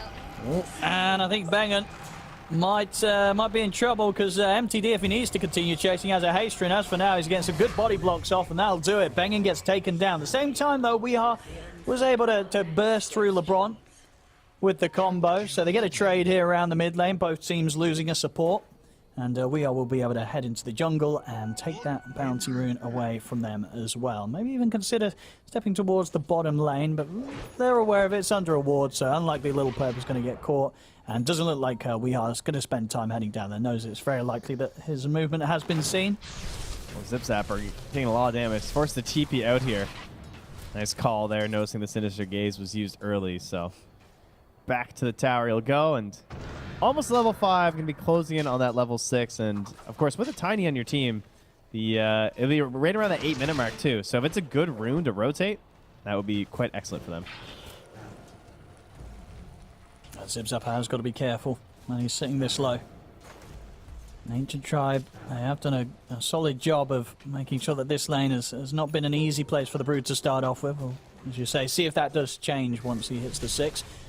See them try and get aggressive, but Zip Zapper, again, has to be really cautious, especially with those sort of bushwhacks coming in from heaven. TP's in and is able to land that bushwhack at pretty much max range to catch the Spider and continue to just make this lane a bit of a dream, really, for Little Pleb. Getting free farm and getting kills here as the safe lane Drow. Oh, they should know this is coming, though, but Weehaw might not be wise to it. It goes throughout, and both supports here from Ancient Tribe make the move over towards mid. And with Weehaw out of the lane, MTD can certainly look to get some pressure onto this tower with this first use of the Ghost. Some really early pressure here from Ancient Tribe. Team Bob, what are they got in response? They'll put the fortification. Pablo and Bangan are around. Not really too much these supports can do to slow down this kind of push at this stage of the game, as the tower already at half health. I love the way Heaven played that too. Uses the Acorn shot just to put down a second tree since he had the Quelling Blade, and that way he was just sort of pincered in because there was only kind of like one tree on the right that was close enough. So by guaranteeing he waited till the Quelling Blade was used and then went for the Bushwhack. On top, Gorg is going to get the backup of Weehard coming in. Pops the ultimate so he can get those fast flurry of punches in to get the kill done. Same time down bottom, Zip Zapper. He's been found again. This Spider is getting splatted over and over again on this bottom lane. It's not proven to be a safe place for Zip Zapper to be anymore as Little Pleb continues to just farm spiders. The big one as well. Yes, and that does put Little Pleb second on the net worth, only to Gorg, who has been doing fantastic in this top lane, especially since the Hoodwink rotated. That's partly why Zip Zapper's going down. Of course, the pressure on the Weehaw mid. You're hoping that that relief of pressure on the Gorg is going to keep stacking him up here into this early Battle Fury, and I gotta say, so far, it is looking great. Already has Treads and the Broadsword and 1,300 gold right now. Would love to get a kill here, but this is a level 6 Pango. So this is just a little bit of pressure. Yeah, very tough to take down. They needed the extra offensive potential last time with the ult from Gorg, so whilst on cooldown. And yeah, Mellors feels very safe to hover around here. Bottom lane, starting to put the pressure onto this tier 1 tower. Heaven, once again. Excellent bushwhack here to catch and trap Pablo. Just setting up for so many kills that Lil Pleb's getting involved in this early stage of the game. He's really having a brilliant time. 3-0-2 here is the safe lane Drow, just 9 minutes in. I mean, the setups here from the supports just make it so easy. It is just T-ball right now. I mean, right? Zip Zapper, he's got to be so careful. Oh, he's lucky that bushwhack missed. If that bushwhack hits, it feels like he's pretty much dead. He's living on the edge hovering around this tower. Yeah, that movement speed, of course, of the Brood, very helpful at this point. 450 right now at full HP, so don't have to worry too much about it. And yeah, I feel like every once in a while you need to do a public service announcement. If you're a support player and you have never tried Hoodwink, please try Hoodwink. I promise you, this hero is so much fun. I feel like a lot of people haven't really opted into some of the newer ones.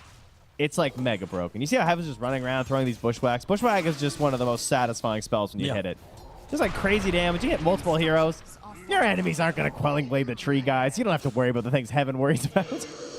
And it's a great support hero because you don't have to buy support items and you just rush Maelstrom and crit. It works every time, kids. Every game. Yeah. Well, mid lane, this tower will be going down. Second round of the Ghosts gets the job done. As MTD is going to be very happy with this amount of early pressure he's been able to put on as a Death Prophet, taking these objectives. They've got a little bit of a lead right now, 7-3, 1k gold advantage, Ancient Tribe. Melez, he's going to move himself down to the bottom half of the map. Knows that with the spiders out, he's going to be the one to try and deal with that pressure back in towards the mid lane. The tower's gone. Weehar still ends up being where it was and ends up dying for this. We'll see Gorg trying to get some kills in return. He has to dispose back onto MTD. The bounces at the Chain Frost, though, in between him and the creep, causing him to fall pretty low. MTD's trying to heal up, and he's just going to be able to do so as well. Gets a triple kill. Will die at the end of it all, but I think MTD will be saying that's a job well done. Picks up a triple kill, you know, two of those being the big ones, both Weehar and Gorg going down in that fight. This Death Prophet's getting pretty out of control. Sure, she's dead, but it's in the name. She doesn't care. She just got 1,200 XP. To be fair, the Phoenix just got 1,330 XP, which is kind of sick, because Phoenix is such an XP-starved support, and now Pablo is level 8.5. He is more than a level ahead of Zip Zapper. And honestly, you know, considering what Pablo was able to do last game, this is not a bad player to give that sort of a boost to. Pablo is, you know, he knows how to have the impact. So we'll see what he can do with this bit of a boost up that he's just received as the Phoenix. As bottom lane, they're still trying their best to slow down this tier 1 tower push, but next wave through should be enough for Zip Zapper to finish it off. And in fact, Weehar is already searching into the trees looking to see who he can find, but Melez, he knows, straight away with the Rolling Thunder, and then with that is able to get an easy angle to keep Weehar permanently locked down. The tower will fall, but Weehar has no way out of this position. Yeah, we'll just go with the space being made here, I guess, huh? That's the goal on this one, but Melee is going to be matching that Brood Mother. That is certainly a problem for the Brood, right? The Pango, like not really much you can do versus a Pango if he just decides to mirror wherever you go on the map. As you can see, very annoying. Wipes the whole wave. And can always just TP away. Of course, right now he has no TP, so. Radiant's middle tower is under attack. See banging. Bit of danger farming here. A risky spot to be in. And he'll tell you got some XP, some gold. It was a worthy death. But whoever heads up there is probably going to die. Another kill that Little Pleb's going to get involved in. You'll see Weehart feeling pretty confident farming around the mid lane. He's got Pablo by his side, level 9 Pablo. And knows that, I mean, this game as well, would you consider it a pretty good one in terms of potential to get your Supernova off in a team fight, or is it difficult for Pablo? I'd say it's pretty good. Honestly, it feels like these days, as long as there's not like a Snapfire, you know what I mean? Like, even with these range carries, if they're hitting your egg for that long, oftentimes with, like, we have such high mobility heroes right now that I have a hard time imagining a Drow hitting an egg that many times without something bad happening. It's true, At the same time, they do have double range supports, so even those little extra bits can be kind of helpful, but you have so much coverage around it, too. When there's a blink on the Tiny, you imagine the egg's pretty well covered, trees nearby. Zip Zapper's he's breaking some ankles down here. I mean, MTD, LeBron, and Mellis, they're trying to hunt the spider down, but they're not able to do it as easy as they may hope for. Still webs available as Zip Zapper, he can sneak back into the tree line. And that, unfortunately for Ancient Tribe, will be time wasted as Zip Zapper, he gets out alive. Nice bit of space being made, especially the fact that it's MTD who's sort of chasing around there on this DP. This is our catalyst towards victory right now for Ancient Tribe. I'm certainly imagining that you'd like to be using this Exorcism, trying to get a couple levels up here to get to level 12, get the BKB, and then just take whatever tower you want, or Roche for that matter. It should be very hard for the enemy to fight you there, but there she blows. That Battle Fury has arrived for Gork because he's going to stack this Ancient Camp once more to help of Pablo and get the big farm going. Oh, we are. He's about to get shot here in the face by Heaven, and Little Pleb dominating now as the Drow Ranger. And yeah, as you say, a great Battle Fury timing from Gorg, and 15 minutes in, taking these stacks. Is of course the top net worth on the team. Still quite a difference between him and Little Pleb at the moment, but that's to be expected with just how good of a game Little Pleb's had so far, getting away with it, being involved in so much action. So Gorg, Battle Fury, is going to try and get that BKB done as soon as he can, and probably going to just hope until that BKB is ready that the rest of his team are able to slow down these pushes that Ancient Tribe are going to try and do around their Drow, around their Death Prophet. Yeah, it feels like the BKB is sort of necessary, huh? Like, how does he actually get into an engagement without it right now? Pretty tough. Yeah, well, there we go. Easy up top. Down bottom as well, Pablo able to steal the creep that Metlevs was farming, of course, with Pablo's Midas. I mean, this Midas is going to put him towards a really good timing on that level 12. Is it going to be an early level 2 Supernova this game? The Sunray is actually going to be so incredible this match. I understand why he's going for this build, because he just wants levels, and, you know, it's okay, guys. He doesn't need that many items with the Midas. He just needs levels and Shard, and then he's going to be good to go. That is the plan. Unfortunately, he's going to be taking those fights with no tier 2 and a pretty easy outpost take here from Ancient Tribe as they just continue to roll this game and take this lane advantage into a bigger one. As now they're on Zip Zap with a DD melees. But no one's going to commit to the chase down. The chase down also just not quite there yet until maybe like a blink onto Heaven, which he's not prioritizing right now. Yeah, I would advise, you know, supports at home not to try and emulate this. You know, if you're losing your tier 2 at 16 minutes in, don't buy a Midas. It might not go great, but here we have professionals. This is a controlled situation. Pablo, you know, as we saw already with the burst of XP he's getting, he's ready to basically carry the game, as he has done before for Team Bold. You know, this lad, he really does have those moments where he pops off. So building for himself is definitely going to allow him to have huge impact in this match.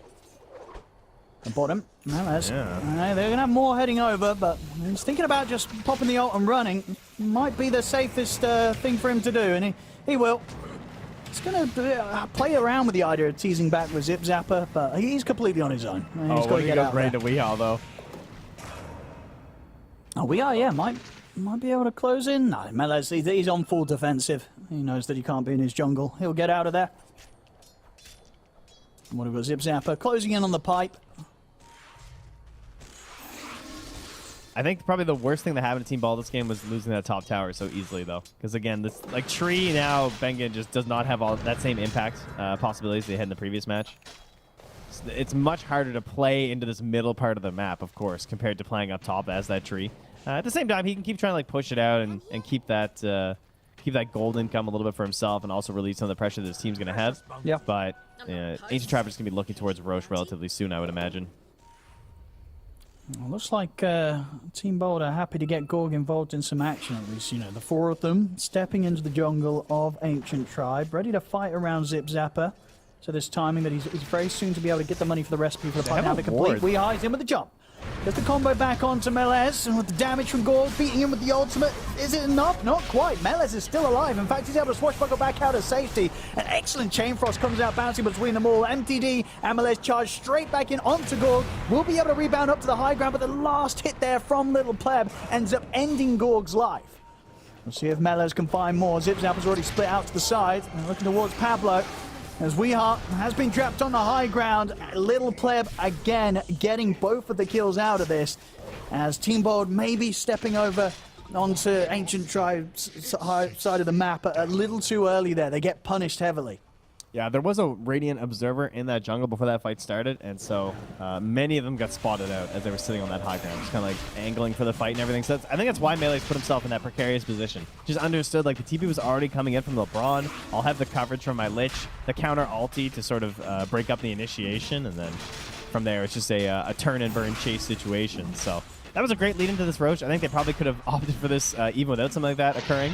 And they're even going to hold on to that level 12 second point in Exorcism here and put the Aegis on Drow. So now they are incredibly powerful going for the next objective. Yeah, they really are. We see on the win probability, we're already in the 90% here for Ancient Tribe. I think, yeah. Weehaul's basically a support right now. Like, he has just had no growth. He's 1-5-1 on mid tiny, and that is one of the worst feelings, you know. It feels like for Team Bold, honestly, I think a lot of this is falling down onto the shoulders of the supports. You know, we've got Blink Dagger now and banging, but these two, if they can hit their ults right, you know, Overgrowth, Supernova, it can absolutely turn a team fight. So Team Bold, as has sometimes been the case in the past, they're going to look towards Bengen and Pablo to make the clutch plays, to open up the potential to slowing down this pretty incredible lead that Ancient Tribe's getting very early on. 16-5, 9k advantage, and very much ready to look for more here with the Aegis in the pocket of Little Pleb. Straight down the mid they go. Heaven will get tossed back, but not quite anything to follow up on that one. So they just missed his Observer Ward here, though. They don't know. There's an OBS that's like spotting this movement coming through right now. Now Bangman's also under vision. And MTD's just going to be able to walk up and start off the action on him. In with the Siphon. Bangan's gone. They didn't know Trent. Oh, that's painful. The sentry was so close. And Bangan, of course, he's done what he needs to do this game by farming it towards this Blink Dagger, because, again, he can't play the sides of the map. And that's where the Shard's really strong. So he's to just skip the Shard, buy the Blink, and go for the big ulti play. Your other spells become so much weaker in these situations, but of course Blink Tree is always going to be really, really strong at getting these comebacks, because you can sort of collapse on that mid lane and try and set them all up for your team to play into, which is something that both the Egg desperately needs, you know, EG strats, but also your Tiny is... Can he get away one more time here? Looks that way. Zip Zapper will be fine. Look at this setup mid, Bengen. They've got their eyes on him, steps out to try and farm the wave, but immediately MTD, Little Pleb, and LeBron pounce out from the trees as they take Bengen down and can now look towards pushing at the base. They have the Exorcism ready to pop when they want to. But they can go pretty heavy with this push. Looks like they'll try and take down the tier 3 first without it. Okay, no, they'll use it. They're ready to commit. There's no Bengen, and they know that Team Bold at the moment are in a very tough position to try and respond to this sort of push. Off to the side, Little Pleb, he's been able to catch out Zip Zapper. Straight in with the gust. Got the Sunray burning Little Pleb down, but big damage done here from the sharpshoot of the Hoodwink. Sets up for Little Pleb to take down another. The Ghost beating into the barracks. Team Bold, they've got to try and hold this 4 versus 5 and into an Aegis on Drow. They'll pop the fortification. See if they can start any sort of fight off. Overgrowth and Supernova are at the ready. We'll manage to get the toss back onto Little Pleb, but quickly pops the man to the Hurricane Pike. He's able to slide back out of the side. Overgrowth, not really going to catch much at all. I think he only got MTD, and MTD was able to pop off the BKB. Supernova was successful. The Rolling Thunder, it's already off. They've got no further control on Melez. He's able to slide out of the base with the Swashbuckle as Ancient Tribe take down the range racks. The melee racks falling low. Looks like Team Bold at the least, whilst they don't get any kills out of this, they will stop Ancient Tribe from completely taking the full set of racks mid. So some sort of a defense coming into play here. They're going to stick around here as the Greaves are popped. Still And a hard fight as well for Gorg to turn up to. He's still, yeah, he's so close to that BKB. And before that's done, he doesn't want to have any part in these fights. No, again, he just can't move right now. At the very least, he does have the maxed out rebound, so he will be able to get that back line with that BKB as long as the opportunity is there. Of course, he's going to have a Brood in the middle of the fight. It's a Tiny as well, so some people to jump off of, but... Oh, this is looking scary. Oh, Zappa just able to keep himself out of range. Trying to get the Greaves online as well for the team. Still, though, on the side of Ancient Tribe, huge items flying out. Full Shiva's Guard done on MTD. They've cleaned out the towers on all the other lanes. They're ready to start working on the final one on this bottom lane. Tier 1's going to be gone. We'll lose the Aegis in 40 seconds. I mean, he's kind of in position to maybe see if he can catch any sort of support heading up here on his own. But it doesn't look to be the case. As the Ancient Tribe, they're swinging straight over towards the jungle of Team Bold with this smoke, seeing if they can get some final bit of action with the 36 of the Aegis. But the scan has hit them. So Team Bold, they know that something's coming. And with that in mind, Gorg knows to play it safe. He's back to the base. Low Pleb's going to be under a ward here. And if they have a good timer... Oh, he just barely doesn't pass by. Oh, Pablo. Shop. He's going to go for the TP out, and MTD's not got anything to stop that, of course, with his item build, so Pablo will manage to escape. See Melez, Heaven, and MTD charge straight towards ZipZap. We'll see how well he can juke this out through the trees. He's going to go for the old standstill, and the standstill strat, it's working, Trent. Oh, it's genius. I love spawning the web and then standing still. Oh, that was so sick. That was very well played indeed. ZipZap were able to avoid that hunt there from the three heroes. He's good. Oh, Weehaw. He's gone. He's good. There's nothing to stop him. So TPs are working out. Team Bold, they're definitely being able to limit some of the losses that could be happening in this mid game where Ancient Tribe's just kind of charging across the map at the heroes that show themselves. I'm very disappointed that play of his didn't actually work, where he was just like lurking inside that jungle there. That had high potential, depending on exactly where Lil Pleb moved. And Team Ball, they can just at least check off one box. You know, we got through the Aegis, we got BKB on Gork, and we're ready for some fights. So, of course, the next big upgrade for our Marcy player is always going to be that Basher. It's not terribly far away. Oh, Zip Zapper, nice combo. Glimmer though, they don't have an answer for that. And now they've got a split Team Bold. MTD shows his face, and in the trees, Heaven. He's got eyes on Weehaw. Lil Pleb in with a multi-shot. Weehaw has very little ways to play out of this one. There's no chance for a TP out either. It's still on cooldown. So Weehaw ends up getting taken down. Mid lane being pushed in by Melez. The Bangers having to deal with that one. BKB's done on Drow, so Lil Pleb very much gearing up to continue to just feel unkillable this game. Melez, he's just solo taking down these racks at the moment. Someone's going to want to do something about this. Pablo's in, ready to start to slow down the attack speed at least. And they have got the heals on the barracks, but Melez, he really wants to try and finish this off. Won't get the chance to. Pablo scares him off with the Sunray. They're doing their best to keep this racks alive. The siege creep slowly taking it out. It's only going to live for a little bit longer though, as the rest of Ancient Tribe are ready to push it down with the creep wave. They'll take the barracks out, and they'll continue to grow this lead. 20-5, 26 minutes in, 13k gold lead for Ancient Tribe. Here in game 2, they're making sure that they do not let their lead slip away. They're committed to getting the Basher before they fight right now. Be careful on not taking the spiders directly to himself right now, as he does find Heaven in the tree, forces out the bushwhack. Oh, rip spiders. He's got a few of them left. He hasn't lost everything that he's ever known and loved. He still has some of them by his side. But they're slowly getting killed off here by the Drow. And now everyone he's ever known has died. And so will he. It was a very brutal, long drawn-out death sequence there for Zip Zapper as he's out the game for 40. Oh, Bengen tried to take advantage of the fact that his Brood was dying and get some vision out. That's 2 of them down for 30. And this is going to be the opening for Ancient Tribe to set it for another high ground siege for sure. The Ghosts are out. MTD ready to lead the charge top.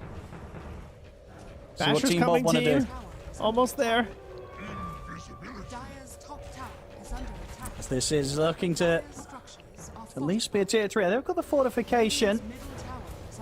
Pablo starting to do his best to slow this down, getting the Fire Spirit sent out. We are by his side. They'll have everybody back up in 5, but the tower's gone. Ancient Tribe Look at the range.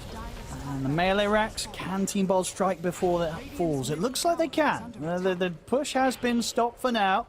Team Bold won't lose another melee racks quite yet. All right, minute and a half until Roche. It is go time. Push out top lane, try and push out mid lane, and then smoke out with this Basher Marcy. I imagine that is likely the plan here for Team Bald. And away they go. Good luck, Team Bald. The last big chance. They've got a big team fight if they can land it. Sue's able to get the jump on who first. Mele's on the high ground. Spiders are scouting him out. Oh, he's swashed the swashbuckle already, so we are able to get him with the free jump. They do manage to move forward with the shield crash. Supernova off to the side. With the rolling thunder from Mele's bouncing him around for now. He'll get the control off onto Weehaw. Supernova goes off, but Ancient Tribe, they're able to kite it out, keep their distance, and now they can look to move back in. Little Pleb steps forward, shooting into Weehaw. Weehaw healed up a little bit by living armor, but it's not enough to save him. Weehaw gets taken out.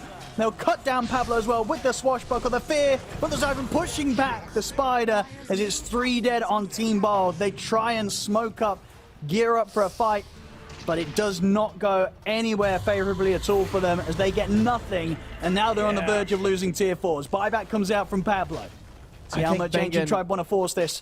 I think he got his blink canceled by something. I think it was from a Crypt Swarm or something random. He overgrowth nothing. And that is not the combo that they need to be happening at this stage of the game. Pablo, pulled by their silence, does end up diving back towards them, but Ancient Tribe, they're not even giving him the time of day. They're just looking to close this up. Tier 4s are down. They're onto the Ancient. Team Bold, they've got 4 of them alive. Have they got anything to try and slow this down? I mean, already Weehar's in with a jump onto the back lines. They do manage to at least draw the attention of Ancient Tribe momentarily away from the Ancient, but it's 2 more easy kills to add to the stats. GG is called. Ancient Tribe get the game 2 victory, bringing this to a 1-1. Well, we're getting more content here today, Trent. We're getting a game 3. That's what happens when there's a streamer involved. Too much content pilled, throwing for the content. And, well, that indeed was for the content, as they say. So they attempted the Brood. It was a noble one. I can see why they were maybe a little bit worried about, like, the Marcy's lane. They thought if they could switch this up, it would work out well for them. But in the end, the Marcy did get farmed. She was okay. But the Brood suffered, and so did the Tiny. So you ended up losing 2 lanes, and you didn't have that comeback that you would have needed, right? The only way to get back in this game was Tiny popping off, and they weren't able to facilitate that with the supports. They couldn't defend the early towers to help make the Treants game easier. And all those nice things that you're hoping for from this lineup couldn't quite connect as Ancient Tribe just did a totally great steamroll, easy flowchart Dota success plan. They really did. That was really smoothly played by Ancient Tribe. We saw them kind of lose that lead they had in game 1, but this game 2, pretty much flawless in their execution. Looking very, very impressive. So, game 3, Team Bot, they're going to really have to step it back up to try and get the victory in this best of 3. Because off this game 2 performance, Ancient Tribe, they look to be back on fire here with this game 2 victory. An amazing and immaculate game number 2 coming in from the side of the Ancient Tribe, and that secures them this victory here in game 2, pushes us to a 3rd and deciding game. And honestly, T-Panda, it couldn't have gone any other way, right? Both of these squads lost their opening matchups. They needed a win, so of course we're going to push it to a 3rd game. But I have to talk about how this laning phase went. We saw in game 1 that, they started well, and it sort of fell off a little bit later. In this game, they started amazingly, and it pretty much never fell off, no matter what they did.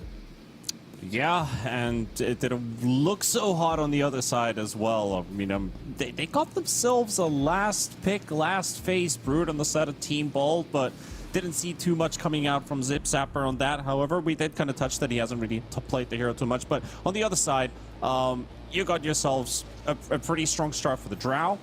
That's already like a huge win that you come out strong from the laning stage.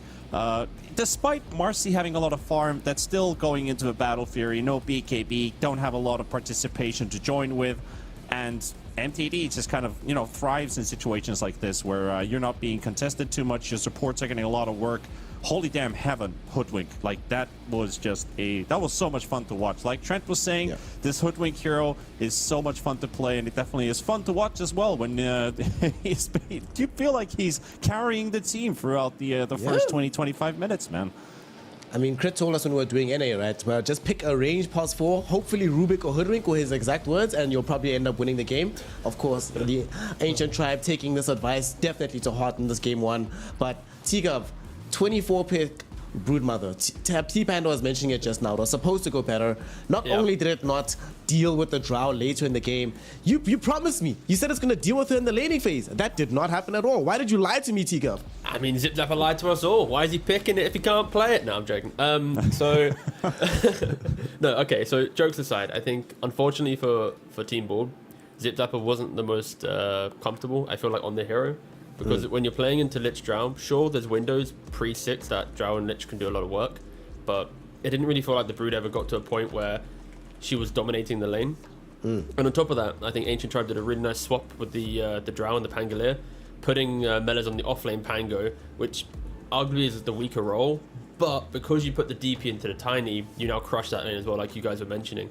So you kind of have this like two-pronged assault where Drow is overperforming in her lane, DP will always beat Tiny mid lane, and then Melez is one of his specialty heroes, and it just builds up to that moment where, like, after game 1, I was mentioning, I want to see them play a lineup that it kind of plays itself because of the inconsistencies. And this game was like the perfect example of that. DP unmatched in mid lane, Drow somehow destroying a Broodmother, and then you just sweep throughout the map. And I think Melez played an incredible game. I think the pressure he applied throughout the map playing this Pangolier, going the Greaves, the Blink, the Basher, like, he just set up everyone else to play so well, and like Heaven on his Hoodwink. Even on the Primal Beast in game 1, you could see that assassin mentality he had, but it wasn't connecting because his team's behind.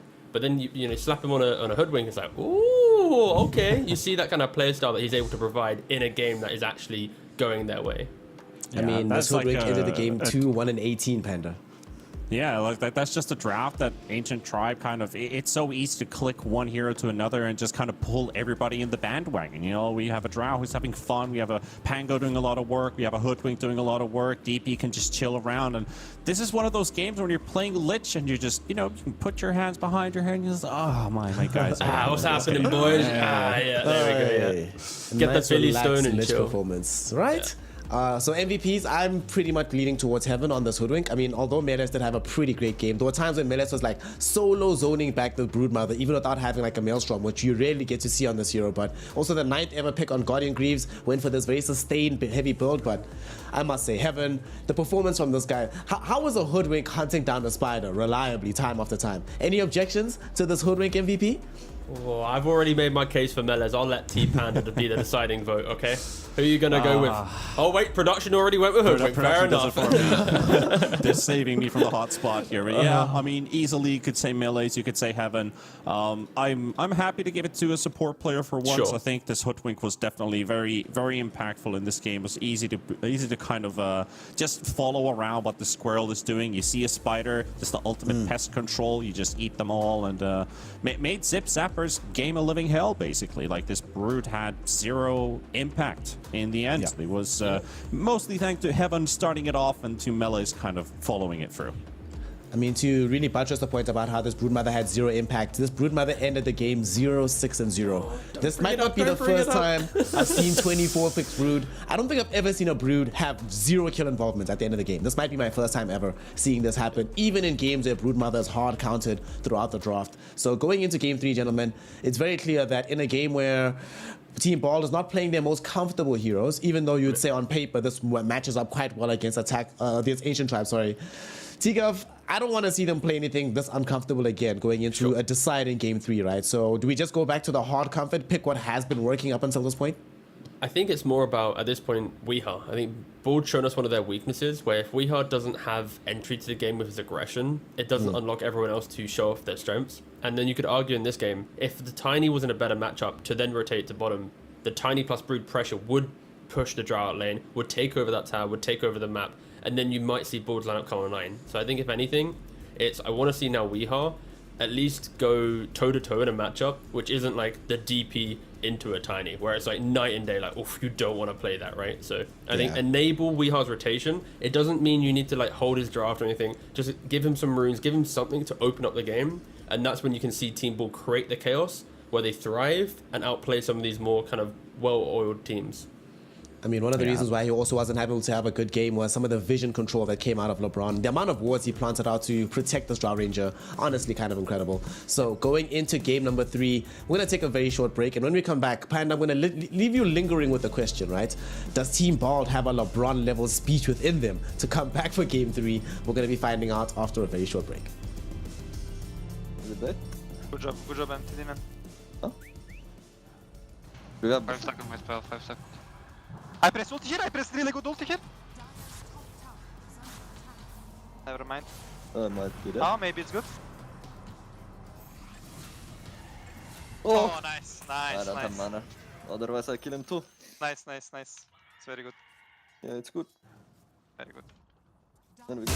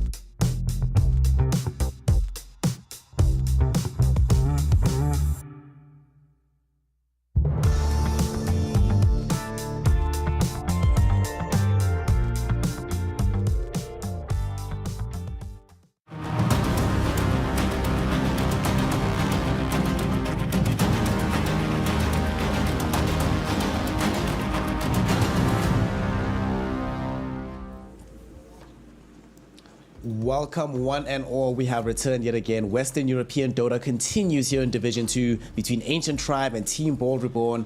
It is going the distance. The second series of the day is also going for the full 3 games. And, you know, neither of us, I don't know who actually wants to win, Panda, if I'm honest, right? I don't have a dog in this fight. I don't have any real wishes for anybody. So talk to me about this. From what you've seen, who has the highest odds to win this game? You know, ignoring the esports.bet.io odds, which are heavily favoring right now the Ancient Tribe. Where are your odds going? In which favor are you leaning? To ignore the odds, but the odds are right there on our screens.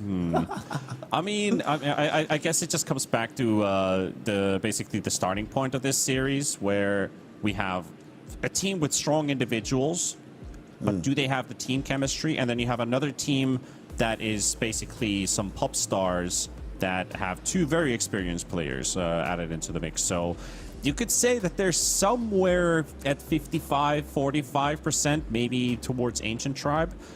They would definitely want to take a full-on series victory here, because we saw a team game. Sorry, we saw game 1 where they made a lot of mistakes. We saw game 2, which was, I guess I could use the word fluorescent in a way. And Team Bold, game 1 was, you know, them punishing their opponent for mistakes, and game 2 just outdrafted. So what does that lead us into game number 3, T? Oh, yes. The segue to me, Pog. No, I think, honestly, Team Board, throughout all my time of covering them, they are this team where you expect them to be the underdog, and then they in a game, they pop off with one game, and they're hype. And then they'll always falter. But then the game 3 is where it really comes back in, because you don't know what's going to happen. Is it going to be the falter? Is it going to be the chaos?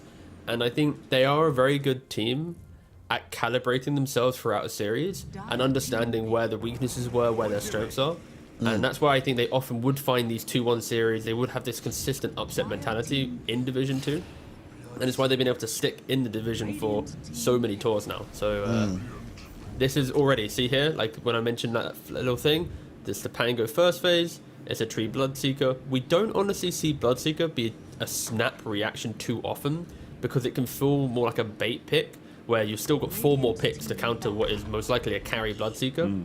But still, Ancient Tribe, they didn't instantly counter pick it with a carry. They go for a very good Ricky, and now the bans are very important.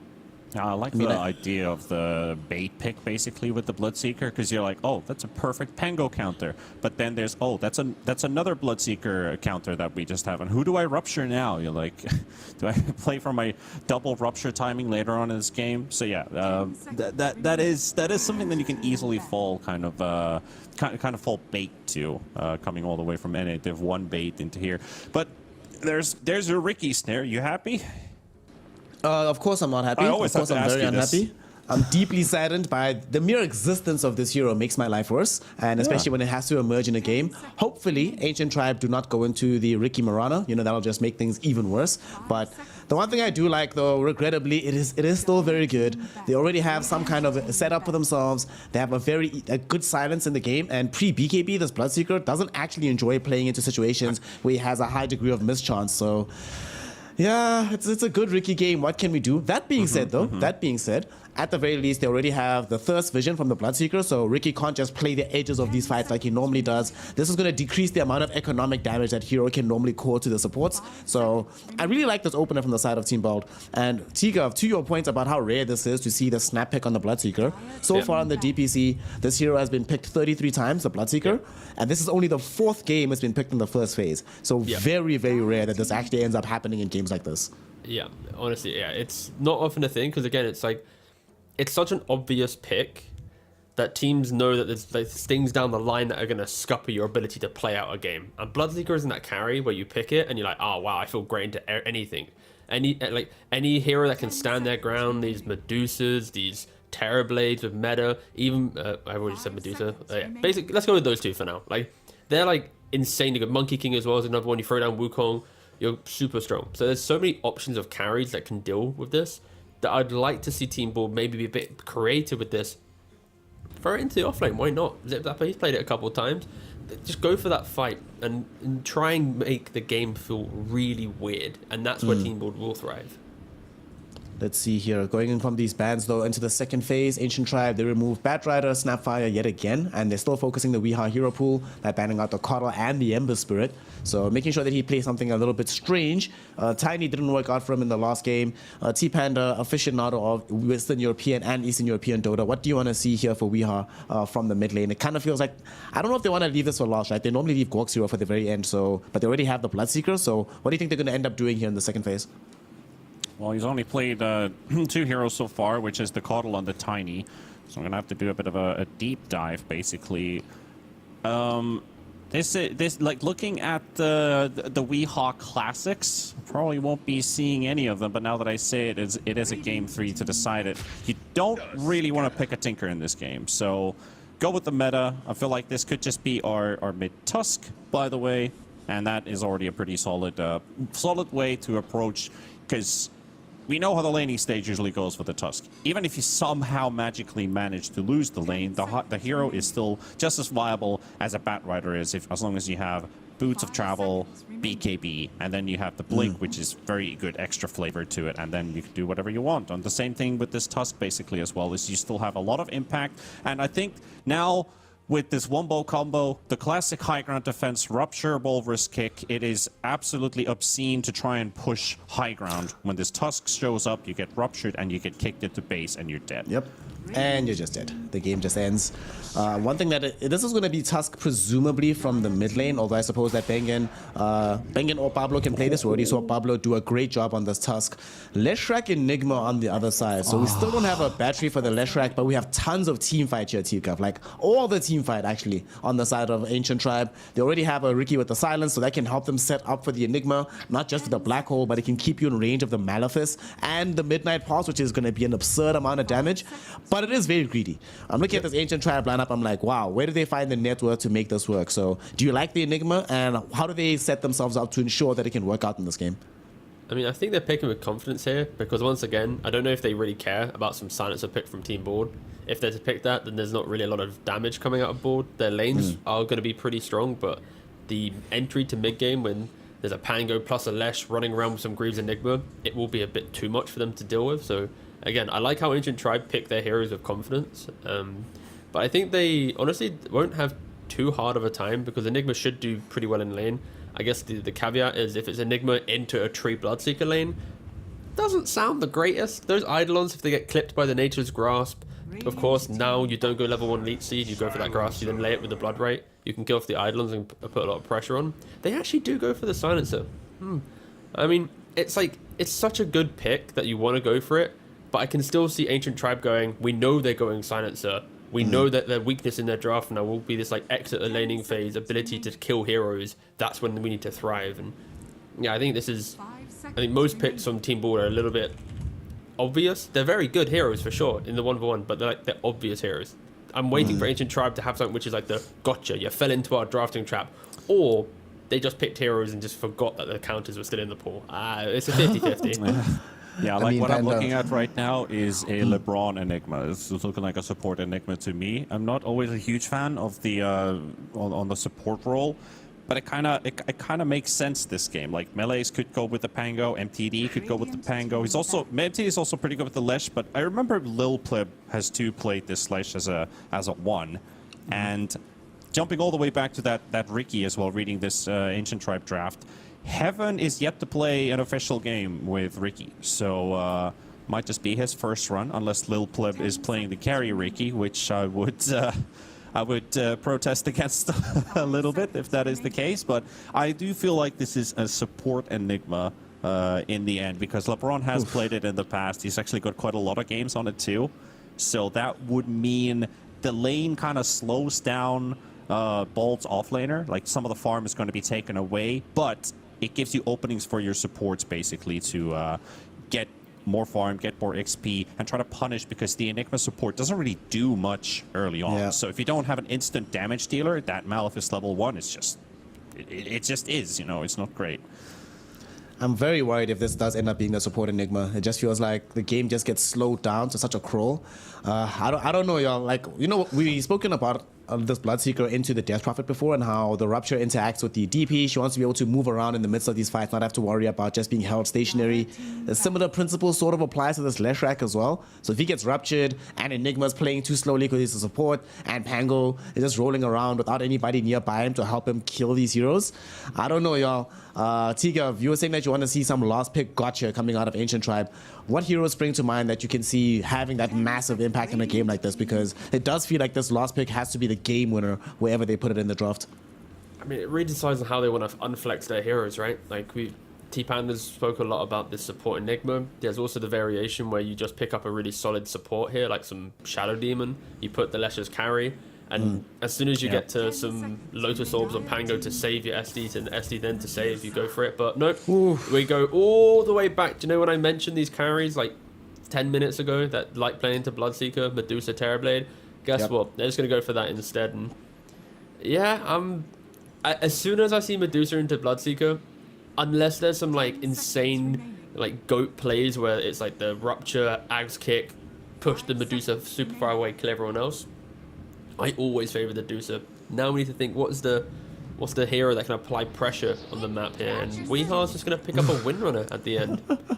I mean, if there's ever a hero that Weeha wants to play, that's annoying, right? It's going to be focus fire this Medusa, don't let her stand her ground, and if she tries to run away, she's also going to be ruptured. So it's a cute pick. I think Ball have got some nice layers of their own play style in their draft.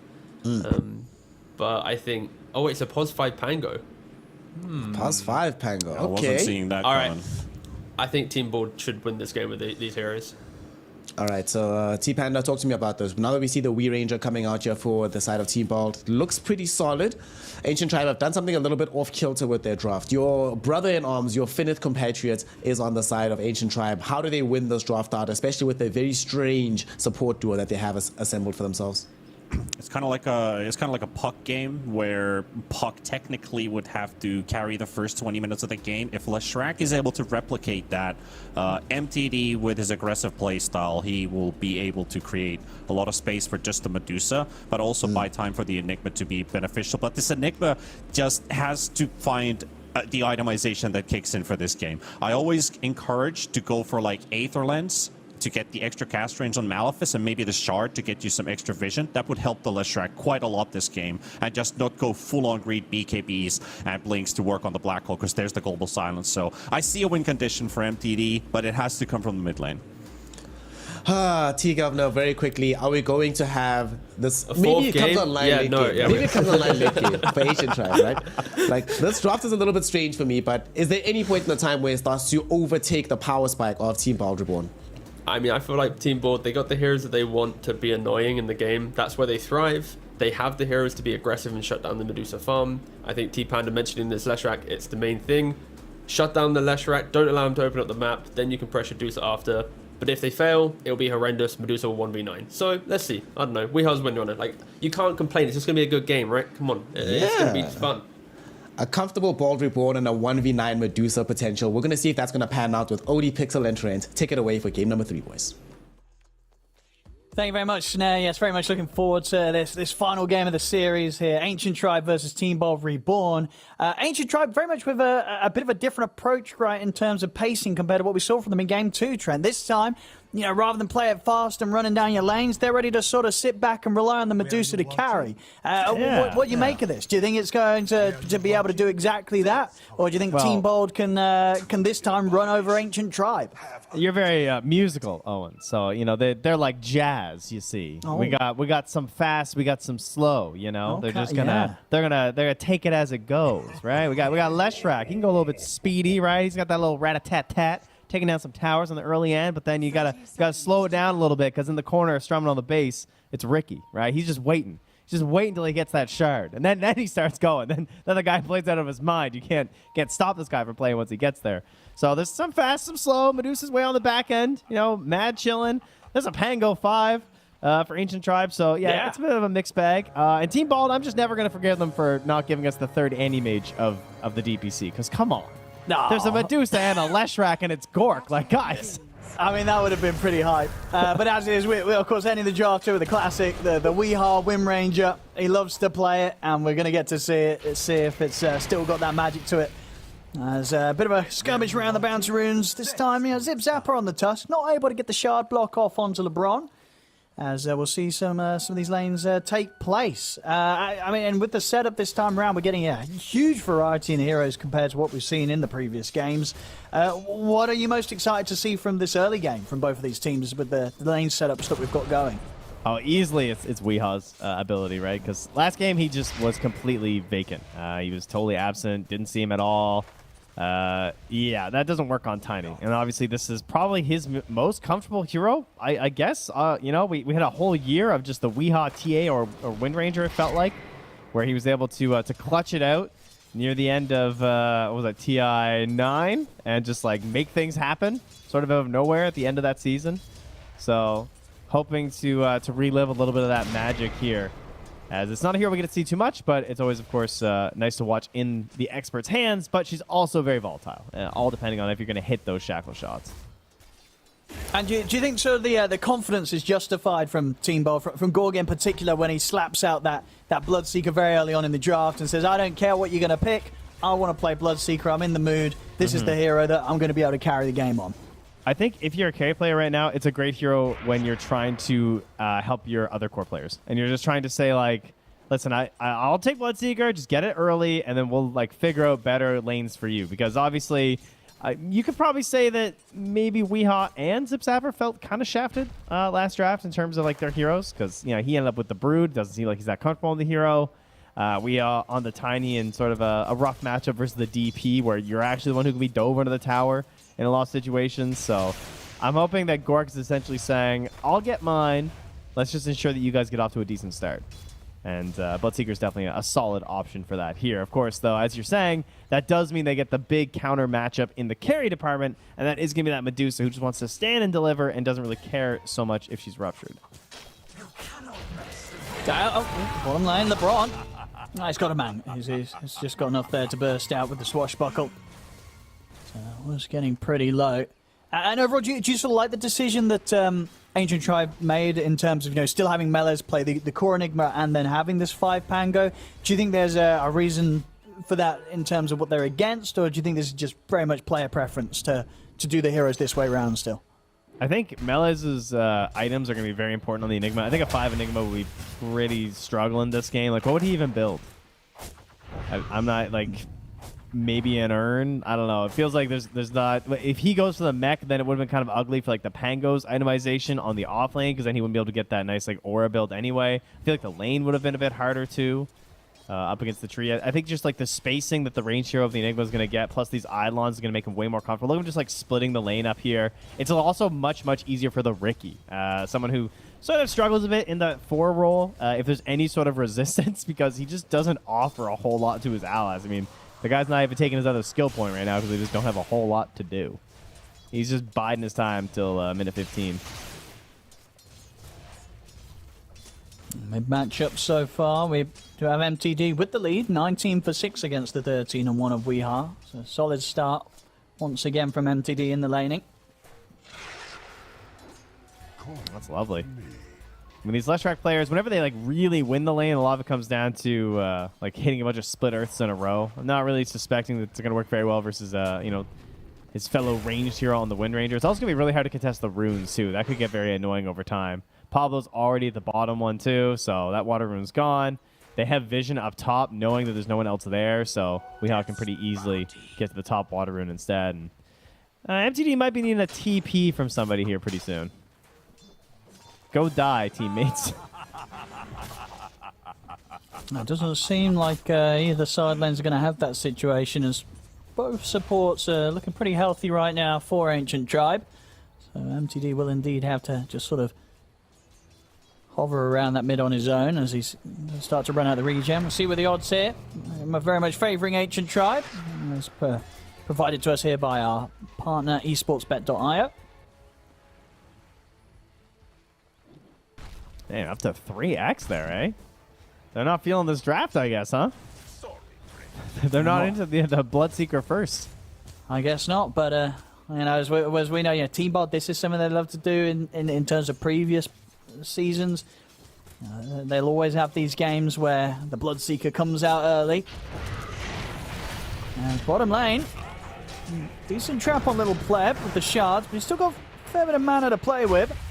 Turn their attention over towards LeBron with the snowball, but not quite enough damage between these two to truly threaten them. At the least, they're very much making sure that Little Pleb doesn't have a super easy lane. He's not being kept that far behind, but he's definitely not having as explosive as a start as he did last game when he was on the Drow in the lane.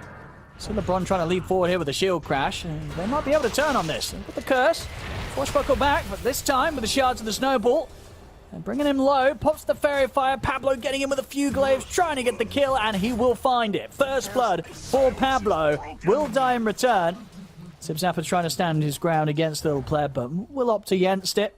Pablo goes down, but at the end of the day, he'll be happy as he did get the +2 there.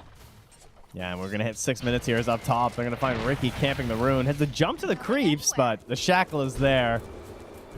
Friend's turn to foe. Oh, he still got him, though. We'll see MTD see if we can get a trade out of this. Just going to attempt to chase down Bengen. See if we can do anything to stop MTD from getting a free kill. It doesn't look like it. As MTD will be able to take down Bengen in return. We are considering to sort of harass back MTD, but bold charges at the ready. MTD's more than fine. Overall, though, 6 minutes in, 1k gold lead. We'll have a quick DC here from Little Pleb. Whoops. Yeah, he definitely needs that TP now. MTD already had to run all the way back home, so that gave a little bit of a break to Weehaw. He didn't end up missing too much, though, because he just pushed up the lane first, so it was pretty much fine. Just meant that there was no pressure on Weehaw at all, and so it was much easier to prep for that next rune. Has an Arcane rune here, too, so with a Tusk as your offlaner, you could do something pretty sneaky here, potentially. You know, he's low on HP and mana, but you could actually still make a quick play, like run home, TP mid, get a kill. Definitely a viable strat here. And what kind of TP defenses do you have as Ancient Tribe, right? You have a Ricky and a Pango. So before level 6, they're not the most helpful supports to show up in your lane. No sort of instant control or ways to reliably sort of stop your cores getting dove down. And that early aggression from Team Bold could be difficult for Ancient Tribe to deal with him. We do know with Team Bold's heroes, they'll certainly be able to bring that action. Lots of very active heroes ready to pop off, especially once those ults are hit.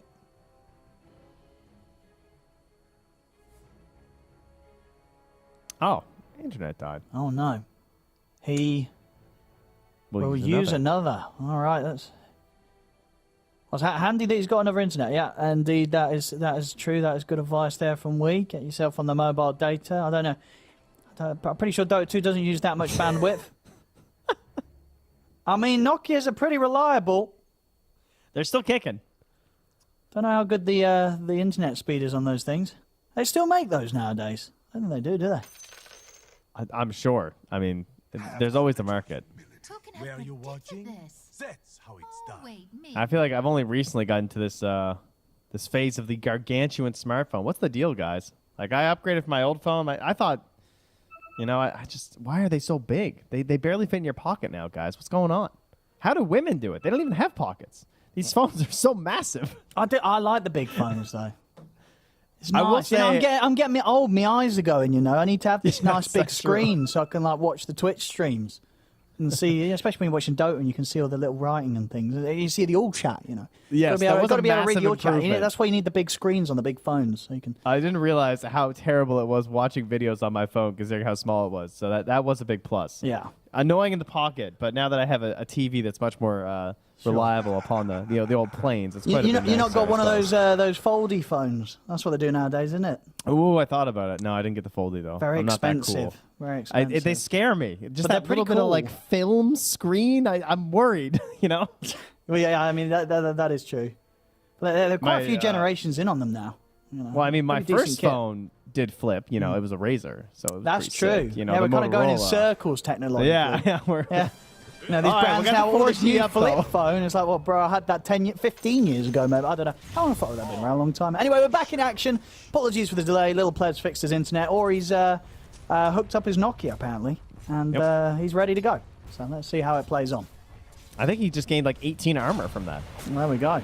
That's true. You know, if there was a hero that was going to be like a Nokia, it's definitely a Farm Medusa.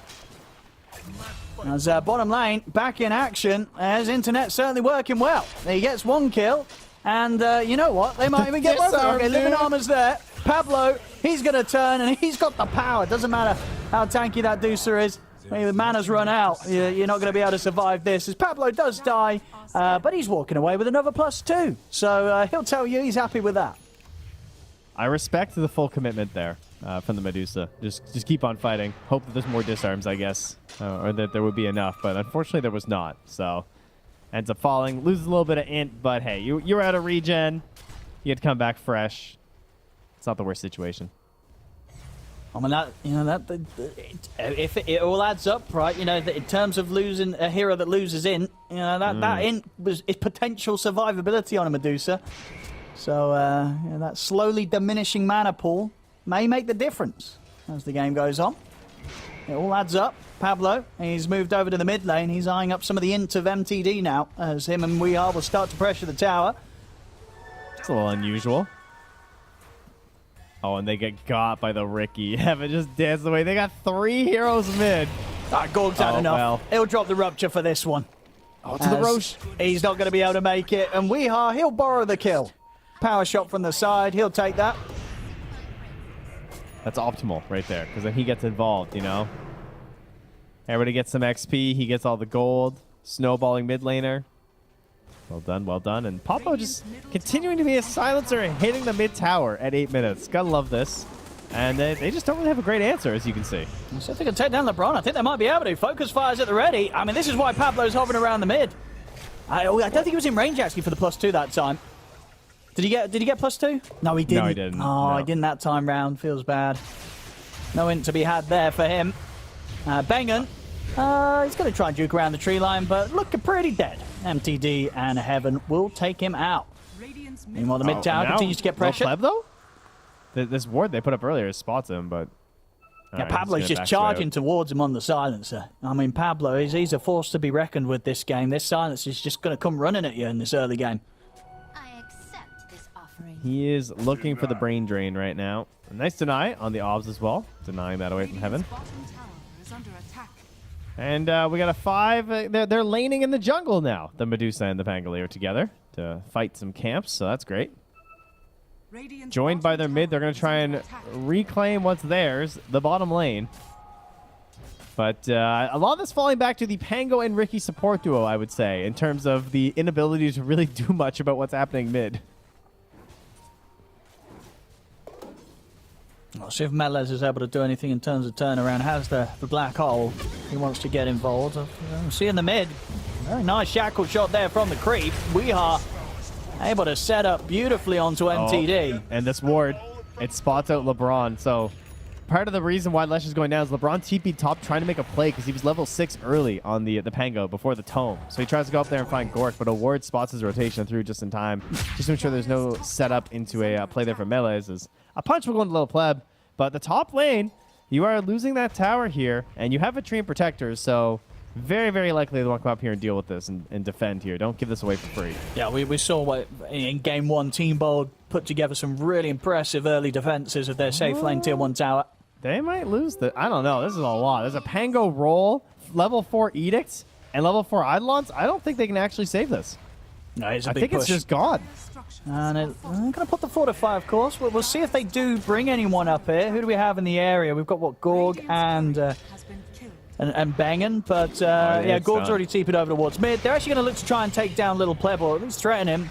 Gorg not quite able to get in range for the Rupture. A bit too deep under the Tier 1 tower means they won't dive in for Little Pleb. Space is there, indeed, though, for that top tower to go down. Team Bold very much making the decision not to try and put together a defense against that incredible amount of push, as you say, Ancient Tribe do have at this point. So now, if I'm Team Bald, my #1 goal is to secure the vision in this jungle, because I don't want that to happen in my top tier 2. And right now, they're going to get counter kill on the melee. It's just, he pushed a little too far here. We'll happily pick that up, and that's going to put him very, very close to having the Maelstrom. And he is popping off. You see on the net worth right now, Weeha in that top spot, exactly where he hopes to be when he gets his signature hero. And yeah, well on track for this 12 minutes Maelstrom timing. And speaking on track there, Heaven already at 600 gold on the Riki, so very likely he'll be able to take some of that space in the bottom lane as Team Ball took the tower, as they're just trying to secure the most important parts of the map for the Medusa right now, being the Ancients. They don't really care about the bottom tower. Heaven's going to want to use that dead lane to make sure that he has the shard in 15 minutes, as he steals another power rune away from Team Bald. He's getting them all, and he's getting good ones as well. Well, earlier was a DD, now he's got an Arcane. Very nice to play around with the cooldowns of your constant jumping in and out as a Riki. He's got eyes on Zip Zapper, trying to provide this information to buy time for the rest of the team to move over. We'll see a smoke coming out from the two of Team Bald. See if Zip Zapper can survive through this. They'll catch him in the cloud, but not completely. Doesn't matter, though. Still not able to find the option to get a snowball off to buy any sort of time as LeBron comes crashing in with the Rolling Thunder, and they'll take down the Tusk. Top lane, though, Melees. Again, exact same situation. It's a black hole to buy sometime, but the global will be popped to put a stop to it. Make sure that we and Bengen not only get the kill on the Enigma, but indeed black hole is, unfortunately for Melees, put to waste. Ooh, and they got the Lance of Pursuit as well here for the Wind Ranger. It's always a fun one. And a smoke comes out here from the Radiant, though, as, well... Lopleb gets smoked up and says, no, thank you. I'm busy. They're going to send an MTD and LeBron. We haven't talked about LeBron, though. Well, I guess we'll have to wait, though, because this looks like this could be bad for the Radiant. This is looking a bit of a tough spot. But as it was, LeBron not going to get caught on by the shackle shot. That's good. So able to get out. If that hits, he's 100% dead. So Ancient Tribe, whilst they're not able to find some of the action they were hunting for there with the two of them, it doesn't cost them anything, the failed attempt. It feels like a little bit of a more reliable version of LeBron's Brewmaster in the 5 position, as he's played that before several times. But this idea of a 5 that once you just get the levels, the ulti can be really powerful, no matter what your itemization is at that point, as you've already seen. So it's a pretty cool concept. The best part, though, of course, is the cooldown, because it's only going to be 80 seconds right now on the Pangolier. Sure, it doesn't last as long, but honestly, 5 Brewmaster, you get like a couple spells out, and then it can... You don't have a Blink Dagger, so you need the extra time just to get into the middle of the fight, which the Pango roll helps to fix. As they run right into MTD, they need the Shackle, though. They're going pretty deep, and he's got the Yules to make sure the Shackle doesn't lapse. They'll drop the Nature's Grasp and also the ult to lock him down in position, and Weehaw at this stage with a Focus Fire easily has the damage to take down MTD. See LeBron and Heaven playing for the counterplay, trying to go in with the Rolling Thunder, but now that they see the 4 members of Team Ball, they're backing off. Heaven, he's not going to get the chance to. Zip Zapper in with the Snowball, the punch up, sets up for Weehaw to get the double. Well, exactly the kind of pressure that you need right now. Lopleb still feeling confident enough to hang out under this tower right now, but you got to imagine it's going to be stressing out some of your teammates at the moment. Team Bold getting that exact sort of level of lead that you'd expect them to need to hit when they're running these sort of heroes against this Medusa lineup. This defense feels so fake. Like, is this a real defense Ancient Tribe? Like, can they actually hold this? Because, like, there's no black hole. There's no roll from Pango. But they're going to respect it either way right now. And the most important thing is that it is past 15 minutes. All right, the defense is in. The shard is there on Riki. You actually have to watch out now because there is going to be the follow-up Split Earth. But look at this for Team Bold. They're going to be able to find their way all the way towards Melees. They get on top of the Enigma. They'll take him out at the start of the fight. Pablo is caught pretty far forward, though, in the action as Heaven, LeBron, and MTD collapse upon him. Oh, what a shackle. Further backups here, though, from Team Bold. Shackle from Weehaw onto the two of them. Sets up for the Blood Right Silence here onto both Heaven and MTD. Heaven gets taken down. Little Pleb pops the Stone Gauge, tries to head in. So the Global Silence used by Pablo, forcing the side of Ancient Tribe to start backing off. But Weehaw, he's able to run them down. Focus Fire continues to pummel into Little Pleb. They take down a third hero here, Team Bold. See Ancient Tribe now underneath their tier 2 tower. Is there really much they can do about the tier 1 going down? They've got the fortification back up, but a big creep wave coming forward and 2 heroes down. Ancient Tribe, they'll have to let this one fall. Oh, I love buyback global. Such a powerful tool on this hero when you're playing support. 4 or 5 doesn't matter. It's just, you know, you kill me, I'm still going to get it off. It's the most important fight at that time, and it certainly was in this case for Team Bald. Just knowing that there wasn't that much to defend here. Coming up from Ancient Tribe, they've seen that one little bit as they went for the turn. But there's the dart first. No cares, though, as there is a sentry on the ground there. Also spotting this Radiant Aug, which is going to go down. I'll see Weehaw. Look at him just running in, looking to seize any opportunity to set up with a shackle. as very much making up for the rough game that he had in Game 2. You see, 8.5k net worth. He is storming ahead this match as the mid-win ranger. And they're just trying to hold the line. Like, please, Medusa farm. We need you to get huge. Let's see if they can take this opportunity to go on Bengen, but Bengen's got backup. Snowballing from Zip Zapper, he's able to make his way over the cloud, gets the punch up, but LeBron turns with the Rolling Thunder. Overgrowth holds back the Pango for it. In fact, just allows Pablo to beat into, and they do lose LeBron in return there for Zip Zapper. Pablo able to pick up a +2 from that trade. So a lot of focus from really both teams around this mid lane. Gorg has started to back off. He's back to farming around the triangle. Dart setup.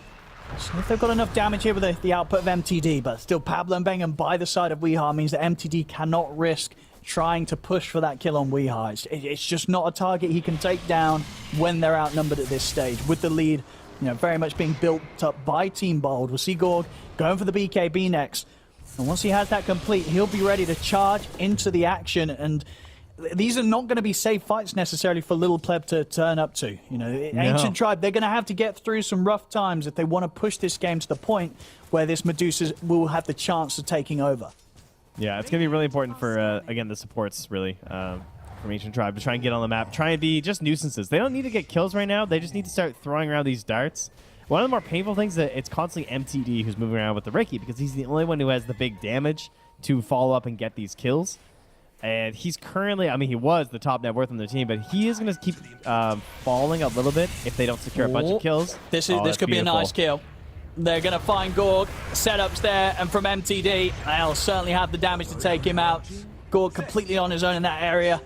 We're seeing if he could get away with farming in such a position, but Ancient Tribe, they knew he'd be down here.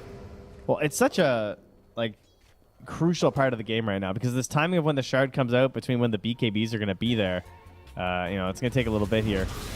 As though they will. Oh, it actually goes through the trees. Look at that latch there. Yeah. We are actually able to catch MTD off the back of that one as well, but MTD will still manage to walk away. You got to watch out for these angles. We are very much always manages to hit them. I guess they were all down there already, huh? That's pretty convenient. Although it does prioritize heroes anyway, I suppose. So if you're there, it's going to get you. We've got BKB now on its way out for Weehaw, so he's going to be incredibly tricky to trap if you're Ancient Tribe looking to take this Wind Ranger out of a team fight. Weeha's always going to be able to play his hand. We'll see over towards the secret shop. They're going to be able to spot out Little Pleb. Shackle shots there with the setup. They get the punch up. They're burning his mana down low. He's not able to get the Stone Gaze off. Overgrowth from Brengan holds him in position as Team Bold take down Little Pleb. So they can turn for more. They've got the back of MTD coming in. Good stuff from the high ground. He'll be able to catch out Weehaw. There's a big kill in return there. Taken down by Ancient Tribe. And now with the charge over towards Pablo, they'll clean up 2 members of Team Bold. Striking there from the high ground and catching Weehaw by surprise with that stun. Actually crazy they just found 3 kills here in this situation because they got the kill onto Gork down bottom right before his BKB, right? He's about to have in a couple hundred gold. The BKB was done from Weehaw but not yet delivered. And they managed to get a kill on him that they only get because of no BKB. And Tusk's BKB had actually just arrived, but Zip Zapper didn't get a chance to pop it on that fight because it just wasn't really going to be beneficial at that point. They had already turned in favor of Ancient Tribe. So they kind of won multiple engagements. They really had no right winning if they just were a few seconds off. And again, it's just this crucial timing of what these 4 heroes, and honestly mostly 3 heroes, being Pango, Ricky, and Leshrac, have to do to try and get Medusa and Enigma into this game. And this has all happened before there's been a Roche prioritization here from Team Bald. So that fight is still up in the air here. Again, Team Ball just feels so much stronger right now because of these BKB timings, but if they don't succeed in their fights with the BKB timings, that's how this game is going to flip back in Ancient Tribe's favor. Particularly if Enigma just, hits something crazy based off of the chaos that LeBron is trying to sow with his Rolling Thunder alongside these smoke screens here from heaven. Manta now done on Little Pleb, so we'll at least have that chance of getting away. If Team Ball find the chance to sort of lead in onto the Medusa at the beginning of a fight. They're going to try a setup here onto Gork. But again, Same time we are. They're going to try for the setup onto Little Pleb. In with the BKBs. Focus fire as well. This will leave no chance for Little Pleb to survive. As indeed the trade between the carries occurs. Over in the triangle of Team Bold's half of the map, Heaven and MTD were indeed able to take the Bloodseeker out in return. So both carries going down. Yeah, he tried to hold his BKB. Maybe, I'm not sure if it was just because there was already a haste on the Leshrac. So he might have just been thinking, like, I'm dead no matter what, because he's just going to run me down, which is fair enough. But he tried it at the end anyway, so a little bit of a nice pickup there for Ancient Tribe. As Heaven continues to sit. Oh, yeah, he's chilling. Right there. I mean, he's like, hey, if my ward's up, there's no detection, right? So I'm just going to hang out here for a little bit. Well, DD in the bottle for WEU. That'll make his next focus fire target have very little chance of surviving. Oh, Zip Zapper? Maybe could go down here if MTD wants to move over. They're not feeling confident. He's making the call. Heaven wants it. Oh, but Gork's back with no BKB. Leshrac, run! I mean, yeah, if they can pounce on Gorg with a 30-second window where there's no BKB, that would be pretty huge, but difficult whilst there is at least the backup of Zip Zapper by Gorg's side. Yeah. Not as easy for him to step in. Heaven's just scouting instead. He's like using that ward plus his own body to ensure that even if they like smoke through, he's going to be able to stop that, because right now they're trying to get the Aghanims on MTD to get that Nihilism. That's going to be their comeback maneuver here in these team fights. Absolutely. Not something we get to see very often anymore. Now they're buying their time. Team Bold, and they're going to step towards the next objective, push towards the Roshan. They're into the pit. And they'll take it very, very quickly with the DD and the focus fire. There's a smoke up from Ancient Tribe, but they won't make it over in time. Team Bold, they'll pick up the Aegis on Gorg. Now the question is if Ancient Tribe still want to try and take a fight off the back of this smoke. Now look for the dart onto WEU. He's thinking about going down, but in fact, Zip Zapper's going to go straight up towards him. Rolls up with the snowball, punch up onto Heaven. There's the shackle from WEU. He's locked down MTD. Gorg moves in with the BKB. Yule's up though, staying alive. We'll see Melez step in, and there's the black hole onto Gorg, but the global comes out just in time. Gorg still falls to once though. That's the Aegis gone and out of his hands. There'll be a buyback coming in from Zip Zapper. Further control onto Gorg, but Gorg's ready to turn. He lays down the blob right to silence. It's going to clip onto all three of them. Zip Zapper punch up onto MTD. MTD goes down, and now they can turn towards Little Pleb. Shackle shots there from WEU, latching him onto the creeps. This is going to be Little Pleb surely going down. The smoke screen's put in place to try and give him some sort of safety, but it's not going to be enough to save him, as it's 3 dead on Ancient Tribe. Team Bold, they take the team fight. Oh, so close there as well for Ancient Tribe. You can just feel like maybe this is our chance right now to get back into this game, despite it being after the Aegis. But the failure to stun immediately after on the Aegis, Bloodseeker gets away. I mean, even if he dies, right, at that point, it's probably that the rest of them can turn around and get things going anyway. But it was on a knife's edge here, as you can see. And even the beginning, it looked kind of bad, right? You throw a dart, sort of baits this fight from the DD Wind Ranger. But the BKB was popped early enough from Zip Zapper that he actually does end up suffering. LeBron goes down, forces the BKB onto WEU, but it's already a little bit late there. And they get their cleanup. That part was great. The black hole, also great. But it's just the miss there on the revive that was pretty punishing. As the Split Earth is just like a fraction too early. Oh, you're right as well, yeah. Definitely would have had a chance of making the difference. Could have certainly been a dead Bloodseeker. As it wasn't, you know, they gave the chance for Gorg to be able to have the opportunity to sort of just survive, and the rest of the team have that just sort of space to just focus in on the Medusa and take down Little Pleb. Yeah, I think at that point, though, probably wouldn't have mattered. I don't think Gork really contributed much after anyway. And Leshrac was also just really close game back into the Bloodstone again. He just needed like 5 more seconds. That pops back up. That's the turn that you're hoping for. But I would say that overall, Ancient Tribe probably happy with that situation simply because they didn't get a big win off of the Aegis. They didn't get any time to take over the map with the Aegis where you're like putting some fear into the Radiant. That's going to help keep Little Pleb out on the map. Because if they have Aegis right now, he might not be able to be in this area farming up the Ancients. And they're just going to continue to be this bodyguard troop hanging out around him to protect this Medusa, keep him farmed, as Ricky and Tree have a battle of scouting between the two of them. See around the mid, you can feel it. WEU is hungry to go for some sort of lead-in. Got the sentry down, yeah, they have eyes on Heaven if he steps across the lane, but Ancient Tribe, they'll keep themselves around their triangle. But the Wind Run is out. The Aghanim Scepter here on our Wind Rangers, so... We have the increased slow, the blind, grants invisibility. We'll see how that can impact what Little Pleb's doing. Obviously, any sort of missed chance is really bad for Medusa since she's hitting so many people. As TP out, won't do any chances there for Melez. As a shackle at the ready, another kill to be found. I mean, elsewhere they do lose Pablo. And Team Bold, you know, it is still just a 2k gold lead, so definitely still that concern for them in regards to if they do have a bad team fight where Little Pleb gets the cleanup, then things become very, very hard for them. It feels if they do start to fall behind. Top lane, though, he's got the opening onto MTD. MTD was attempting to push this out. Has the Nihilism to protect him momentarily against the focus fire, but it will come to an end. Zip Zapper's in with the BKB, punch up onto MTD. The focus fire from Weehaw continues, and MTD gets taken out. Well, a bit much there to still be up at that point, that's for sure. Those kind of kills you really can't give away right now. I mean, you are making space. You're helping Little Pleb farm. That part's great, but... I mean, look at this. He's already straight away looking for more. He's heading into the triangle. Little Pleb and LeBron will be able to back out in time. But we are all over the place and continue to have a fantastic game. 13-1-4 on the Wind Ranger so far. And, of course, invisible while he's doing this as well, so... have to be very cautious. You can't really see it. It doesn't look like it when you're looking at it, but he is invisible right now.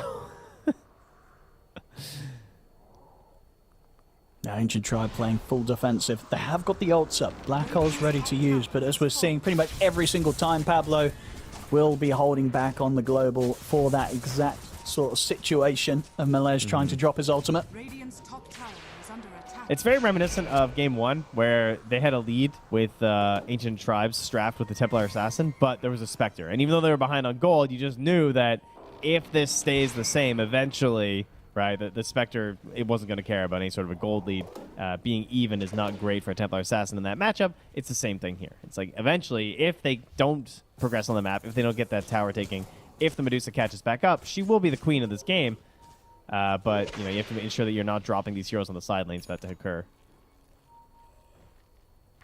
We'll go a Blink Dagger on Weeheart. And Little Pleb he's got what Scardy coming on towards him. Look at what Blink on MTD. Scardy's done a Little Pleb, so big items coming out, and straight away Ancient Tribe, they want to look to put them to use. The smoke up's in place. Heaven. So look for the setup onto Weehaw. We'll see if they can chain lock him down. They get the silence. Weehaw will pop the BKB in response. Turns over towards the Pango with the focus fire. Overgrowth holding him in position as LeBron taken down. Out of the fight first of all. Little Pleb also falling low. Will manage to get the stone gaze out. He turns towards Gorg. They manage to catch him. They've frozen him in position. Gorg will fall. Caught by the stone gaze there.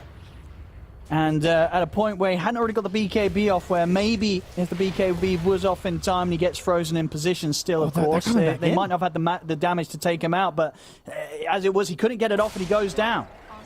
This is kind of crazy, though. Look at Weehaw trying to abuse this. Oh, he's going for more. And he's in. Quick blink, gets the catch onto Melez. Weehaw making sure that the game still stays in Team Bold's hands for now. That is such a Weehaw maneuver, right? Like losing a fight, or losing your big core, and just wants to keep using his low cooldowns, keep fighting right now. I mean, that's back up every 30 seconds. He just wants to stay engaged on the map. He is the minus 3 second wind run cooldown from the 15 talent as well, so it's just constant spam here. He gets 3 seconds up, 6 seconds invis. Oh. Oh! It was a steamy run as well if you can go for it. He's just going to jump in aggressively to look to take out Heaven with the focus fire, and the shards from Zip Zapper, that will finish it. CMTD, quick yours into the blink out. Ooh. Good evasive maneuvers there. If he did get caught in that shard, there's certainly a chance they would have been able to take him down as well, Team Bold. As Team Bold, they continue to play very, very fast here. I mean, Weehaw indeed in particular, you know, as we saw, you know, game 2, as I say, it was a rough, tiny game from him. But this game 3, he's popping off, Trent. Yep.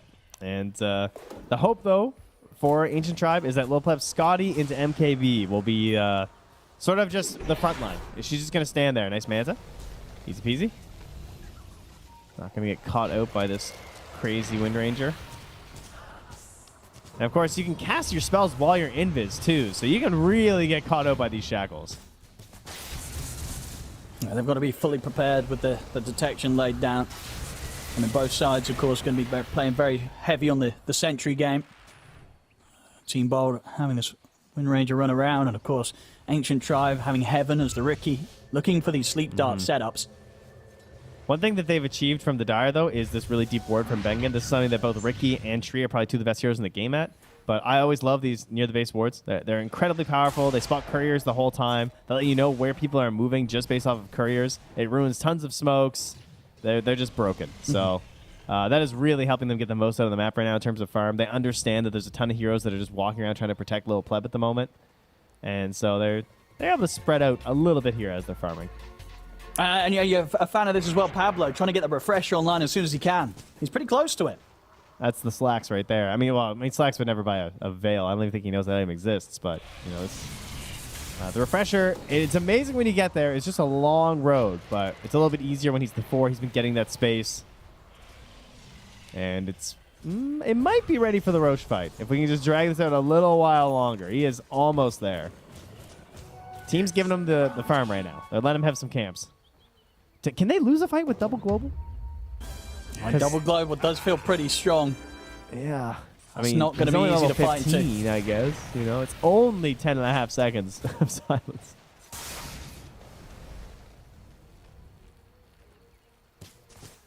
And next fight likely to reward the victors with a Roshan.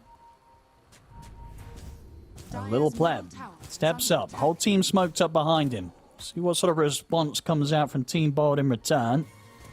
Look like little pleb feels confident enough to keep hanging onto the tower for now. We'll pull back a little bit. Nullifier done on Gorg, so damage continues to step up.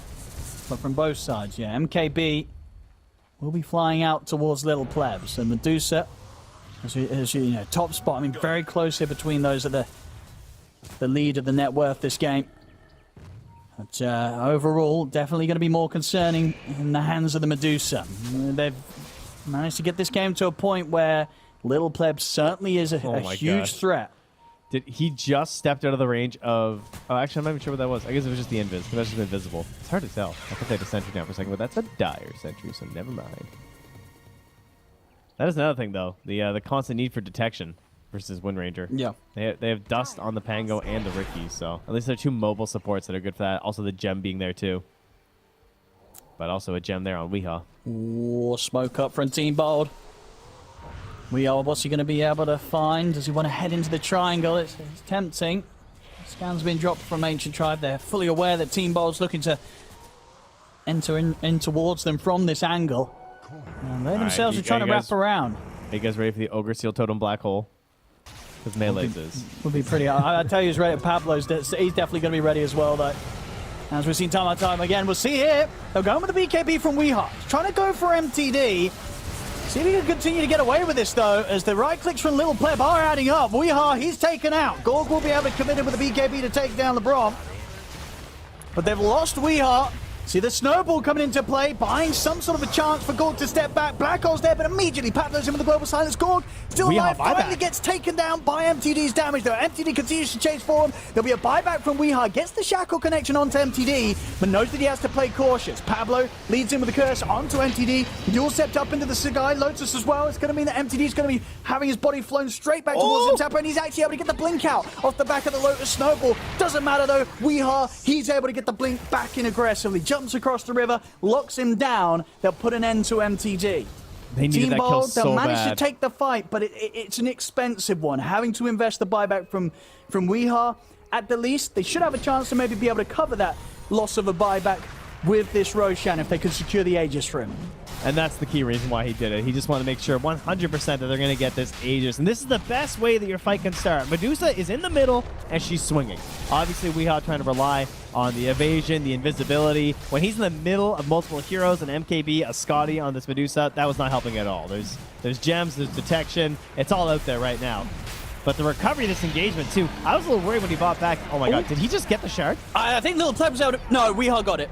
Weehaw was able to pick up everything. He got the kill, he got the Aegis, he got the shard, but you may not have to fight. As that was the Aegis taken out of his hands pretty quickly. He's able to turn it, actually gets the shackle out onto the 2 of them. He's now going to try and head out of the pit. Buyback comes into play from Zip Zapper. Pablo, stuck on the low ground, will go down, but in fact the jump forward here with the buyback, Zip Zapper, he wants to get straight back in on top of them. And with that lead in, he's able to connect onto LeBron, take him out. Now they'll turn over towards Little Pleb, begging and attempting to hold in position with the overgrowth, but the Lotus Sword thrown out on Little Pleb allows him to dispel it and get back to high ground. He has been ruptured though, falling low, but not low enough for Team Bold to be able to access this triangle and chase him down. So they'll keep Little Pleb alive. Oh, man. Total chaos. The Aegises are not lasting long today. It feels like they get picked up and they're just gone instantly. And it sort of creates this doldrums effect where no one really knows what to do. The map slows down. The sails, you know, they get furled back up, and we just decide to hang out and farm a little bit more. But that means we get more fun talents. So we got to already past the damage reduction on Weehaw, so he's being juiced up a little bit further. And then you got Medusa just getting into level 20 as well there with the Stone Gaze duration. So yeah, you can pop some good ultis there. That would be excellent. And we're close to the big item, of course, on Zip Zapper, right? The Aghanims that kick this game, it's going to be fantastic. Whether it's for just sort of separating Medusa from the center of the fight that she wishes to be in, or for comboing with that Rupture. Yeah, let's see. We got Force Staff. We got a kick. Only one Force Staff though. We're not doing any big plays here. No, okay, just one. He's in. Zip Zapper. I guess he's got two. He has a refresher. They're going to try and go. They use the Global Silence aggressively here. The Lotus causing Little Pleb to go pretty deep in with the Snowball. And Shards will block them in for now, but they're still sitting pretty healthy, Little Pleb and LeBron. So Team Bold, they'll have to let the tower go. We are looking at the opportunity of getting back in, but he's falling pretty low himself in the HP. So Team Bold will hold back. And he's also very close to his next item, Weehaw. Despite using the buyback earlier, he still managed to build up that gold, just a recipe away from the MKB.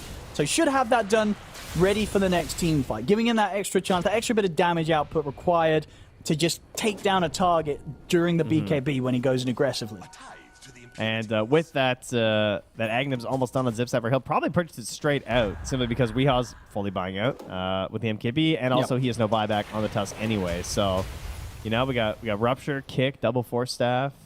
It could be kind of saucy, but again, it's not so much about the cheesy damage, but just the repositioning, like you mentioned before. That's the main thing. Try and separate Medusa from all this helpfulness. But the Wraith Pact has been really solid from LeBron throughout this fight because it's helping in combination with the Nihilism, right? There's so many times where Weehaw is like trying to right-click and he just can't do anything. And when he's actually getting them off, the reductions being there from the Wraith Pact, it's a nice choice to have it on the 5 Pango, because many 5s can't get into a spot where you can sort of drop it down, but he's able to because of the way the hero functions. So it's been very interesting to watch. But there it is. We'll see what sort of big plays he can do.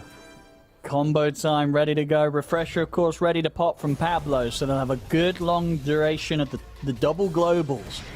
Ready for the next team fight. We'll see if he can time it nicely. You know, wants to try and be able to pop the first one, see what sort of dispels are used by Ancient Tribe, so he can wait that out, get the second one in at sort of a time where Ancient Tribe no longer have ways to remove the silencers from one another. Nice item found from Gorg if he wants to hold on to that one. Fine. Picks up the Penta Edge. Still having the life steal as well on Medusa. Low Pleb has the Paladin Sword. They have 2 more items to go here as well. So, I mean, not much that's going to feel that much better, though, that I can imagine. A very tense time here for both teams. It's a close game in the numbers. 1k gold difference. Oh, he's in, but the smoke screen. It's going to stop him from immediately getting the kickback. Still, though, the shackles there from Weehaw onto the tomb, and there's a pretty deep kickback over towards the tier 2. But Little Pleb, he's alive, and Melez in with the black hole. He's caught both of them. Takes out Weehaw and Zip Zapper, both out of the game without buyback. There's now Gorg having to pop BKB and TP out. There's nothing to stop him through it, so he will escape. But Team Bold, they'll have to sit back now just with 3 heroes alive for the next 80 seconds. The black hole finally coming in the clutch there. Then you got Ruptured Medusa. She's just drifted, you know? You get the Gale Force coming from the Wind Ranger, but Medusa's just sitting there and swinging. She's like, thank you for the assist of moving me around here while I get to keep firing across all your allies. And, oh, they even find him in the trees. Bengen, gone. He has got buyback, but even with him back in action, it's not going to be an easy hold with the 3 heroes that Team Bold have. They'll at least have to let this tier 3 go. Now this is going to be a pretty heavy push from Ancient Tribe. As they're jumping forward, they get the Sleep Dart set up with the 4 staffs there. Pablo able to break Gorg away from the follow-up combo just in time. Ancient Tribe, they're toying with the idea of going for the game. They're poking at the tier 4s, living armor, providing some protection. They just need to buy time, Team Bold, for the rest of their heroes to get back alive. They need Zip Zapper and Weehaw to provide some sort of help for the hold. As the Yule set up after the Hex, they're going to look for Gorg. Gorg's caught by the stun. In with the rolling thunder. They're trying to force Gorg back to safety, but he will fall. Gorg has got buyback, but Pablo does not. He's now out for a minute. Gorg buys back. Ancient Tribe, they're onto the final tier 4 tower. We've seen them start to respect the buyback from Gorg. 10 seconds until Zip Zapper's back in play, but no, they're straight in onto Gorg. They move in, they've got the Hex. Gorg, there's nothing to be done to save him. As Gorg goes down, the push continues. Zip Zapper's back up. They have fortification. so they'll be able to slow the push a little bit. Weehar's back in a few seconds. But now it's the turn of Weehar, Bengen, and Zip Zapper to see if they can defend 3 versus 5. And here's the attempt. Zip Zapper's in with the BKB. But to avoid the immediate kickback, MTD uses himself up. Weehar jumps in, but immediately gets caught by the Hex. And stunned there as well. The Snowball will break him out of the follow-up, but they've tapped out. GG is called by Team Bold. They know they can no longer stop this as Ancient Tribe take game 3. And with that, their series is theirs. 2-1 against Team Bold. Nice. Very impressive stuff here, I have to say, from Ancient Tribe. Really recognizing the momentum that Team Bald had in this game and how to play around it. They didn't overcommit to bad fights. I think the way that they also, like, remember when they initially took that tier 1 tower up top with like the Leshrac and the Enigma, and there was no defense from Team Bald at all. That was Ancient Tribe recognizing that this tower is free. There's nothing they can do about it. Yeah. And they didn't make any risky tower pushes after that, despite having a Leshrac and an Enigma. So many teams go way too hard and lose all their heroes up in that top lane because they think that they can take that tower because they have so much push, but then they get owned by Tree because he's just too good at defending that space. They never went for it. They just stayed away from there. They farmed up the Medusa, recognizing that would be the eventual goal that wins them the game. And on the other side of Team Bald, they had killing cores. They had this Wind Ranger, this Tusk that were so reliant on getting these kills, trying to assassinate. They just kept trying to hunt and hunt and hunt, but they didn't get the big objectives after. And that results in the patience of Ancient Tribe winning out. Absolutely, yeah. Ancient Tribe, after a tough game 1 against Team Bold, definitely looked very much that they had sort of their play style under control in game 2 and game 3, and it's always fun to see them do it in different ways. You know, game 2 fast and furious, just completely taking control, and then game 3 having the ability to turn things around. Whilst Team Bold were off to a pretty hot start in that final game of the series, unfortunately for Team Bold, not able to stay with that lead. It's going to be Ancient Tribe taking the series, as Ancient Tribe will take down Team Bold today, 2-1. 2-1 indeed. Ancient Tribe. Woo! Pulling up at the very end there. Now, for the longest time, that game really did hang in the balance. It was a 50-50 affair for a very long time. One fight could have turned it in either direction. But Tigav, it's one thing to lose a fight because you lost your carry. It's one thing to lose a fight because you didn't have ultimates available. It's one thing to lose a fight because you didn't have BKB in your inventory. But to lose a fight for want of 100 mana, game is hard. Sometimes it do be like that. No, I think honestly for this game, Team Bold, they started incredibly strong. They're sweeping across the map. Weehard popping off on this Windrunner, really exploiting the weaknesses of Ancient Tribe. But then for Team Board, they got to that, I think the politest way of saying it is like that carried away with the momentum that they created for themselves, right? They just kept looking for the fight. And then all Ancient Tribe needed was that one moment where Medusa's like, I'm not dying anymore. I'm able to stand my ground. I've got the MKB, we've got Hexes, we've got all the big items. And then Ancient Tribe were able to do it. So I think it was an incredibly fun game to watch. Team Board, characteristic, aggression, beautiful. But Ancient Tribe, I think, after game 1, I was so scared they didn't have the discipline for these more chaotic games that Team Board can create. But this was the level of, just teamwork you needed to see through that early game and to actually give yourself that platform to make this comeback. I mean, T-Pan, it makes a very good point there that discipline is probably the key word here, because we got to a stage of the game where not only was the Medusa unkillable, but they literally played most of the mid-game around the idea of just keeping her alive until that point, knowing full well that Bald did not have a plan B. But did they need to push the envelope as much as they did? Because there were several moments where they're going for a fight, and yes, they might win a fight, but it would cost them 2-3 heroes. Now suddenly you can't keep pushing. Was there a version of this game where they're more disciplined and able to eke out a victory instead? Basically, it's a bit of both in a yes and a no, because I think the game plan that they had for Team Bald was they did some very good executions. They could always rely on the Silencer to help out with the Enigma counter, and Weehaw was almost single-handedly carrying out this game. The downside of this is MTD. He's also a Wind Ranger specialist, so he knows this matchup by heart. It's one of his most played heroes as well in the mid lane, his Ursa, his Wind Ranger. So he figured out the easy answer for this one is if he's going Aghanims and going Invis and we're going to have difficulties killing this guy, Leshrac has an Aghanims answer of its own against the Wind Ranger, which is the Nihilism. So you get close enough, you're going to get disarmed. Basically, you can't throw any hits. your ulti basically becomes useless at that point. So Weehaw constantly has to reposition himself to look for shots, and he got some pretty damn good shackle shots throughout this entire game. So if it wasn't for him, and if it wasn't for MTD's knowledge, this could have been a very different game indeed. But that was just some very, very good stuff itemization-wise coming in from the side of Ancient Tribe. And I gotta hand it down to them. This pos 5 Pango all the way in the drafting stage was the bait pick for this Bloodseeker. So they ended up putting it as a support. It had a lot of impact, and I'm convinced that Ancient Tribe, they can pull off some pretty neat, almost Div 1 style of thinking, but they've still Div 2 type of execution in the end. I would love it, by the way, if the interview was ready and then they hear that and then they come to the interview. That would make my night.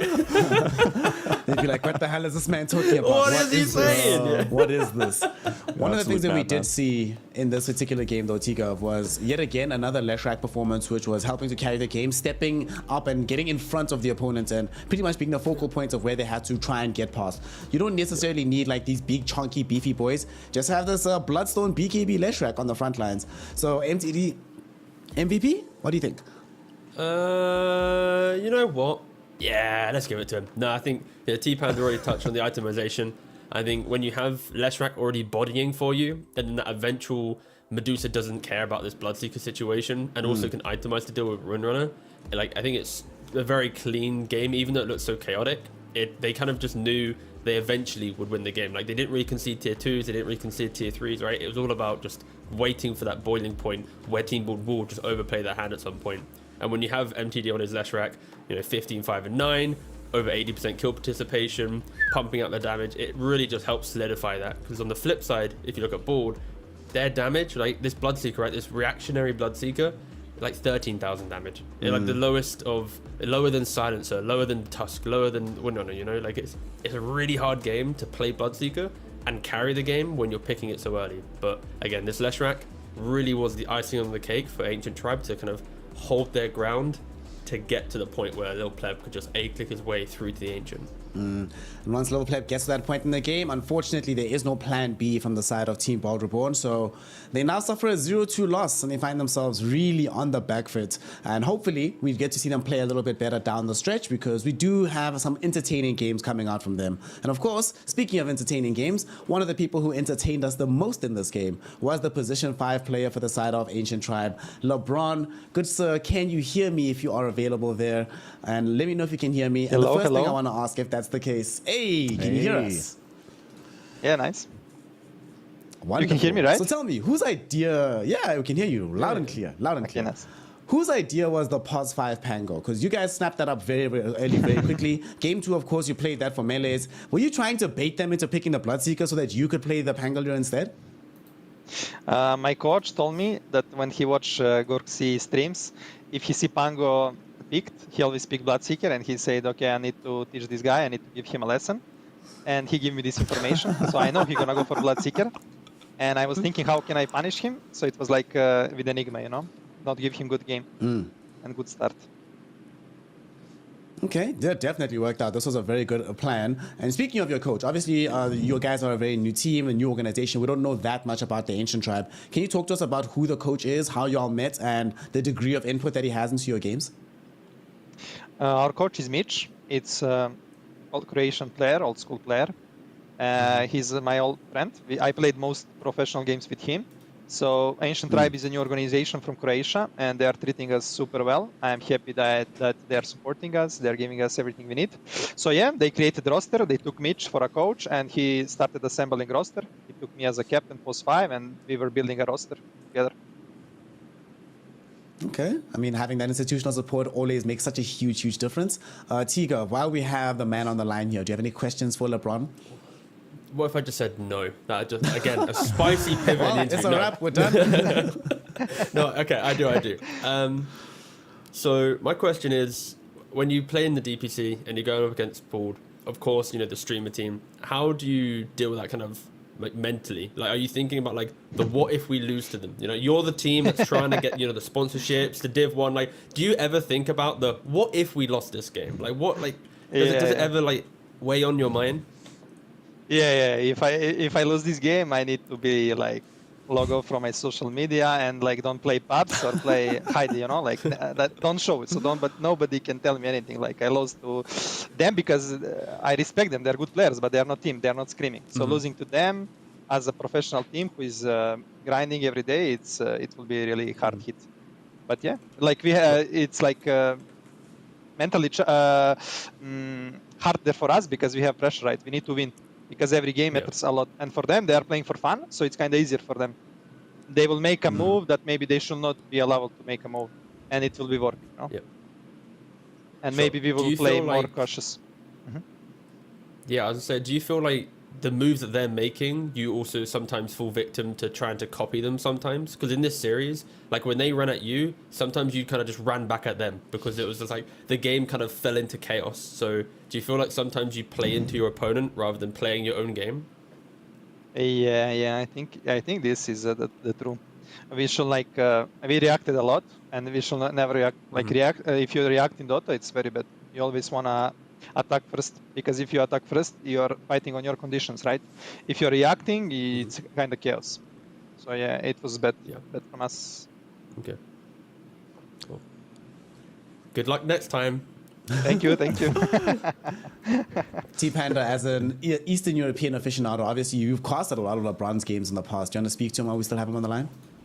Yeah, of course. LeBron, my friend, good to see you hello, as well. Hello. Thanks for repping the T-Panda in the background there as well. I need Panda to be... Of course. I wanted to talk to you about the team in general. So talk to me about the strengths of this team, this specific roster that you have coming into this tour of Division 2. Well, I mean, we are all like high MMR players, skilled. So I think our strength is like we are skilled, like for sure. But we still need to work on synergy because we still lack some synergy in the team. Maybe how we do it on the laning and team fights. We are working on it.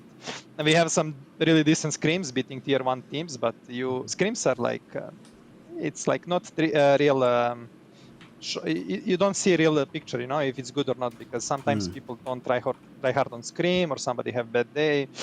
It's kind of different, you know. Official games are like the true games. So yeah.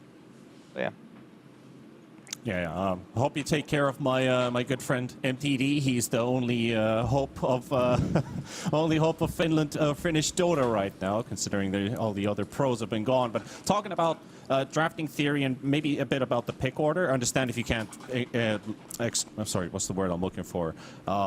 Expose too much about your team strategies and stuff that you have. But I'm just curious about, do you have a player in your team, one of your cores maybe, who has priority over pick? Or do you guys flex around and your coach probably helps you out a lot with what kind of drafts you're looking for? So does anybody have a priority with drafts?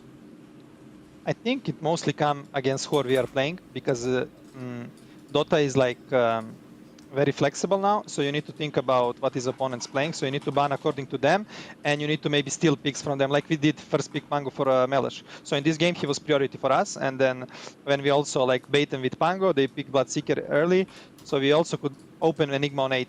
So depend on the stage of the picks, but yeah, usually in some teams, yeah, you wanna last pick for some certain player who have biggest hero pool. But I guess for us is depending on enemies, because not every game gonna be same bans and same openings. Yeah. That's totally understandable. Thanks for answering that. All right, I have one very quick question, LeBron. How have you been dealing with MTD's drastic MMR losses in the last month or two? You know, I just have like then the voice line. MMR is just a number, you know. So just going with it. Dude, guy's a great lad, but every time I tune into his stream, I'm like, how you doing, boss? He's like, I'm 0-7. I'm like, no, brother, no. I wish you the best of luck, MTD. Get your MMR back. You deserve it. Yeah. Not only should sometimes MMR be Lil Pleb is saying... Sorry, Snare. I was just going to say, yeah, you were saying, yeah, keep going. I was saying, like, sometimes when we are playing, Lil Pleb is saying, oh my god, my mid laner is rank 500. Like, it's, you know... Like you say, MMR is just a number. But what's not just a number is the win that you've been able to achieve here today. So congratulations on your first win so far in the DPC. And we hope to hear more from the team as you get to rack up the many more wins in the future. Good luck, have fun, and hopefully we see you in Division 1 next tour. Thank you, guys. Thank you a lot. Have fun also. Enjoy. Congrats. Hey, thank you so much. That is, of course, LeBron, captain and position 5 player for the side there of the Ancient Tribe, who knows that MMR is just a number, but these wins are very important to rack up. But right he's now, such boys, a treat. he is such a treat, right? And he's been holding it down for a long time. LeBron's one of these players that hasn't given up, so he's keeping things held down. But we do have to move on, gentlemen, because we still have one more series for the evening. Manaspa versus Waterrod Enjoyers will be coming up next to round off the evening of DPC Dota. We're going to be going to a short break because we are a little bit behind schedule, but when we return, the third and final series of the day and some more incredible Dota in Division 2, and we'll see you shortly to continue the hype.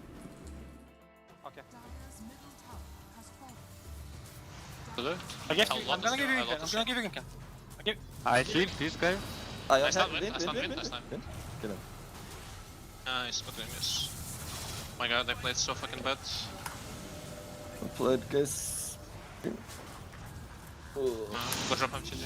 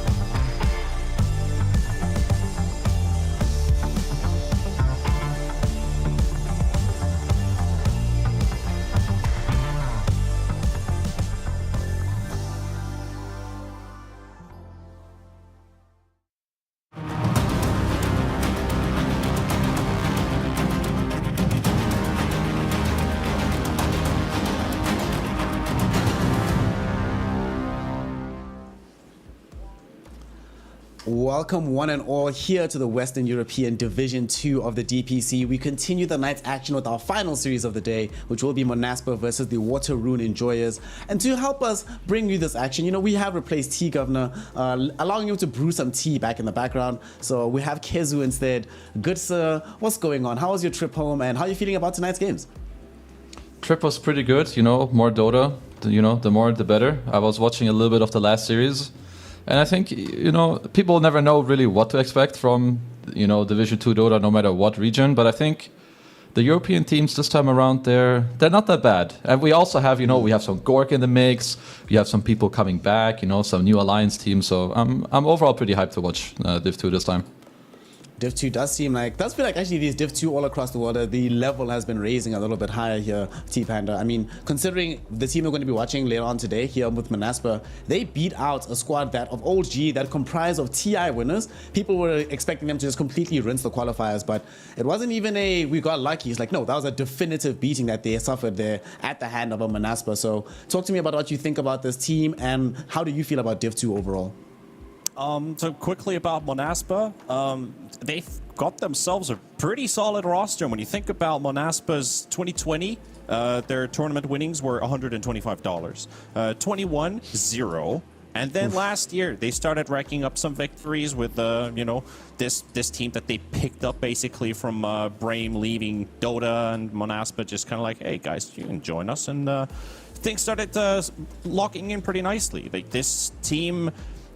some of these players I've been watching for quite a long time. I'm not talking about Spartan and Skylark, who probably are the most notable names considering their history going all the way to like majors and having that experience. I'm looking at Nande and I'm especially looking at Wish because the storyline behind this player was, think about if we go to 2018, 2019.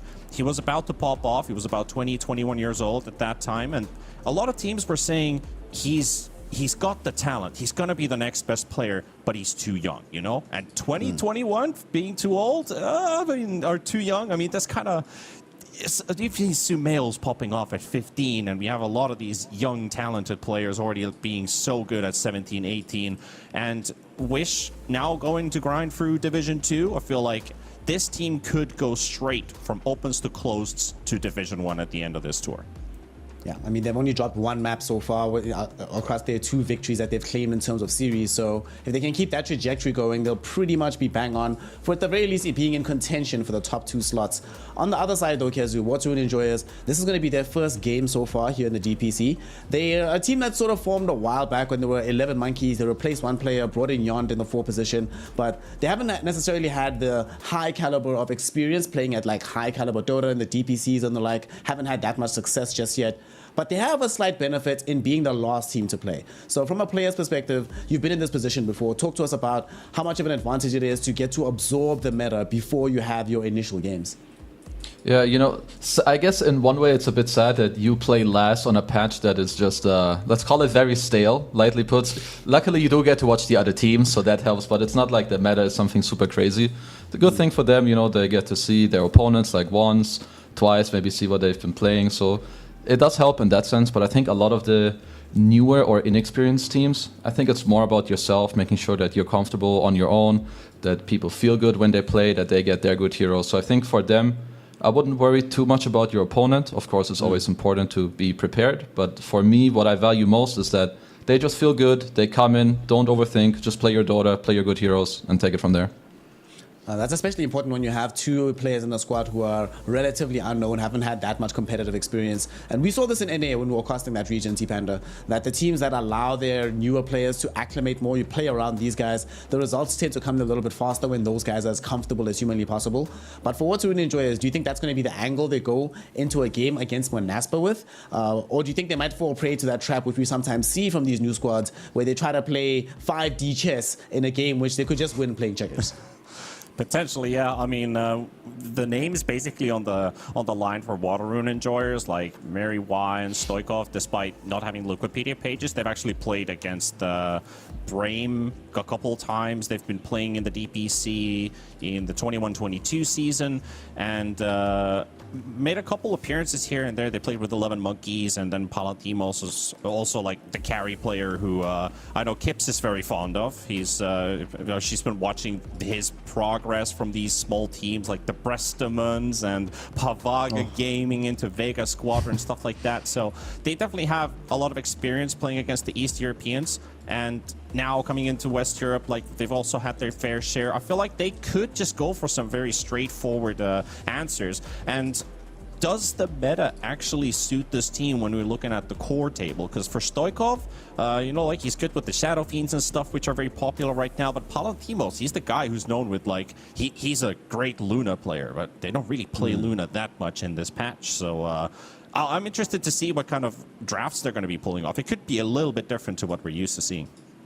I'm hoping we don't see Luna, if I'm honest, because that hero does definitely feel like it's an off-brand carry in this particular meta right now. It doesn't really feel like it suits the bill, but we have seen many teams drag out heroes that don't suit the bill and go on to have drastic success. I mean, we saw that in the previous series. Pulse 5 Pango, I'm pretty sure if we check the stats, doesn't get played all that often, but it worked out for them in that particular game. Just before the draft starts here, Kezu, obviously we're anticipating heroes like Broodmother, Lina to get banned out. Are there any heroes that you feel are a little bit underpicked, not as valued as they should be? And no, you're not allowed to say Tidehunter to me. Sure, no Tide. I mean, the thing for me, I think there's like 2-3 teams that are very high on a hero like Bad Rider. Like I think Team Liquid, I think, play that hero a lot. I am kind of a Bad Rider fan myself. I think the hero is just very powerful. I think especially from first pick, when you do close out the phase, I think that hero is incredibly powerful. And I think in terms of for Wish, I know this guy from my pubs. This guy has a mean freaking Tinker. Like if you set them up for a Tinker game and you don't ban it, you're in for a lot of trouble. Wish Tinker enjoyers, I hope all of you are in chat, and we hope to see it tonight, potentially from the side of Manaspa. But now we get into the first draft of the day between Manaspa and the Water Rune enjoyers. Of course, Water Rune enjoyers, they have first pick. If it's in the pool, you gotta grab Rubik. What can you do? That leaves open the Treant +1. So who do you want to see play paired with the Treant here? Unless you think Manaspa is not gonna pick it at all here, Panda. 10 seconds. I mean, you've got a couple approaches that you can go for here. Kind of looking at what Manaspa wants to open up versus this Rubik. Do we give some big team fight ultis or not? Because that's also the case with this Rubik there. Like, do we let the Snapfires go? Okay. All right, big team fight ultis. Let's go all the way. Go straight up to the Enigma. Let's go. That's a very confident pick, and because you already see the Rubik, you don't really want to necessarily pair up Rubik and Silencer. We've seen it works because it hard counters this Enigma. He just does not have a game whatsoever. But you might still end up falling into that good old drafting bait where, okay, we shut down the Enigma, but now what? Okay, Enigma Tiny. Most likely, well, they can have the potential to still flex this Tiny around later on. Wish could still play it if they really want to, but they have a lot of ways to try and approach this draft. It is intriguing though that they've completely left the Treant Protector in the pool, but it's a bit difficult to go, or rather, it's not ideal to go for your support duo in the opening phase. So is this one going to be one of those rare games, Kezu, where Treant just gets ignored completely until the end of the draft? It could. I think it depends here on Water Rune enjoyers. There's a way where you could pick the tree on the slot where they just decided to go Pango, but I like how they closed out their phase. I think Pango's just, we see that a lot, especially lately. I think the hero's on the rise. Pango's always been good. He lanes well mid. He has like a semi-counter to the Enigma later in the game. You get a Basher. You have a lot of teamfight disruption. It's going to help the Rubik teamfight. So I think both teams they should be happy with their first phase. I do think the Enigma into Rubik matchup it's not as one-sided for the Rubik as people may think. I think if you help your Enigma by having more people that can go into the fight to disrupt the Rubik, then it's kind of okay. I'm also kind of thinking about the Water Rune enjoyers draft now that I'm looking at the hero pools for both Yond and Mary. I know they're both Rubik players, so they have the option of putting Rubik as a 5 potentially and look for a good 4 hero into the second phase, because they get to see Manaspa's 15th and 18th. So if it if they feel like this support pick that comes out from Manaspa to fill in with the Enigma and the Tiny is sufficient enough for a strong position 4 to go with another core pick, they could do that. Or then they just pick themselves a 5 and then they tell that this Rubik's going to be a 4. So they've got some options here. They just want to get rid of a couple annoying heroes like the Bloodseeker versus the Pango. We already know how that works out. And I'm kind of considering here, do they go for the Bat ban? I think so, right? Bat feels like a very good hero in this game in general. And we've already just seen how good Bat Rider can be in these early movements. I'm a little bit unsold, generally speaking, on this European Tiny, if I'm going to be completely honest, when it's played in the mid lane. Actually, talk to us about this, Kezu. Like, whenever I watch the Western Europe, for some reason, the mid Tinies seem to fall flat more often than not, and it seems to be played better from the side lanes as a support. But that particular characteristic is very inverted in other regions, where it being played mid seems a lot stronger than when it gets played as a support. So, what do you make of this? Why is, like, the European mid Tiny not nearly as strong as we see in other regions? I would personally say that Pulse for Tiny is also better to me. I can't really tell you why it works less in this region compared to others. I do think when you play mid Tiny, it's a very volatile hero where if you go in like once or twice too much, or you overestimate the fact that you can go in and you can't get out again, I think that is something that people struggle with. Because once you die once or twice in a mid game with Tiny, it will kind of really set you back. I mean, to be fair, I feel like it kind of ruins your game completely. And I think that's something that people that don't have too much experience in the mid lane, or specifically with mid Tiny, they kind of fall victim to this a lot. So maybe it just comes down to who you're watching. I don't know, maybe you're watching the wrong mid Tiny players, but I would say overall Pulse for Tiny is just far superior. All right, so T-Panda, here's your Bat Rider ban, gets removed from play. You're playing with Pango, so obviously you have to ban the Bloodseeker already, and Tinker is gone. What options are remaining from Wish, or for Wish rather, in this particular situation, if he's not going to be playing the Tiny, and let's say he agrees with Kezu that possible Tiny is just way better. Do you think they just wait for his hero till the very end at the 24th pick, given that they have last pick? Yeah, they can definitely do that. It's like it depends what Water Rune enjoyers are going to do with their double pick in the second phase. Do they because they get to respond both to the second phase with that 18th. They can see if is the carry matchup already looking favorable, or do they want to pick Wish's hero last? That means that he's also going to lose a couple more heroes. But Wish has he has a very large hero pool for a mid player. Usually, most mid players have a very let's say large variety of different types of damage and control, but I feel like Wish might be prioritized more. Do you remember Manaspa does actually like to pick Nande's pick all the way to the end, but let's see if that second pick makes a difference here. Right now I feel like they're just going to go for the support pick and let Water Rune enjoyers kind of just throw the ball to them. So far he's played Bat Rider, Tinker. He played one game, funnily enough. That game was actually pretty hilarious on the Zeus. But nothing outside of that particular milieu yet for Wish. They're going to stick to the Silencer for now. In the event that Water Rune enjoyers were going to go for some team fights, so it's unlikely that they go for some Snapfire at this stage of the draft. And Rubik should never steal Global Silence either, so you have some kind of way to also cover and protect the Enigma Black Hole, unless Rubik does what Ponlo did earlier and rushes the Guardian Greaves.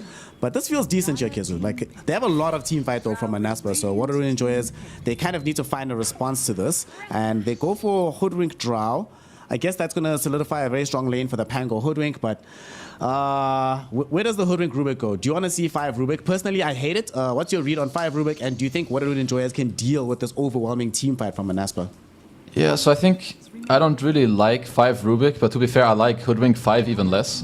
So I feel like in this case, I think you just put the Rubik safe lane. I think in terms of Manaspa's second phase, I think it's very strong. I also think it makes more sense for them to pick their mid, because most of the time Pango is just going to be your mid laner. You also have mid heroes already getting banned out, so closing your face with that makes a lot of sense. I think also the Silencer is very annoying for the Pango to deal with. It's also another, like, it semi-enables your Enigma more against the Rubik, right? Because it makes the team fighting hard, you can cover the Black Hole.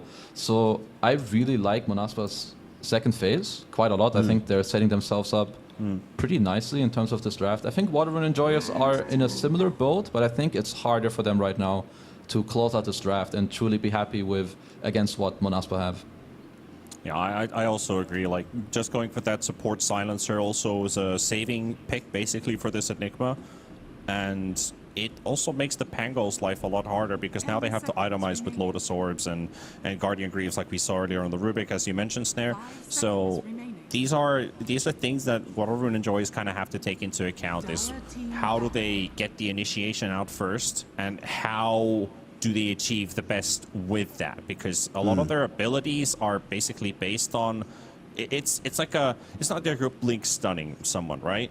It takes a moment to build up if you go with Pango roll, or if it's an instant bushwhack. Like that's basically the best way to start a fight. Either you lift someone, or you have the bushwhack to go, and then you force out global, reset maybe for a second. All right, we forced an ulti basically by just using a basic spell, and then there's the black hole threat as well, which the Rubik is looking for. There's a couple other good abilities as well that he could get, and you talked about the global silence steal. That would be absolutely massive for Waterrune and Joyce if they want to take the initiative onto these fights, because that also hurts the Ember Spirit a lot. Something that'll intrigue you, gentlemen, to hear. Looking at this draft from Manaspa, they lost to basically this exact same draft. Game 1 against Ivy. Ivy had Tiny, Enigma, Ember Spirit, the Leshrac, and the Chen. And then I think the Silencer sort of fills in that sort of Chen role. Obviously, different ultimates. One saves you through Burst Heal, one saves you through Silence and Disengage. But it's very interesting here, Kezu, that they've pretty much cribbed a draft that they've lost against and said, well, that seemed busted to play against. Let's try and use it ourselves in this game.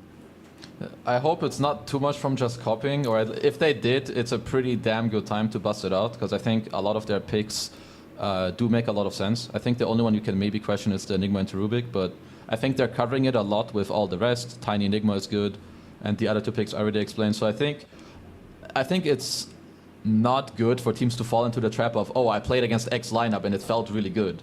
Because a certain lineup will only be good depending on their execution and also what they're playing against. So maybe your own draft, there's potential that your draft was just bad. Doesn't necessarily mean that what you played against was like outstandingly good. Yeah. They also going into this last phase, they're banning offlaners, but I'm just seeing that's a blink Pango. What do you think, Kezu?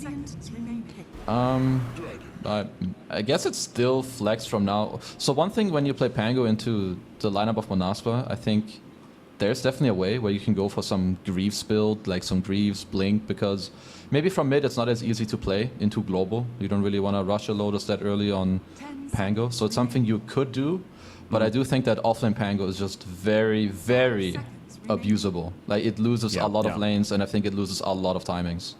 Yeah, I was also thinking about if they just go Slark on the side of Manaspa, like they're just having a field day. Like the Pango doesn't have a great time in the lane, but I think it kind of does the same thing as well with the DK, that you could get away with the lane too with that, but then the mid matchup, I was like, do you go rather Ember DK or Ember Pango? Like which one works out better? Yeah, there's the Slark. Yep. This seems like a very good game for Slark, though. Only, It is. 2 super hard disables that you can never really dodge. You should always be able to get off most of your dark paths in this game. By the time that Palentimos is able to threaten you with the silence, you should have BKB at that point. You can close in onto Palentimos as well. Woo! All right, you read the Slark coming into this here, Mr. Panda, so talk to us about it. How does Manasta utilize the Nande Slark to take game number 1?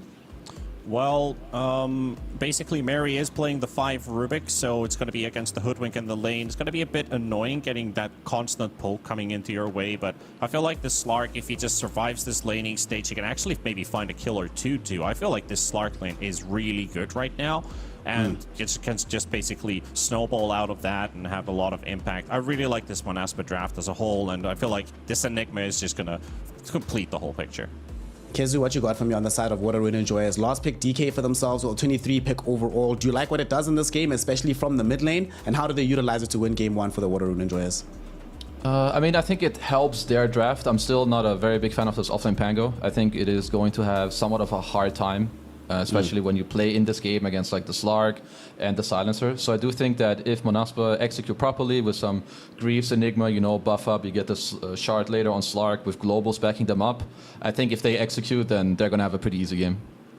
Let us see which one of these lineups is going to be capable of the execution necessary to win game number 1. And to find out, we send it over to our wonderful duo of OD, Pixel, and Trent. Take it away, boys.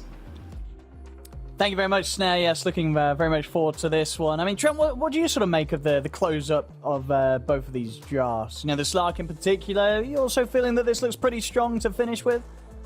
Yeah, the Fishman cometh. Yeah, we're fighting, we're brawling. He's gonna steal some essence, shift some stats. You know what the Fishman likes to do. You're a bit of a fish aficionado here. So, I mean, if you hop into this Slark game, you feeling good, Owen? I know you like your Slark.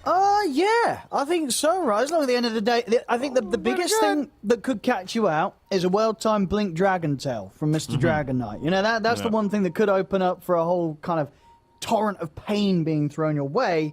But outside of that, yeah, you're going to be slipping and sliding all over the place. So I do agree. I think Manaspa's going to be pretty happy with grabbing this for Nande to close their lineup up. I think the Dragonite and Pango was an interesting bit of a dichotomy here. I'm not sure what I would have done. I feel like the Dragonite maybe has a better time in the lane with Hoodwink, but 30 seconds to battle. I don't know. They're both just going to suffer versus the Slark anyway, so maybe it's a matter of just like what hero is more likely to have a chance to recover if they get like nothing. And maybe that's Pango, because DK, you can't get much, but it looks bad. No, for sure. Yeah, at least with Pango, you got some sort of way to get out of there. As long as you're not getting pounced. If the stacks start to build up, DK suddenly, if it starts to be going downhill the trade, then there's no recovery from that. You will die. You're not going to be able to stand your ground against the Slark in that lane.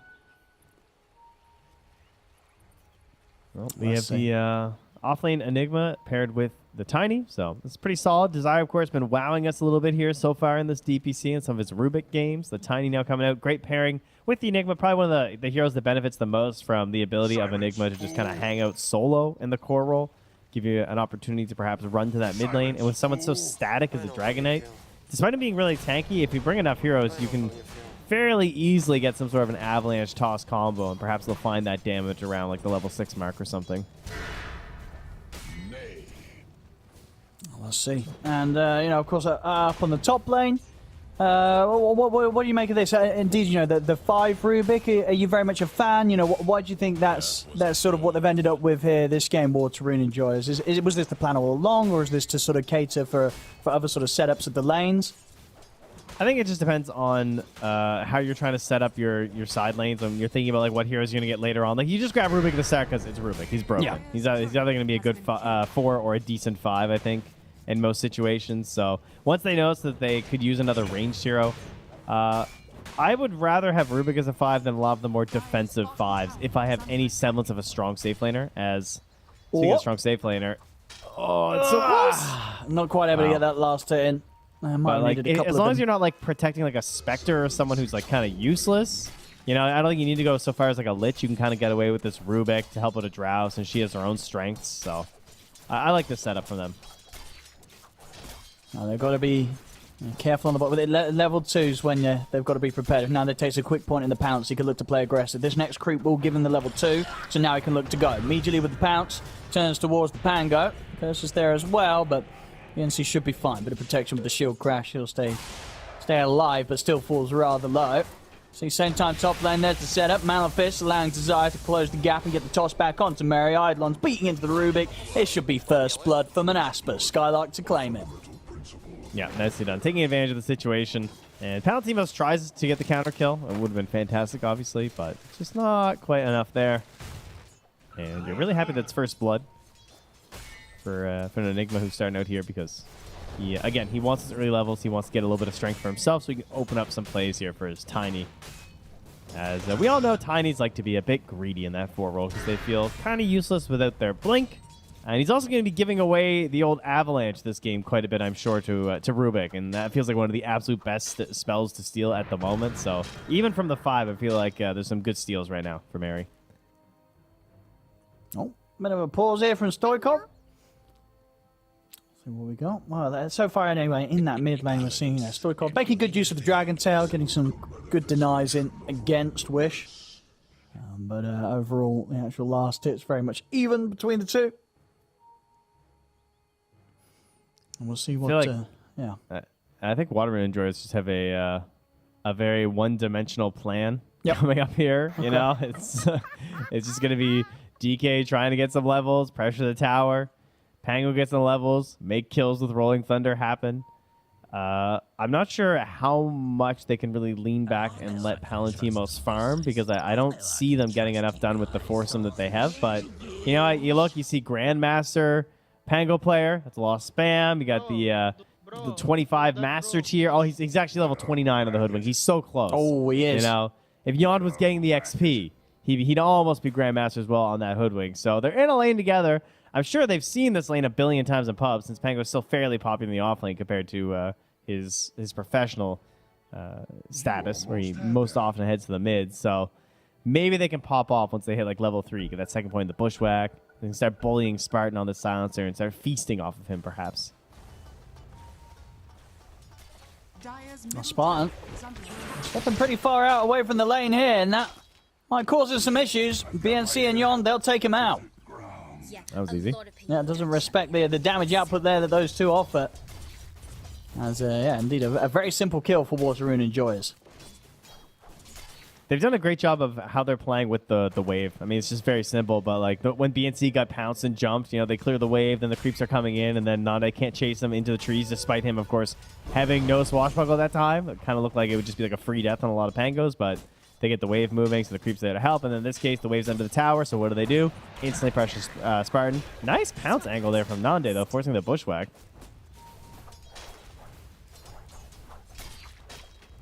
Getting very much free farm in that lane. Top lane, Skylark falling low. Desire will toss back Palantimos to give space for Skylark to step back. Will almost certainly cost Desire his life. So put the Mango turn with the Avalanche. We'll slow him down a little bit. But he can only juke so long around the tree line. And indeed that little bit of instant vision given by the sentry, allowing Palantimos to take the kill.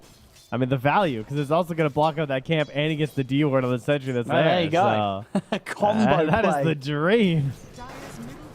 Good stuff from Mary. See bottom, I think Yon's got to be careful. Nande, yeah, he was very much on the threshold of being tempted to pounce for that. So how come Spartan doesn't have like 6 kills already, like the last time we watched him play Silence? He did. He had a fantastic game on Silencer the other day. We gave him really MVP did. versus S4's lane. This time, he's just stabilizing, not able to bully quite as hard yet. And an early ward popped down here by Yon in that Radiant jungle. Let's keep an eye on where people are moving to. And mid lane, we have not talked about it at all because it's a Dragon Knight versus an Ember, and they're just hitting creeps, guys. Yes. It's not that thrilling. No, we just continue to see Stoikov have a bit better control of it all. So he's been using the Dragon Tail nicely to mess with the Ember CS as he can, and that is allowing him to get a decent advantage in XP, 26 and 12 against the 22 and 3. Bottom lane, BNC very low. In a couple of seconds, Nande, he will pounce this. So has to keep his distance here on the Pango. A good start for Nande, and very much close to being able to start picking up the bits of the treads.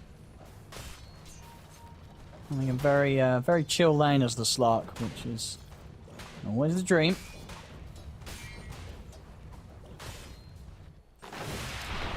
Desire is getting pretty aggressive up here, trying to set up this kill. So if they can do enough damage here with the toss and the Eidolons. The toss, it's not quite enough to take Palantimos down. In fact, they're turning here with a multi-shot. Palantimos is going to be the one to bring both Desire and Skylark very, very low. And in fact, low enough for Mary to take the kill. Final blast of the Fade Bolt knocks Desire out of the lane. Yeah, a bit of regen still left here. Passes off to the Drow. As the Eidolons at least will hold her back, though, as no barrage for a couple more seconds. She's just running fear of these summons. Oh, there we go. Oh, yeah. Get that gold.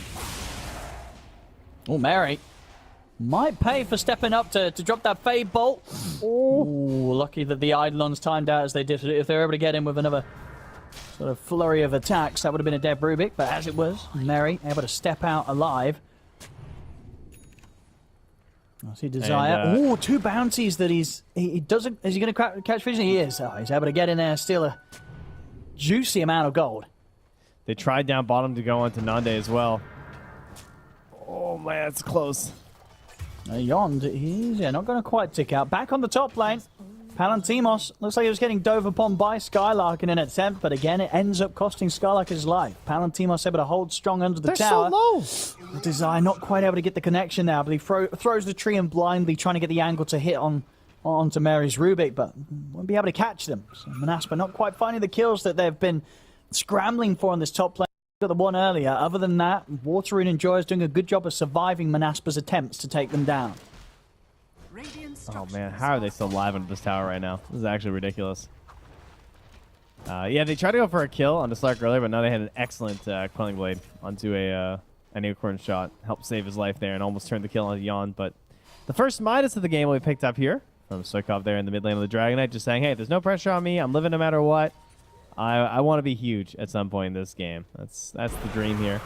Slark's occasionally grabbing Midases these days. Not sure if Nante's going to go for it this game, though. I think he could kind of go either way on this one, honestly. Well, see, top Desire is pretty deep. Playing around behind the tower. TPs will be coming back over from Palantimos. As Desire, he's not going to have the damage output to take down Mary. This is going to cost him his life there. Now with the lift up onto Skylark. He's also been baited in pretty deep. So that's an easy double kill for Palantimos. And this top lane, so far this game from Manaspa, it's just a little bit messy, Trent.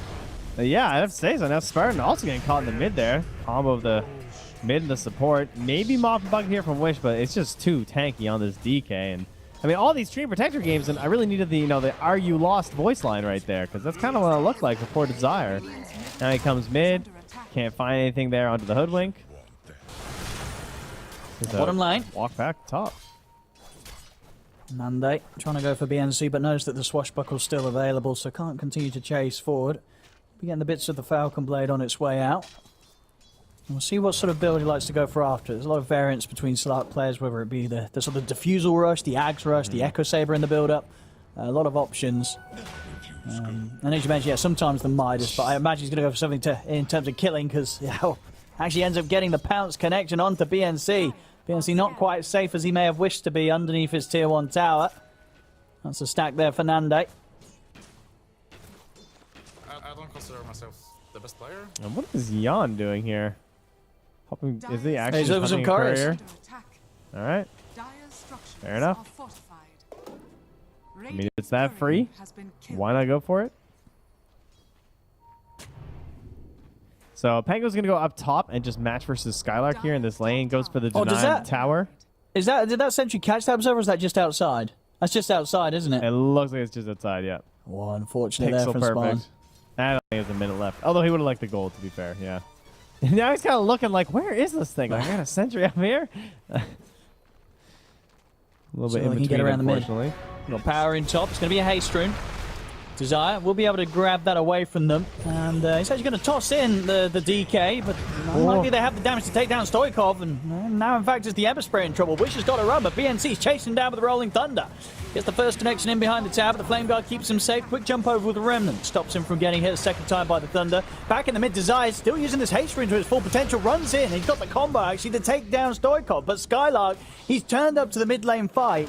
And I think he wished he didn't, because he just ends up dying at the side of it all. Underestimating the numbers that Waterrune and Joyous have brought in, Desire will be fine. He'll be able to step back, but Skylark finding himself in some dangerous positions this game. Indeed. And, I mean, DK, dead with 20 seconds on Midas. That part's a little bit painful. But overall, Palantimos rotates in. You're kind of happy about that. Drou's getting involved. Yeah. She got sent to the jungle pretty early when the towers got taken down by the Enigma, so overall, I'd say it's pretty good for Waterrune Enjoyers. I am curious if Nande's going to make his choice here soon, though. As he has queued up the Diffusal. Obviously feels pretty good. Some tasty stacks in this triangle. We got stacks everywhere. A lot of stacks being prepped here. Even Slark is going to farm through one inside the Radiant jungle there now, too, so... They are on the hunt now, though. No global for what? How much XP does he need? 25 XP right now? Old Spartan. All right. I've got to look for that maybe coming into play if a creep or so dies. I'm going to jump in aggressively. Chains connection straight away onto the Drow. Desire wraps around with the Avalanche onto the two of them. That's going to be Palantimos and Mary going down. They get caught by surprise. Manaspa's smoke pays off, and now the push to the tower continues. Waterrune and Joyce, they've took up BNC and Yon, looking to slow down the siege. Also Stoikov at the side. She's in with a connection. Now put the global. Nice. Spawns hit the 6. He's got the global ready to play this. Teamfight gets the toss back there. Desire to take down BNC. So third dead on Waterrune and Joyous. Manaspa stick around with Skylark pressuring the tower for a little bit longer with the Eidolons. Now that the dragon forms out from Stoikov, though, they will respect that and back off. Still, Manaspa overall happy with the kills they're able to pick up from that maneuver. Popping the Dragon Knight ulti and then unable to hit the stun immediately after, thanks to that global silence there. So making sure that Wish wouldn't get locked down and comboed to death. Huge for an Ember, as he's trying to get that big snowball potential rolling right now. And he wants to play with his Slark because he has gone for the defusal. Confirmed, we will be engaging the enemy, not hiding in the jungle. So it's important that Wish catches up here too. Yeah. Okay, going for both of them here, Defusal and Echo. So yeah, absolutely all in on the potential this hero can offer in the next 5 minutes, basically. It's going to be a stage of the game where Water Rune Enjoyers themselves might not have too much of a free chance at pushing these side lane tier 1 towers, because it's highly likely the Manaspa will turn up and get their Slark involved early in the action. And they're also trying to get Desire the Blink at a decent timing as well. He's been up top, sort of catching the most dangerous farm on the map right now, using the Tumbler Sword to get some spacing from the Pangolier. With any help, it feels like he would be in so much trouble right now, but they're just not dedicating the units. So Desire very happily vacuuming up some of the scraps that are a bit too risky for any of his more important cores to go for. Likewise, Mary, though, in the same thing. As the 5 Rubik, you got to catch these opportunities when you can. So grabbing a couple waves mid as he tries to get some vision and sentries down. And going for a very early Lotus. Something, obviously, that would be very helpful for his allies versus the global silence. Absolutely, yeah. This will be a nice quick pickup from Mary this game. Yeah, as quick as a 5 can farm that first item, but... Yeah, it's not bad. I mean, because he already has Arcanes, right? So this is looking really nice. They can allow, indeed, his carries, his cores to still stick to the build-up that they want to. And Palantimos getting the Hurricane Pike done. And what else are we? We're actually going to have Yond actually picking up the first time Blink Dagger on himself. So very much looking to be able to get that jump from a distance as the Hoodwink. That's an interesting one. Yeah. Helpful in a couple ways. Your versus an Ember, so it's very much more likely you can get that chase down after when they just have these like safety remnants, or you can kind of like track it in the fight where they're going and see if you can just like blink and get a nice pushback on them. And also just less likely for Slark to find the dark back, of course. Absolutely, yeah, if you see him running towards you. And yeah, just having that better chance of being able to get the angle and find the position to throw a bushwhack down on an Enigma when the black hole comes out. Desire is so good with Tumbler Sword. Well, they're going to put the global. Put a stop to the Rolling Thunder. They really want this kill. They should have it here. They'll actually drop the black hole as well. I guess it was necessary. He's worried about the Rolling Thunder still coming out to escape. But quite an expensive investment to get that kill done. Meanwhile, down bottom, Wish is going to start playing around with Palantimos and Mary. Nande charging in on top of the Drow. Water Rune Enjoyers may have come a bit too deep here with these two heroes, as Mary will tick down to the curse. Stoikov trying to hold them back and keep them away from the Drow, but he won't manage to do so successfully as Nande dives in, continues to do so with the backup of Wish. They take out Palantimos. Yon trying to hide in the trees, but he'll fall as well. Manaspa bring in the numbers, and they take down 4. Water Rune Enjoyers getting crushed in the team fight. They'll lose the tower as well. Oh, that was vicious, actually. These items are just all stacking up right now. Like, they just feel so strong. Nande's trying to push in these engagements. And Desire has Blink there, too, so... Oh, boy. Problems abound right now. Full Inside of Water Rune Enjoyers. As well from Skylark. After a bit of a tough early game. Now, was getting farmed, but a few deaths here and there on the Enigma. But he's managed to stabilize it and get this good timing. They're going in for the fight, Water Rune Enjoyers. They want to charge into this. Stoikov, get the jump in onto Desired. That's the setup with the Dragon Tail. Looks like Manaspa may back off. No, in fact, they won't. Wish, he charges in aggressively. Jumps the backlines with the Remnants. They will lose Desire here, Manaspa. But Manaspa still may be able to fight on forward. Spartan may be caught in the river. BNC's trying to get the angle with the Rolling Thunder. Will manage to get up the stairs. Bushwhack down onto the two of them. The Greaves are popped by Skylark. They'll turn with the Malefice onto Yond. But BNC crashes back across the stick charger there. Skylark still up. The Swashbuckle's going to miss. But the shield crash will finish him off. Spartan hiding on the high ground, but they see him. BNC wraps around, slaps him down. Oh, the big hits here from Palantimos as Stoikov holds Wish in position. And just like that, it's Water Rune Enjoy's turn to win a teamfight trade. Oh my god, that was brutal. I mean, the Blink, like, that was the best first fight for this DK to show up and really feel like he has the full force, not having to worry about the global as well, of course, or the black hole. Certainly why they rushed into this engagement, but I didn't expect it to go that well. I mean, Wish came in, he wasn't really doing much for safety remnants, and then obviously right at the end there, getting caught by that stun was very painful. it always felt like Manaspa were just like playing the edge of this fight, assuming that they were going to be able to turn it. That's kind of how they seem to be engaging it. And Water Enjoyers just felt like they were very confident and obviously got the fight win in the end there. So Young's going to run right into Nande here from the high ground. And he gets the bushwhack setup. Hard to find the follow-up damage and full control of the Desire didn't know combo. where the Hoodwink was. So he's trying to take the Desire's arrow. in trouble now. Coming a bit too close there to the tier 2. I mean, as we saw with the odds there as well, very much favouring Manaspa there, provided to us by our partner, esportsbets.io. And now, Global. Manaspa. They're going to push it out aggressively with this one, and that'll be enough to take down Yond and also cut down Stoikov. A couple of quick kills and maybe more. Pounce over towards BNC. He's out of mana and he's out of any sort of option to get out of this one, surely. If the curse brings him low, Nande's going to want to chase for this one. He's not stopping for anything. Gets in, takes down another. And in fact, maybe even more. He's thinking about going past the tier 2s. He's got Pounce back in it again in a second. He'll calm down and hold back. I think he could have maybe got away with keep going. He still had the Shadow Dance, but it's a competitive. He's playing sensible.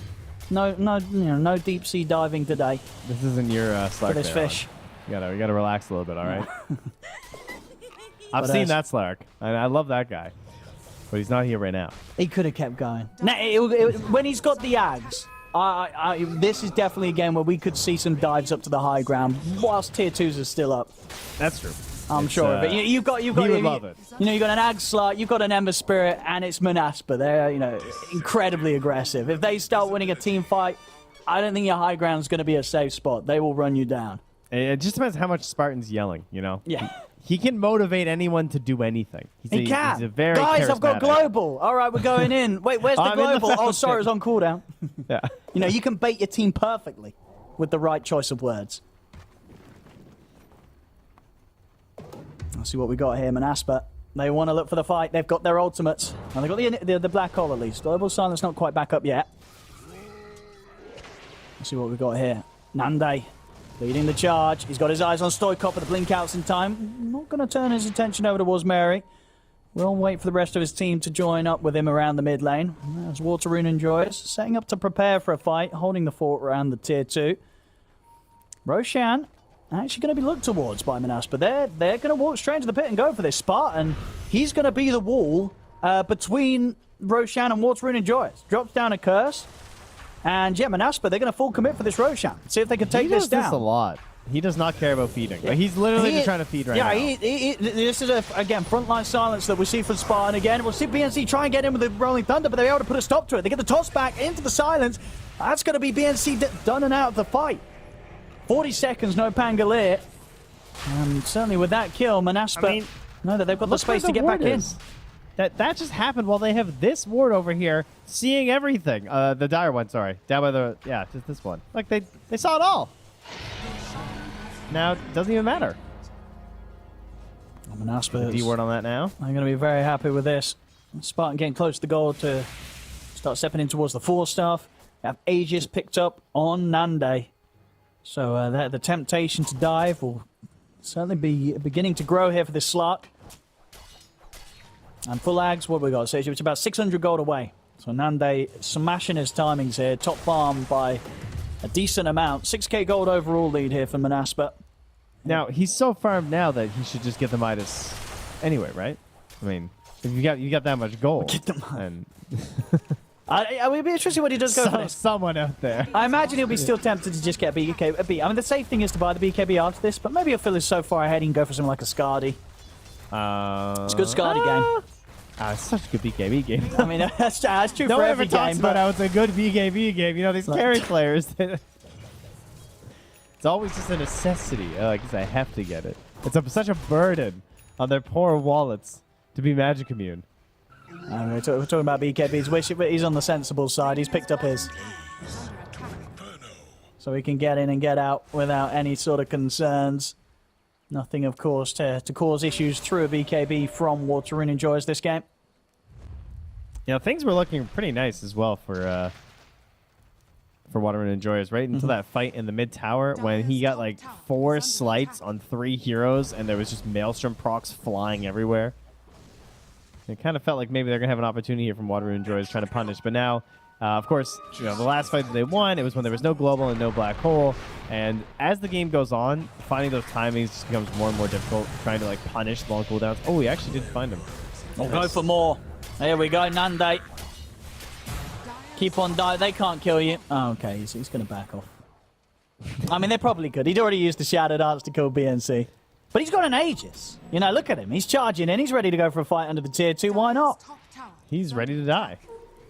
Yond will be able to sneak through the tree line. And yeah, queuing up the Scardy next. Of course, getting the shard on the way. Shard's always going to feel fantastic. Some great save for his teammates too.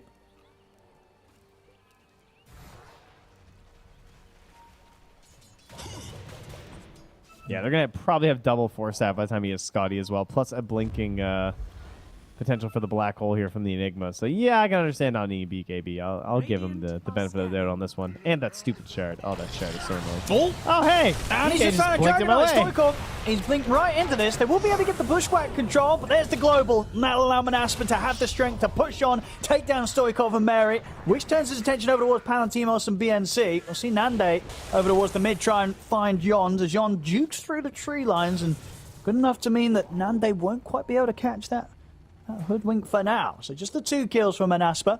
But still 2 minutes to play with the Aegis. Creeps pushing down the mid lane. And it's getting close to the point where Manaspa, they could really look to push it here with the remainder of this Aegis from Nande. Yeah, no reason not to. That was painful to just immediately be gone on your like tanky initiator and sort of goal of the hero being to break up these fights and try and create some distance from the Drow and everyone else, and he just blinks right on top of the worst person. Slark just grabs him, turns him into fish food, and now they're going to push down this bottom tower. Not getting too crazy in the mid. They just put some light pressure here. Spartan even going to put a ward down by the looks of it, trying to secure this and punish anyone near the trees. He's a bit late. Oh, I say that. He went back in a little. Yeah. And there's the connection. First pounce for the setup, second pounce for the control. No way out for the Pangolier. On top lane, Wish. I mean, Yond has been very good with the way he moves around the trees. They have had trouble catching this hoodwink. All right, Spartan. Oh, he's TP'd into a bit of a dangerous spot there. TP's in, and suddenly there's a dragon and a Drow Ranger on top of him. And Yond somehow still surviving. What the hell's that? Wish sort of tied up by the Bushwhack. A fair few feet above the map there. Meanwhile, poor Mary's just getting leashed in front of his base, unable to leave the safety of the high ground. Yeah, it's getting to the point where it's not fun for a lot of these heroes to be out on the map whilst this Slark's sneaking around. This, Nande will kill you. With relative ease, 7-0-5. He's had a very free game so far. 11 permanent essence shift stacks. The last pick Slark, it's kind of looking as good as the panel anticipated it to be here, Trent. This is looking to be a pretty smooth sailing carry game for Nande. Yeah, there's a pretty good reason why this hero seems to be banned out in the second stage of pretty much every draft, it feels like. Like, he's all over the place across the DPC.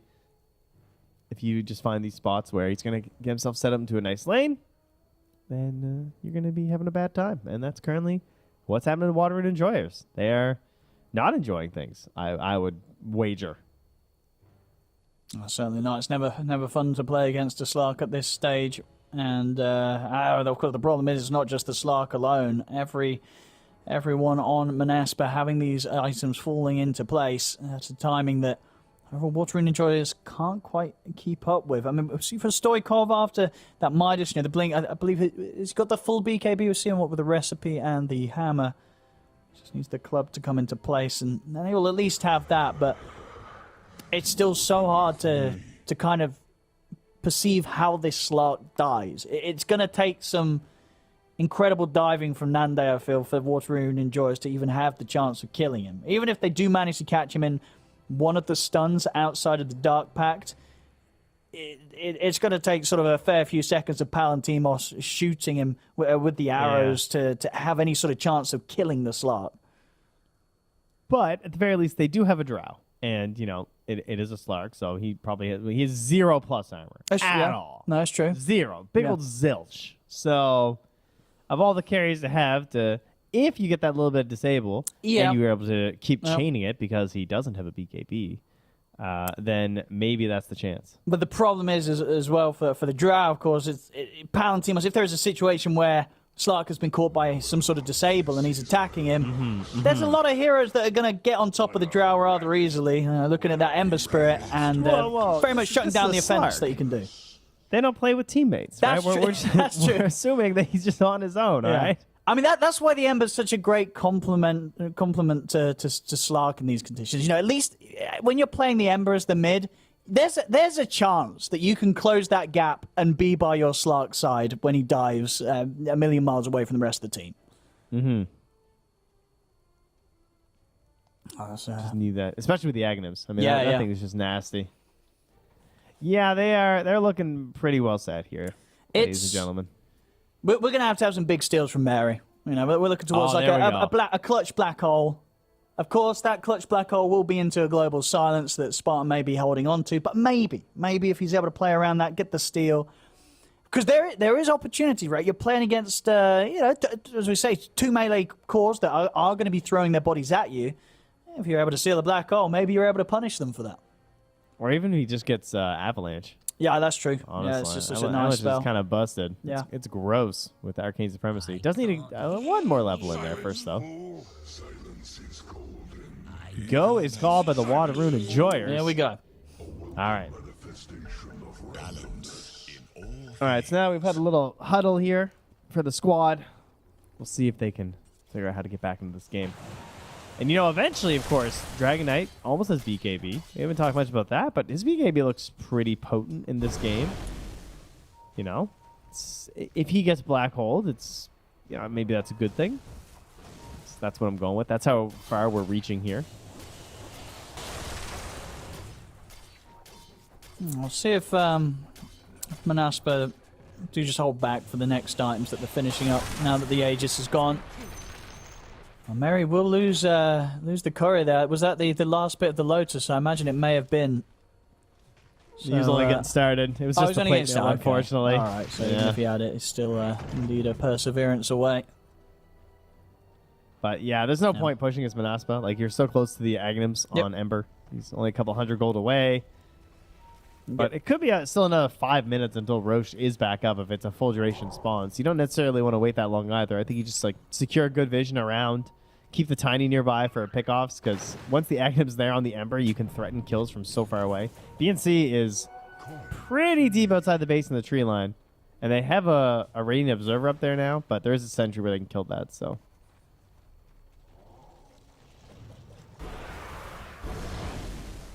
I'm actually going to pop the dragon form just to push out.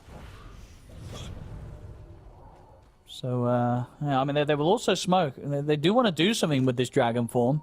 But, of course, they will be aware, Manaspa. Desire is able to force the site. Gets caught by the dragon tail. The pushback will be dodged. Another force here from his teammates gets him far away from Water Rune Enjoyers. I mean, the Water Rune Enjoyers won't be able to find anything with that smoke move out of the base. And these seconds of Elder Dragon Form continue to fall away outside of the base. Palantimos gets caught out by the first pounce, but a Hurricane Pike up to the high ground keeps him safe. Spartan's crazy. Oh, Nando's in. Another pounce in, another pounce out. I mean, to the side, Desire. He's managed to catch on. This time, no trees room to hide in. Nande with a follow pounce, look towards Palantimos. Another force keeps Palantimos safe. Nande continues to attempt to push over Stoikov. Deep dive here from the Ember Spirit. His Wish immediately looks towards the Rubik, gets onto Mary. Mary's taken out. Toss over towards BNC. There's the global, keeping them safe. Keep on going, and the black hole's out. Locks down Palantimos. It's 4 dead, soon to be 5 as Nande's in with a pounce. BKB's popped by Stoikov. He'll turn with the Dragon Tail, but it won't save him. The Dark Pack removes the stun, and the final punch from Nande takes him out. It's a team wipe. As this is the dives that we were looking to see happen. Beyond the tier 3s and the barracks, they just get into the base. Team wipe Water Rune Enjoyers, and there's nothing Water Rune Enjoyers can do to stop them. And look at the stacks building up in Nande now. With 39 temporary, 14 permanent, he can start beating into the buildings. Cool. I mean, as my 3-year-old says every time he leaves the room, bye-bye, see you later. And that's pretty much what happened right there. 5-year-old wipe, easy peasy, in and out from Nande. Can't lock him down. I mean, you're lucky to only lose 1 lane. And, oh, hey, it is a almost max Roche, though. I guess that's good news for Water Enjoyers. I'm not sure how they're going to find something in this time frame, but at least there's perhaps a window to get something. Stepping out of the base is pretty scary. Nande sees the chance to get a line with the pounce. He'll go for it. Now, 2 minutes without the threat of the black hole. They desperately need to find something, Water Enjoyers, to open up the game, give themselves a bit of a window to make some sort of a play. But as it is, Skylark already teeping away from that bottom lane. They won't find anyone here. And if they are to sort of make the trek over towards the top half of the map, back towards their jungle, they'll be met with a full lineup of Manaspa very much ready to fight them. And then the additional tools just get harder and harder to deal with, like that Yule Scepter there for Desire. A Solar Crest as well there to help out with this Roshing whenever it pops up for them. But again, we look back to Drow versus Slark, because still lots of armor to just cut through on this Slark, and they're going to need it. They need every proc possible for this Drow. So she does need level 18, I guess, first, huh? That would be a little bit helpful. Yeah, get her the time. I think here, 30 minutes in.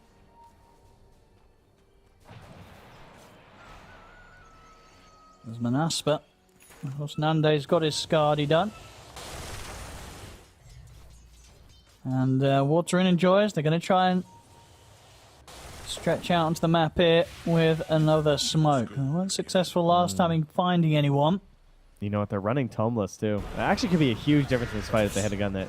Good jump on Skylark. He's not quite prepared for that. He gets caught by surprise. Still, though, Manaspa, they won't mind trying to take a fight 4 versus 5. Nande steps in, and in fact, they won't have to do it 4 versus 5. 5 comes in from Skylark. Wish dives in with the BKB. Remnants across towards Yond, as Water Enjoyers have to somehow get back towards the base, but they've lost both supports. Palantimos' BKB comes to an end. We'll be able to slide up the high ground with the Hurricane Pipe, but Remnants are still at the ready as Wish jumps in, closes the gap. It's 4 dead. A buyback comes out from BNC, but there's 3 dead on Water Enjoyers that don't have the luxury of a buyback available. Manaspa, they're on to the tier 4s. They know that this game very much is on the verge of the GG coming out. Now, what the fortification. We'll see if Water Rune Enjoyers can pull together any sort of defense. But the tier 4s are falling. There. Has Skylark cast any other spells? You're just going to hope no. There's the buyback. Yond. I'm going to get the Bushwhack connection onto Nande, but the Dark Power's already there. Toss back on the Hoodwink from Desire as they'll take him out. Nande's ready to start diving up towards the fountain, and indeed GG is called. Manaspa take this game 1. And I think, yeah, that last pick Slark that concerns were had about in terms of how potent it was going to be were definitely warranted, Trent, as this Slark, it was unstoppable this game. Yeah, I mean, quite literally 13-0 and 7 to finish things out here from Nande. Not much else to say from that. Great laning stage as well. Just lots of pressure. Sure, Spartan had to die. Time or 2 in the lane. Doesn't matter. Kept farming on the Slark. Didn't get too crazy on the kills. And several times it was very tempting. He had a few heroes that felt like they were just like one little hit away, but it seemed like Nande had really recognized that he could not let this get away from him and just ensure that he just relaxes, gets his items, and Wish too. I know he did die once. The shame of this poor guy. But as you pointed out, the duality of just like the reach that those two had, it worked really well together. Yeah, there was no stopping these guys once they got the advantage. They were just straight out Water Enjoyers, and Water Enjoyers just couldn't slow them down at all. A very ferocious and impressive game 1 from Manaspa. We'll see if they can keep it up in game 2. If Water Enjoyers might be able to get a better approach off the back of a draft in the second game. Don't go anywhere, ladies and gentlemen. We'll send you straight back to the panel. Thank you very much, gentlemen. And of course, I know that since it was a Slark win, OD Pixel is ecstatic. You know, he's just chilling there being like, oh, I should be taking notes from what Nande was doing. This is a very good Slark play. Absolutely outstanding performance from Manaspa. Although they started very well, T-Panda, it wasn't the smoothest ride. There were some moments where it felt like, you know, things might go a little bit awry in the situation, and they sort of did have to recover to make sure everything went well. Yeah, that was not a very kill-heavy start from Manaspa, but it was for Water Rune enjoyers. I feel like they were punishing Manaspa for a couple. I don't know, but it felt like they were reading the game a bit wrong from a couple moments where they're trying to dive the top tier 1 tower and ended up getting baited and just losing 2 heroes as a trade-off, and just a bit of mistakes here and there, but they were able to corral together pretty well. Working to the strengths of this draft, basically having the global silence as protection. They canceled Pango's ulti, I think, at like 90% efficiency, so he barely ever got his ulti off on Blink, except in this highlight reel we can see that it is actually being used. But still, the Slark worked out so nicely in this game. You could see that this is really screaming for a good Slark game, and it definitely was. It was an amazing slot game at the very end. I think one of the interesting things that T-Panda mentioned here, Kezu, was the fact that on the side of Manaspa, it wasn't clean before they decided to play together. They were sort of disparate on the map. If we look at the replays of pretty much every single fight that they lost, it's when you have 2 players in one position, somebody else is still farming somewhere else in the jungle. But the moment they started playing as a 5-hero unit, it honestly felt impossible for Water Rune enjoyers to break. And this last pick, DK, talk to me about the value that this hero provided and why was it so difficult overall for Water Rune enjoyers to break the team fight of Manaspa? I just think like DK is very similar to Tiny in a way where you want to go in and kind of get the fight rolling, but I think when you play against overwhelming team fights, it's really hard to actually get that going. Like, Pango's like a same type of hero. You want to go in, keep the fight going, but you're playing into a Slark who's very mobile and Ember who's very mobile. There's a global silence that can disrupt all of this, and that kind of forces like DK and Pango to be heroes that have to run away from you instead of running in. Or when you see the Pango commit and he goes first, which he shouldn't, you know, where they made some mistakes, where they're trying to contest the Roshan, where he goes first, where, you know, instead someone else should be going first, and then suddenly your whole lineup, it just really falls apart, because I think it's just a really hard game to play for those heroes into Manaspa's draft. Yeah, not made any easier by the fact that you had Spartan in this game. Honestly, I'm going to make the executive decision. Spartan gets the MVP for this one on the silencer. Not simply because of how well he played. He got some key itemization, but the patience. Every now and then you see these silencer games where the person is spamming out the global silence and the time to come out doesn't necessarily feel very useful. That pretty much never happened in this game, T-Panda. Every single time we saw a global coming out, you already mentioned the efficiency at which he was cancelling out the Pango roll, but also providing cover for his core heroes, allowing Wish to be able to jump in. He gets to wait a second or two before popping BKB because Spartan's got his back. He knows that global silence will always be there. Yep. And I mean, look at this. 85% kill participation on a silencer. That's honestly incredible from Spartan. Yeah. I mean, when the entire roster or the entire draft from Water Rune enjoyers is basically relying on stun initiation and follow-up stuns, what do you do to counter that? You get a silence for yourself that goes through BKBs and everything. So they aren't just able to get the connections that they want. There's no real path to victory when that global silence is up and running, because your whole team is in absolute dismay. Like, what do we do, guys? Hello, are we just trying to reset and re-engage? But look at the capability that Manaspa has. If you're trying to make a reset and re-engagement, it's not going to end up very nicely. It's going to be some ugly damage coming out. I mean, speaking of supports, though, on the one side, of course, we saw Spartan doing very, very well himself, playing with the other support on the team. They had a Tiny, so it makes life a little bit easier. Hoodwink, Rubik, do you want to see this again, Kezu? It felt like there was a lot of overlap with these heroes. There was no point where it felt like they were covering each other's weaknesses in any particular way. So if we had to rerun that draft, would you rather just choose one or the other rather than having both in the draft itself? I think you can have both, but it's just very hard to play these heroes into Silencer, I think, especially when Silencer on the side of Manaspa, he was paired with a lot of heroes that actually make his hero very easy to play. You have the Ember going in, you have the Slark Vision, Slark going in, you have 3 people going in for you, whereas on the other side, sure, you have this Pango DK, but again, you need other people that are like bodying, and I think that's sometimes where it's hard to play these 2 range supports a lot of the time. You just want like a 4 that can go in, and I think that's why you see this Tiny 4 be so damn prominent. The hero is just very good at roaming, going into the fight, so I think this double range support it's good, but it's something that people need to be, I think, more cautious of. You can't just do it all the time for no reason.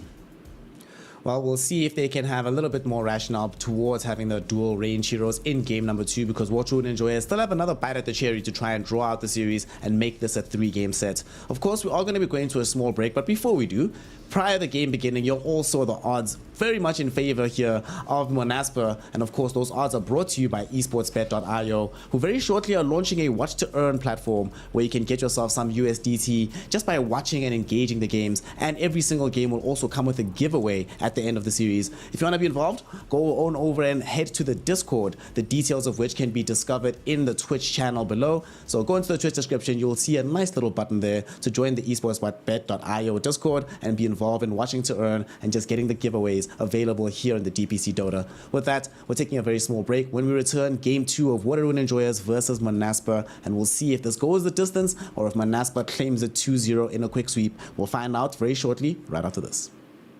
They are winning the game. Look at them. So good. I have global for you. If you want to kill me. She got balance, Nande.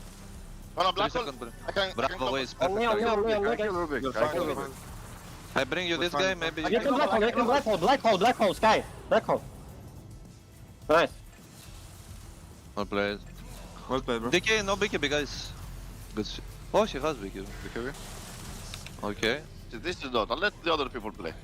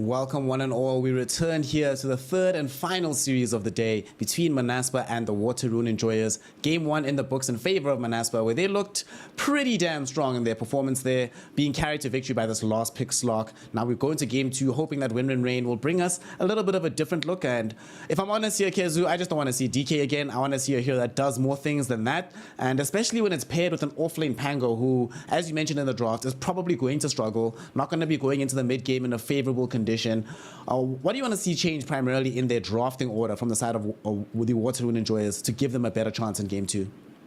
I would like for them to be able to fight. I think first off, when you play against Silencer, there's like two ways that you should kind of look to approach the hero. It's either A, like you have a wall.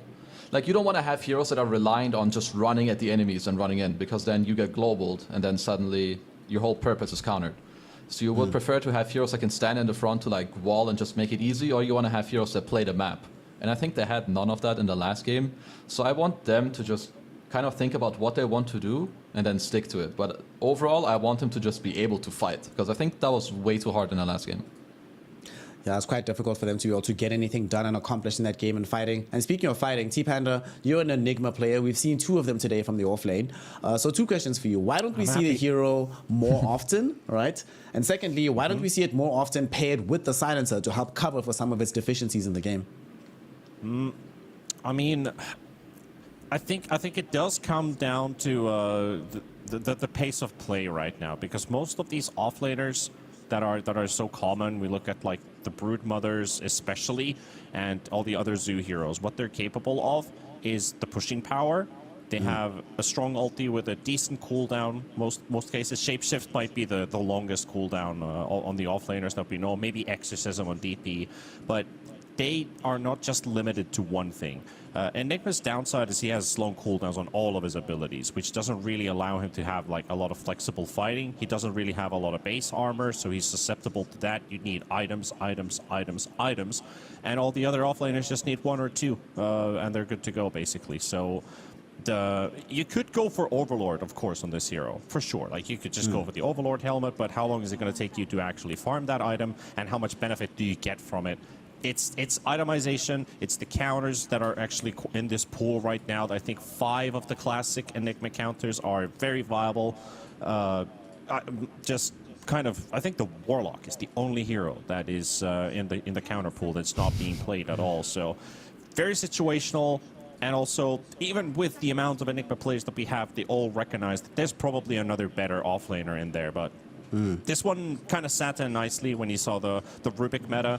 You also fear a bit, like, do we actually get a good Enigma game out of this? But it also brings out the Silencer, right? So I think Kezu can also kind of relate to that. When we see a hero pop up, which is meta, something that's maybe a bit outside of it, these niche picks start to show up. Yeah, I mean, also, I think Silencer and Enigma can be good together, but it's very reliant on the enemies, I think, kind of not quote-unquote breaking your lineup. So I was saying that heroes that run at you or rely on spells, they're not good. But T-Panda was mentioning some heroes that kind of make your life very hard. Like, there can be an overwhelming amount of run at you. Like, for example, Brood and Lycan, they're actually too fast for like Enigma and Silencer to deal with, because in that sense, they don't protect each other at all. Enigma wants like slower fights and stuff like that, whereas those heroes, they kind of just break it. So I think when you do it in the right game, it looks very good, but it can also snowball into the other direction really damn quickly. Let's see, though, if Manaspa can find another good game. Not necessarily just for Enigma Silencer, but just in general, as we do have a Game 2 draft available. Water Rune Enjoyers will be playing on the Radiant side with second pick. Manaspa have Dire side first pick. They will use it up to snag themselves a Rubik.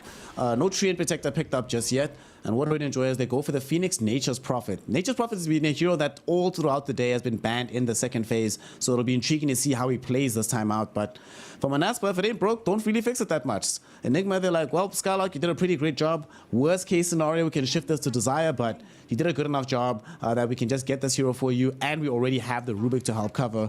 Panda, do you think they should ban Silencer going down the line here just to ensure that it's not available for the side of the Water Rune? I think that is the ball that they play. Do they let it through the draft and let Water Rune Enjoyers pick it up for themselves? That also means that if they do pick up the Silencer, that pushes the Phoenix it puts the silencer as a 4 when he's not great at. You can, but he's not the greatest at it because you want to get something more efficient. Like we talk about the range supports, he definitely does have that skill set for it. But then you look at the Phoenix in the draft. Where is he gonna go? You don't really want to put a core Phoenix because then you just pick well, Lena's banned, but Snapfire. You know, basically just a hero pick counters your capability of playing in this game. So Silencer might ban out the Enigma, but then the Snapfire counters the Phoenix. So it's kind of a what's it called? Like walking in a loop, in a sense. And I'm actually intrigued about this opener for Waterrune Enjoyers. This is the second time Furin is picked in the first phase, and that's the first Phoenix first phase pick in general. So going for a very different style of drafting. Maybe they're experimenting something that they're feeling very comfortable with. Maybe they've played this in a scrim before, because not a lot of teams have actually been going for an opener like this. Furin is great in the first phase. Phoenix is more of a second phase pick to me. Yeah, Nature's Prophet has a lot of versatility, can be flexed through the 1 and the 3. Personally, Kezu, I've had some conversations off panel with T-Panda and Fear and them when we were still doing NA, and I really feel that this Nature's Prophet hero is like deeply underrated.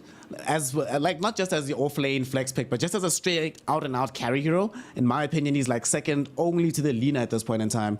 What do you make of this hero in the safe lane role, and what do you make of it being picked up this early for the Waterrune Enjoyers?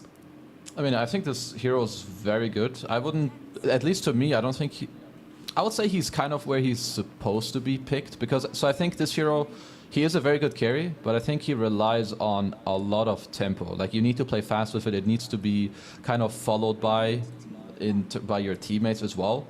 And that's where I need to talk about their first phase a little bit, where I think Nature's Prophet and Phoenix, they play very different games. Nature's Prophet wants to play very fast, like collapse on people, play the map, whereas Phoenix is very heavy on team fight. He's slow. He doesn't play the map very well. So in terms of opening synergy, I don't like it too much, but I do think Nature's Prophet on its own, the hero is very good, and he is also very good against Enigma, because Enigma is very slow, Nature's can play very fast, and here you get a little spicy Elder Titan pick. Alrighty, only the 7th one across all the DPC regions thus far. The hero hasn't enjoyed that many picks, has enjoyed a decent amount of success though. It's gone 4-2 in the games that it has been picked up. Yep. Do we like this ET? Is this pretty much just to try and deny Nande a good Agiko in this game? It's one path for it, sure. You also have a long-range disruption basically with this ET to cancel out the black hole. If that's something that you're worried about, it is a vision tool. It's good for contesting Roshan, and I feel like this hero just pumps up a lot of damage, especially if this is a core ET, which could still be the case. It could be 4, but I would like to see it as a 3 and paired up with that ranged buffer. If it is the Phoenix Elder Titan, that's a pretty nasty lane to play, no matter what core you're going to be. I regret to inform you, gentlemen, we're probably going to be having a 5 Rubik in this game. Now that I'm seeing this Primal Beast, feels like they're going to go Desire Primal Beast and then Enigma on the Skylark, just to try and grief this Nature's Prophet lane. We've seen this so many times where Primal Beast in that lane makes life super difficult. And I'm looking at these two supports here, Kezu, Phoenix and the ET. Do they really provide that much? No matter what aggressive lane they play on the side of Manaspa, it doesn't feel like either of those supports provide the maximal amount of protection for a Nature's Prophet. I think they can get past these heroes and still kill them. I mean, I think for now, so the ET is interesting. I don't know if this is the response that they want in the lane to the Enigma, because sure, you get a little more on the Spirit, and you get some Earth Splitter against Black Hole later. I feel like I'm, at least for now, failing to see the proper purpose of the pick. Perhaps they just want like a slight frontliner for the Prophet. I think Phoenix and ET can do okay at protecting their Prophet in this lane, unless they play into some, split up Eidolons. But I think that their lane should be... I think their lane should be okay. I think for Monaspa, they just want to kind of mirror what they did last game. Have a 4 that can frontline for the Enigma, and also have some like semi-engage.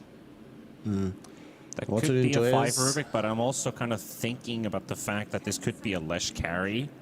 I was looking at who plays Primal Beast on the side of Monaspa, because none of them actually have a recorded game on Primal Beast. I think maybe I saw one game on Skylark, I believe, but they could also play it in mid for Wish, which could be an option. Just leave the Skylark Enigma again for the off lane, or again, the option of the support Enigma, which is something that they can do. So I want to see what Waterrune Enjoyers are banning out, because they could also be very confused about how the flex is happening on the Manaspa draft. Manaspa will, of course, have a little bit of time to get the bans going themselves before they go into the 23 pick. We see yet another 18 Ember in this situation. I suppose this is fine for this game.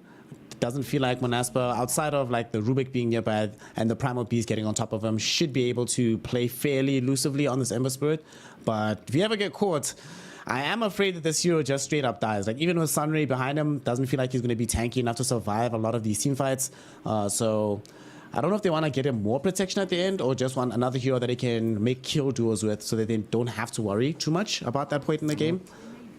Just don't get caught by stuns, lol. Lol. Game easy, boys. Never get stunned. No need to Sunray if your Ember's dodging all the abilities. So let's talk about these last picks, though, because Manaspa will be having the 23 first. So if you're Nande right now, Kezu, would you rather play this Leshrac, or are you clamoring for your team to get you something else? I'm seeing that they're banning out this Beastmaster. Doesn't feel like Beastmaster, Lycan, these heroes don't like overwhelm the Leshrac that much in the laning phase, even if you are playing as the one. So it feels like they're going for a carry. And if that is the case, what would you like to see him play? Well, I would at least prefer them to put it mid, simply because you see that it's an Ember matchup, and Lesh traditionally, he's supposed to be winning that matchup. Also, with you having Enigma in the offlane, it means that Primal Beast, if it's a 4, which we don't know yet, it can rotate into this lane. And I think that Waterrune Enjoyers, their lineup is... their damage is very slow. I think Lesh is very good against these lineups because he gets to lifesteal, he gets to run in. So I think, once again, if you can play a melee carry on Nande that, you know, can somewhat enable the Lesh by either going in for him, or you get like a Slark where you pop the Slark shard on the Lesh in like the mid game, I think then once again it would round out their draft pretty damn well. I also feel like if they do want to pack a bit of an extra punch, they could think about the Shadow Fiend versus Ember matchup for Manaspa. Another option would be just put the SF into the safe lane, go Lesh mid. I'm not sure how well that is going to work when they're in the same team. I don't actually know about the win rates when those two teams, so those two heroes are on the same team. Then there's the Tusk option, which is also still in the pool. They take out Drow now from Manaspa, so they recognize the performance from Palantimos despite losing the game. They're like, yeah, this was pretty good. Not going to be allowed to play that the second game in a row.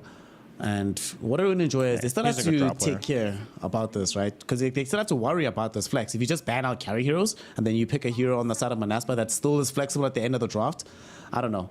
This feels like an interesting place to be from them. And I'm still not seeing the full value of this ET, if I'm completely honest. All right, well, hold on. Okay, I finally see it, boys. Hear me out, right? Let's go. They were struggling beforehand. They didn't necessarily have an easy setup for the Phoenix Supernova, right? So now you go roots onto 2 heroes with Ember Spirit, follow that up with the 2-hero Echo Stomp, and then the Supernova comes off. Easy combo to execute, 0 worries, boys. Love it. I love when you get some poggers combos. That's always how you win Dota. Yeah. I mean, that can work, for sure. You don't have to reach out too long, too far to get that to work. Yeah, banning out the Slark again. It could also be a decent hero in this game.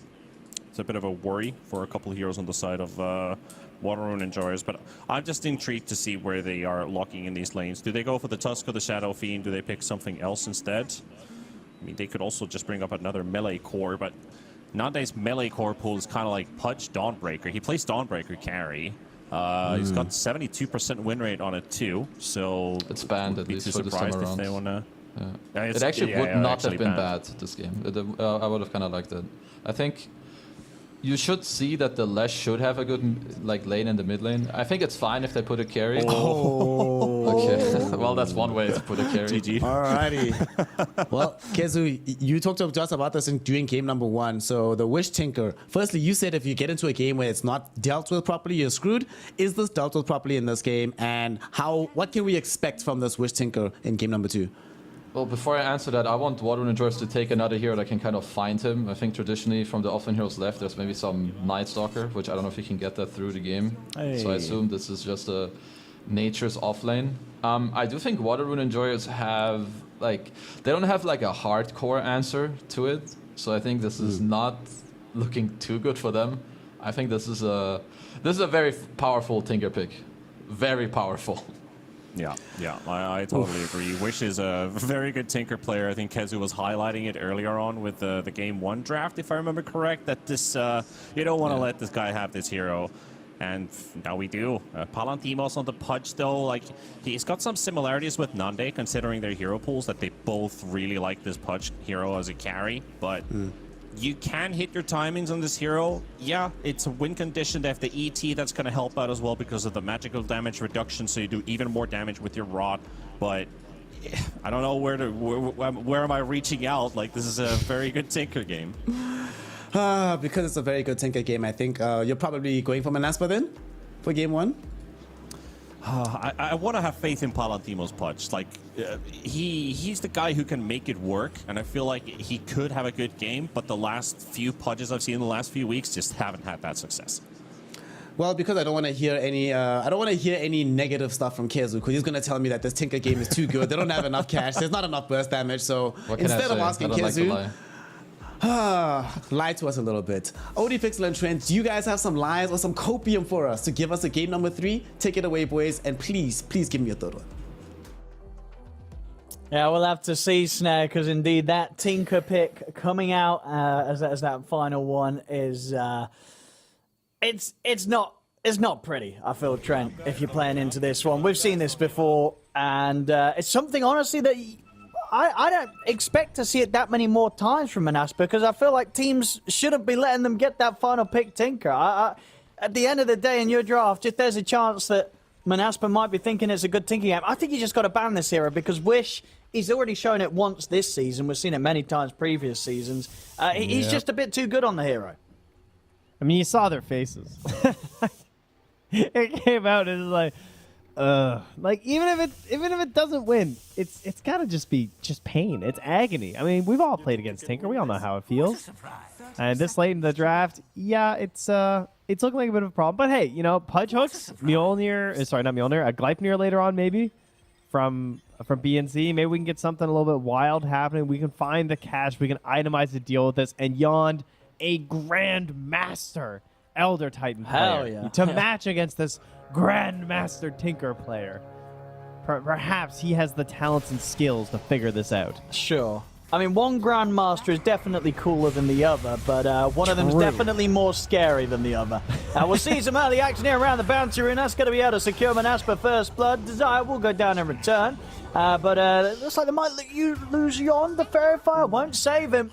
It's going to be Manaspa getting first blood and a second kill on top of that. Wish won't get the first blood, but he will get the kill onto Yond.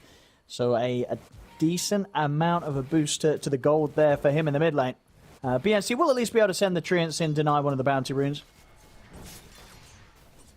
I was pretty excited about the Pudge, though. I think that's the right way to go about this. You know, it's you see these heroes, find yourself a Leshrac and a Tinker. My mind starts thinking about like Mage Slayer stuff and how you can make that work. But another great option, of course, is something to do with the Pudge. Perhaps an even better option, as that is going to be a crazy good timing when he gets that Aghanim Scepter. And you just got to hope that you are just rolling at that point in this game, because it feels like that's where you need to take over and really create a lot of space for your Ember and Nature's Prophet to also get big. Like those three cores, I feel like should be at a similar net worth around the time Pudge gets Ags, and just try and like carry the game together. I'll see if they can hit those timings. See with these lanes. I mean, any of these side lanes a concern for you in the early stages? Anybody going to have a difficult time? I'm kind of wondering what Desire's going to do. I mean, obviously he can punish if a dive comes out onto Mary, but I don't know. It's not really a match we get to see too often. I mean, it's nice the Primal Beast has some tools versus the Fire Spirits, since you obviously can just be trampling and stuff, but it's also kind of hard to lock down. I guess, yeah, I don't know. It's not like physical damage versus the Pudge, right? So, yeah, you get some tramples onto the Phoenix level 1. That's really nice. I feel like that wasn't supposed to happen. Lose your entire HP pool to that.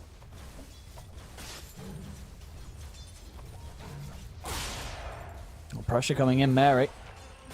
You might...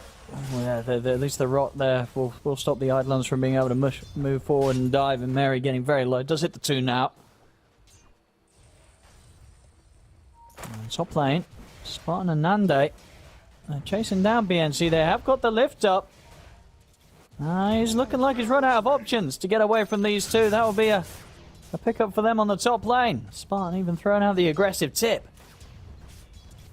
Yeah, that is not great. I mean, Jan's back with the wave in between the towers, so like they are getting some of that control options dealt with. You're trying to pull this wave back. You don't really want to contest these guys right now. You have this Nature's Prophet into the Leshrac too, which doesn't feel that great. Cause I'm thinking about like bullying with Treants, who obviously have Leshrac and Rubik. So multiple tools versus the Treants. Feels like you're just trying to stabilize the wave somewhere where you can actually last it. And that is proving to be a bit difficult right now. Zyre is simply body blocking the camp down bottom. Wish and Stoikov are just going at it in the mid as well. He was fine. It's looking like a bit of a slow burn here. Because we all know what Tinker wants to do, right? This Blink, Soul Ring in some order. Sometimes you get the Blink first, sometimes you get the Soul Ring first. And then he just wants to rotate and pop some kills. And you look at BNC is already at 200 HP up top here. And the telekinesis was still available. This is an easy pick. He's taken down again. Very quickly after returning to the lane. That is definitely a concern for the start of for Water Rune and Joy's offlane. I mean, he got just fade bolted into the old lightning storm, split earth, you know? That is painful. Oh, don't give him the double now. All right. Oh. They're going to be able to bring Yon down very low, and then they'll finish him off. This top lane from Spartan and Nande. It's just kill after kill. Oh, he didn't stick around?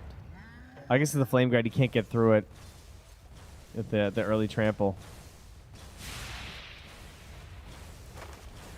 But that is what easy Water Rune for Wish at the very least. And the TP fill up, though, for the Ember Spirit here to help out. So Desire, though, you know, could just come again. I mean, why leave? I mean, yeah, he's that low. Stoikov, what's he left down to? Ball Rune charge away. See there on the odds, very much favouring Manaspa. Those odds provided to us by esportsbet.io. I guess the issue is the sound alert, right? So it's like the Ember, he's just too tanky with the second point in the Flame Guard. He feels like he just won't have the damage to get through him. But I gotta say, I would have been so tempted to go for that dive. Just has so much vision in the area. Oh, but Desire just does his thing. He just walks around. Hey, he gets a free courier. They just walk right in. Oh, not so free. All right. All right, he's going to back away. Yeah, he's playing cautious today here in this game design. Making sure he doesn't overstay his welcome in any of these areas. And mid lane, Wish having a very chill time. Super smooth here against the Ember Spirit. Stoikov still able to get a decent amount of farm in the lane, but very much losing out here to how much Wish is getting from this mid matchup. Top CS at the moment is Tinker. Oh, he's going to hit him with the see you later and just head on back home with that level 6. So very hard to punish. And another downside, unfortunately, as Spartan so fast, easily gets that courier.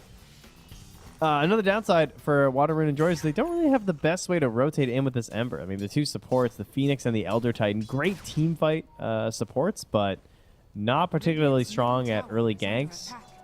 Somewhat okay defensively if one of your allies is dying, but to like show up and help an Ember, it's not great. They're going to jump Palantimos, but still pretty tanky. Can he hold his tower, though, as the incoming pressure, especially when this level 6 is there? As if they black hole Palantimos, there will be nothing that Mary can really do about it. So same time up top, Wish, he's coming for some early action. A few sets of rockets chasing down Yons. That'll set him up for Nande to seal the deal, finish the job. Another kill to be had on this top lane from an Aspa. 6-1 across the board. I just want to see this black hole and a trampling Primal Beast on someone. You know, just the just in-your-face spellcasting here, with the obvious potential of Wish also just showing up there at the same time. It's going to be an overwhelming amount of magic damage. Absolutely, Wish. I wonder if is there an Ember Mage Slayer build that works this game? I feel like it has to be. Like Leshrac and Tinker, Primal Beast, like it's actually so valuable. I mean, there's definitely a theory to be had there. Certainly be a bit of a bit different from what we normally expect from the Amber. She bottom. Again, just a bit of harass, not quite enough to finish off Palantimos or Mary, but enough to keep them low and keep them on the edge. Yeah, he just knows that as long as he positions himself at the end of the trample where he can't get hooked, that there's nothing they can do about it. Even if they do hook him in, it's not even a guarantee that they're going to find that kill. Oh, and then he even gets over to the bounty rune as well. Plus, he's still just waiting for the 6 on Skylark, which is going to be there now that he gave him the space. So he could loop back around to that bottom lane. They may even help for a kill. But while being followed by illusions, he's D-warding, and he just jumps away. See Stoikov hoping for the power in spawn, and he will get it. It will be the haste. Back up top, it's another death for BNC. Nande and Spartan just not letting this Prophet have any sort of time up on the top lane. See in the mid, Stoikov able to dive in with the haste rune. Will claim a bit of glory for himself there as he takes out Desire. That was a nice play, having the early set remnant there. Just in case the rune was bottom, he got a bit lucky there. And perhaps unlucky as well there for Desire. Oh, and there's the down black bottom, up. there it is. He'll drop it, and there's the backup from Wish. Comes in with a quick combo. They take down Palantimos. Question is if Water Rune and Joyce can find anything in return. Mary getting very low, has to dive away. Will manage to escape just in time. Spartan's turned up to help out Wish. Wish, he's going to look to get his way out of this one. He got involved for the kill, and he doesn't want to stick around any further. Spartan, he's still looking for Mary. In fact, he's going to be able to find him. Gets him with the zap. The Fade Bolt, that'll do it. Spartan's on a killing spree here as the Rubik, just 8 minutes in. Oh, and you know what? He will die for it. So at least that. And it goes to BNC. Hey, nice streak stuff for him. Much needed with how poorly his top lane went. And hoping to get that Aghanim Scepter rushed out here. See if they can use those roots to try and control up. It's actually a pretty good tool in this game, right? Leshrac and Tinker, those two heroes that really hate being rooted in these engagements. So it could be the way to do it for them here. We'll see if he's able to get it at a good time and what sort of impact it does have. See bottom. He's got to be careful here. As soon as Wish TP's in, if there's any sort of setup from just a Malefice from Skylark, that will give the opportunity for it to Wish to chase down kills. We'll turn over towards the mid lane.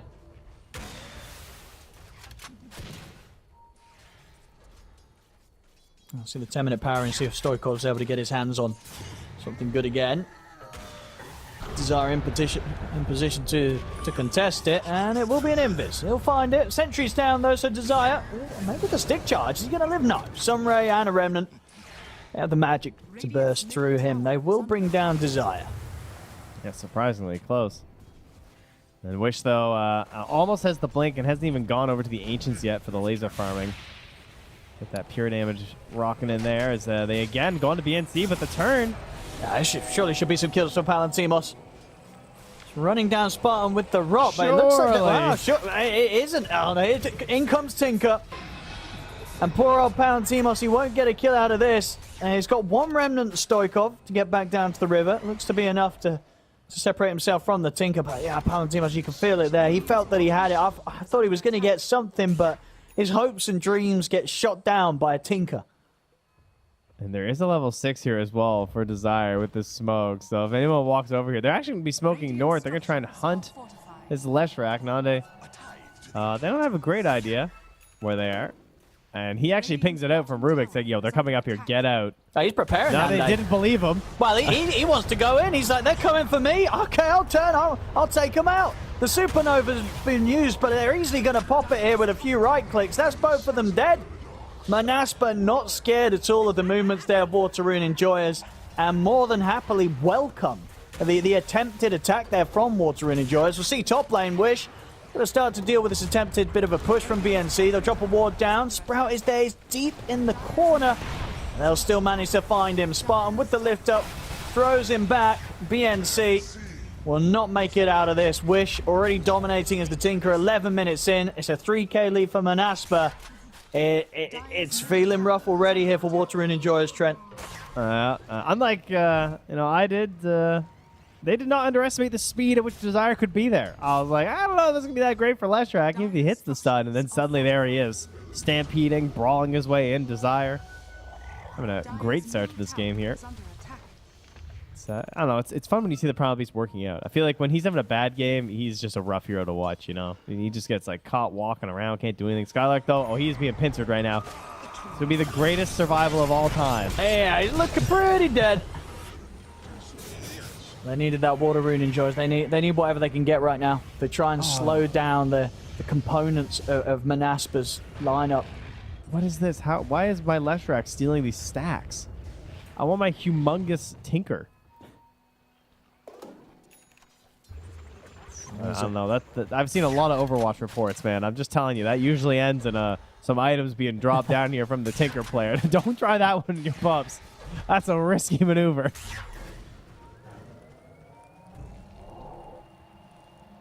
I mean, how do they stop this man's flow? You know, who's putting a halt to this Tinker's game? Well, I did say I wanted their 3 cores to be the same net worth, and that's kind of true. They're very similar. Unfortunately, it's all 3 below the dire net worth. That part's not so great. The Aghanims from the Nature's Prophet is the first key item to me, for sure. You know, you get that going, you get the Maelstrom up on the Ember, and you're dealing some damage, you know? Palatimos, of course, just has to rush Eggs, and he's getting there. I mean, this is no Vanguard, no Hood. Oh. This is Eggs only. And look at this smoke here from Manaspa. Oh, that's coming in with the wraparound. Scarlet does get caught by the stomp. May give chance for BNC to get out. As indeed, BNC's able to get in the trees and TP away. Beyond. Oh, he's actually going to drop the black hole. All right. Skylark not holding back there. He doesn't care if you're a support Elder Titan. He respects the fact that you're a Grandmaster Elder Titan, and he will drop that black hole for you. That's right. That's what he meant by that. That makes and hey, look at the steel Spartan's got. You don't get that every day. No. That's a pretty quality one to snag up here. I'm going to go for another smoke water in Enjoys. Despite the fact that they've just lost Yond, Stoikov and Mary are going to try and make a play. They have got Supernova. Oh, Nande? Right into them? There's the Bloodstone, though. Oh, danger, danger. Very hard to go in on. And Stoikov's got a DD. He's starting to cut Nande down a little low with the Sleight of Fist. Will be able to dodge the stun. He jumps in, but Desire is ready and waiting. Charges in, grabs the Ember. Stoikov getting punished for his attempted chase there on towards the Leshrac. And it's those sort of plays where you can almost feel the understandable frustration that Water Rune enjoys are going to be feeling right now. This is not a fun position to try and play the game out from, Trent. Yeah, and everyone's taking advantage of all this space here, too. Rubik already has the Blink Dagger done, too, so... Spartan still has those stolen bolas as well. He wants to try and go for a smoke play. Have an extra bit of initiation, the instant bolas, and to telekinesis, steal something else. And they're just stuck waiting here, but they won't have to wait too much longer. Palantino's almost has the Aghanim's done. Okay. Unfortunately, it's purely a damage thing, you know. It's that's the main thing. The regen reduction will be great versus the Bloodstone, since it does affect every kind of regen issue. But in the end, you know, Pudge's own survivability, not the best until you're getting some of that lifesteal or the Hood. So he's still going to be, you know, somewhat vulnerable despite being the big fat man. But maybe he'll get some Flesh Heap and feel a little bit better after some kills.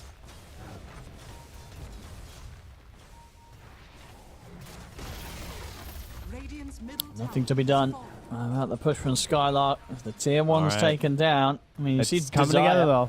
We got the items. We got Maelstrom Ember. We got Pudge Eggs. We're 50 gold from Nature's Prophet Eggs. Spartan. He's going to be able to find Mary here in the trees. Have they got the burst to take him out? Spartan's going to blink forward and continue to give the vision here so they can get another round of spells off from Wish. Take him down. Meanwhile, off to the side, Yond also gets dealt with by Desire. He pretty much did that on his own. What was it, underneath the tower chasing him? He got solo killed. Yeah. 6k lead, 17-6. We're just 16 minutes in. At least he gives them the respect back with the get off my lawn.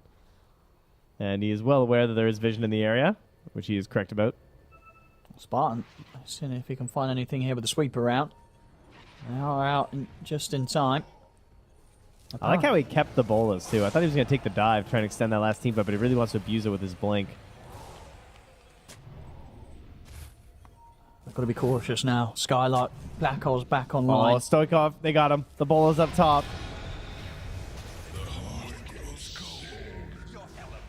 Nande, he had an excellent game on the Slark, and he's looking to top that here almost on his Leshrac with the amount of kills he's picking up early. And with the aggressive Blink Dagger, too, it's so sick. Like, they just know how they want to play these fights and help their Tinker. Yeah, Nande, he just goes in on them. They have to run away from him. We're seeing Palantimos attempt for the hook. We'll be able to get the angle onto Spartan. The Spartan will go down. Skylark, he's looking for an opportunity to get in on this. Spirit's thrown down as well as the Stomp to try and hold Manaspa at bay. The plan is simple. We ulti with Nature's Prophet, and then we hook them. That is the plan, and that's really what we got right now. But hey, let's talk about Dispels. You know, how are you getting out of that? You got Leshrac, he's got nothing, right? Tinker, nothing. Enigma, Greaves. But other than that, they got nothing. So this could work. They just got to get some vision, some good smoke plays, and a little bit lucky.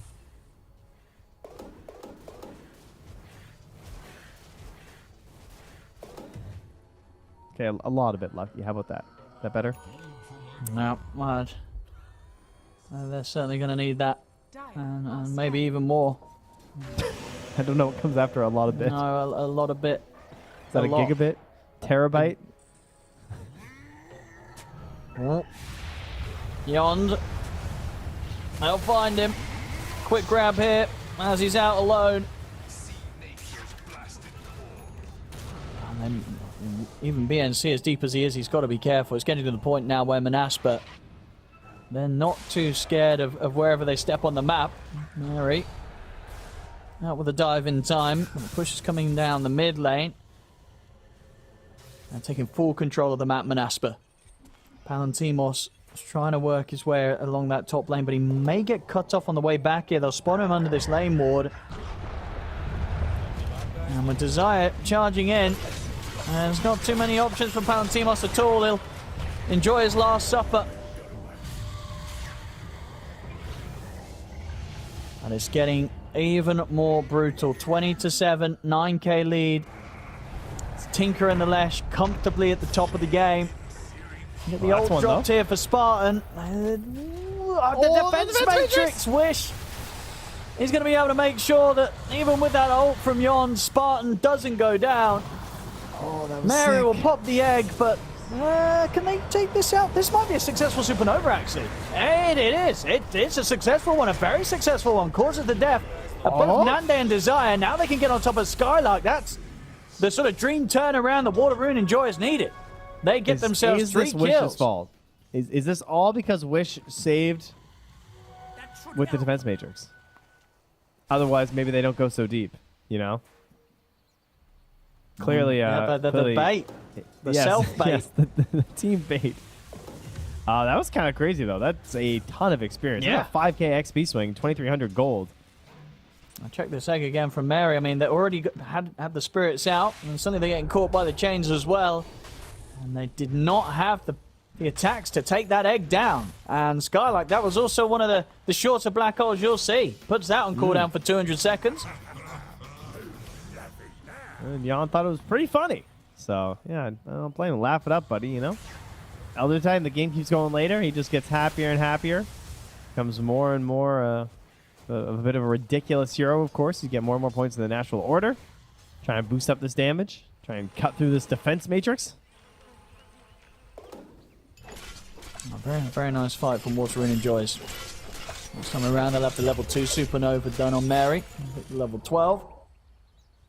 And next few items coming out for BNC. Had a bit of a rough time with the early deaths, but all in all, not in a bad spot. Maelstrom's complete on the Prophet.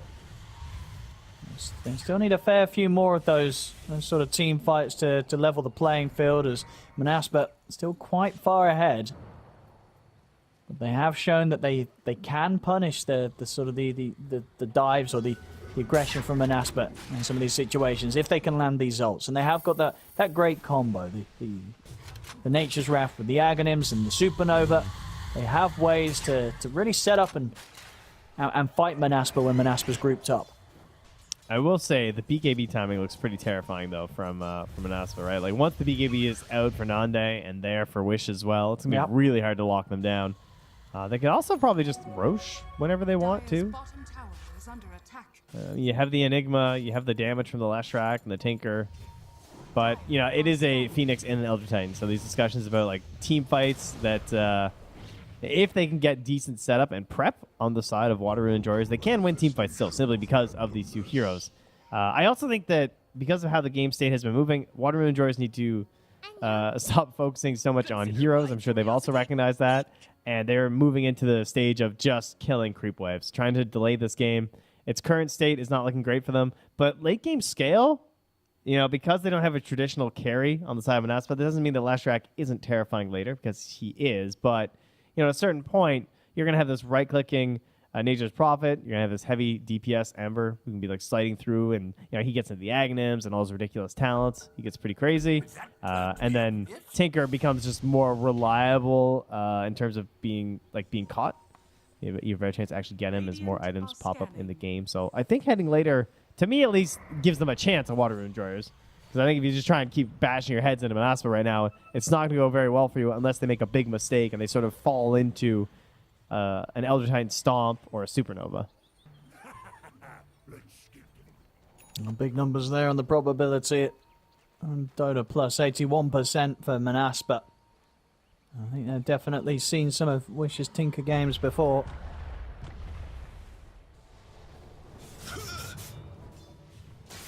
A little bit of peace and quiet. Giving Water Rune Enjoyers a bit of time to prepare for the next fight that Manaspa will sure to bring.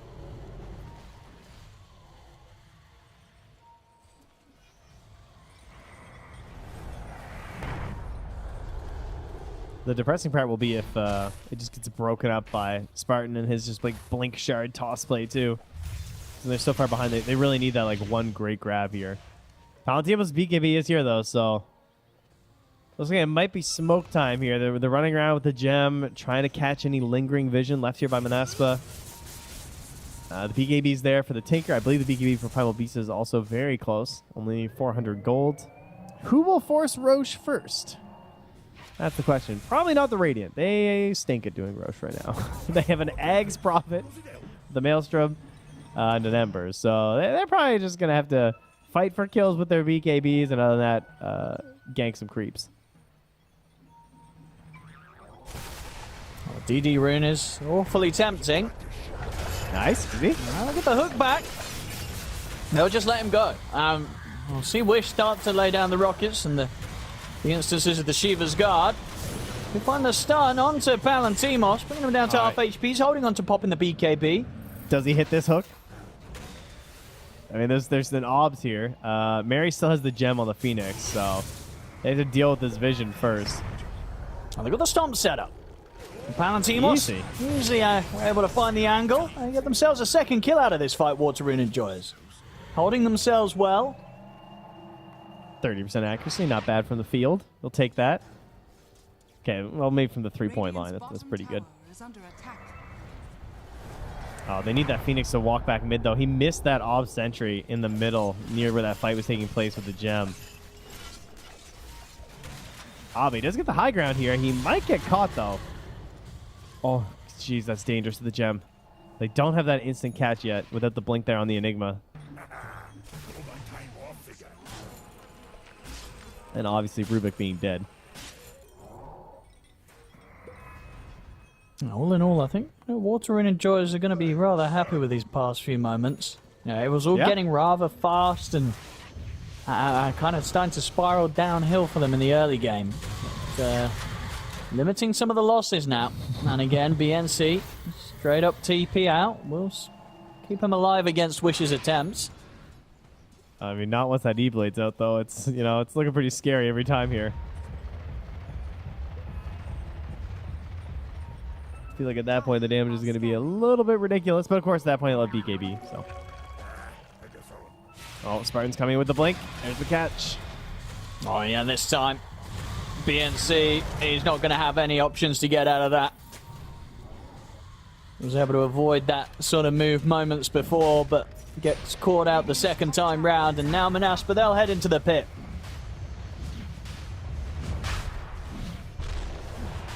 It's been a long time coming on this setup. They just wanted to be at a point where it didn't feel like Elder Titan and Phoenix could reasonably start a good fight versus them in this pit right now. No Nature's Prophet ulti to set up for the easy hooks. This is a really tough decision as Water Red Enjoyer. So on the one hand, you want to like force this a bit because of how good you are at team fights, but oh, I don't know, man. Mary, you have the gem. Just back away.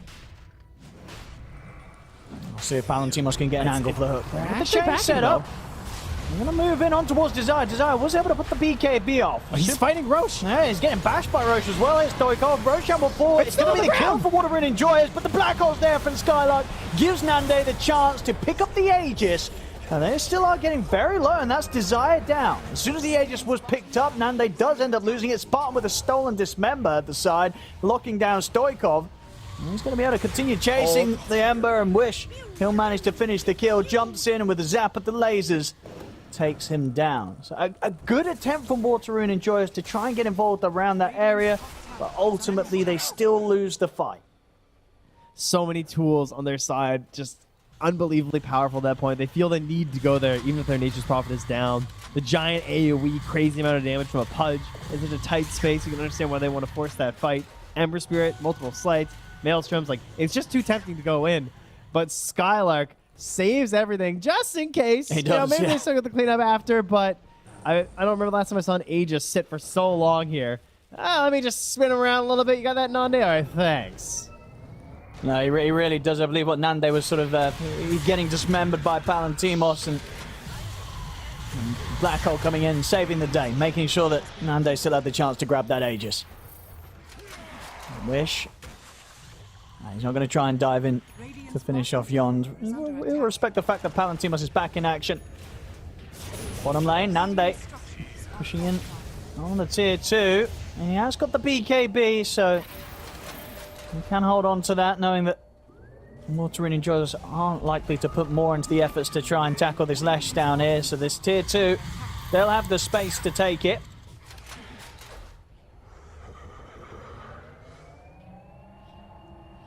The items just keep on coming, though.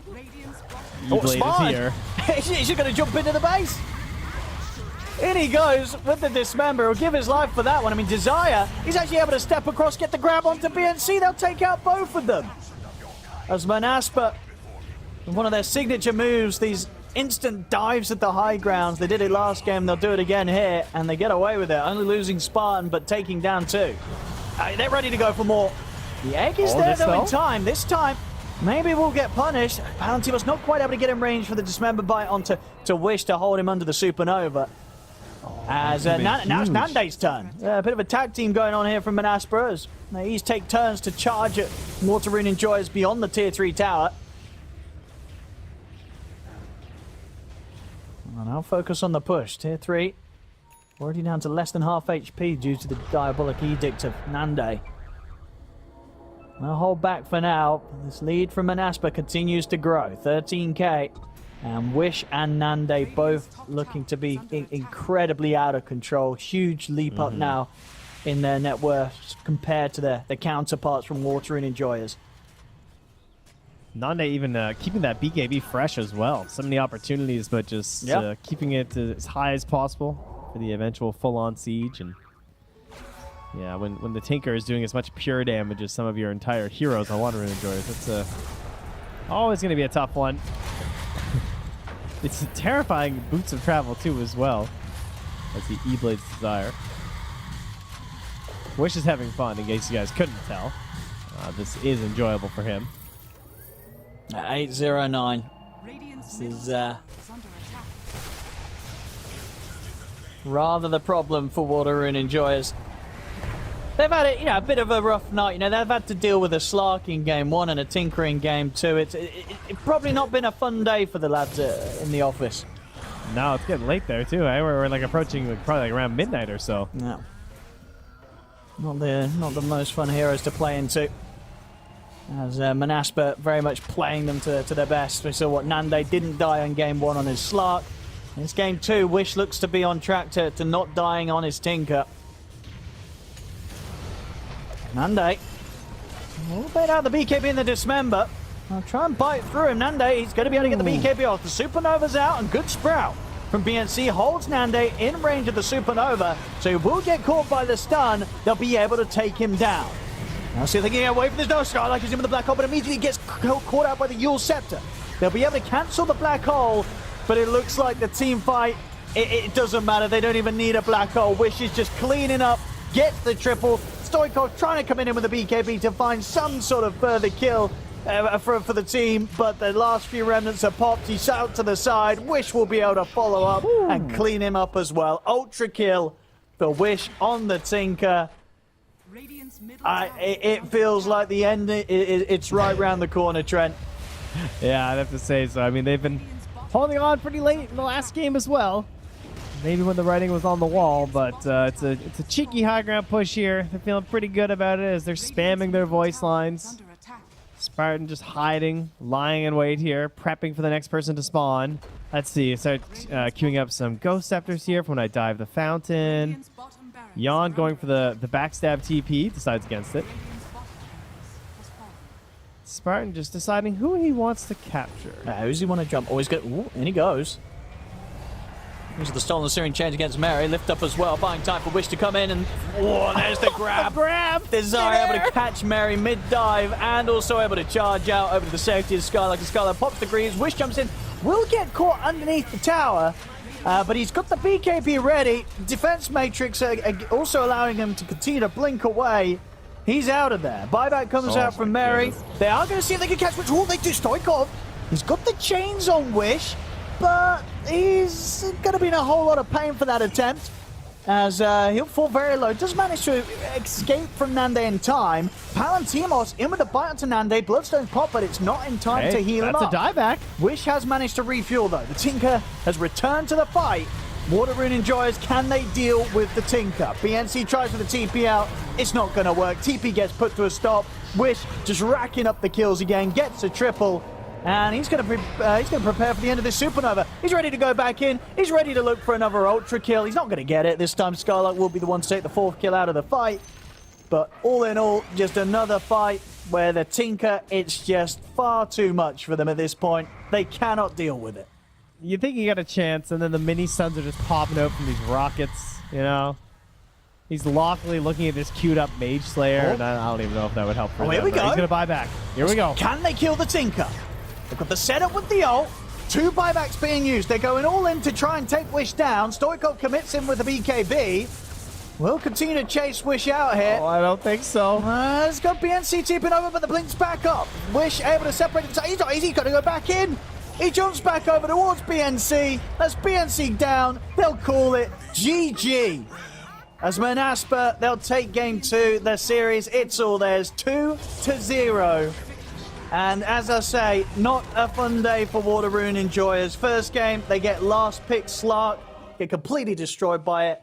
And second game, they get last pick Tinker, and again, get completely destroyed by it, Trent. Yes, they did indeed. And, you know, it's fun for us to watch, of course, because we all know that Wish is this fantastic Tinker, and it's not a hero we get to see all too often, but it's gotta feel awful to lose against, because you know it's coming, and it could be there.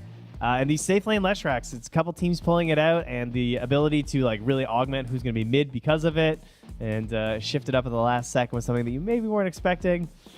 Bit painful on that one there. So very well done to Wish again for, you know, I love when people flex their signature heroes like that. Absolutely. And as we said, we've seen this Tinker now twice this season. I wonder if we'll continue to see it again. I feel like if you're a Division 2 team and you're watching, you've got to put that Wish Tinker at the top of the ban list when it comes to the later stages of the draft, because when they pick it, they pick it. I think both before. Do you remember? Did he die at all in the other game when he played Tinker? I don't think he did, right? The other day. If he did, it wasn't much. No. Yeah, this may be indeed the second game where he's literally just hadn't died on his Tinker. So it's terrifying. But there we go, ladies and gentlemen. Manaspa, they'll take this series 2-0 against Water Rune Enjoyers. The Water Rune Enjoyers definitely not enjoying playing up against the Wish Tinker in this situation, as they end up going down 2-0. And to answer Odie's question, he died once in the other game up against the side of Alliance, you know. Terrible Tinker, dying an entire time. But T-Panda, we heard from Kezu, we've heard from everybody that if you let Wish play Tinker in a game where he's relatively uncounted, this is probably what's going to end up happening to you. Yeah, and even if you do let him pick the Tinker and you feel you have a good draft, you're still probably going to get outdrafted with that Tinker. It's just that dominant, basically. It's been... Every time Wish does get his hands on this hero, he has so much impact. Out of all the Tinker players that I know, this is by far one of the scariest in the world that I've run into, and this is the Div 2 team. Where they've played Division 1, if they get that hero, they have so much free reign over it. I am baffled. Wish is a real master with this guy. Yep. Doing an incredible Tinker performance, and something that was mentioned at the end of the cast, Kezu, when Trent was talking about now you have to address this in your draft, and you also mentioned they have to make sure that they have some kind of answer to Tinker already in the drafting phase, or risk having to ban him out. Is that just now the meta when you play against Manaspa? Ensure that your entire draft can either play against Tinker or just ban it as soon as humanly possible? So I think you need to either ban it in the second ban stage, which I think is something that a lot of teams have done, or if they're not like in this game, then in the future you need to. This guy's Tinker is good. Like, I've known about this guy's Tinker for like 4 years now, because like at the start of him getting that super high rank, I think he spent like, I don't know, what was it, like Zeus and Tinker. I feel like these are his best heroes, and you can see why. This guy is a goddamn monster, and like, I don't really want to play against it. Sure, maybe if you have some answers you can try, but even then, like, why actually bother? I think you just ban it and you call it a day. I mean, 17, 0, and 14. At that point in time, yeah, it does kind of feel like this is a ridiculous kind of scenario to allow this to go through in the draft. But it's not just the Tinker. The team was set up for success here. Going in the safe lane with Nande on this Leshrac, one of the key things that I love seeing about this hero when played in the safe lane is it gives some freedom towards the supports to just make bigger moves around the map. It doesn't need as much babysitting as some of these other uber fragile cores in the safe lane. So given how things panned out here at T-Panda, we saw this Enigma as well, also having a pretty promising game. Skylark felt for the most part completely unbothered. What do you make of the relative strength of Manaspa overall? They lost their game against Ivy, but if they played in this form, have you seen any other team in Div 2 that you feel could potentially even push them to a 3-game series? I feel like both of the close qualifier teams, Manaspa and Ooredoo Thunders. Like, I feel like OT is also another team that it's definitely going to be very difficult to play up against, and that potentially could be one of those. They're very good with drafting. They're very capable and mechanically skilled players. I think Kezu can also agree on that OT is probably going to be the biggest challenge for them. I mean, I think those guys look very good. I haven't seen them that much. Of course, we saw them like in the, what was it, open qualifier against the old G team. But even now, I caught a glimpse of their game the other day. Not just how they played, but like how they drafted, how they helped each other in the game. It looked very solid. Like, I would not be surprised if they're going to Division 1, like in this season. I think they will qualify. Well, another team that's probably in contention for Div 1, given that he's allowed to play as Tinker, is going to be this Manaspa squad. Obviously, Tinker gets MVP for this one. There's no arguments. I don't even want to hear it, boys. This was the Wish show. We know what it was. This BKB Blade, overwhelming Blink Shivas. And one thing that I find very interesting about this BKB purchase here, Kezu, is a lot of these Tinkers who pop off in these games, they delay the purchase to like 3rd, 4th item. He went for this extremely early. He's like, I need this BKB. It's going to help me out. It's also the 6th fastest BKB all time on this hero, beaten out only by himself, No Tail, and a couple of other players, and he would have been 3rd fastest, but you know, he was busy farming creeps, didn't have time to go back to the fountain. What can you do? Just speaks to how strong and how good this is. You were mentioning that you can see the OT team definitely being in contention for Div 1. What do Manaspa have to do to make sure that they can stay in this race to try and qualify for the Div 1 slot? I think it's important that they try to continue to get the type of drafts they want. I do also think moving forward for Manaspa, I think that they overplay a lot of the time. I don't know if it's maybe some emotions, you know, some people getting like very happy during the game, but I think they need to make sure they don't like overplay as much as they do, because it even happened in this game, you know, at some point, sure, there's a Phoenix egg and you can decide to run away or you can decide to run in. And sometimes you just need to run away even if you're ahead in the game. And I think they need to be able to read these situations better and control their emotions in like a slightly more mature manner, perhaps. Yeah, I totally agree. Like, that's a very, very kind of mature approach as well, which is maybe necessary because we know that the Greeks on the team, they're very vocal. They're not afraid to show their emotions whenever things go bad or things go well, especially when they go well. We know Spartan, he's got that. Some maybe Davai Lama has learned some of those those acting skills as well on the past, but. Just one quick thing about the Wish Tinker. So the 2 games that he's played so far in this division, 65 KDA. That's 1 death. Damn. Not bad. Well, okay. Not bad. Not bad. He's doing pretty okay on that one. I think we should probably have a conversation with one of his teammates, though, to understand how they feel when they get the Tinker involved in their games. And, of course, we do have Spartan on the line for a Quint interview. Spartan, firstly, congratulations on your victory here. Can you hear us, good sir? Yeah, I can hear you very clear. I can wonderful, see you as well. wonderful. Can you hear us? Can you hear Yes, me? I can hear you. You can Yeah, hear me, I can right? hear and see you. All right, Yes. all right, very cool. Yeah. Okay. I've been curious about something, right? You've been playing with Wish and Skylark in particular for like going on 3 years at this point, right? You all joined up in 2020. What's it like having, normally in this Dota world, we have like very short life cycles for some of these teams. What's it been like having some stable players that you could play with for this long? And before that, obviously you played with the Adfinum lineup as well. So can you talk to us about, as a player, your own unique story, just having this core of players around you all the time? I mean, with Skylark, we are 3 times with what we are with Wish. Let's say we are 7 years close with Skylark. From when I started my career back like to 2013 or something.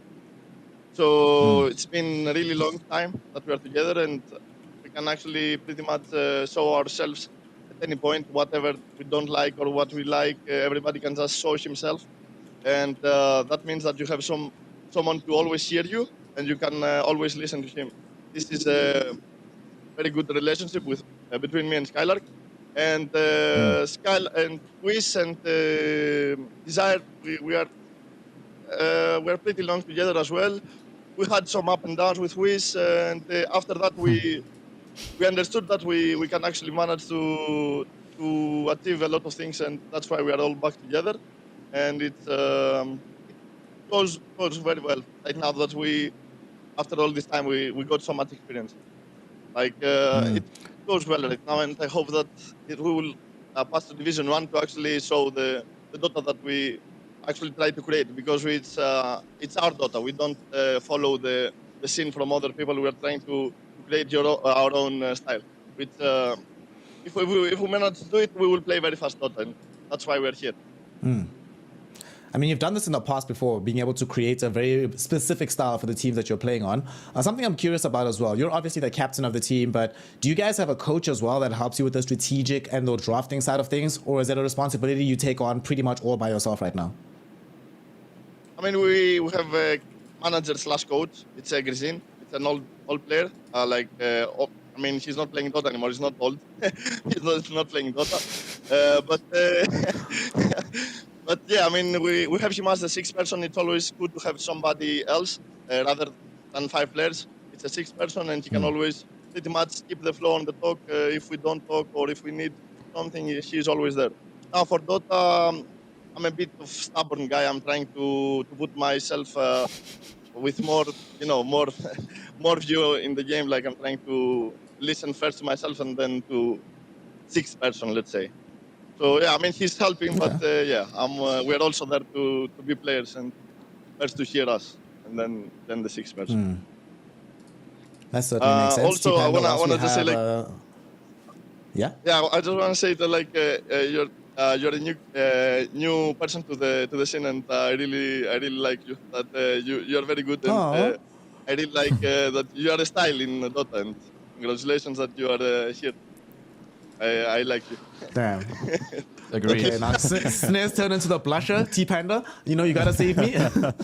Very nice words for this partner. Like, you have the style. Yeah. Congratulations. Who you are. Congrats on your win from the series as well. Thanks for the kind words to my colleague as well. It's great to have Snare. It's great to have you here as well, man. I wanted to kind of talk to you about a bit of a path for you guys. So you went from you went from Division 2 to Division 1, back to Division 2, and then out.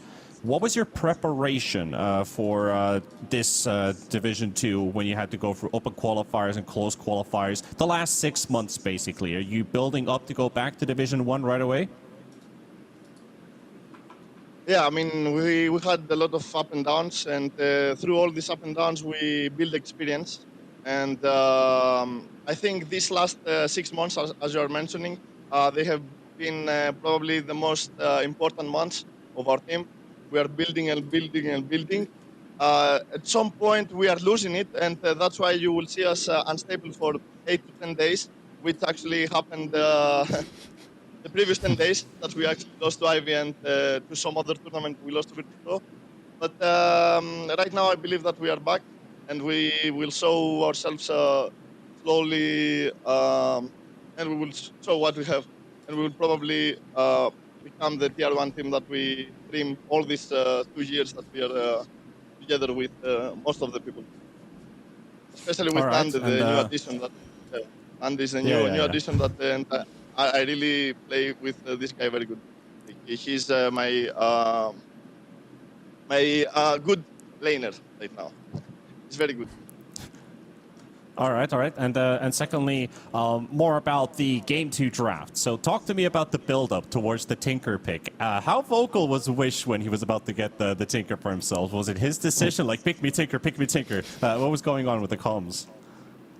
All right, I'm going to tell you exactly how it happened. Like, we had 4 heroes, and she said, like, guys, I have something dirty to suggest. That's what exactly she said. And we said, all right, what it is. I said, like, is it some Huskar or is it some Timber or I don't know. Then Nande pops from somewhere. He says, like, oh, is it Tinker? I said, yes. Like, and that's it. And we said, like, okay, we can go with Lesrak on the safe lane, and yeah, let's pick Tinker and let's play like this. Because we don't really care about real carry. If we play on the strategies that we are building all this time, we have so many flows and so many strategic ways to play the game that we don't really care if we have real carry or not. So we are very confident with whatever we do slowly right now. All right, So awesome. That's nice to hear the vision from you. All right, Spartan. Now it's the real question, bro. Hello, brother. What's up with the Nande all chat against Alliance? Tell me. I mean, Nande is just a pity guy. He wants to just poke the people. That's it. He doesn't really have any problem with nobody. Yeah, he just wants to make some mess. So pretty much when we're winning, she will do it with all the people. She didn't do it in this match because we lost the previous one and she was scared. Probably she will do it again the next one if rules allows it. I mean, I'm watching. I want to see him do it again. It can't just be a one-time thing. But okay, I've got another question for you. So you guys knew you wanted to pick Tinker. Can you tell me why you banned Drow Ranger in preparation for the hero? Was it more like a free ban, or is there something that they would have had with the tempo? Or why ban that hero over like a Tinker counter? We said about the 4 picks that we had, that we pretty much sold all the gameplay. So we didn't really care about what we will pick on the 5th. And since we suggested the Tinker, some people just suggested to ban the draw because they had some building problems and some tempo problems that we might have with draw. So that's why they suggested to ban the draw, and we banned the draw. Okay. And then I guess I have one more. You guys played against Ivy and you lost 2-0. I know that you mentioned you guys have like some up phase, some down phase for a while. But after the series that you played against them, do you think you lost because of draft, gameplay? Is it just like this down phase that you guys have? Or like looking back at it now, what do you think caused you to lose? I mean, mostly is that we have these up and downs, and then it's the draft. The draft was problematic for sure, because we need to do some things that we didn't do in the game. And since we also had these up and downs, and I really didn't perform in my lane, and we needed to do some moves that we didn't do in the game. The draft always, it was 70-30 for them, but we could easily turn it around with the gameplay. As you saw in the first game, we played this one, we're losing 1-9, and the game wasn't that good. But we managed to switch the tempo because we had so many moves to do inside the game. And yeah, I mean, the draft was a problem, but still, we could easily win with just gameplay. But we didn't. For sure. Gotcha. Thanks, bro. One final thing before we let you go, Spartan.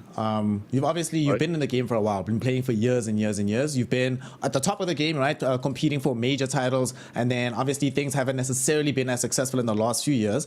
For the next up-and-coming players, the next wave of people who want to be like the next Spartan, can you talk us through how do you make sure that when results aren't going your way, you don't give into this negative self-doubt, you don't give into just like a negative environment in general? Can you talk to us about how you stay positive about the game and make sure that you keep pushing forward to try and get victory?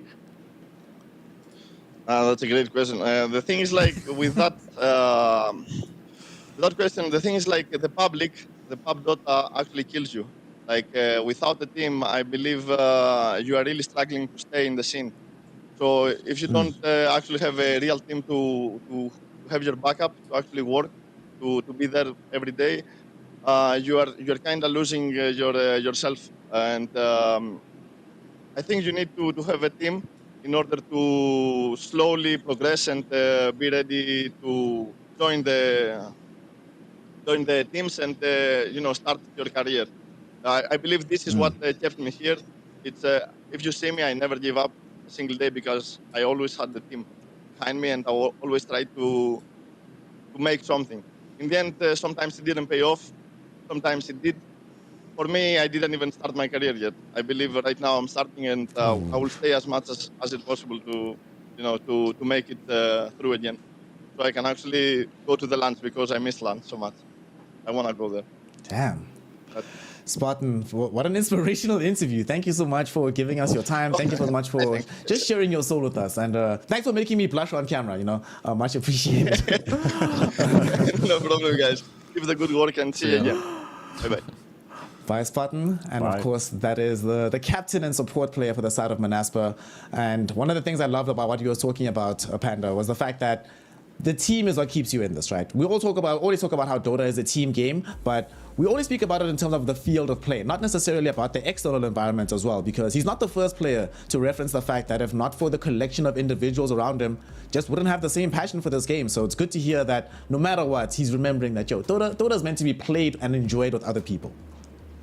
Yeah, I'll have to use quotes and sayings. I'm just going to say unity is strength, basically. It has like this different type of vibe when, when you put together a game that requires a lot of teamwork, a lot of coordination, and then you bring in the competitive side, and then you bring in a team that really strives for the common goal, and you've got the players in your team that see things the same way as you do, and the results are just remarkable. Not only just gameplay results and getting Ws, but you're getting Ws all along the board with good feel, the feeling of success, the feeling of loss, all that. It is like a shared kind of symbiosis that you have with these guys, and it's great to see that Spartan talking about like his career is only just at the start, and that has taken a long time to build up to this phase. So, that was just great to hear. I mean, we've long since passed the days where it's only going to be these young pop stars. I mean, we spoke about it earlier, right? The Wish was told you was too young at 21. Nowadays, experience and just having a good head about the game seems to carry much more currency than just raw mechanical skill. Although looking back on the day that was just gone past here, Kezu, one thing that I found very interesting is that obviously Manaspa ended up 2-0ing their opponent here in game number 3. But the prior games, the first series and the second series, both of them were reverse sweeps. It's very rare nowadays in Dota that you get reverse sweeps anymore. It seems to be the case that once a team is on the front foot, they figured you out, they have a much easier time getting the W. So do you think this trend is going to continue, or is this like a sort of flash in the pan? We have this one day of reverse sweeps, but we'll revert to the mean of more stompy games as the rest of the tour goes on? Honestly, it's very hard to say because I think this is super reliant on the teams themselves. Like, how do they deal with a loss, and like how can you come back? I do think that a lot of the time, if a team does lose the second game, and if they lose the first game and then they come back to win the second one, they're going to have a lot of momentum. And I think that's really where you see the better teams really come through, because you get to adapt, talk about maybe what you did wrong in the first game, come back, do it different in the second, and then do it again in the third. So I think it's hard to say, but I would just like to see 3-game series, show me some more niche picks, because I think even here in Div 2, you're seeing a lot of maybe unorthodox picks, like you have a ET coming out randomly because he's level 30, he wants to play it. That stuff is good. I want to see more of that. I mean, we had some very random stuff, right? In ET, we had some 5-position Pangolier, lots of weird and wonderful things emerging so far in Div 2. And one of the things that we also had from this day of action is we now have had every single team play, so we have a better idea of what this leaderboard actually looks like at this point in time. And of course, unfortunately, Team Bald Reborn suffering yet another loss. They dropped down to 0-2. The Waterwood Enjoyers, this was their first game. They lose against a team who really is on the up and up. Manaspa climbing to 3rd place. And if we can take Spartan at his word, they would probably be number 1 had they not dropped that series against Ivy. But what is very interesting about this here, T-Panda, is we don't yet have a clear idea of who's going to stay at the top because it's still early days, but nobody's really out of the running yet for a Division 1 slot. Alliance is 1 and 2. Bald Reborn is 0-2, but they could turn that into a 5-2 down the stretch. It does feel like this particular week that's going to be coming up defines pretty much everything, right? Because at that point, there's going to be teams that are guaranteed no longer able to get into Division 1, and the best they can hope for is to just stay here in Division 2 for another season. Potentially, yeah. There's a lot of upset value, I believe, when we talked about like these untraditional drafts and heroes that might be showing up. You have a bit of surprise element for almost every single game, for almost every single team, and I think that also kind of adds up to the bit of a surprise that Division 2 kind of is. It's an experimental ground for many teams and players to figure out where are we going right now. Is this the roster we want to stick with? Are we changing a player here and there? Are we disbanding and trying all over again? Like anything can happen. That's Division 2, right? So I like where we are right now because everything is completely open. It is very open, and of course, it is the end of week number 1, but we're not done with this tour just yet. Week 2 begins in a couple of days on Wednesday the 8th, and the games that you can expect on that day are games that there is some potential for upsets here, so you can't necessarily afford to ignore them. One thing I find very interesting about this, Kezu, is that the Waterwood Enjoyers will be in action twice. This is the one drawback of having your game be lost, is that you pretty much are playing 3-4 games back to back to back immediately. Now it really comes to mind of how much momentum have they built up from this opening series against Manaspa? Have you seen enough from them that you have confidence when they take on Alredo the Thunder and Ivy in the same day? I think these are some tough matchups for them. Like, I think OT already strike me as one of the better teams. I do think that Waterwood Enjoyers, it's not like they had no chance in this series. I do think they showed me like some decent things here or there, but I feel like I would really like them to just compound more on the type of heroes they pick. Like, if you start with a Nature's Prophet, give him a hero that also wants to play fast in the game, not like a Phoenix, and then later down the line pick more heroes that kind of join this philosophy, because I think that their picks are a bit all over the place, and that doesn't make it easy for you. When you are in a top tier team, when you play Dota, you want to make it easy for yourself, and that's what I want to see them do next time. And speaking of make it easier, T-Panda, for the last game that we're going to be having, the middle series that day, the D2 Hustlers versus the Ancient Tribe. From what we heard about Ancient Tribe, they are gunning for a Div 1 slot. You know, D2 Hustlers, they seemed pretty good until they ended up losing the 3rd game against Alliance. What do you make of that series? What can we expect, and which of them is going to get a little bit closer to those Div 1 slots? Oh, that's going to be good. We've already got some players on both teams that have Division 1 and some LAN experience. So I just want to see how the players who've been grinding online for so many years. I'm looking at Flash. I'm looking at LeBron, Lil Pleb maybe into the mix as well. Like, how do these players basically sit in with this matchup? Because this is a real top tier battle between these two teams in this division. So I'm excited for this one, because it also does mean that one of these teams is either going 3-1, or potentially Ancient Tribe with their 3rd series play could squeeze themselves into a 2-1 scenario and tie up with the top as well. So every point that you can score at this point will keep you still in the run for that first division spot. It's very late in the night.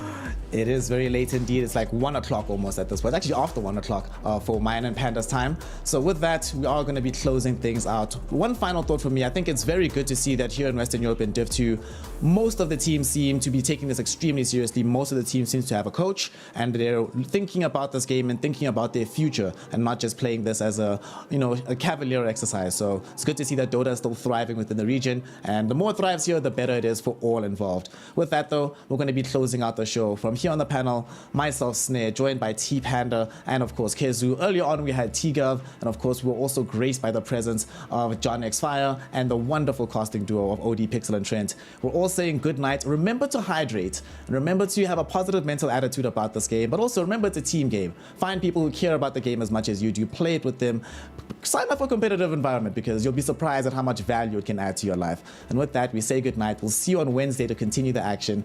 Div 2 here in Western Europe will resume shortly in a couple of days, so we'll see you there. I'm just taking. Pick up. Pick me out, just. Phoenix? After egg I can go, guys. High tech. I can help. I can go after egg? Go. Block all them more. I can buy back for this, kill them all. I got Ember. Έλα ρε μαλάκα, ποιος με κάνει Jules? Pads. Kill pads, can you? Δεν έχω damage. Pads behind. Whiz? Nice. Ember. Oh, they all died. What the fuck?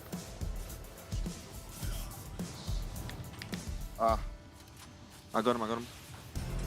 Nice, bravo. Go bottom. We go back to stick rocks. I have Graves in 8, guys. I was just taking a bit tonight, but you're crazy, bro. What the fuck? Well play, bro. You. What the fuck?